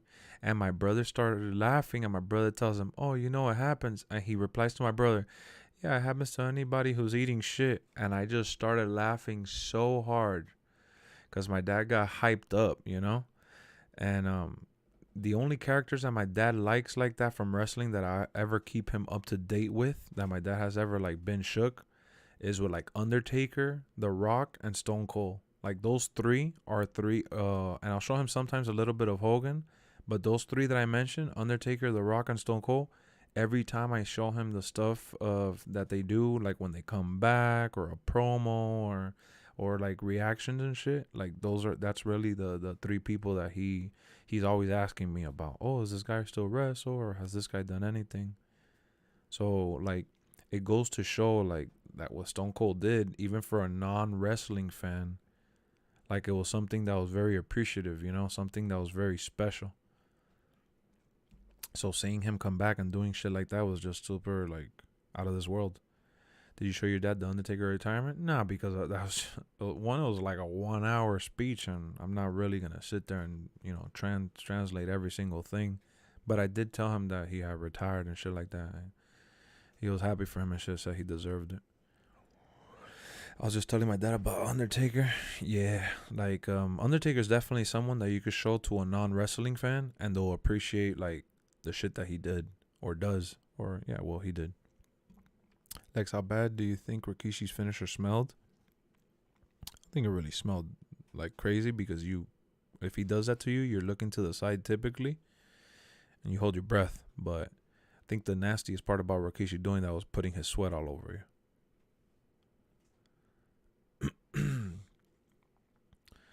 But yeah, tomorrow I'm gonna see him again. So tomorrow I'm gonna show him how I'm not even gonna tell him anything and tell him about like Vince McMahon coming out with this dude and shit. I'm gonna show him that Stone Cold came out again. He's probably gonna freaking laugh. But like when The Rock came back and was feuding with John Cena and all that shit, I show him all that shit. And I showed him John Cena a little bit too, but he finds like all that shit corny. Like if you watch wrestling with a non-wrestling fan, you freaking feel like it's so funny. Like the wrestling psychology, if you're not in it, like if you don't enjoy it and you don't like it, like it's really funny to see someone that doesn't care about it. It's like a stereotype, prototypical reaction type thing. What's that? IDOY, what's that? Was all sweaty and it's all over your face. Hopefully he wiped, you know? Oh, for sure. Shad a hero. Yeah, the Shad Gaspard stuff, that was ridiculous.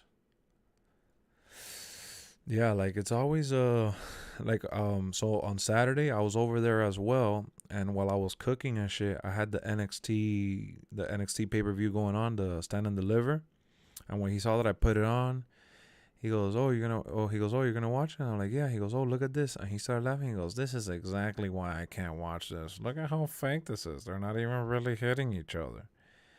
And I start laughing so hard because it was like the typical like the troll comment that people say when they like, oh, look at what you're playing. Wrestling is fake. Why don't you watch UFC?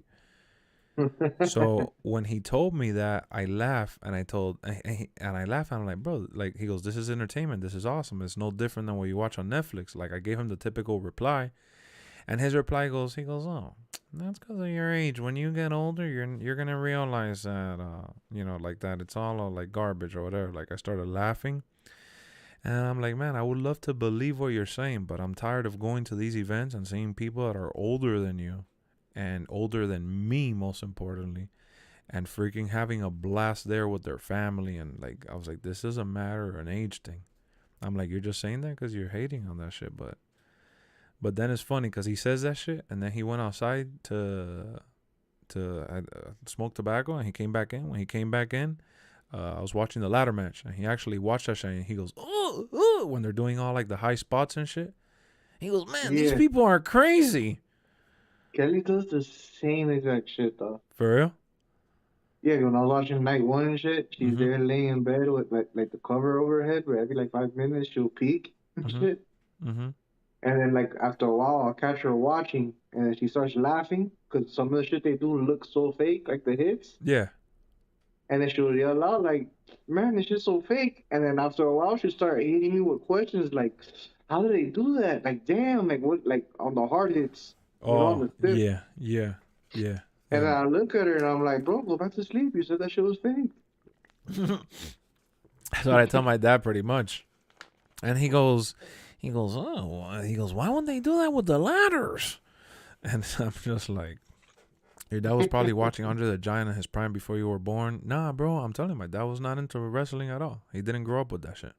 Neither did my older brother. My older brother knew who like Hogan and all these people were and shit, but he didn't care for it. And then I got into it, and I got my younger brother into it, but that's about it. And then none of my cousins like that shit. Watching wrestling with someone who don't enjoy / watching wrestling kind of makes you feel like an outsider. Bro, it makes you feel like an alien. But I laugh. It's just, especially with my dad, because he says that because he doesn't know those people, but the people that he watched me watching and enjoying, because my dad bought me like the toys and the shirts, and he would watch me play the games. Like he's aware who, some of the popular figures are because I made him aware of it. So like I said, all I got to do is show him like Stone Cold, The Rock, and Undertaker and shit. And that's how I'll get a good reaction out of him. If it's not any of those like big guys or whatever like that, and I just show him like Joe Schmo from NXT, he's going to just like straight up say, oh, this is all fake and whatever. Just like when I watched wrestling with my wife's in-law, my wife's in-law, my in-laws, it was the same thing. It was, you know, kind of explaining the psychology behind how the show is, and, you know, ultimately, you know, kind of like giving them insight on how it kind of works, because the first thing that comes out of everybody's mouth when they're not into it is, oh, but how could you watch that? It's fake.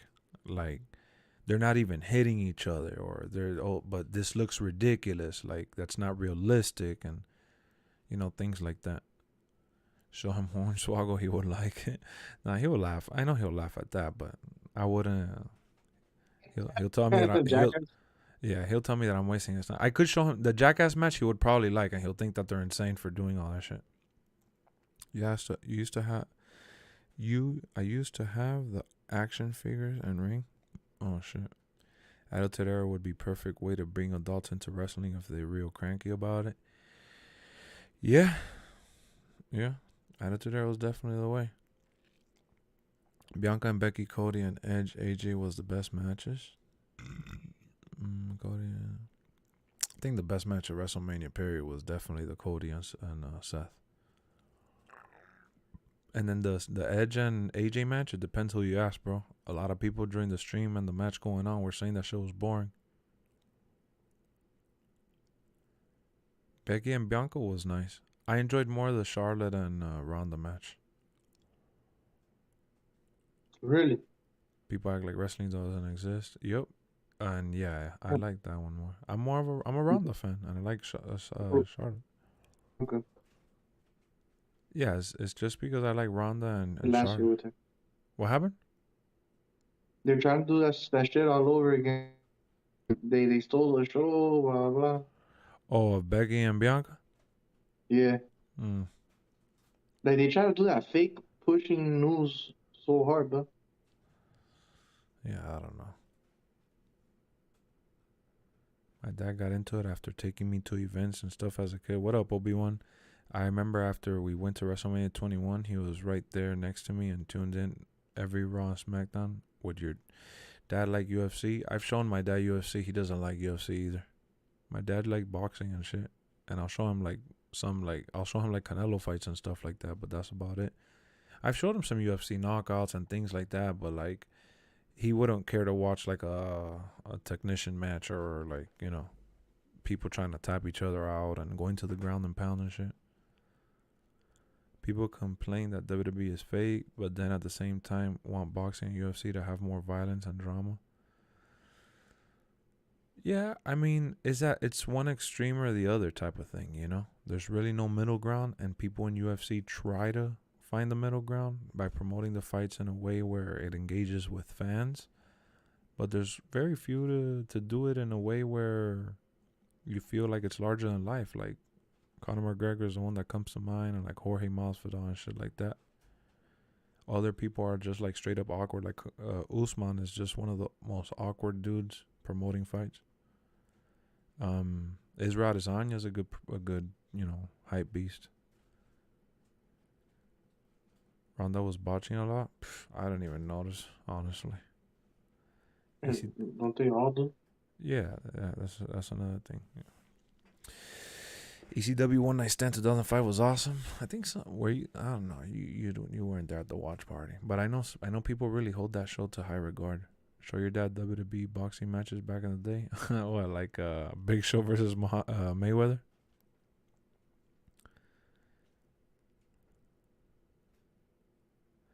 The referee counted 3? No, yeah, but that was done on purpose. That wasn't a botch. That was part of the story to get Ronda to complain to him and get up. I remember exactly the spot that you're talking about. It was on the announcer's turnbuckle corner to the right.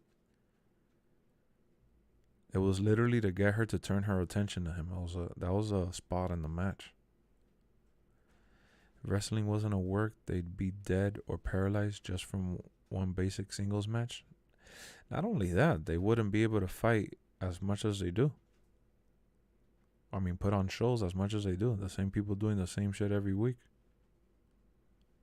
That shit would be insane. Honestly, there's no wrestlers' body could barely take the the work that they put into it now, imagine if that shit was like legit, like a combat sport type shit. Unless it was like wrestling that you freaking suplex people and get points. But if it was like a combat match where it's like knocking people out and shit. I'm surprised Logan didn't get injured in his first match. Man, he looked like a natural. The stuff that he did, he looked super comfortable. Any other match would have been overdue to that, so it was confusing. Nah, man. I mean, maybe you felt that way, but trust me, they did it. It was a storyline moment. I know exactly what spot you're talking about. Like, I remember it vividly.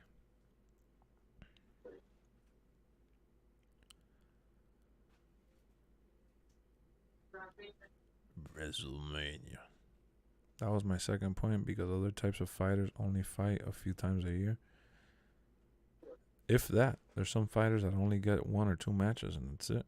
But it depends on the wear and tear that you have going into the match. And the result of the match plays a big deal. Like, if you got your ass knocked out and you had cuts and shit like that, you gotta heal, and then you gotta wait, and then you gotta start training again. So you'll maybe have 2 matches at best.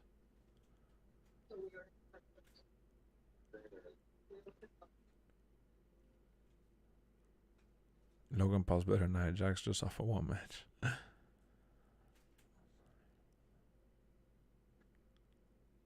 Screen went black a couple times too. Yeah, that's because Stunner read online that it was because she was having malfunction with her wardrobe. Who?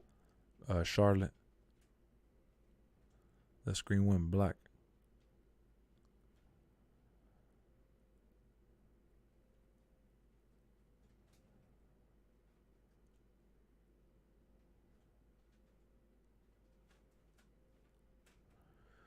Peace out, PJ. I'll see you later, my boy.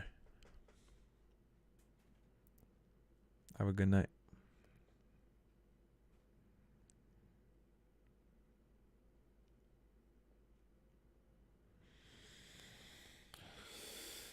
Cody Rhodes better not get released anytime soon.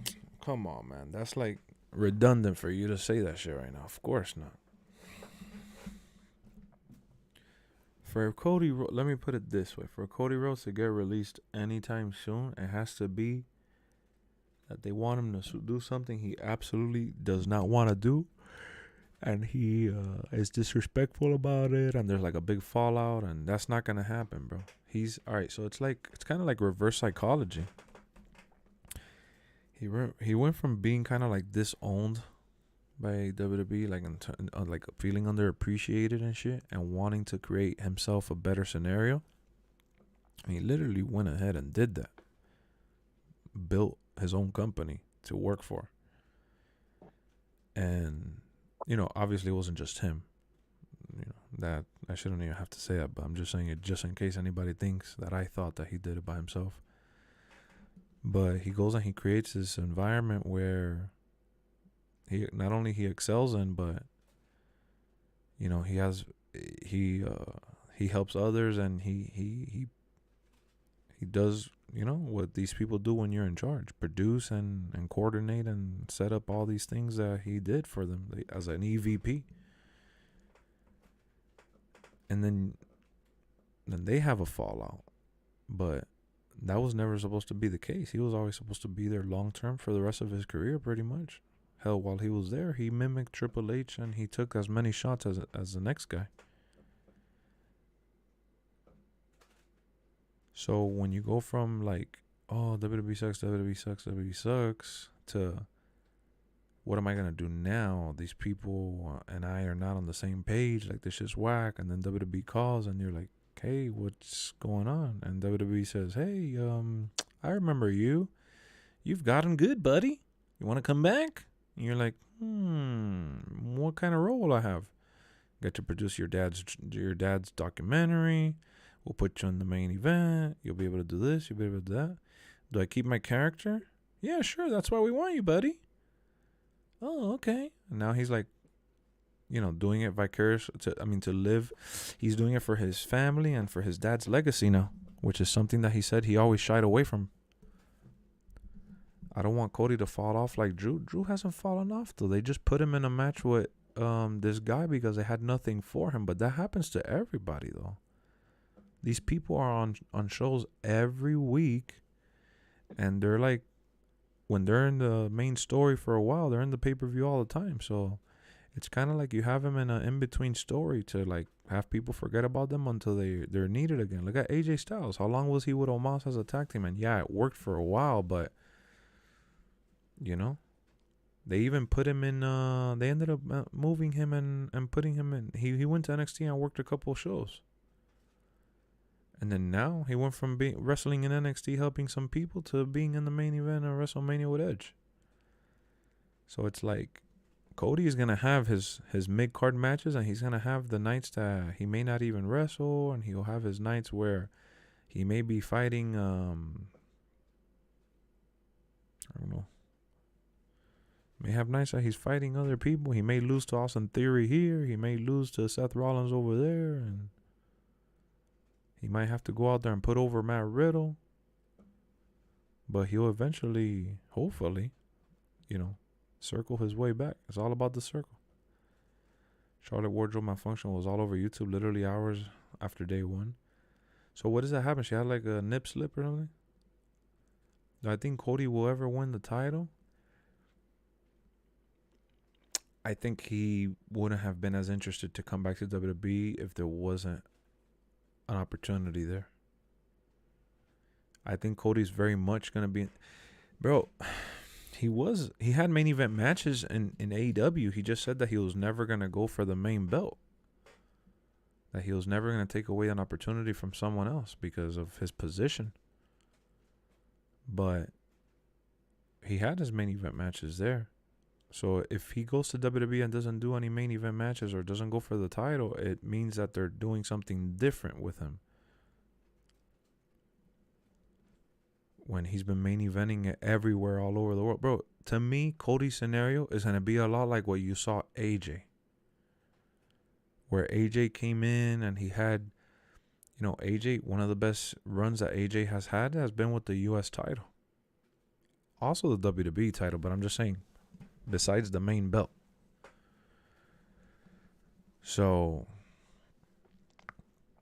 I think that Cody want to win more on this run though. He wants to be more over with the crowd, yeah, and he wants to be a player, a big player in the thick of it. Do I like Santino? I think Santino was funny as hell, one of the funniest people. Cody Rhodes being the first huge AEW talent to go to WWE is honestly groundbreaking. Hopefully we get more.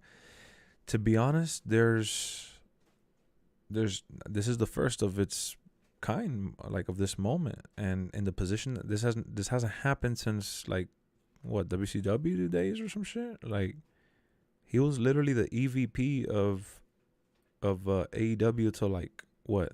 I think they stripped him from that title like right before the contract expired in January. So he was the EVP since they started.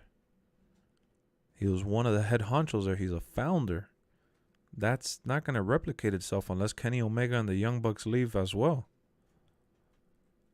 Like, because even if Chris Jericho comes back, he was one of the founders in terms of like being one of the first wrestlers signed and stuff, but not creatively. You know, AEW is Young Bucks, Cody Rhodes, Kenny Omega, and I don't know if there's like someone else besides Tony Khan, obviously.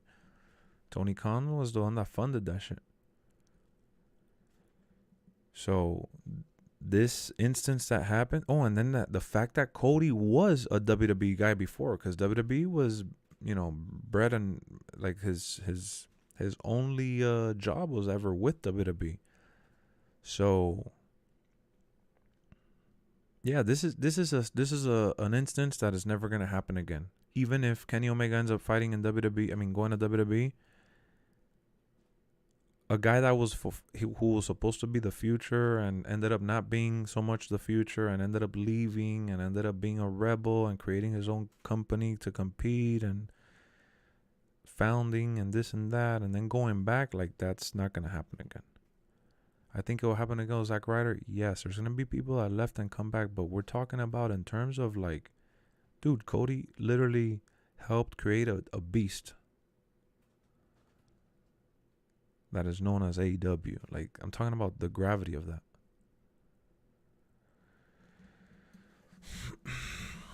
Can't see Cody losing to R-Truth, though. Nah, I don't think that's gonna happen.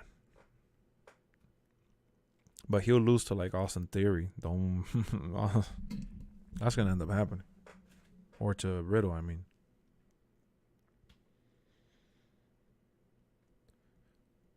Cody versus Randy will be legendary. Yep, for sure.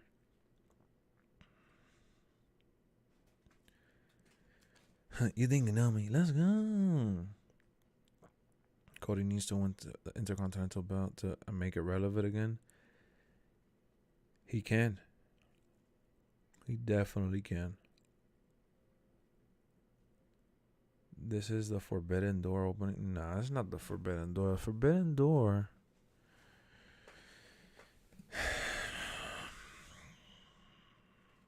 I guess on WWE side of things, yeah, because they're more like anal about these types of signings. And they're more strict and shit. I miss some Joe's in AEW now. Yeah, he is. Full circle for Cody once he grabs the brass ring and becomes champion. Exactly. That'll be like the ultimate, like, that's going to be like the confetti and the celebration shit. I was going to say something now and I completely missed the moment to say it.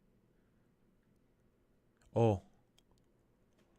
Another news that came out this weekend that a lot of people didn't talk about it, surprisingly, was that WWE, like Triple H, I think Michael P.S. Hayes, and I forgot who else, rounded up all the talent, put them in a room, and said that the talent was now free to make money from third-party companies, like that they were able to like book signings and book other things on their terms and be able to make extra money on their own without having to like pay a cut to WWE or some shit like that.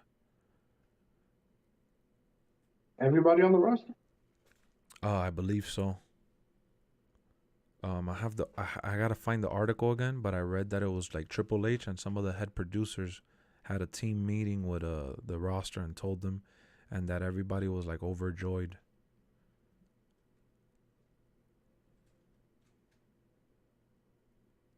Basically, like giving them more like freedom to make better like financial moves and shit. How you grab two on 2K with B?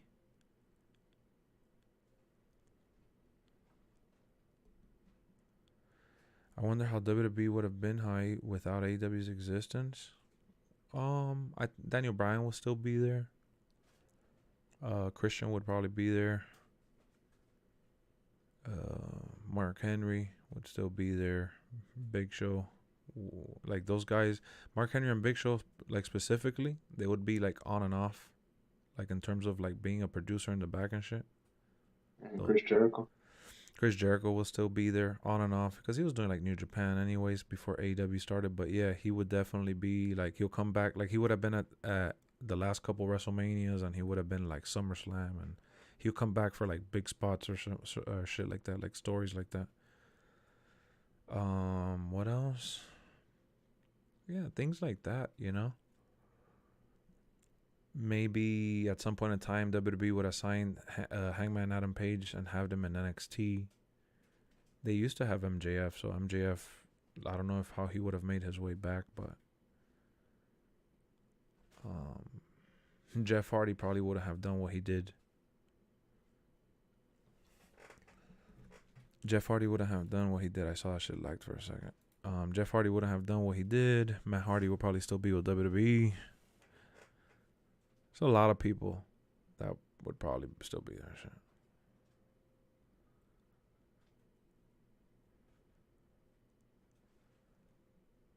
Cody versus Ziggler would be fire. Yeah, it would, but that's like what Trotsky was saying, that you can't have him face R-Truth. You can't have Cody versus Ziggler unless it's just Cody like straight up whooping him.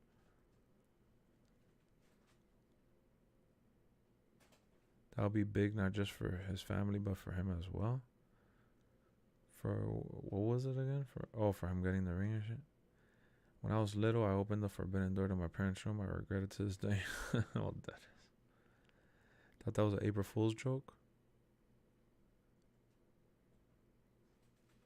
What was an April Fool's joke?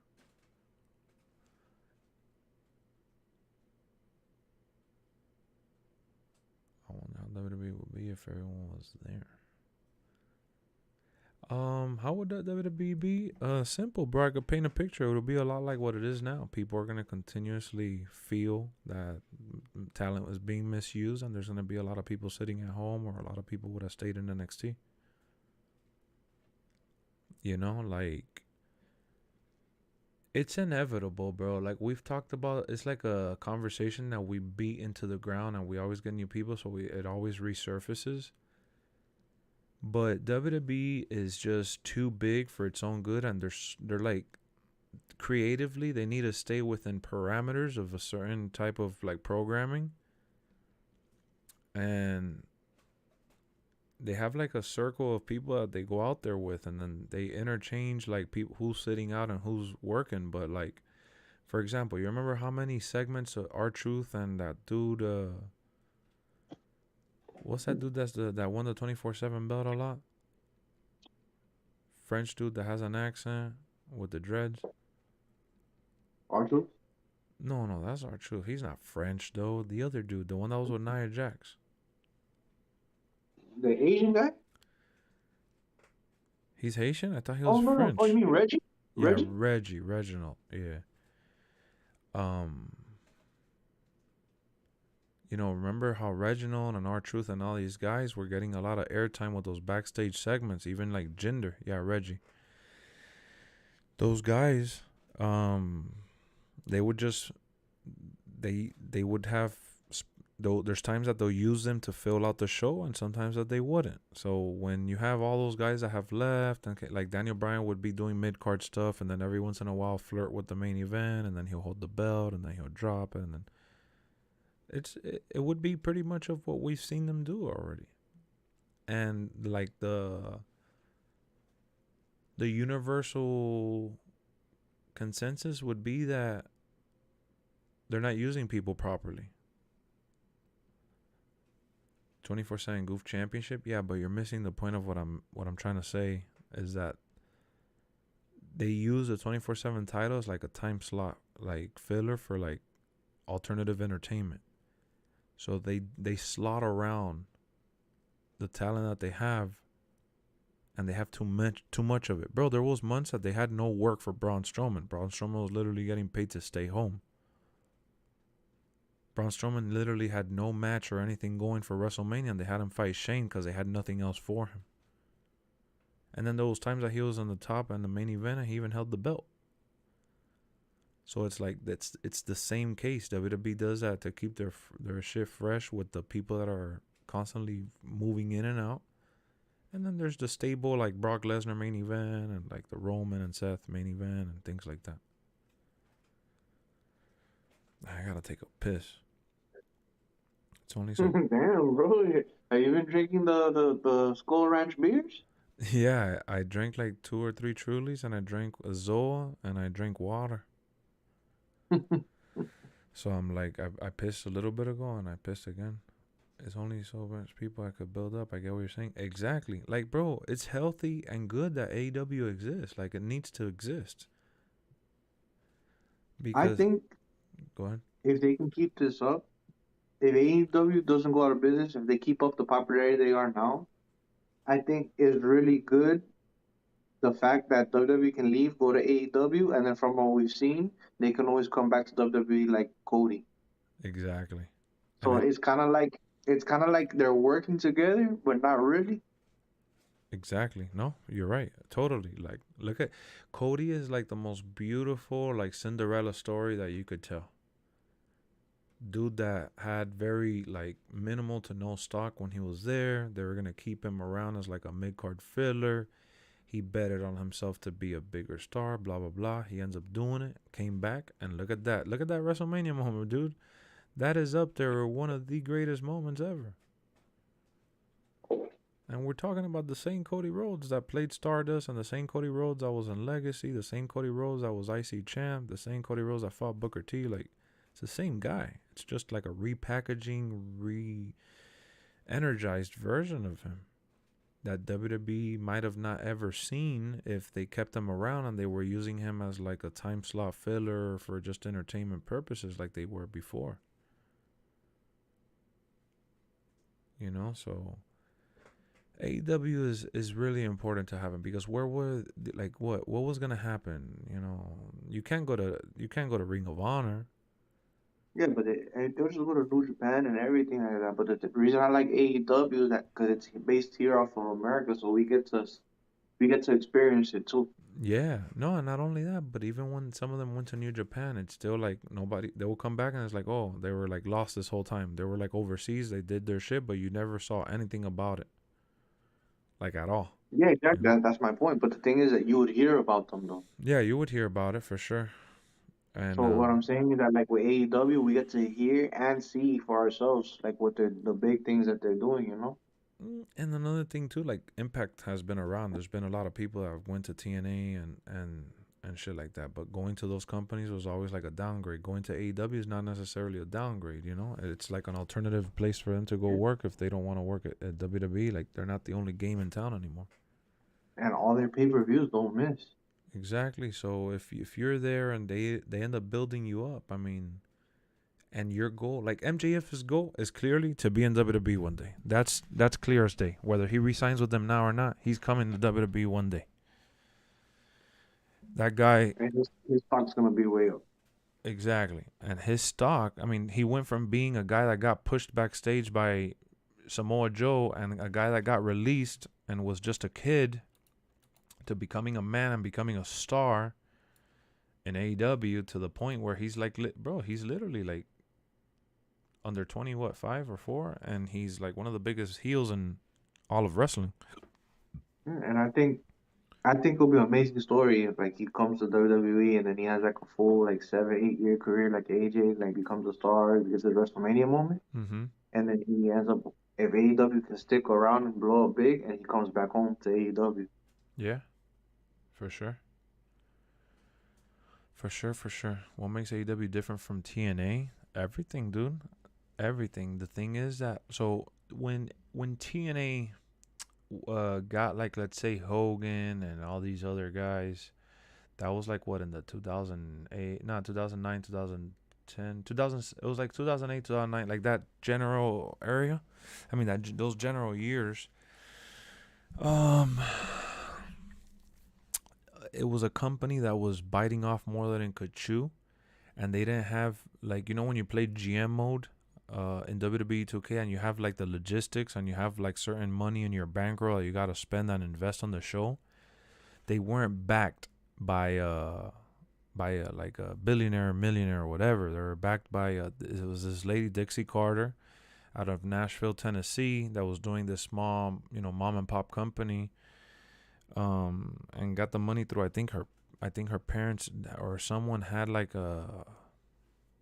owned like an electric company. I don't know exactly, but point is the funds. That's the biggest difference. And then on top of that, they were getting a lot of people that were like exiled from the industry and shit like that, you know. They got a lot of former guys, you know, and not all of them were bad, you know. They had like Mike Tenay, Bruce Pritchard worked for them, and I don't know if Vince Russo ended up working for them. I think no, Bischoff actually worked for them. So they got recognizable figures, but their production was only gonna be so much, you know. And they had good video packages, they had good video editors, and they just didn't have a stage to really showcase it. And then there was a point in time that they did go to some, you know, not big but mid-size arenas and shit, and they did their solid shows and had their big pay-per-views and had, you know, good spots and moments in time. But arguably the biggest star through and through had always been Sting. And he went there in the early 2000s or whatever it was, when they were like NWA TNA or some bullshit like that. And they just changed owners way too much, and there was a lot of inconsistency with management. And it was always typically done in small venues. There wasn't enough funds to keep it going. And you know, Kurt Angle became available. Jeff Hardy lost all his stock when he left WWE because Jeff Hardy ended up getting cut from WWE because of like the drugs and shit like that and the drinking. And he ended up going to to TNA, and he was just in a bad place when he got signed by TNA. But either way, he was there in TNA. I don't want to get your hopes up. Go ahead. Because there's rumors, but you know how we kind of, because Amari mentioned it, and I was like, damn, he'll be great for the stable. Yeah. That's Ciampa. what Twitter wants it. Ciampa. Yep. Oh man. Well, you think WWE is going to see this shit? If this is being said, though, then there's a good chance that this might be it, and we might get it tomorrow. That'll be. But it's just random people saying it, though.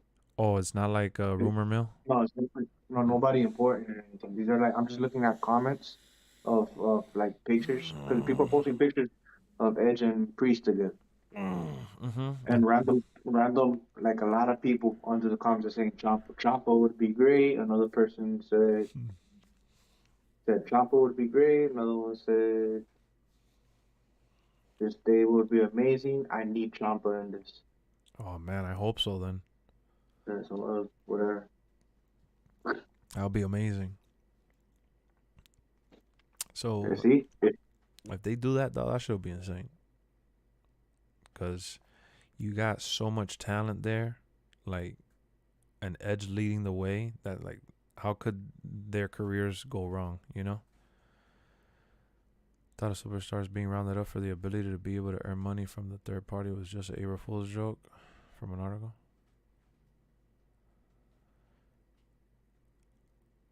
Oh, it was an April Fool's joke?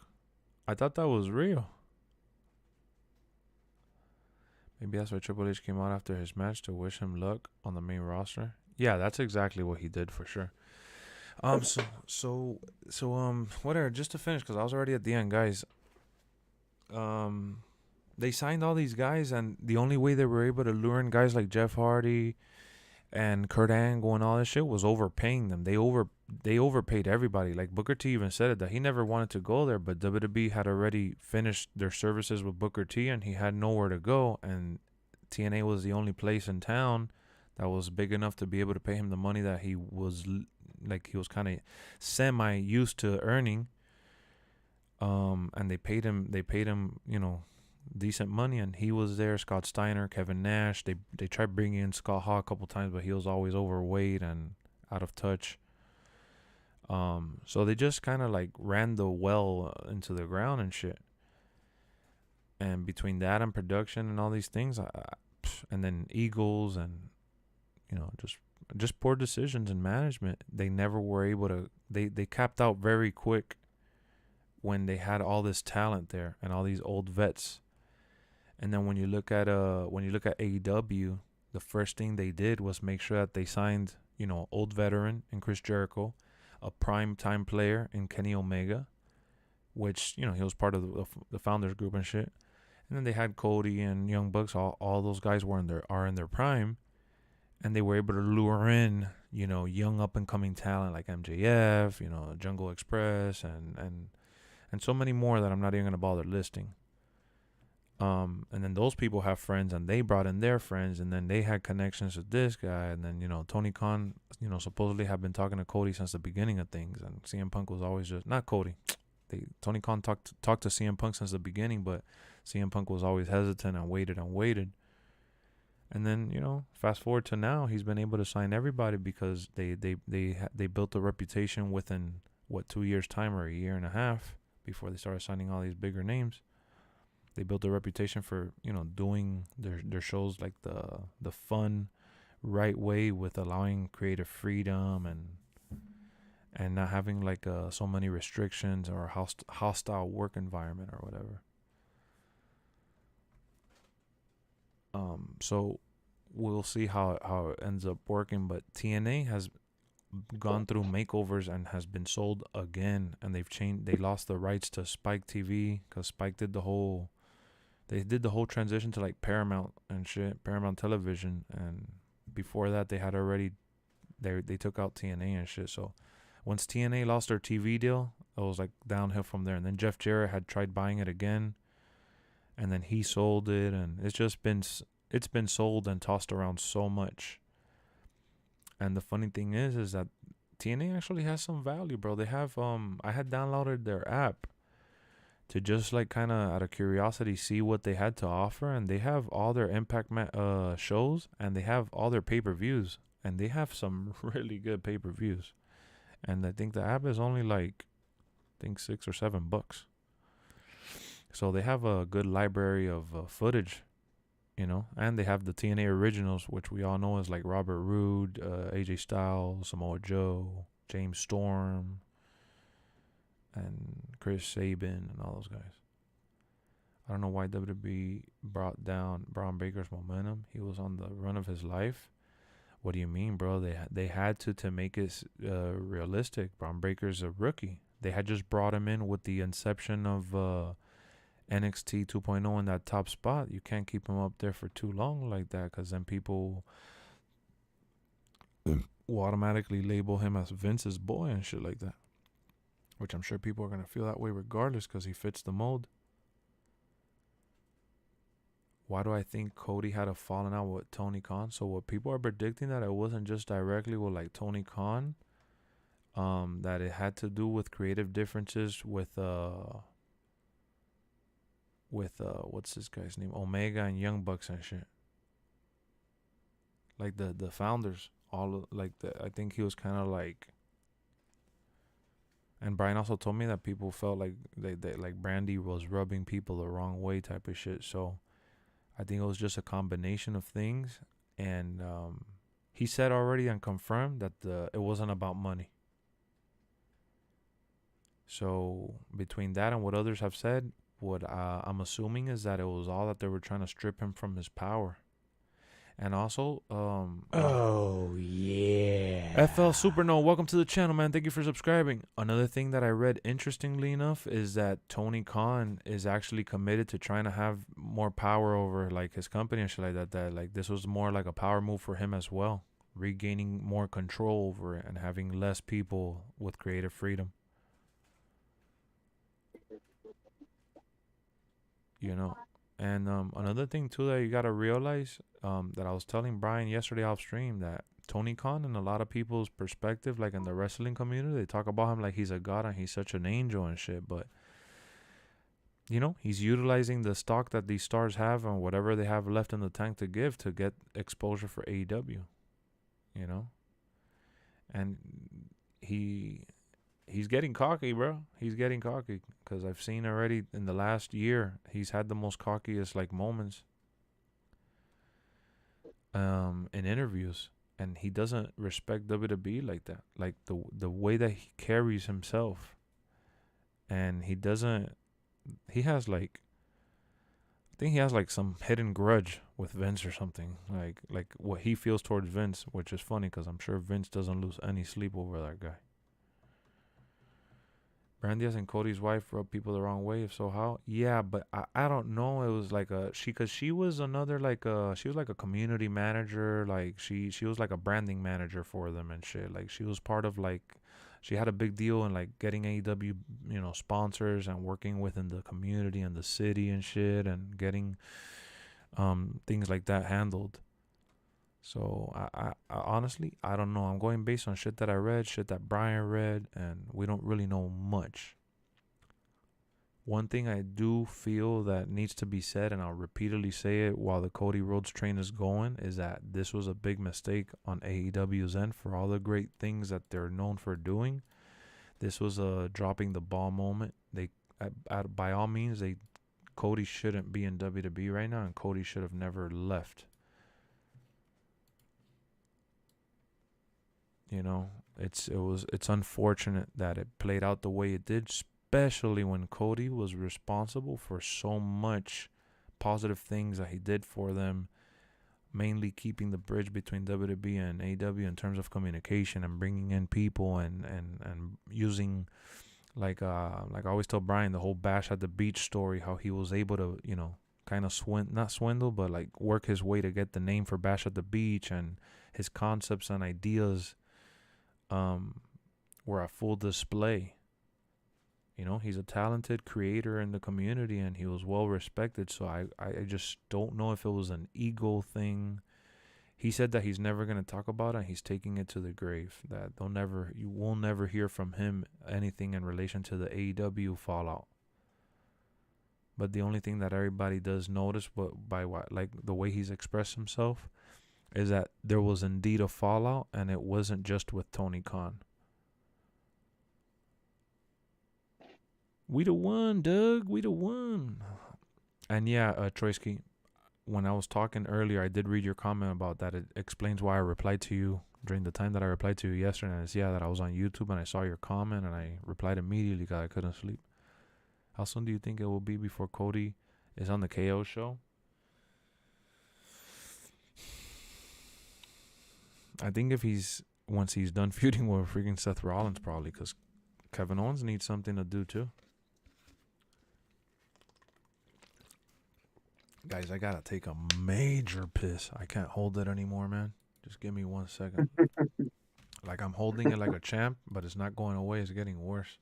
I'm about to burst. So my fault. I put a little background music to not have to put no stress on you, Brian. Give me a second, though. Bloodline this forever. We the ones. We the ones.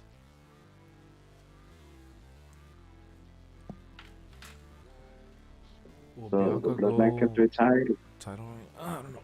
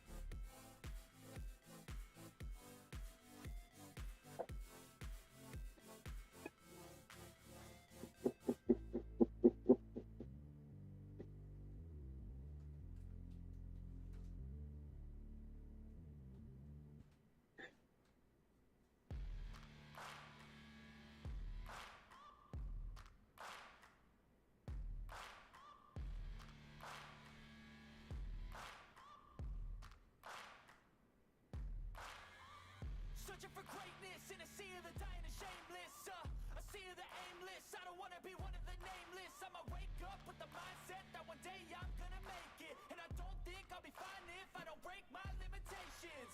Don't try to stop me, I exist to write my own story. I'll make a decision if I want some peace or if I want the glory. Yeah, I want a life that is complacent and boring. I just want a life that is worth every day exploring. I can't stop looking at the Vince McMahon segment though. For real?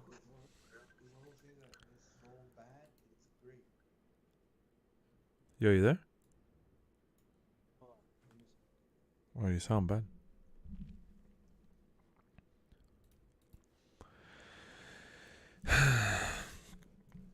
Yo, what's up, guys? Where's everybody at? Anybody awake? Trout, you fell asleep? Oh, Trout's not even here. Trout been left. Will Bianca go on a long title ring right now? I don't know, honestly.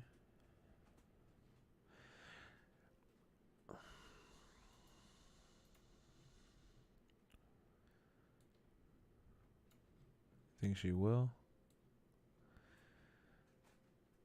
Hard to see anyone challenging the EST anytime soon, but you never know. True. Think Butler will hold on to the title for a long time.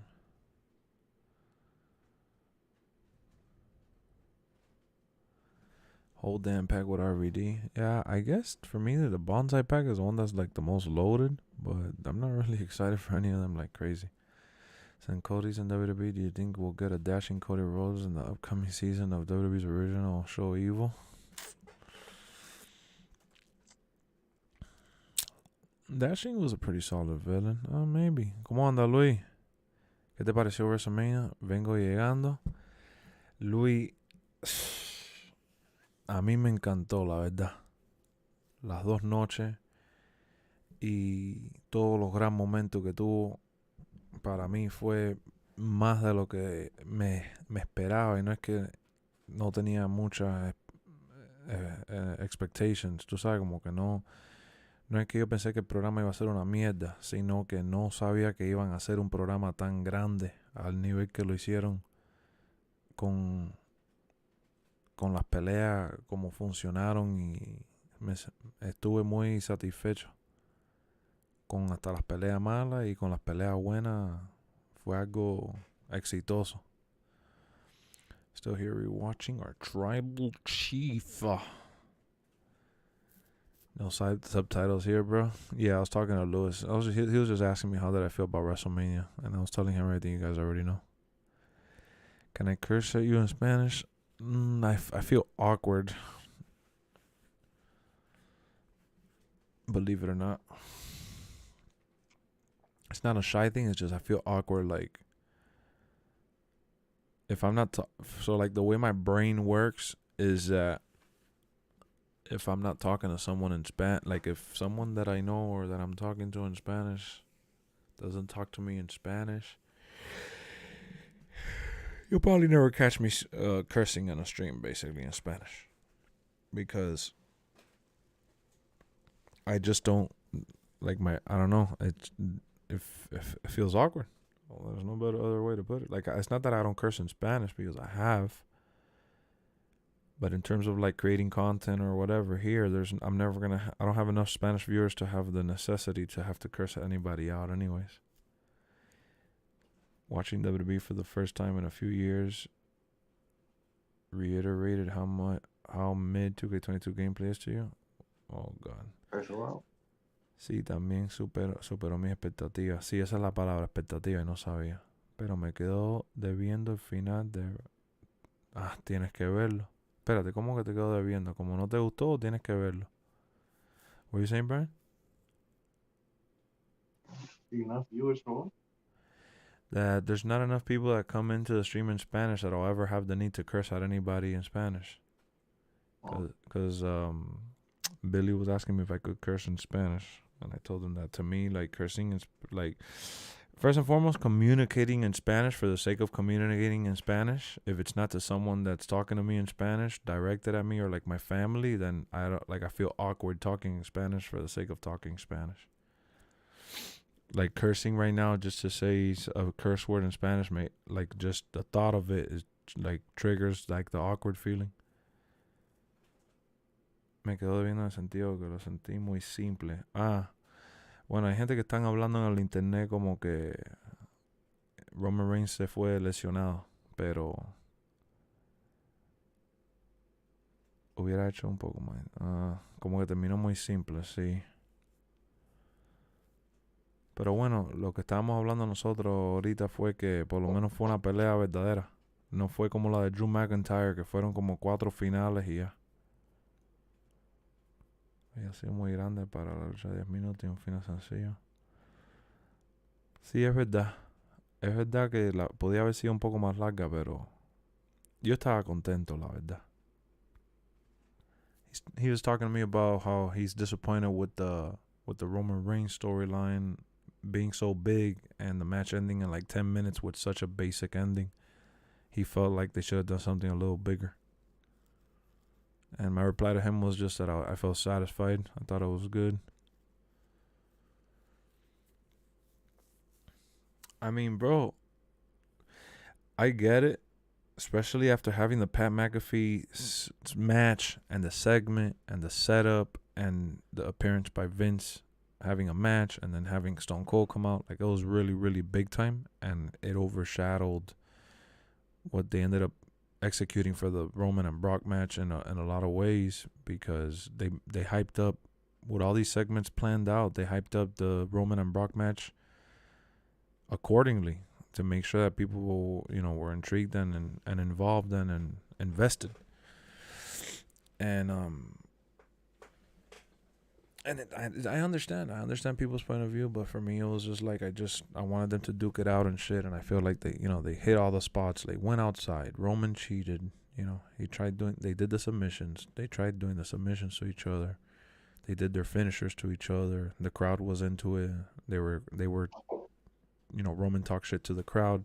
Like, it was like a checklist. Like when you're doing the showcase and you got to do a bunch of like objectives, I felt like they went through the checklist.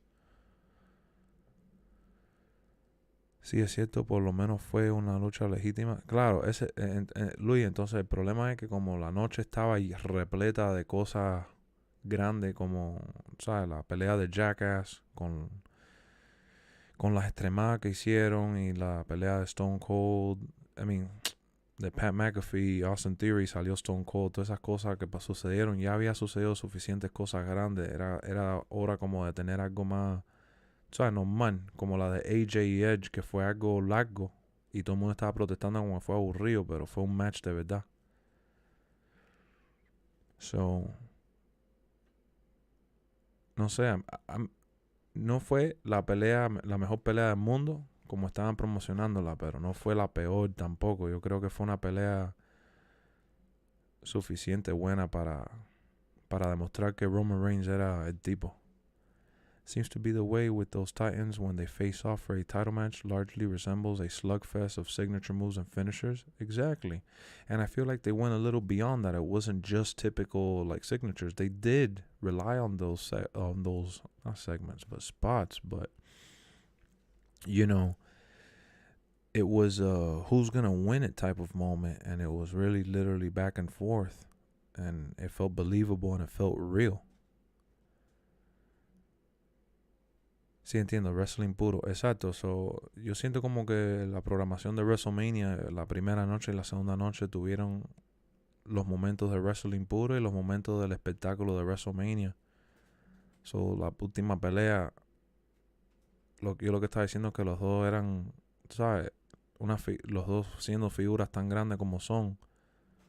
Una pelea como la que tuvieron no fue nada malo, en mi opinión. So, yeah, man, I just, and it's not like, I don't feel like satisfied in a cheap way either. I don't feel like it's a cop-out satisfaction that you think it's a guilty pleasure. I honestly felt like the overall flow of the show, like the pacing and the flow of the show was very exciting, and obviously I wanted Roman to win. We meant body slamming Sami Zayn was the Hulk Hogan body slamming Andre the Giant in the modern era. It's funny that you put it that way, but yeah, it's like the whole opposite, right? I felt like that feeling was more for like the Bobby Lashley and the Omos match. When Bobby Lashley finally suplexed him, or what was it? Yeah, he like not suplexed him, but he picked him up. I thought that was dope. and he did like the double when he ran back and forth on the ropes. He did it twice to make sure he had enough momentum to jump him. Thought that was awesome. Drew is next in line for the championship. Let's see how they... The cool thing would be to have Roman Reigns come out and just brag how he's a beast and just have Drew interrupt him. Yeah, like the guy said on Twitter. What the guy said on Twitter? Yeah, remember I read you earlier when the guy's like, "Oh, if anybody wants to spoil it, Oh, of how Raw's gonna be." oh, yeah, exactly. I would do that exactly what the guy said on Twitter, and then just have Drew come out at the end of the moment where he's about to say something else, and you just hear the Warrior Battle Royal song. Because Drew's song sounds like a cry for battle type song. I'm just noticed Paul helped Roman survive because I just noticed that when Brock was trying to do a submission hold, yeah, he helped him with the rope. That's what Brian and I were talking about, that we didn't understand why people felt that Brock got dominated or that Brock got like smashed or anything when Roman literally had to resort to cheating and like you said, now Paul Heyman assisting to, even have a chance. Good call. Mania from start to finish was paced well with enough moments and great matches, results notwithstanding. Exactly, Troisky. The new champion better make me start acting up. What do you mean? Who do you think is going to beat Roman? The Rock.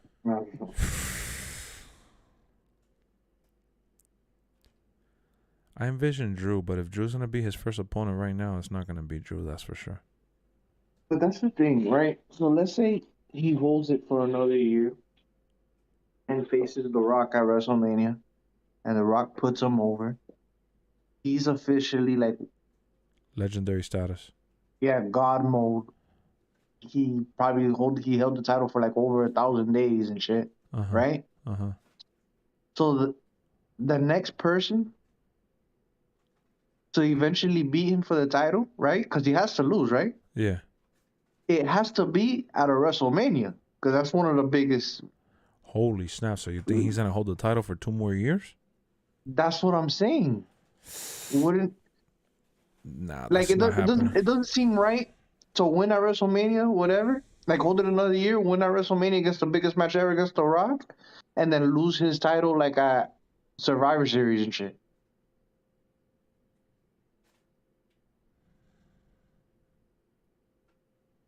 You get what I'm saying? Yeah, but unfortunately, the fans are not gonna hang in there that long. The only way they do something like that is if they turn Roman face.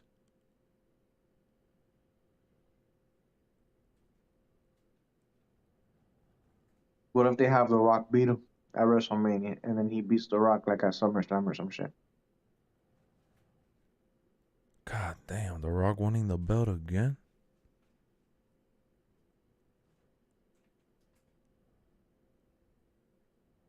I don't know. Okay, so let's say he beats The Rock, whatever. Like, you don't think there'll be like some kind of backlash that like, oh shit, like 2 years, blah blah, just for him to lose it at like a Money in the Bank or something? Holy snap, you just made the perfect cop-out excuse. Holy snap, he has both titles now, so the Money in the Bank is obligated to cash it in on him.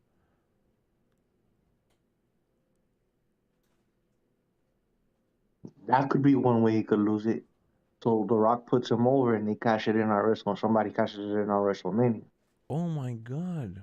I just And then realized whoever that. cashes it in on WrestleMania, it becomes an instant fucking moment like what Seth Rollins did. Superstar. But even bigger because he's doing it on the longest reigning champion ever versus The Rock. Damn. That'll be crazy. So basically whoever wins it this year. Will they drop the WWE title Universal? Yeah, I think they're gonna drop both and turn in a new belt. I think that's the only way it works. If they cash it in on him next year. Yeah. Because they're not gonna have him have it for 3 years.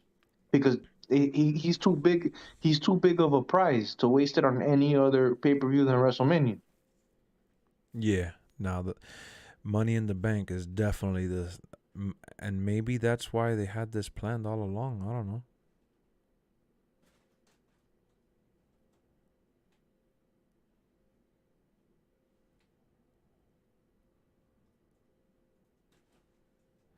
Yeah, Billy, I get what you're saying. You want the title to look completely refreshed and revamped. I don't know. They might go with the clean WWE logo shit again. Like black again? Yeah. The only one that should be I don't know Roman. why they changed the one that The Rock had. Oh, yeah. It looked exactly like the WWE one, whatever, but without the red. Yeah. Yeah. Jake is saying that he was listening to somebody talking about everything and saying that the only person that should be Roman is Cody. So should Cody win the Money in the Bank this year? Oh man, that would be amazing actually. But I'm kind of scared. What if the fans turn on Cody because it's so like predictable and like forced? Or do you think that he's over enough to withstand that type of feeling? Or why can't they do like they did? Yo, you cut out. You're right, Troyski. It is the writer's job to change the landscape and the sellers to. Why can't they do like somebody else wins it and then it gets put on the line and Cody wins it on later? That's what like happened with The Miz. Yeah, exactly. The Miz and Otis. That would be probably more like acceptable, maybe. Because I think that Cody, I mean, I don't know. It depends how Money in the Bank is in July, ain't it? Yeah, in July. So.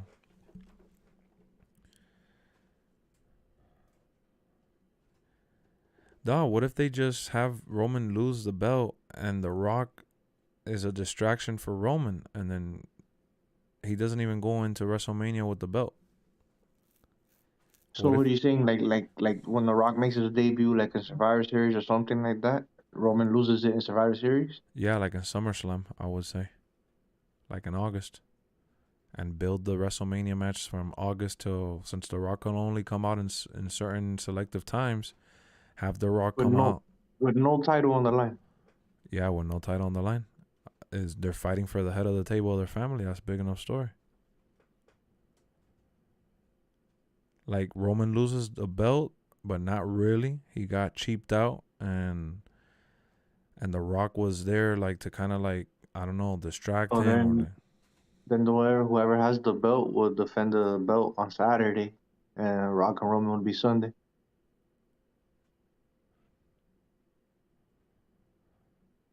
I mean, right? Is that how would you feel about that? Because was Rock and Hogan closing out the show? Rock and Hogan did close out the show. No, that's what I was asking you. What do you mean? Yeah, if they were the ones that closed out the show when they fought. Yeah. Yeah, so then that's what would happen, yeah. I mean, it's an icon versus icon type match. Two different generations clashing.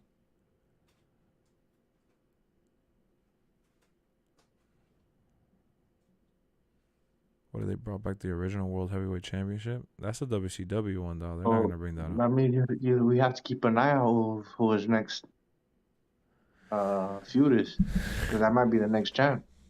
Yep. Yeah, man. Because he's already the longest reigning.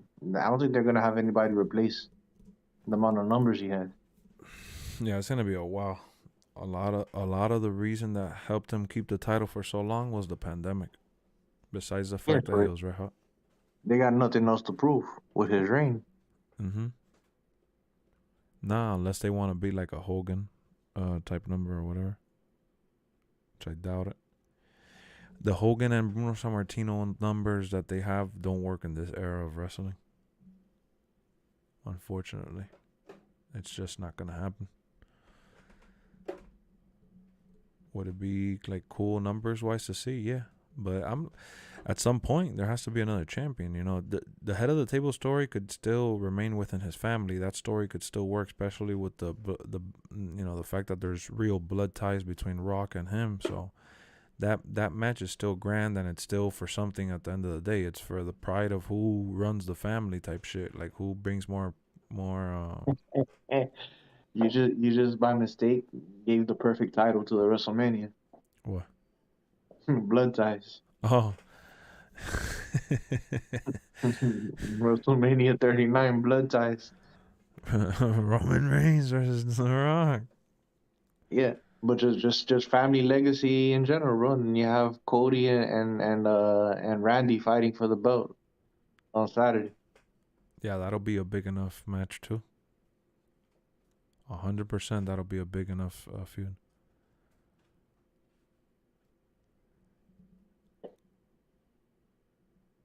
How do you check how many points? I think you put exclamation and then points. Let me see.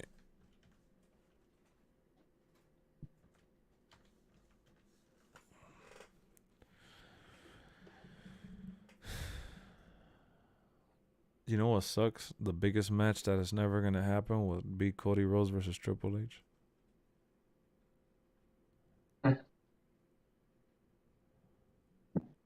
What they could do is have Triple H do another Seth Rollins protege story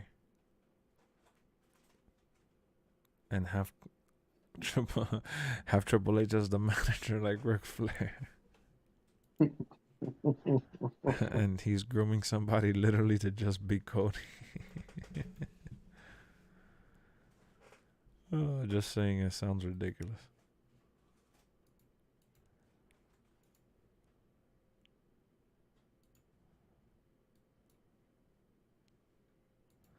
So does that mean that Stephen Amell is no longer All Elite? Because he went to AEW because he's friends with Cody. Yeah, I know. What the fuck? Yeah, he's left. Yeah, bro. So that has me nervous now, bro. So he might lose it in SummerSlam. They might give him the Summer as champ. Shit, he might even lose it at Money in the Bank, fool. Because he defends the title at Money in the Bank.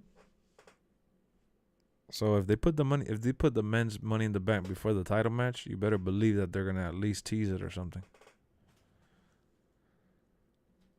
That's crazy. I never even thought about it, because you know that otherwise they could have just had the person cash in on the WWE title, not Universal for Roman. So they kind of just either that though, or we're so hell bent on the person cashing in that they're gonna win. They could also be the second or third person to cash in and lose. And make Roman feel like he's unstoppable for real. I don't know. At that point, he's past God mode. He's like Thanos. Yeah, like you come in to cash in and you're hyped as hell. Roman is acting like he's hurt, and he actually fucking huffs and puffs, and he Superman punches you and spears you and takes away your Money in the Bank. And then he starts looking at you and talking. You want to come after me? What's wrong with you? You should have cashed it in on the U.S. champion. I tried to redeem after Roman won, but I don't have 55 points since it didn't work. No, the thing is that I was using Streamlabs on my laptop, so I didn't have set up the cloud bot shit, I think, and that's why I didn't come out. But it's glitched right now because when I first started the stream, it wasn't enabled. It should have came out. I know that would have been a cool moment.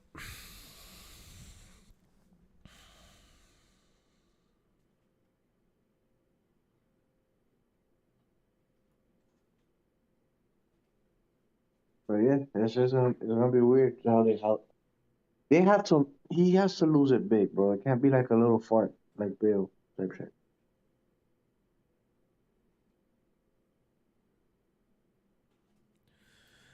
You know what I'm saying? I agree 100% for sure. That is true. It has to be by cash in, or it has to be big. Wait, did you say it cash can't me be outside? Can't be a Joe Small favorite. Wait, did you say cash me outside? How about that? Or? The cash in. Yeah, no, for sure. For sure, for sure.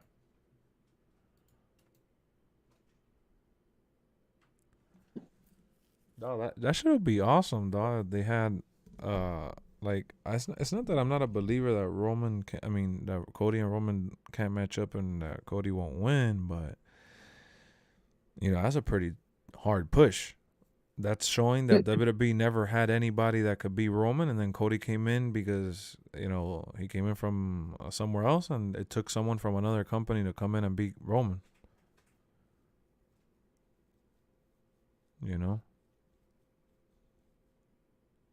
Yeah. So like that'll be super massive for Cody, and it'll make him an even bigger star than he is right now. So I think there's no better way to do it.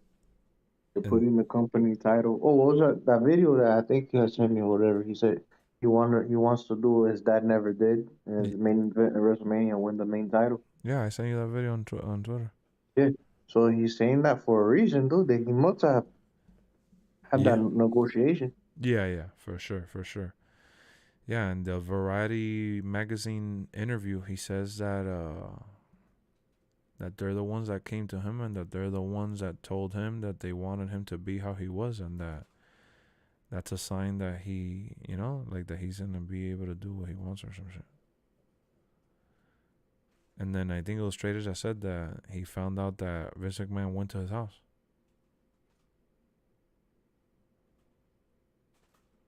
I mean, they have the perfect storyline because Roman's whole thing is the bloodline, his family is the business, whatever. And all of a sudden his music is wrestling has more than one. Wrestling has more than one royal family. Yeah, that's gonna happen tomorrow. I'm Raw after WrestleMania. He's cutting his promo. I'm the greatest ever. I come from the greatest bloodline. Blah blah, and then that music's gonna hit. I wonder if WWE's gonna sign Arn Anderson to come out with him again. That sucks, though. He left everybody that was in his stable behind in AEW. He had a legit big ass stable. They called them the Nightmare Family. That shit left such a plot hole in AEW programming because Malachi Black was left with nothing. Cody Rhodes left and Malachi Black left, and he was left in like this big Milky Way wormhole. Yeah, remember last pay-per-view they were on the pre-show? Yeah, that show's pretty embarrassing, though, I'm not gonna lie. I was watching it on YouTube. And I'm You're like, yo, who are all these guys against Big Red? And you start naming all these WWE guys and shit. They didn't even make it to the main show. Yeah, no, that sucks. What up, Jake? I see you, man. WrestleMania 38 night 2 ended 6.5 hours ago, and it's 5:06. I'm still awake. I know, trust me, bro. I'm on that same tip. Shit. I wish that was my theme song. YouTube has more than one royal family. I was just like so scared that he wasn't that WWE would be stubborn and not let him come out with his own song and shit, even though it was his. I was like so nervous about that shit, and that's really what made me more emotional about the whole moment.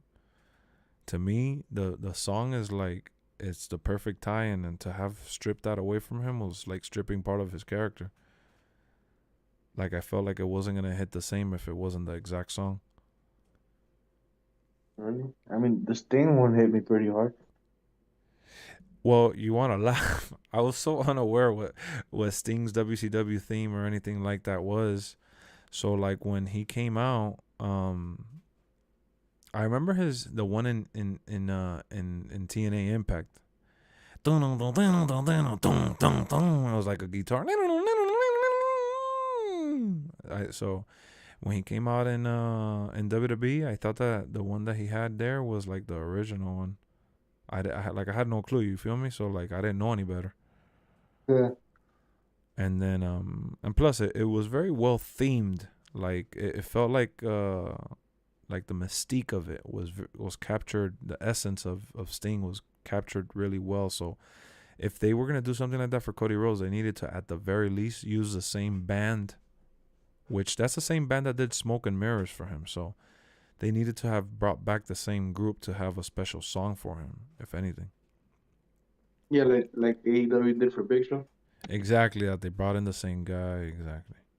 So if they would have done something like that, then yeah, would have, because it needs to capture the essence of what, because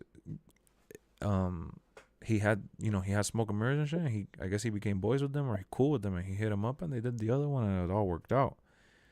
But if you just change the tone of like the voice of this theme and you change just everything, it's like it's a different characterization. I have to say Cody's return was perfect. The way he respected his dad in the match was gold. His dad and his brother, because he was doing moves that Goldust does too, like the one that he falls on the ground and he slaps you and shit. He did the family tradition moves, you know. That shit was amazing to see. WCW rocked. Yeah, it did, Jason. It did. I wanted somebody to do it, but nobody. I don't think anybody did it all through WrestleMania. Oh, the I sunset. wanted somebody to hit the Razor's Edge. Oh yeah, that's because Damian Priest didn't fight. He's the one that does that shit. Yeah, but just anybody as tribute. Yeah, they didn't even do anything for him, honestly. Yeah, like what the fuck's up with that? Nobody even wore attires. Like, you know how people always wear attires to pay homage to other wrestlers? Yeah. Nobody did that shit. Like, how dope of that spot would have been if, like, Edge or AJ or somebody would have done that shit. Oh, it would have been amazing. You know so I didn't know this till after WrestleMania that I saw a picture somebody posted on Twitter. The attire that Dominic Mysterio was wearing was paying homage to Eddie Guerrero. The American flag? Yeah, Eddie Guerrero came out on a show with that same attire. Like, it was almost identical. Like, it had some differences, but it was kind of the same shit. Uncle Eddie. Yeah, it was a tribute to Uncle Eddie. I get to play MLB 22 tomorrow at midnight. That's awesome, Jake. You hyped as hell, huh? They keep showing that clip of when they hit Austin Theory's music, and Vince McMahon's going, huh? Yeah, he reacted like it was Stone Cold. Yeah. Somebody commented, Vince reacted like if Chris Benoit was coming out. Oh, we should not laugh at that one. Damn, that was a good one. Love how Rollins was against a lunatic years ago, and now he's the Joker of the WWE. How times have changed. I know. He tries to be the Joker. Comes out like the poker. That attire that he wore was questionable, though, dog. People love that little Joker thing that he does, especially when we had his little feud with Roman and he was playing the head games with Roman. Yeah. and people love that shit. He's like, brother. He goes, come on. And he put his hand in the middle and shit. Yeah. Come on. He sounds like Waluigi. Waluigi. He did do that shit, so no. Come on, Roman. But I love that, bro. When he came out with the Shield gear in Royal Rumble. People thought it was Dean Ambrose. What the hell, dog? Where is these people's minds at, dog? They legit thought it was Dean Ambrose. I'm like, come on, guys. Like, come on. Are you serious? Seth deserves a long run with the WWE Championship. He does. I mean, but he's had it, you know? I mean, not that he can't have it again. I think he will. I think when it's all said and done in their careers, I think Roman will be known for like the longest whatever run.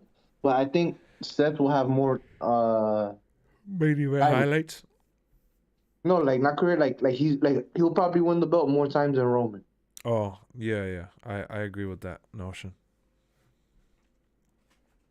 Yeah, Seth's run with the Authority was legendary. I think he'll end probably with like 10 or 11, like time champion and shit. Like Randy Orton. Yeah. and then Roman will probably be like The Rock with like 7 or some shit like that. Yeah. But all his runs are gonna be like long.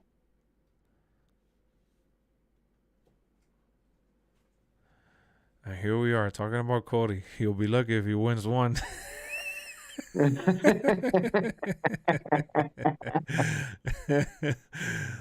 Oh shit.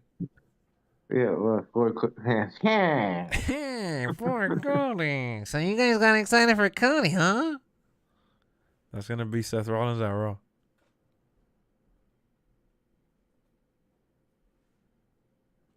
I wonder how long Seth knew that it was gonna be Cody, and how they ended up communicating to put that match together.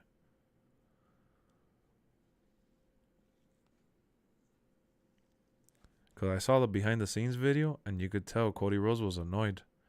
He says that Cody Rhodes was annoyed. Was what? So he was in the trailer. They had him hidden in the trailer the whole time. And at 5 o'clock, he was so anxious that he says he got dressed for the match since 5 o'clock. And that he had the boots on because he didn't want to have any wardrobe malfunction right before coming out. And he says that that he was there anxiously waiting and like just trying to mentally prepare and shit. He kept having like his family, like, you know, his wife and daughter come in, and that, you know, people that knew that he was there would come by to say hi and shit, and that he was grateful and all, but that everybody was like throwing him off his game type shit. And he says that when he wanted to go to the ring in the golf cart with the like already dressed up, but he says that management was very, very stern, like stiff with him about having to wear a jumpsuit. So they forced him to put over his clothes a sweater with a hoodie and black pants, because they were trying to make sure that the paparazzi didn't catch a picture to upload on the internet before his debut. So that he says that like it was like that he had never felt that feeling ever in his life, that like it was crazy moment to feel like the anticipation of coming out in front of the crowd without ever seeing them, like, you know, the WWE universe, without ever seeing them again. And that the whole hiding and for that moment for the crowd to react the way they did, he said that shit was like insane. That, you know, it was one of his greatest moments. That's all he's ever wanted. That, because he's like, I felt like it took me forever to earn the respect of the Texas crowd, and I feel like today I finally did it. They're a tough crowd, but well worth the wait or some shit, he said. Yeah, he said that he had to stay quiet about it for like 40 plus days, and that it was the worst kept secret in wrestling. Yeah, he did say that. He goes, oh, I knew the anxiety of not being able to talk about it or tell anybody for like 40 plus days, and yeah, you know, it's the worst kept secret in wrestling history. It's not about long runs. It's about how many times you held the championship. Well, I mean, it also means that no, that's what Wolf Mode said. But that so means, you think Triple H was a better champion than The Rock and Stone Cold then? yeah, I mean, I don't think that's true though, dog, because that means you lost the belt just as much. About a month, it was the worst kept. Oh, I already read that. Yo, I have a 2-hour ride. It was 4 hours. Oh shit.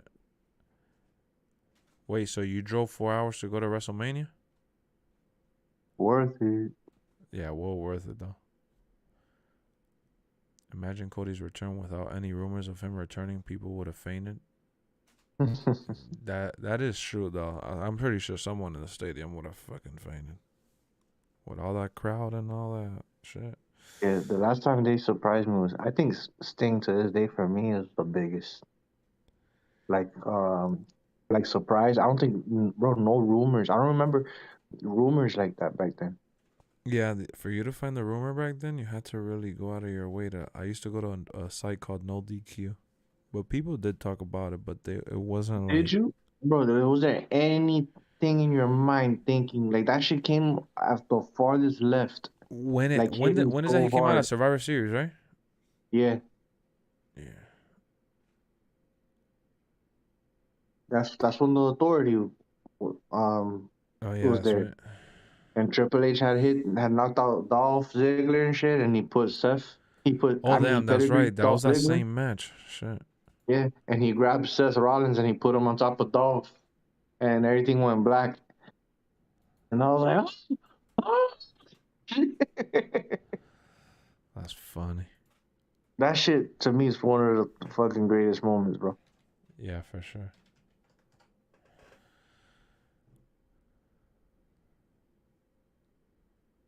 I don't know how they kept that shit a secret.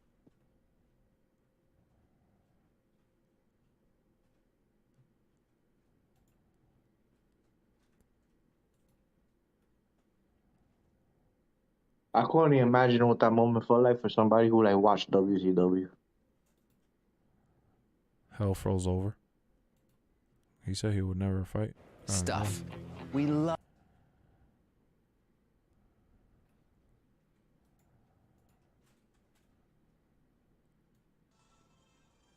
All right, so for copyright purposes, that off right then and there. That is the man they call Sting.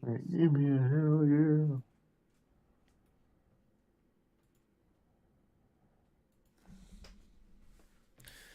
Oh, hell yeah. Long time, man.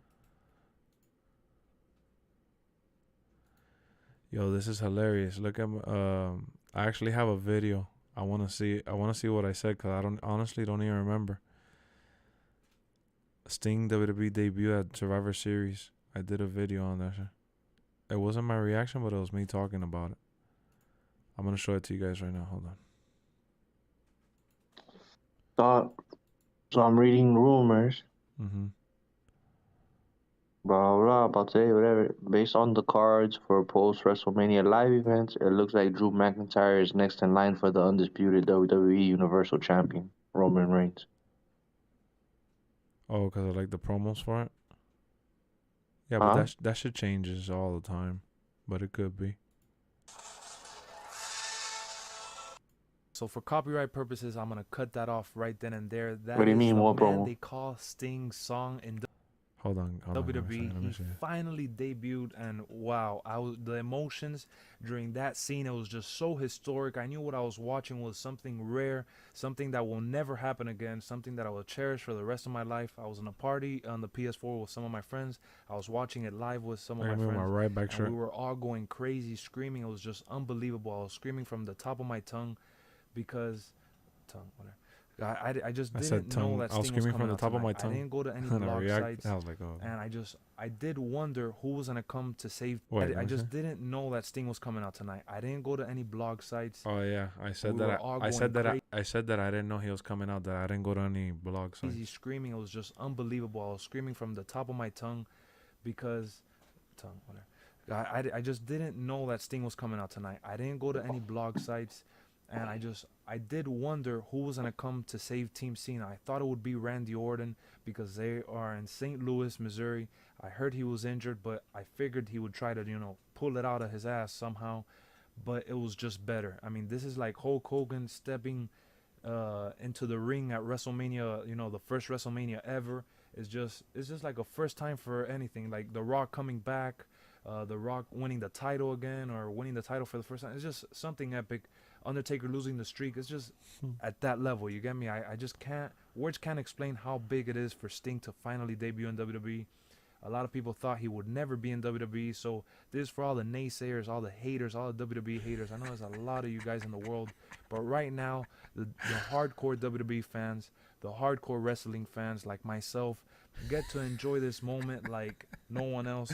And I'm really happy that they added him to this game as a pre-order exclusive. I will be getting mine real soon. I can't wait to play as Sting in this game. Now that I know he's finally going to have his actual first WWE match, it will probably be against either Triple H or maybe Undertaker. People said that he's interested in fighting Bray Wyatt as well, but who knows right now. The only thing that matters right now is that he debuted at a Survivor Series with a real awesome Titatron. The lights went out. The buildup was just so perfect because that match, Team Cena versus Team Authority, the emotions were high. Triple H did not want to lose at no cost. He interfered. He didn't want Dolph Ziggler to take the win for Team Cena.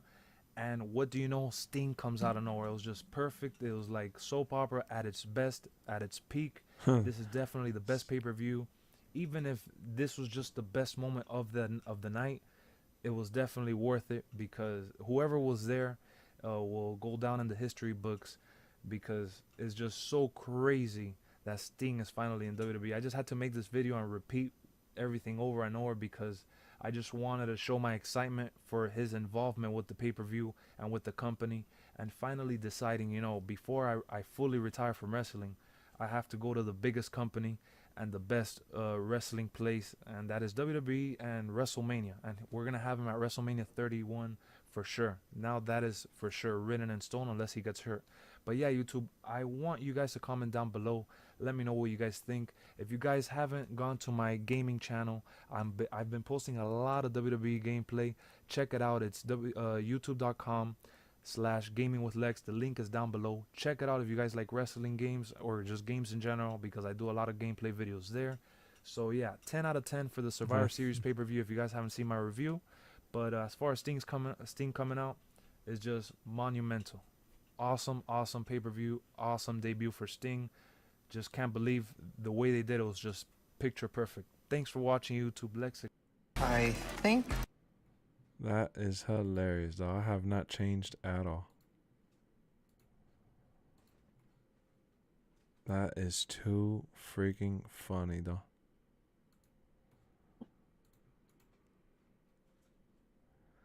Did I have a mullet? No, I just had long hair.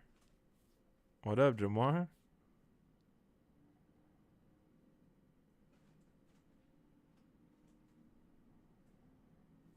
Social media, the gift that keeps on giving with rumors.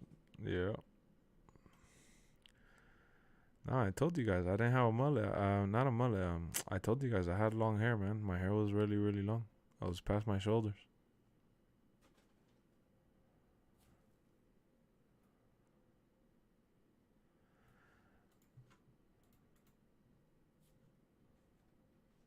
Oh, my right back shirt. I still have that right back shirt. That's the right back shirt. I bought that when I went to one of the pay-per-views or some shit. Wearing the big guy shirt. The big guy.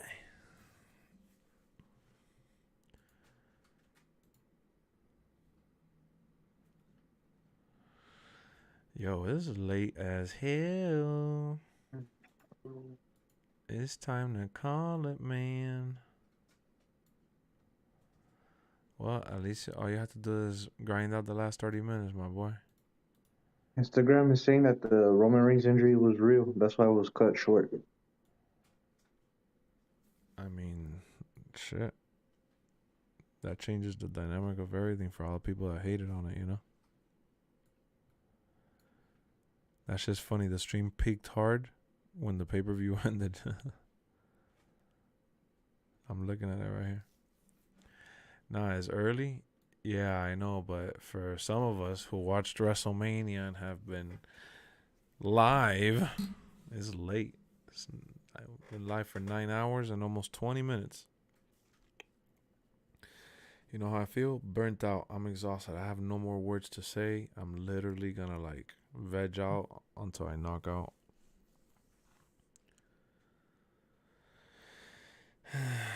And it's freaking Monday.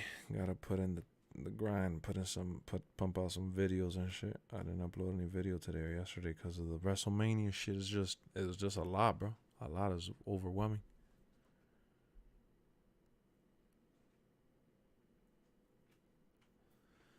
Peace out, Brian. Oh, you out of here too? Yeah, I'm gonna jump off. I'm diving straight into bed. I can't anymore. My bad. All right, bro. Peace out, doggy. I'll catch you later. Peace. Yeah, guys, I'm out of here, man. I don't know if you guys are still here or y'all could hear me or if y'all fell asleep, but I appreciate each and every one of you guys. I know that this is a lackluster goodbye because I'm low on energy, but I gave it my all, man. So I'll see y'all later. Stay cheesy. All right, Troyski. Later, sellout. Yeah, right, Jamar. Where you at? Where you at, Jamar? I'm gonna text you now, Jamar. Good night, guys. Peace.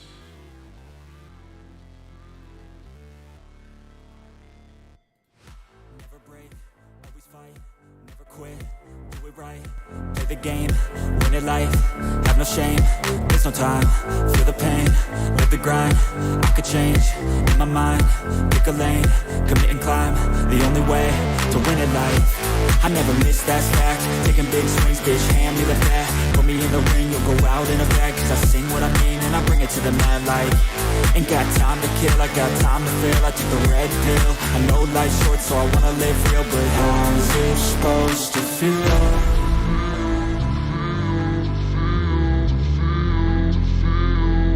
How's it supposed to feel?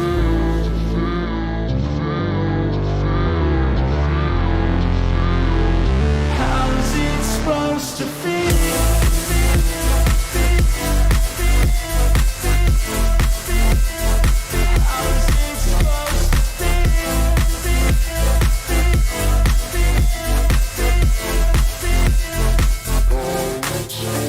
They wanna sing my name, but they holding back. They wanna say they hate, but they know it's cap. I ain't playing no games, I just do that's fact. And I don't feel no shame, it's a mood you lack. I go crazy, nah bitch I ain't lazy. Track after track, I work on the shit daily. Pass me the jack, right as fuel, got me hazy. About to unpack all these dreams I've been chasing. I've got visions in my head, like memories after death. To be a legend instead of something you can forget. I'm living up every breath, I'd rather lead than be led. I'll feel